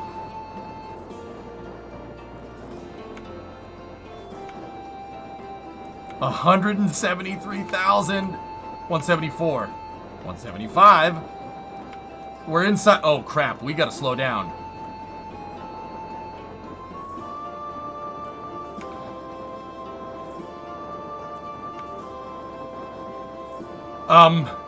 Fellas, we gotta slow down. We're not gonna stop. Dude, we're gonna fly like way over there. We gotta. Alright, we'll get it to 200 and then we'll stop.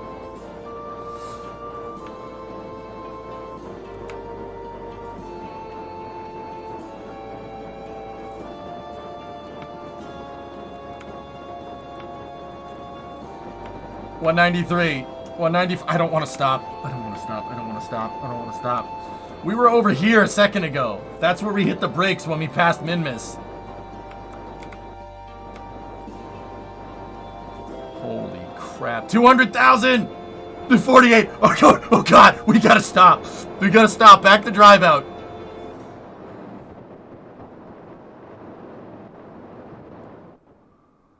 Oh.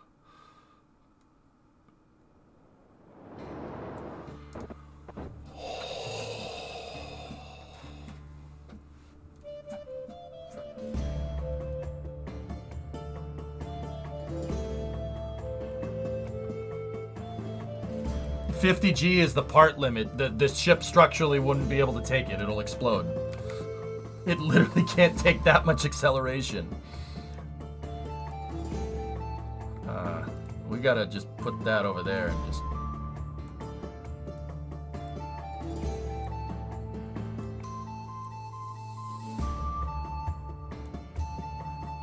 Ah, yes.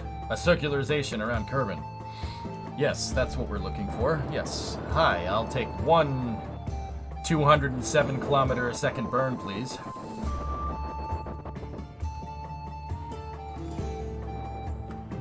Bill and Val are still in hypersleep, like Buzz Lightyear.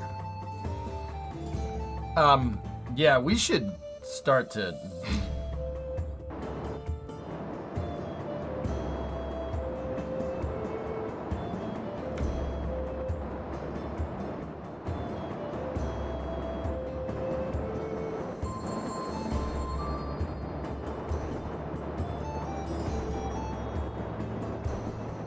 $47. We're below 200,000 meters a second. This is fine.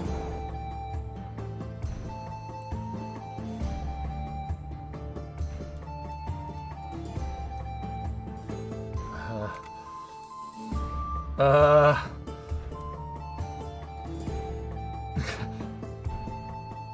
49! Oh my god, we gotta stop! No! No, no, no, no, no, no! It's still going up! I can't stop it! Oh my goodness! Turn it down! Holy balls!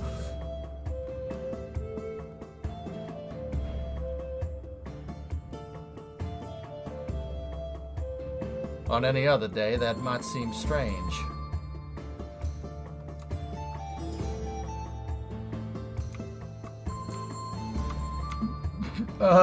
Hey, there's KSC! We need to go over there!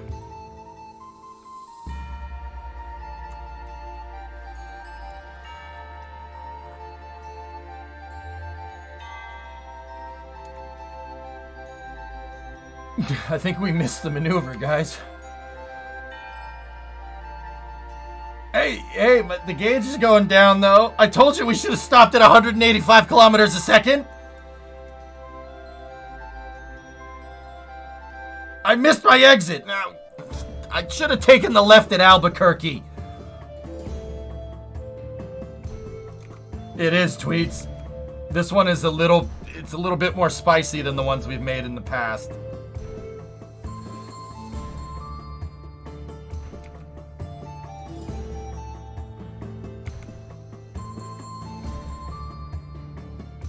The only way I could get the drive to stabilize is by spinning the ship like this. That's the only way it works. A little bit? It's fine.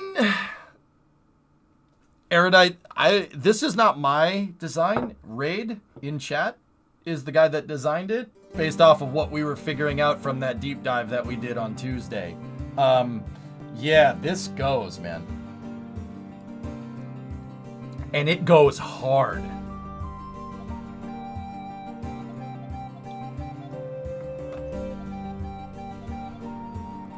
Yeah, this is the cargo bay drive. See, it's in there.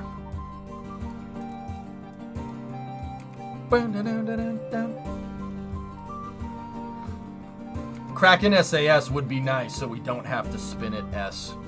Yeah, I think we should incorporate that into our ship's design. I did, Trunks. What do you think? Where are we? Oh, I missed.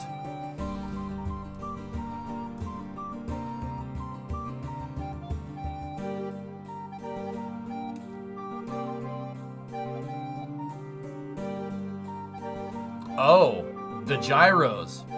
So 3 rotors pointing in different directions. Yeah, that's not a bad idea either.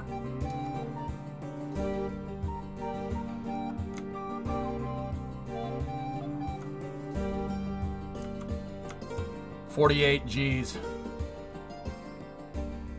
Dude, we've never gone that's not the fastest that I've gone. The fastest that I've gone in KSP is 300 kilometers a second with this ship, but a different drive. And that drive was barely working at that speed. It was barely doing it.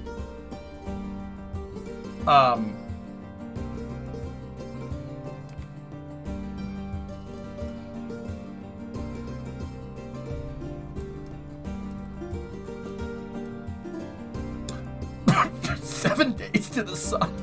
Oh my goodness. Oh my god.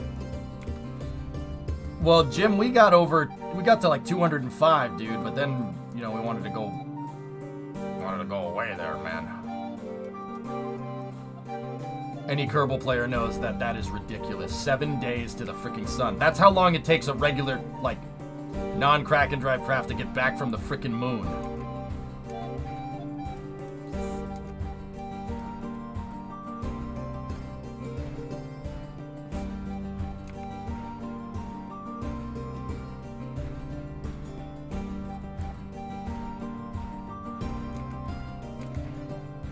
$48.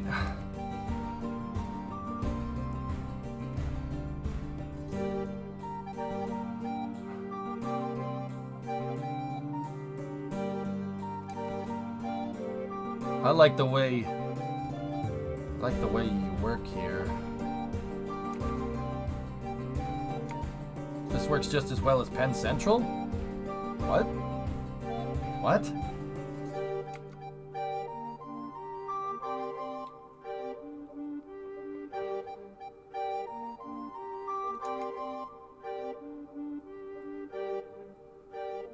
No doubt. Kelby, I like the way you work here. Okay, 43 kilometers a second and decelerating. I don't envy you, whoever gets to clean that pod when they get back. Well, Sarah, you come here the day of my speed test, asking for favors. Chat, I know it was you, and you broke my heart. Chat, I know it was you. You broke my heart, Chat. You broke my heart. Buonasera. Buonasera. 48.1. You come to me on the day of my daughter's wedding, asking for favors.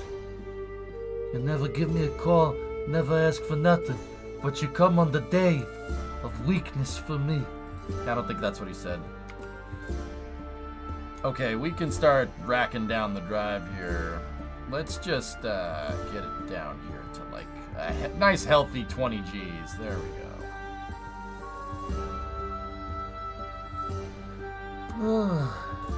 Nuggets, I don't know what you're talking about. There's no such thing as La Cosa Nostra. It's not a thing. Ah.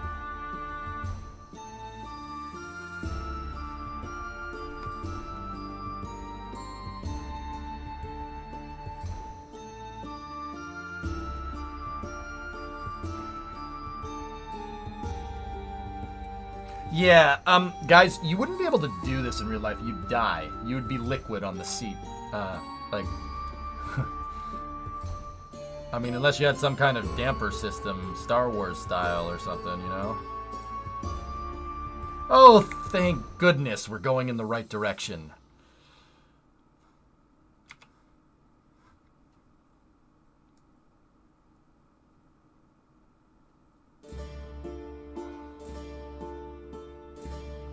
There we go.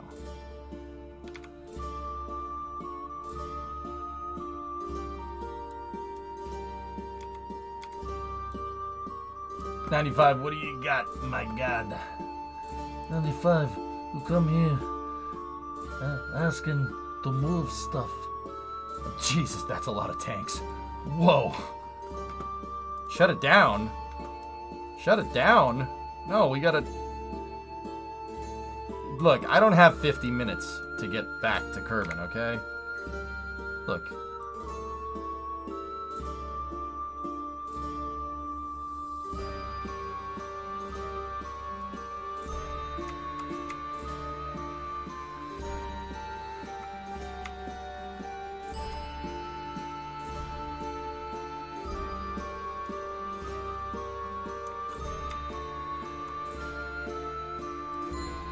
We gotta go over there.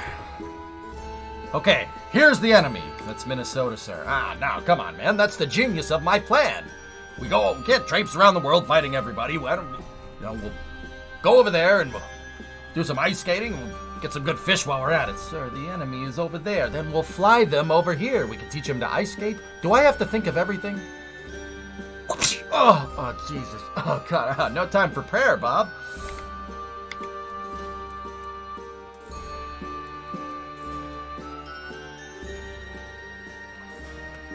Gotta just dial this in here.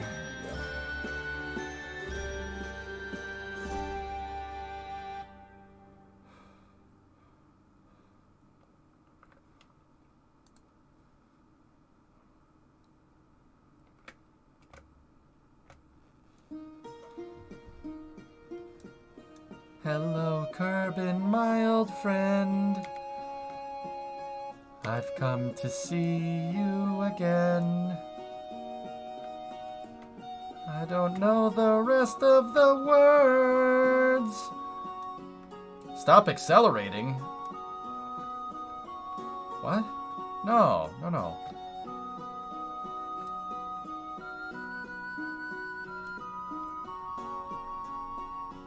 Monka's time?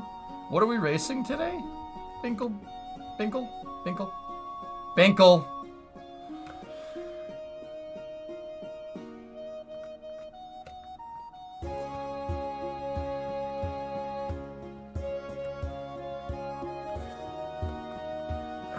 What do you know about Ray Binkle? MS5's somewhere. Well, you have some MX5s, okay?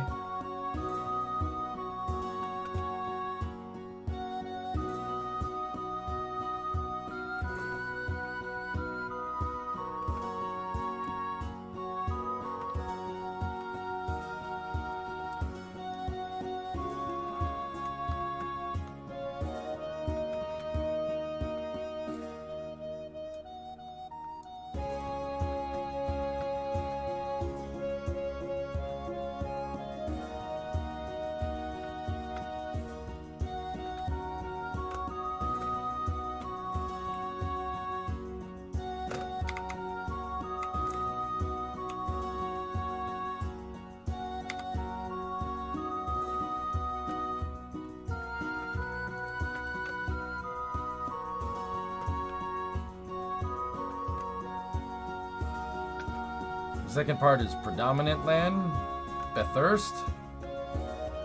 So Ford, Red Bull versus Ferrari when? Yes. Okay, 7 minutes. All right, stop. Stop the drive. It's time to flip and burn, cowboy.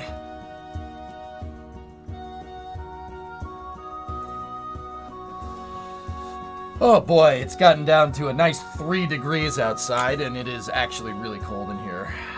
That's good, even with my computer's heating up. Core temp on the computer is 49C. It's really cold for that. Yeah, night out, it's 3 degrees outside. 3.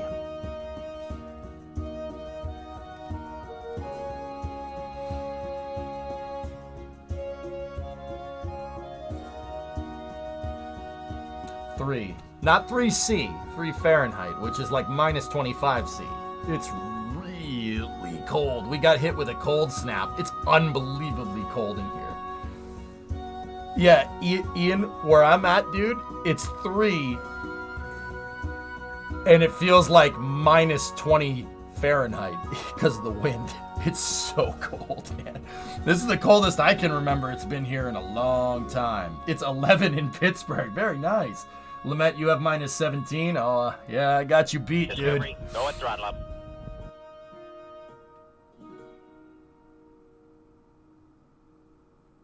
You might be more caught up for me. What is... Okay, well, hold on. Someone, I missed that. Damn, MTK, that's ridiculous. Time to mine some crypto to keep warm. Yeah, right. You might be more caught up than me. Is Ford just coming back to supply engines? No, they're it's going to be Red Bull Ford Racing in 2026, someone. I guess Red Bull bringing the engine design in-house was not a good idea. Whew. It's -11 in Saskatchewan. It's supposed to be +2 tomorrow. Dude, I got you beat, Macapoo. It's colder in Boston than it is in Saskatchewan. You gotta be kidding me, man. Come on now. Okay, let's start.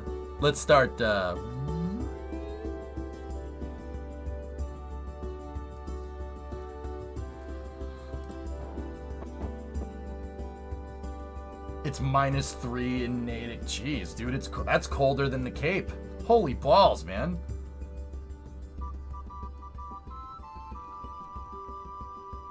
Have you all beat? It's 58 here.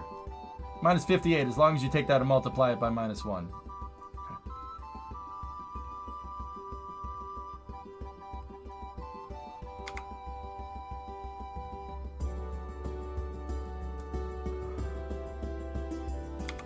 It's 11 Fahrenheit in Siberia. It is colder. It is colder here than it is in Siberia. Damn it! Stop it! Oh my God! Stop! Grape, that's what it is here. It's colder in Siberia. What the hell? I heard on the news somewhere that in the US it's -107. That's on Mount Washington, dude. Yeah, Mount Washington recorded a -76 C wind. Okay. Okay.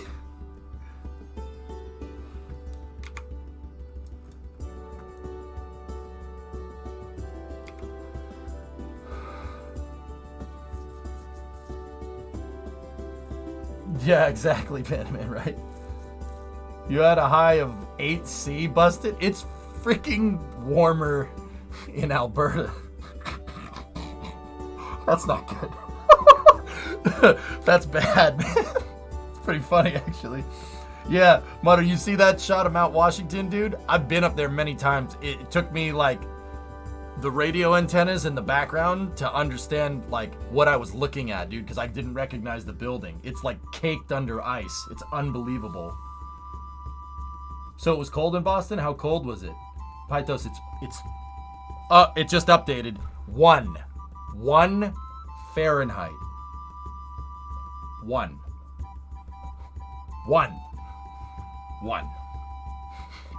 Dude, it's cold in here, man. It's probably about 60 F in this room right now. It's freaking cold, man. Macaput, in 1 Fahrenheit in Celsius is approaching -30 C. Yeah, it's cold, man. Brand, the low is -22 Fahrenheit. So shorts and hoodie weather? Dude, Bloodfed, this is bad, man. I don't think people are prepared for this kind of cold. Like, they're sounding the alarms, dude. It is freezing right now. T-shirt weather. Oh, found the Canadians. Okay, we can slow down now. Or, well, stop decelerating.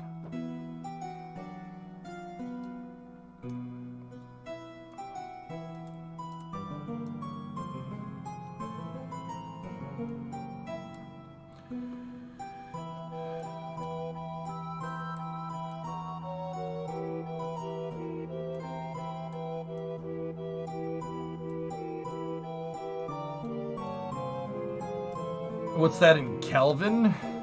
230 or 240? I don't know. That's off the top of my head, so it's not good.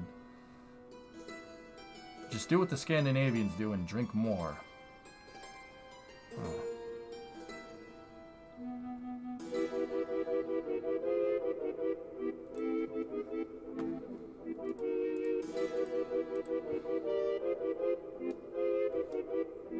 Alright, I'll time warp through this last part here. Am I time warping, or is it the Kraken drive? Oh, I could go for the sauna right now, man. Wait, are we coming in right over KSC? Oh, sweet! Alright. Punch it, Chewie! You gotta make the cool sound effect. Oh my goodness, okay.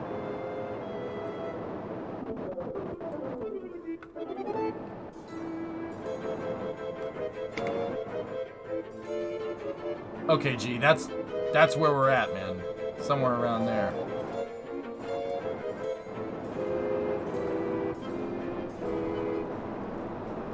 Alright, we should be able to maneuver out here. It's 7F at McMurdo.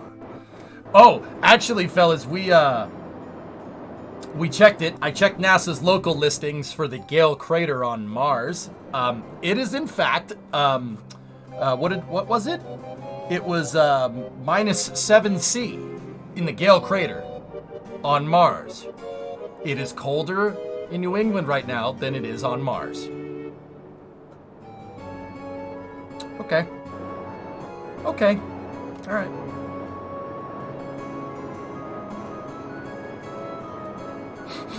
It is colder in New England than it is on frigging Mars. Okay. All right. That's a fun fact, dude. Hey, there's KSC. All right. Huh. Oh, okay. Hold on. We gotta just cut a little something, a little bit of that. There we go. Yeah, just radial out from here. It's 3 at the North Pole. well then.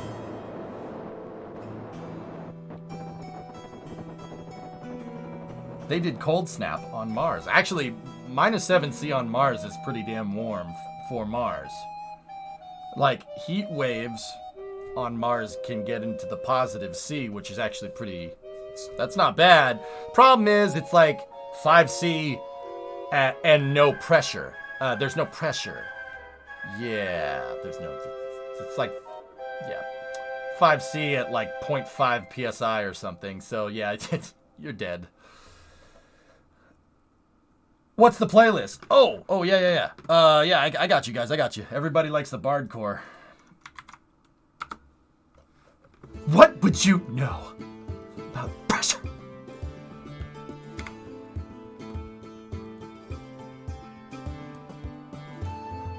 Oh, barrel sauna. Dude, I can't afford that, but also, I'm not gonna sit here and say that I don't want that either. No problem, Yasak. Yeah, dude. Guys, if you don't see anything or any good indication for the playlist, just tag me. I'll link it up. It's just a YouTube video.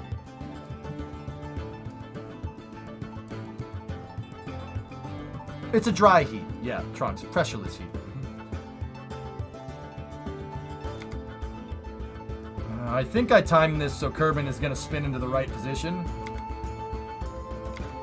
You can build your own sauna pretty cheap. Yeah, just go in the shower and turn the heat to max and just sit in the bathroom.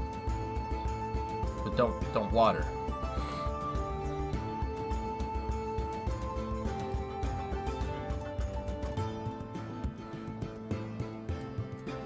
So the key here is the point where KSC is going to be. We have to meet it. Imagine that showing up in the PO. Dude, the people at the poor post office wouldn't know what to do. The other day I went in, there was a stack of freaking boxes, and they were like, do you need help carrying all that out? I'm like, nah, I'm good.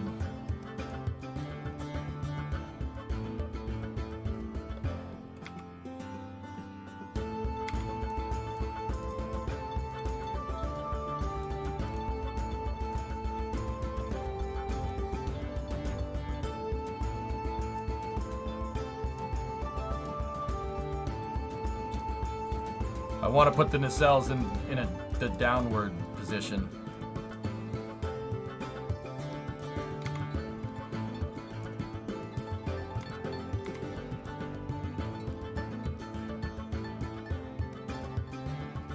Oh God. Oh my goodness. Are we gonna... Oh, that's gonna be close. Oh, don't worry. Val and Bill are back and conscious. Guys, good news. I can see KSC. That's actually absurdly close for what... Alright, well, okay. Let's just give this a little zip in there.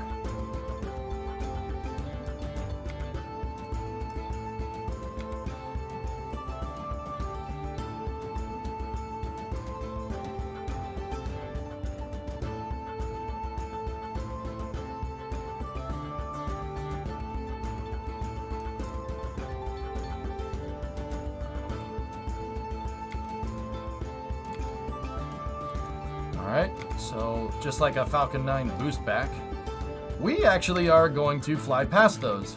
Oh god. Oh boy. Oh, that close rate. No, boy. Monkas. Dude, that's really close. That's really close for space flight. Holy crap. Dude. Bye. See you later. Anything else? Okay. All right. That's enough.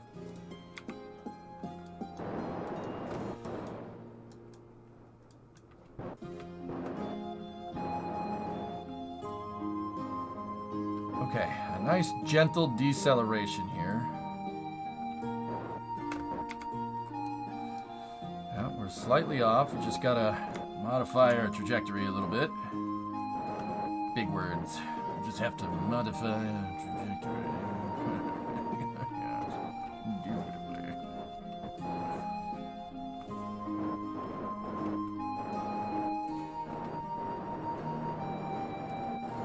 And then just a little bit of that there.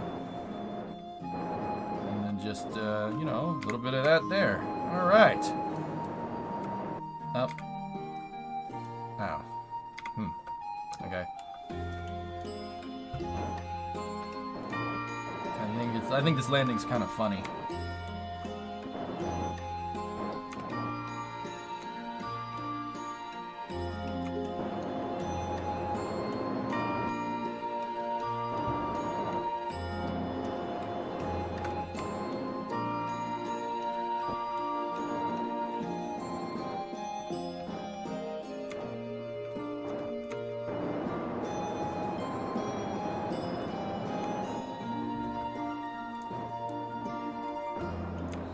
All right, let's see if we can bring it down.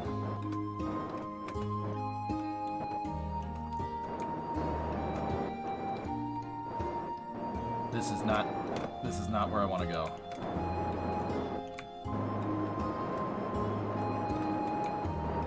Stop.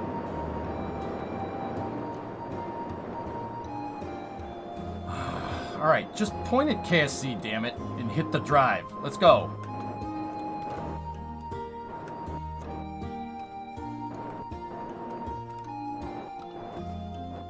Find a more elegant way of doing this.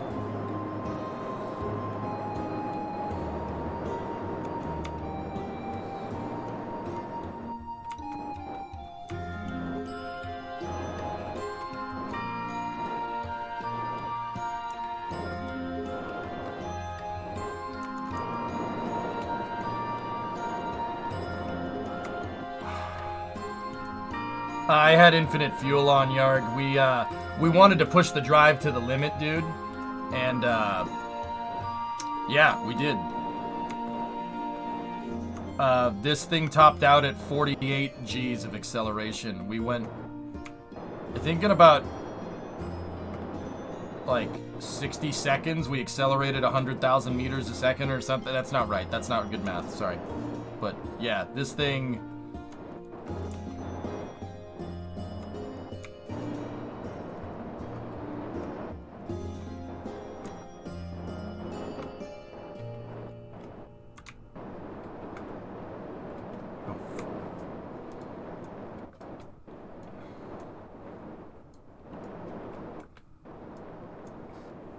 I will when I land, Tessa.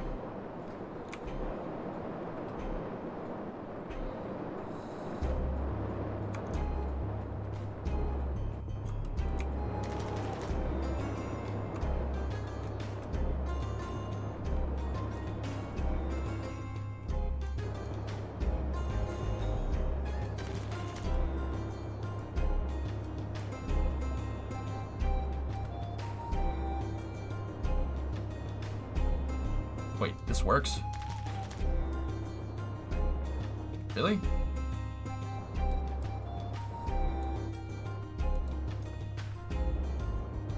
This is silly.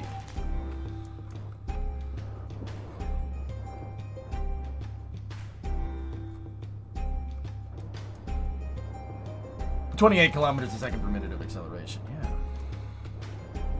Yeah, no big deal.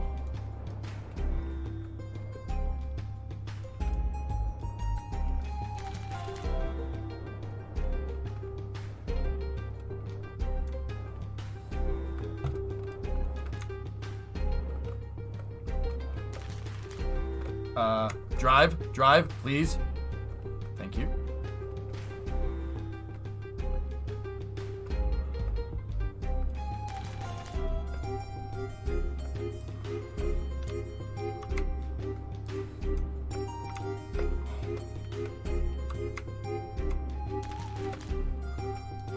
Stable hover.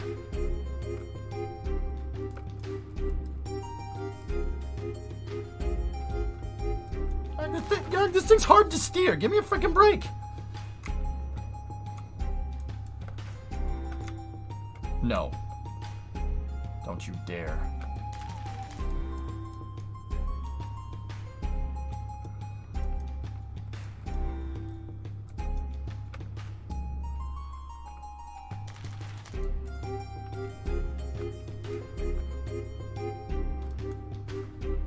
Grease it. All right, I'm trying, dude. I'm trying to get it on top of the damn thing.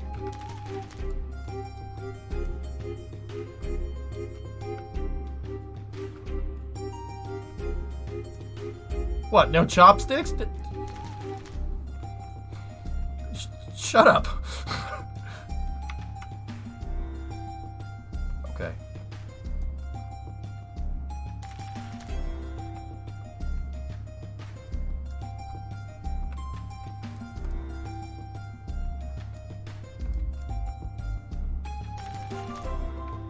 Bring it on home.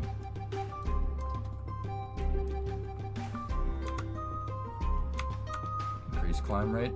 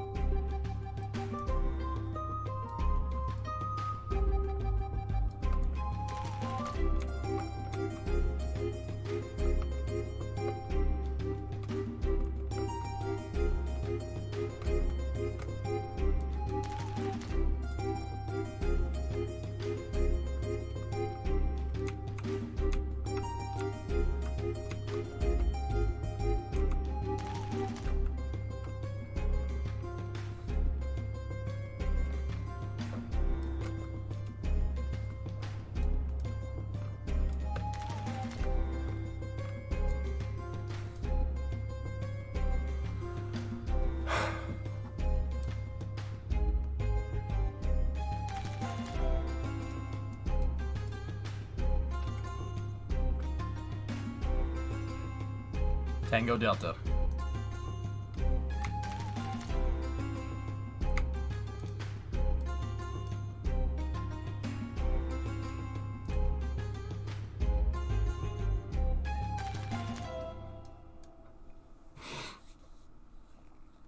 Oh, that was hard. That's not easy to do. Yeah, that's not easy to do. That's really tough.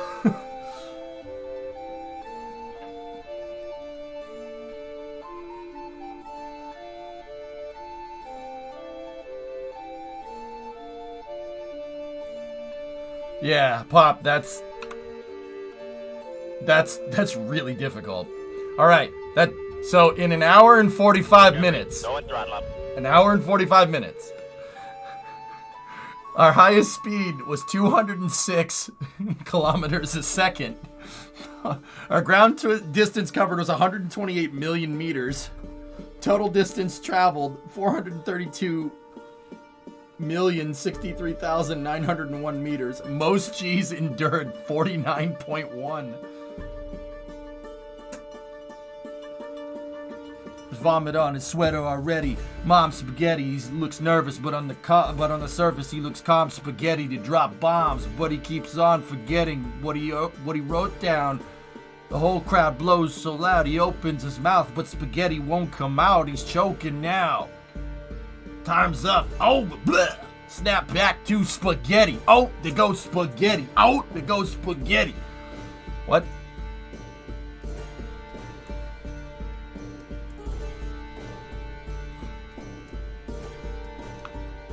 What's the max G a person can take? Sustained? Depends on the person, but I would not go over like 9 Gs sustained. You'll die. It's like getting crushed in a hydraulic press.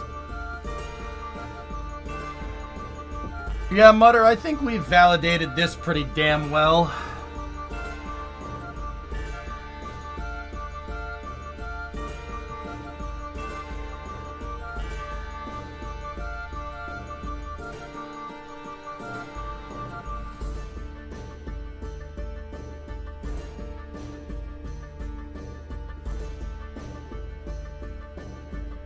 Yeah, exactly. Astronauts, like on the shuttle on Falcon 9, they don't go over 4.5 Gs sustained. That's when you'll start doing damage. So what happens is, guys, you know, with constant acceleration or sudden deceleration like that, your blood vessels pop. Your capillaries pop. So, I mean, amongst other things, like, there's that. So, like, for instance, Stap, the guy that basically strapped himself to a Sepratron that was attached to some train tracks, and he was a guy that was instrumental in understanding G-forces with humans and how we react to that stuff. He literally a seat on a solid rocket booster mounted to a train track. They would decelerate him so ridiculously fast, or he would decelerate like he'd get up to like speed and then he would decelerate, and he decelerated so hard he gave himself black eyes. Because when he decelerated, all the capillaries burst on your face. He gave himself a shiner from decelerating at 9 Gs a second. Yeah, crazy, right? Can you believe that? Yeah. He got off the side. He's like, oh, man, my eyes hurt. They're like, dude, did you get punched in the face? And he's like, what? What about his brain? Your brain's fine as long as you don't hit your head on anything. Like, I mean, your brain will just jello mold a little bit. I mean, that's also known as a concussion. I mean, it's probably not the best for you, but 288,042 miles an hour in 105 minutes. You achieved an average speed of 164,000 miles an hour. I was about to mention this. Didn't he get up to the mid-30? Yeah, but that was like for a second. That was for a second, Blood Fam. Yeah. 30 Gs sustained will kill you in seconds. Oh, yeah. Yeah, that's...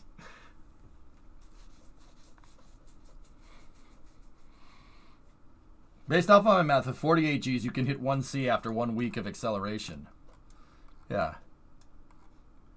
Guys, think humans are just big water balloons. We're just big water balloons, and you can pop the water balloon if you decelerate too quickly. You could, you can pop the water balloon.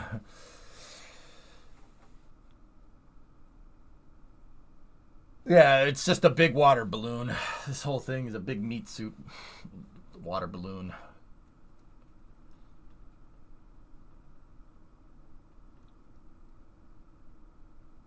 Yeah, people regularly survive pretty high amounts of Gs. Yeah, that's not sustained, S. That's the difference here. But yeah, it's not sustained, dude. Yeah, 45 Gs. Like when Lewis drove Max off the road at Silverstone. Yeah, be mad, Mercedes fans. That's what he did. When he drove Max off the road, Max hit the wall and he pulled 45 Gs. It was a 45 G deceleration when he hit the wall, going like 180 miles an hour. And yeah, it was only for like maybe a couple milliseconds, but still, like that hurts. You're gonna feel that one later. Negative. I am a meat popsicle. So the Nautilus is cool. Yeah, this is pretty sick.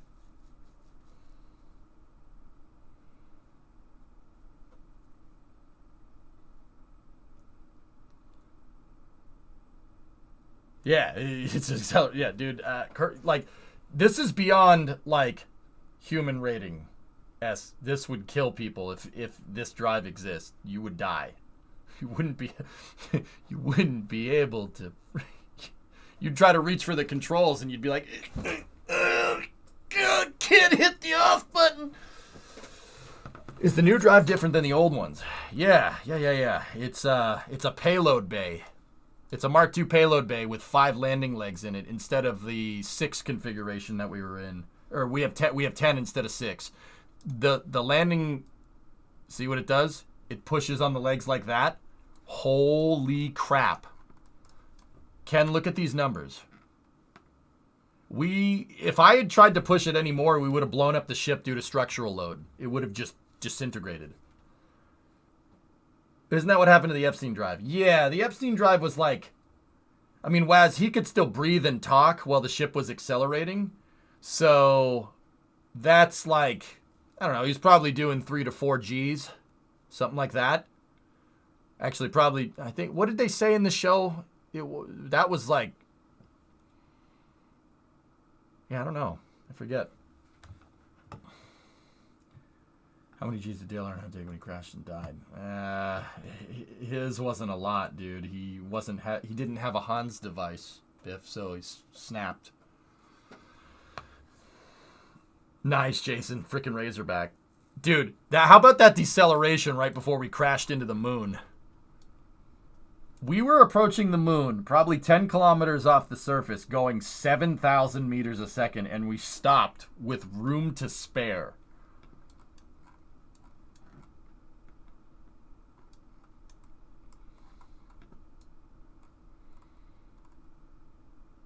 Where can I find this show? The Expanse. It's on Prime, Amazon Prime, Rem. Yeah. Expanse is a good show, dude. Really cool. A lot of stuff like this is in The Expanse. Actually, that other ship. So I'm gonna take a screenshot of that right there. And the other ship that I was messing around with at the beginning, or not the beginning, before we took the Nautilus there for a spin. He got up to 20 sustained, could be wrong though. He died much earlier. Yeah, that'll kill you. Yeah, that'll kill you. We were at 48 here. Yeah, 49.1. So Rem, the vessel that I was messing with before this is based off of one from The Expanse. So in The Expanse, guys, they fly around. The ships that they fly around are basically built like skyscrapers. So meaning that what would be you think like that's the bow of the ship and that's the stern, right? So you got port and starboard. And don't get me wrong, that's the way that they fly. But zenith and nadir are the way the decks go. The bulkheads are actually horizontal, right? And the deck is vertical, like this. So think flying skyscraper. The reason why is because the drives in The Expanse constantly accelerate at 1G. So it doesn't really make any sense having the floors go this way if the ship is accelerating that way. They accelerate at 1G. And so you can walk around and stuff. Like you can just walk around like you'd be on Earth. Because if you're accelerating at 9.81 meters a second per second, you're fine. And then like if you're going from Earth to Mars, right? You're accelerating halfway through the trip, and then you flip, and then you decelerate the rest of the way. That's the kind of stuff I want to like learn how to do. What's the name of it, guys? It's a brachystone trajectory or whatever. Fun fact, the thing that you just saw fly the Nautilus, just on a side note, moves this thing as well.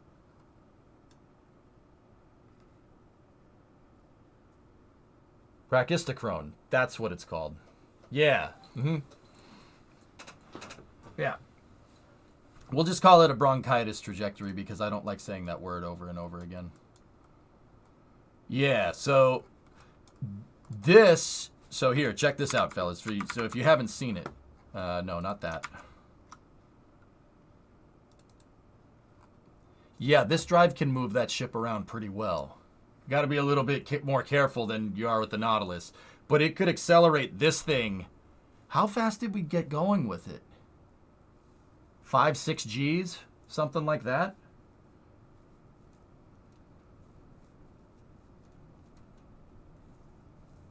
Does this mean the floor becomes the roof? No, the ship is accelerating this way, and then halfway between like Earth and Mars, it'll turn around, and it'll start decelerating.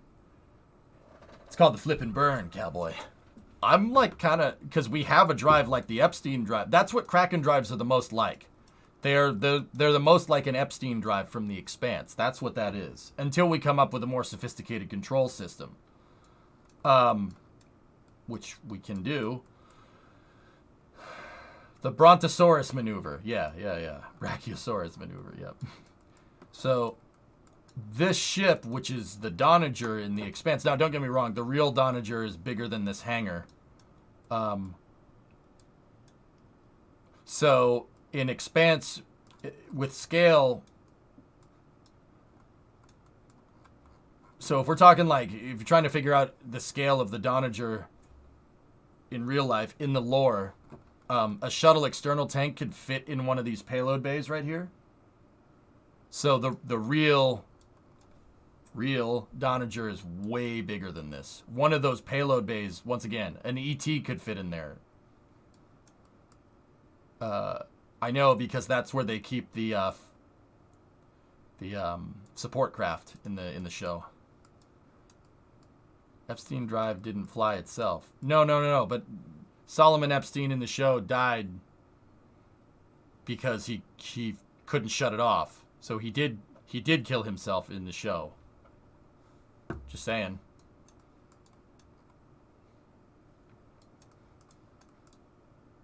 Okay, it was a crappy joke. I get it, but you laughed. All right, shut up. I don't feel good about it.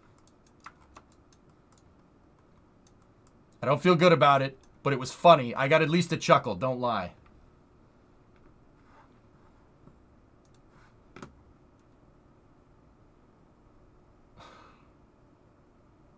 Whoosh? What? Did you listen to what I said? Or all right. Never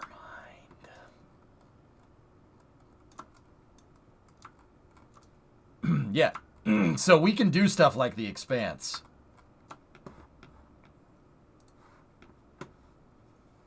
We can do stuff like that. And I kind of want to use this ship as kind of like a template, so to speak, because I really like the idea. The ship is basically built like the Eiffel Tower, right? And in the back, there's a huge payload bay. And I like the idea of carrying cargo around back here, like mining equipment, for instance. And then we don't need all these fuel tanks anymore. So instead of that, we have a fuel processing area here. And then, you know, the drive core right here. We could put and make the drive core swappable so we could take it out and put a new one in if it breaks. So we can eject the warp drive, eject the warp core if we need to. And then, you know, habitation and stuff up at the front. I was going to say, Blip, I'm like, damn, dude. All right. I was like, dude, go listen to what I said, man. No. I got your joke. I swear.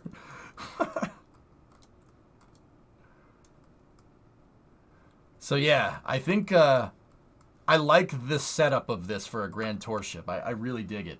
So, like the skyscraper style ship. I think that's cool.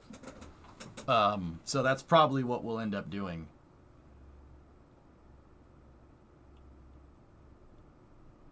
I think that'll work.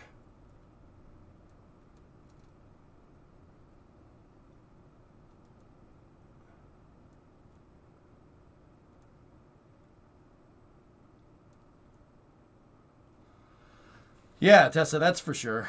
Yep. Discovery, go at throttle Hey, up. Pinos Eagle, 35 months. What's up, dude? What's this dish?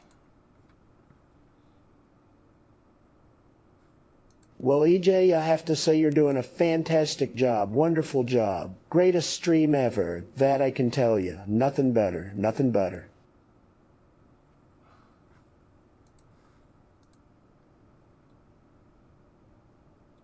What?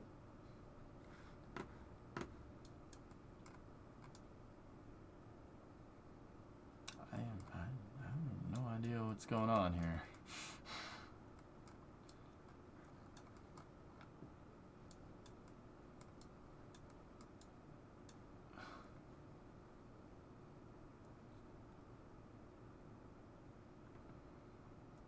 Was that supposed to be that?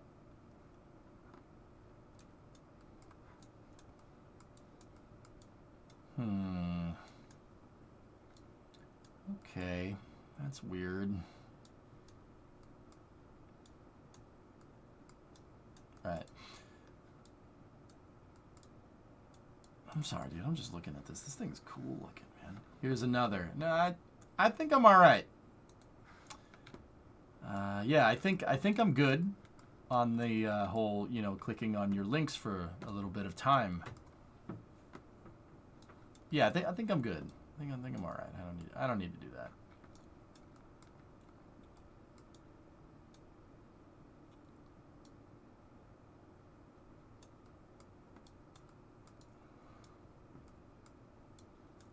Why don't we just do it? No. I don't think I will. No, but you should listen.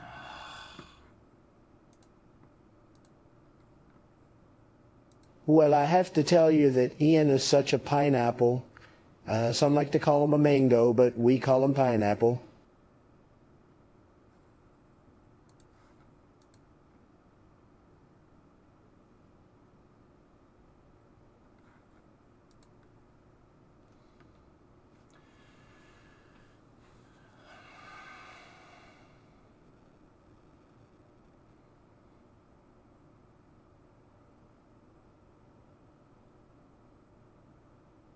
Is that supposed to sound like Orange Man or something? It doesn't really sound like him.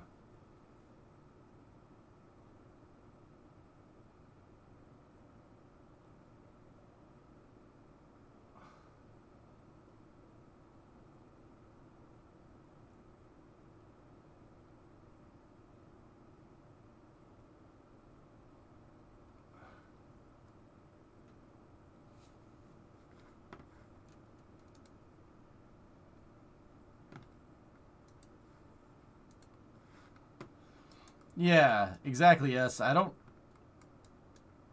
think that. I don't think that doesn't really sound really like. That's why I'm confused. That doesn't. Okay. Anyway.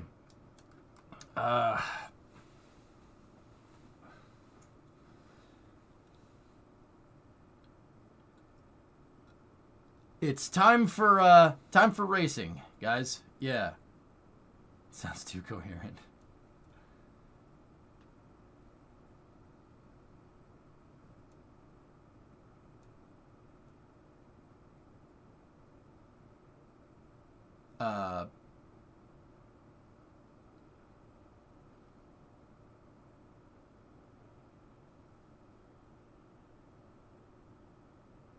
Trying to think if I could do a better impression than that.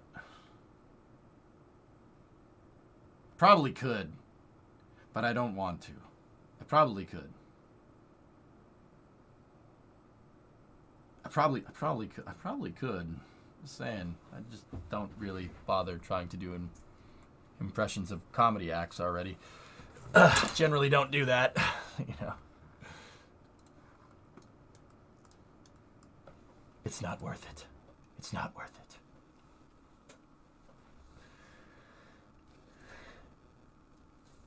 Probably could. Probably should. I'm gonna do a pretty good one.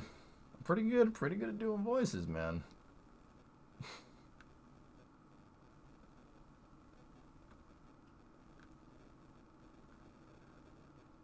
Yeah. Anyway, it's time for racing, dudes. Time for racing. I hope you enjoyed that. That's pretty much gonna be what we're gonna do. Just blazing around like that. In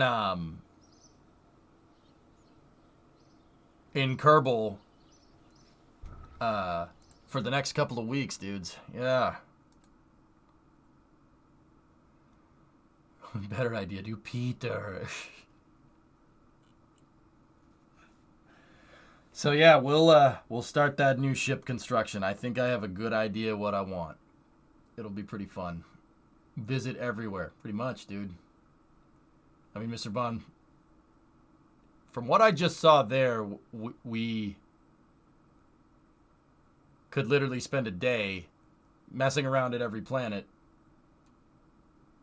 and moon and get back yeah, in time for KSP2 to come out. In fact, we could probably go to the planet, screw around there for a little bit, land, plant the flag, come back up, refuel if we have to, and then come back.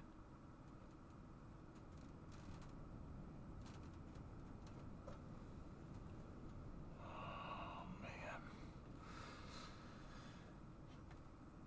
Yeah. Every biome on every planet? Nope.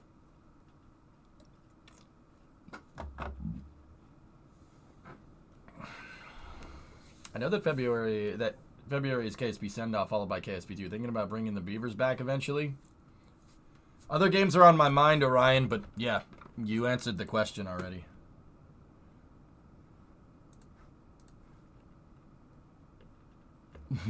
JJ. No, Tessa, if we're going to call it that, we'll call it Jez, Dick, and Jim. Yeah, we'll call that. Yeah, we'll call it that. That's fine. Have you ever heard Shane Gillis's impersonation? No. Doing impressions of politicians is not. It's not something I do. Any of them. I'm good. There is a couple that are funny. I'm once again asking for your financial support. Because that's a meme, right? That's funny. But nothing. Nope. I don't need to do that.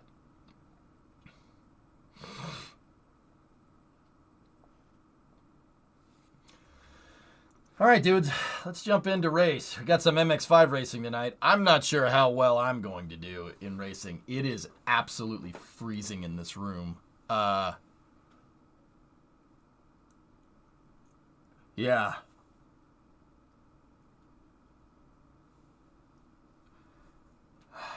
Yeah, it's really cold in here. Shush, you'll be fine. Yeah. Okay.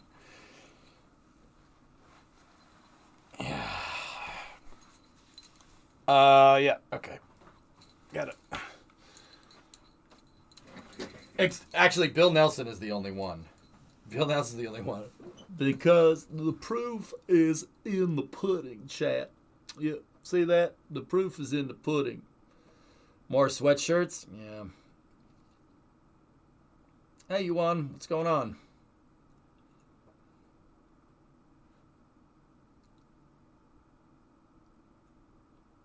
I have heating in here, Rem, but the heater, the oil heater can't keep up. It's too freaking cold. We've gone temperature updated. We've gone into the negatives. Am I late? Yeah, I'm gonna do some racing now. Yuan, yeah. We'll go from there. I'm still talking too fast for Bill Nelson. Minnie, whenever we watch a stream with him, I try to make sure, like I pause the stream for 30 seconds, and then when Bill has something to say, I'll fast forward it. I'll play it at 1.25 speed, and he talks normally, which is kind of funny. It's like there are certain political commentators out there that talk really, really freaking fast, and then you have to slow them down. If you play them at 0.25 speed, they actually sound like they're talking normally, which is pretty funny to me. I don't know. It's just... I think that's funny. We have to do the opposite with Bill. We have to speed it up, and he sounds normal. It's really funny. Possibly time to invest in a heater. Draco, there's no heater. I have the heater over there. Now, don't get me wrong. I have a space heater, too. I could probably plug that in. But yeah, it's just too cold out. It never gets this cold here. It's -1 Fahrenheit. Okay, look.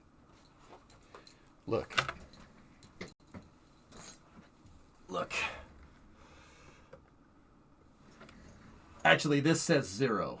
See? 0. Okay. So 0 F in C. F and C. Yeah. All right. With a wind chill that's like -30. Yeah. C, which is... Where are you? New England. I'm in Massachusetts, Giffy. It is colder here. Okay, here, you want to know how cold it is here? Let me give you a couple of places. I'll name a couple of locations, just totally randomly selected, that are currently warmer than where I'm at right now. Let's see. Alberta. So Edmonton, it is warmer in Edmonton right now. The last time I checked. It's warmer in Saskatchewan. Yep. It is warmer in Siberia.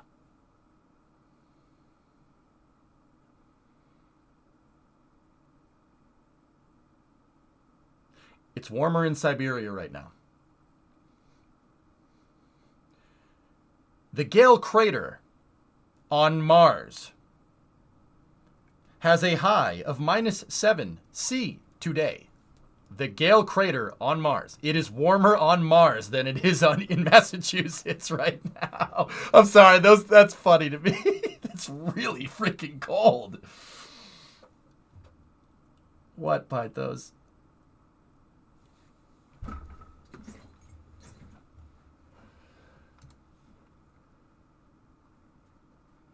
It's warmer at both the North and South Pole. Yeah. Anchorage is 27 Fahrenheit. Barrow is -15.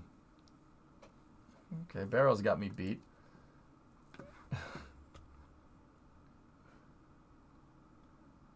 Yeah, busted. You got me beat on that. Dude, we're cold right now, but it does not stay like this. Winter around here stays right around zero C. It doesn't get much colder than that. We are way below 0 C right now. Anyway, okay. Friday night racing. It's time to race, baby. Who wants to stick around and race with me? We're racing.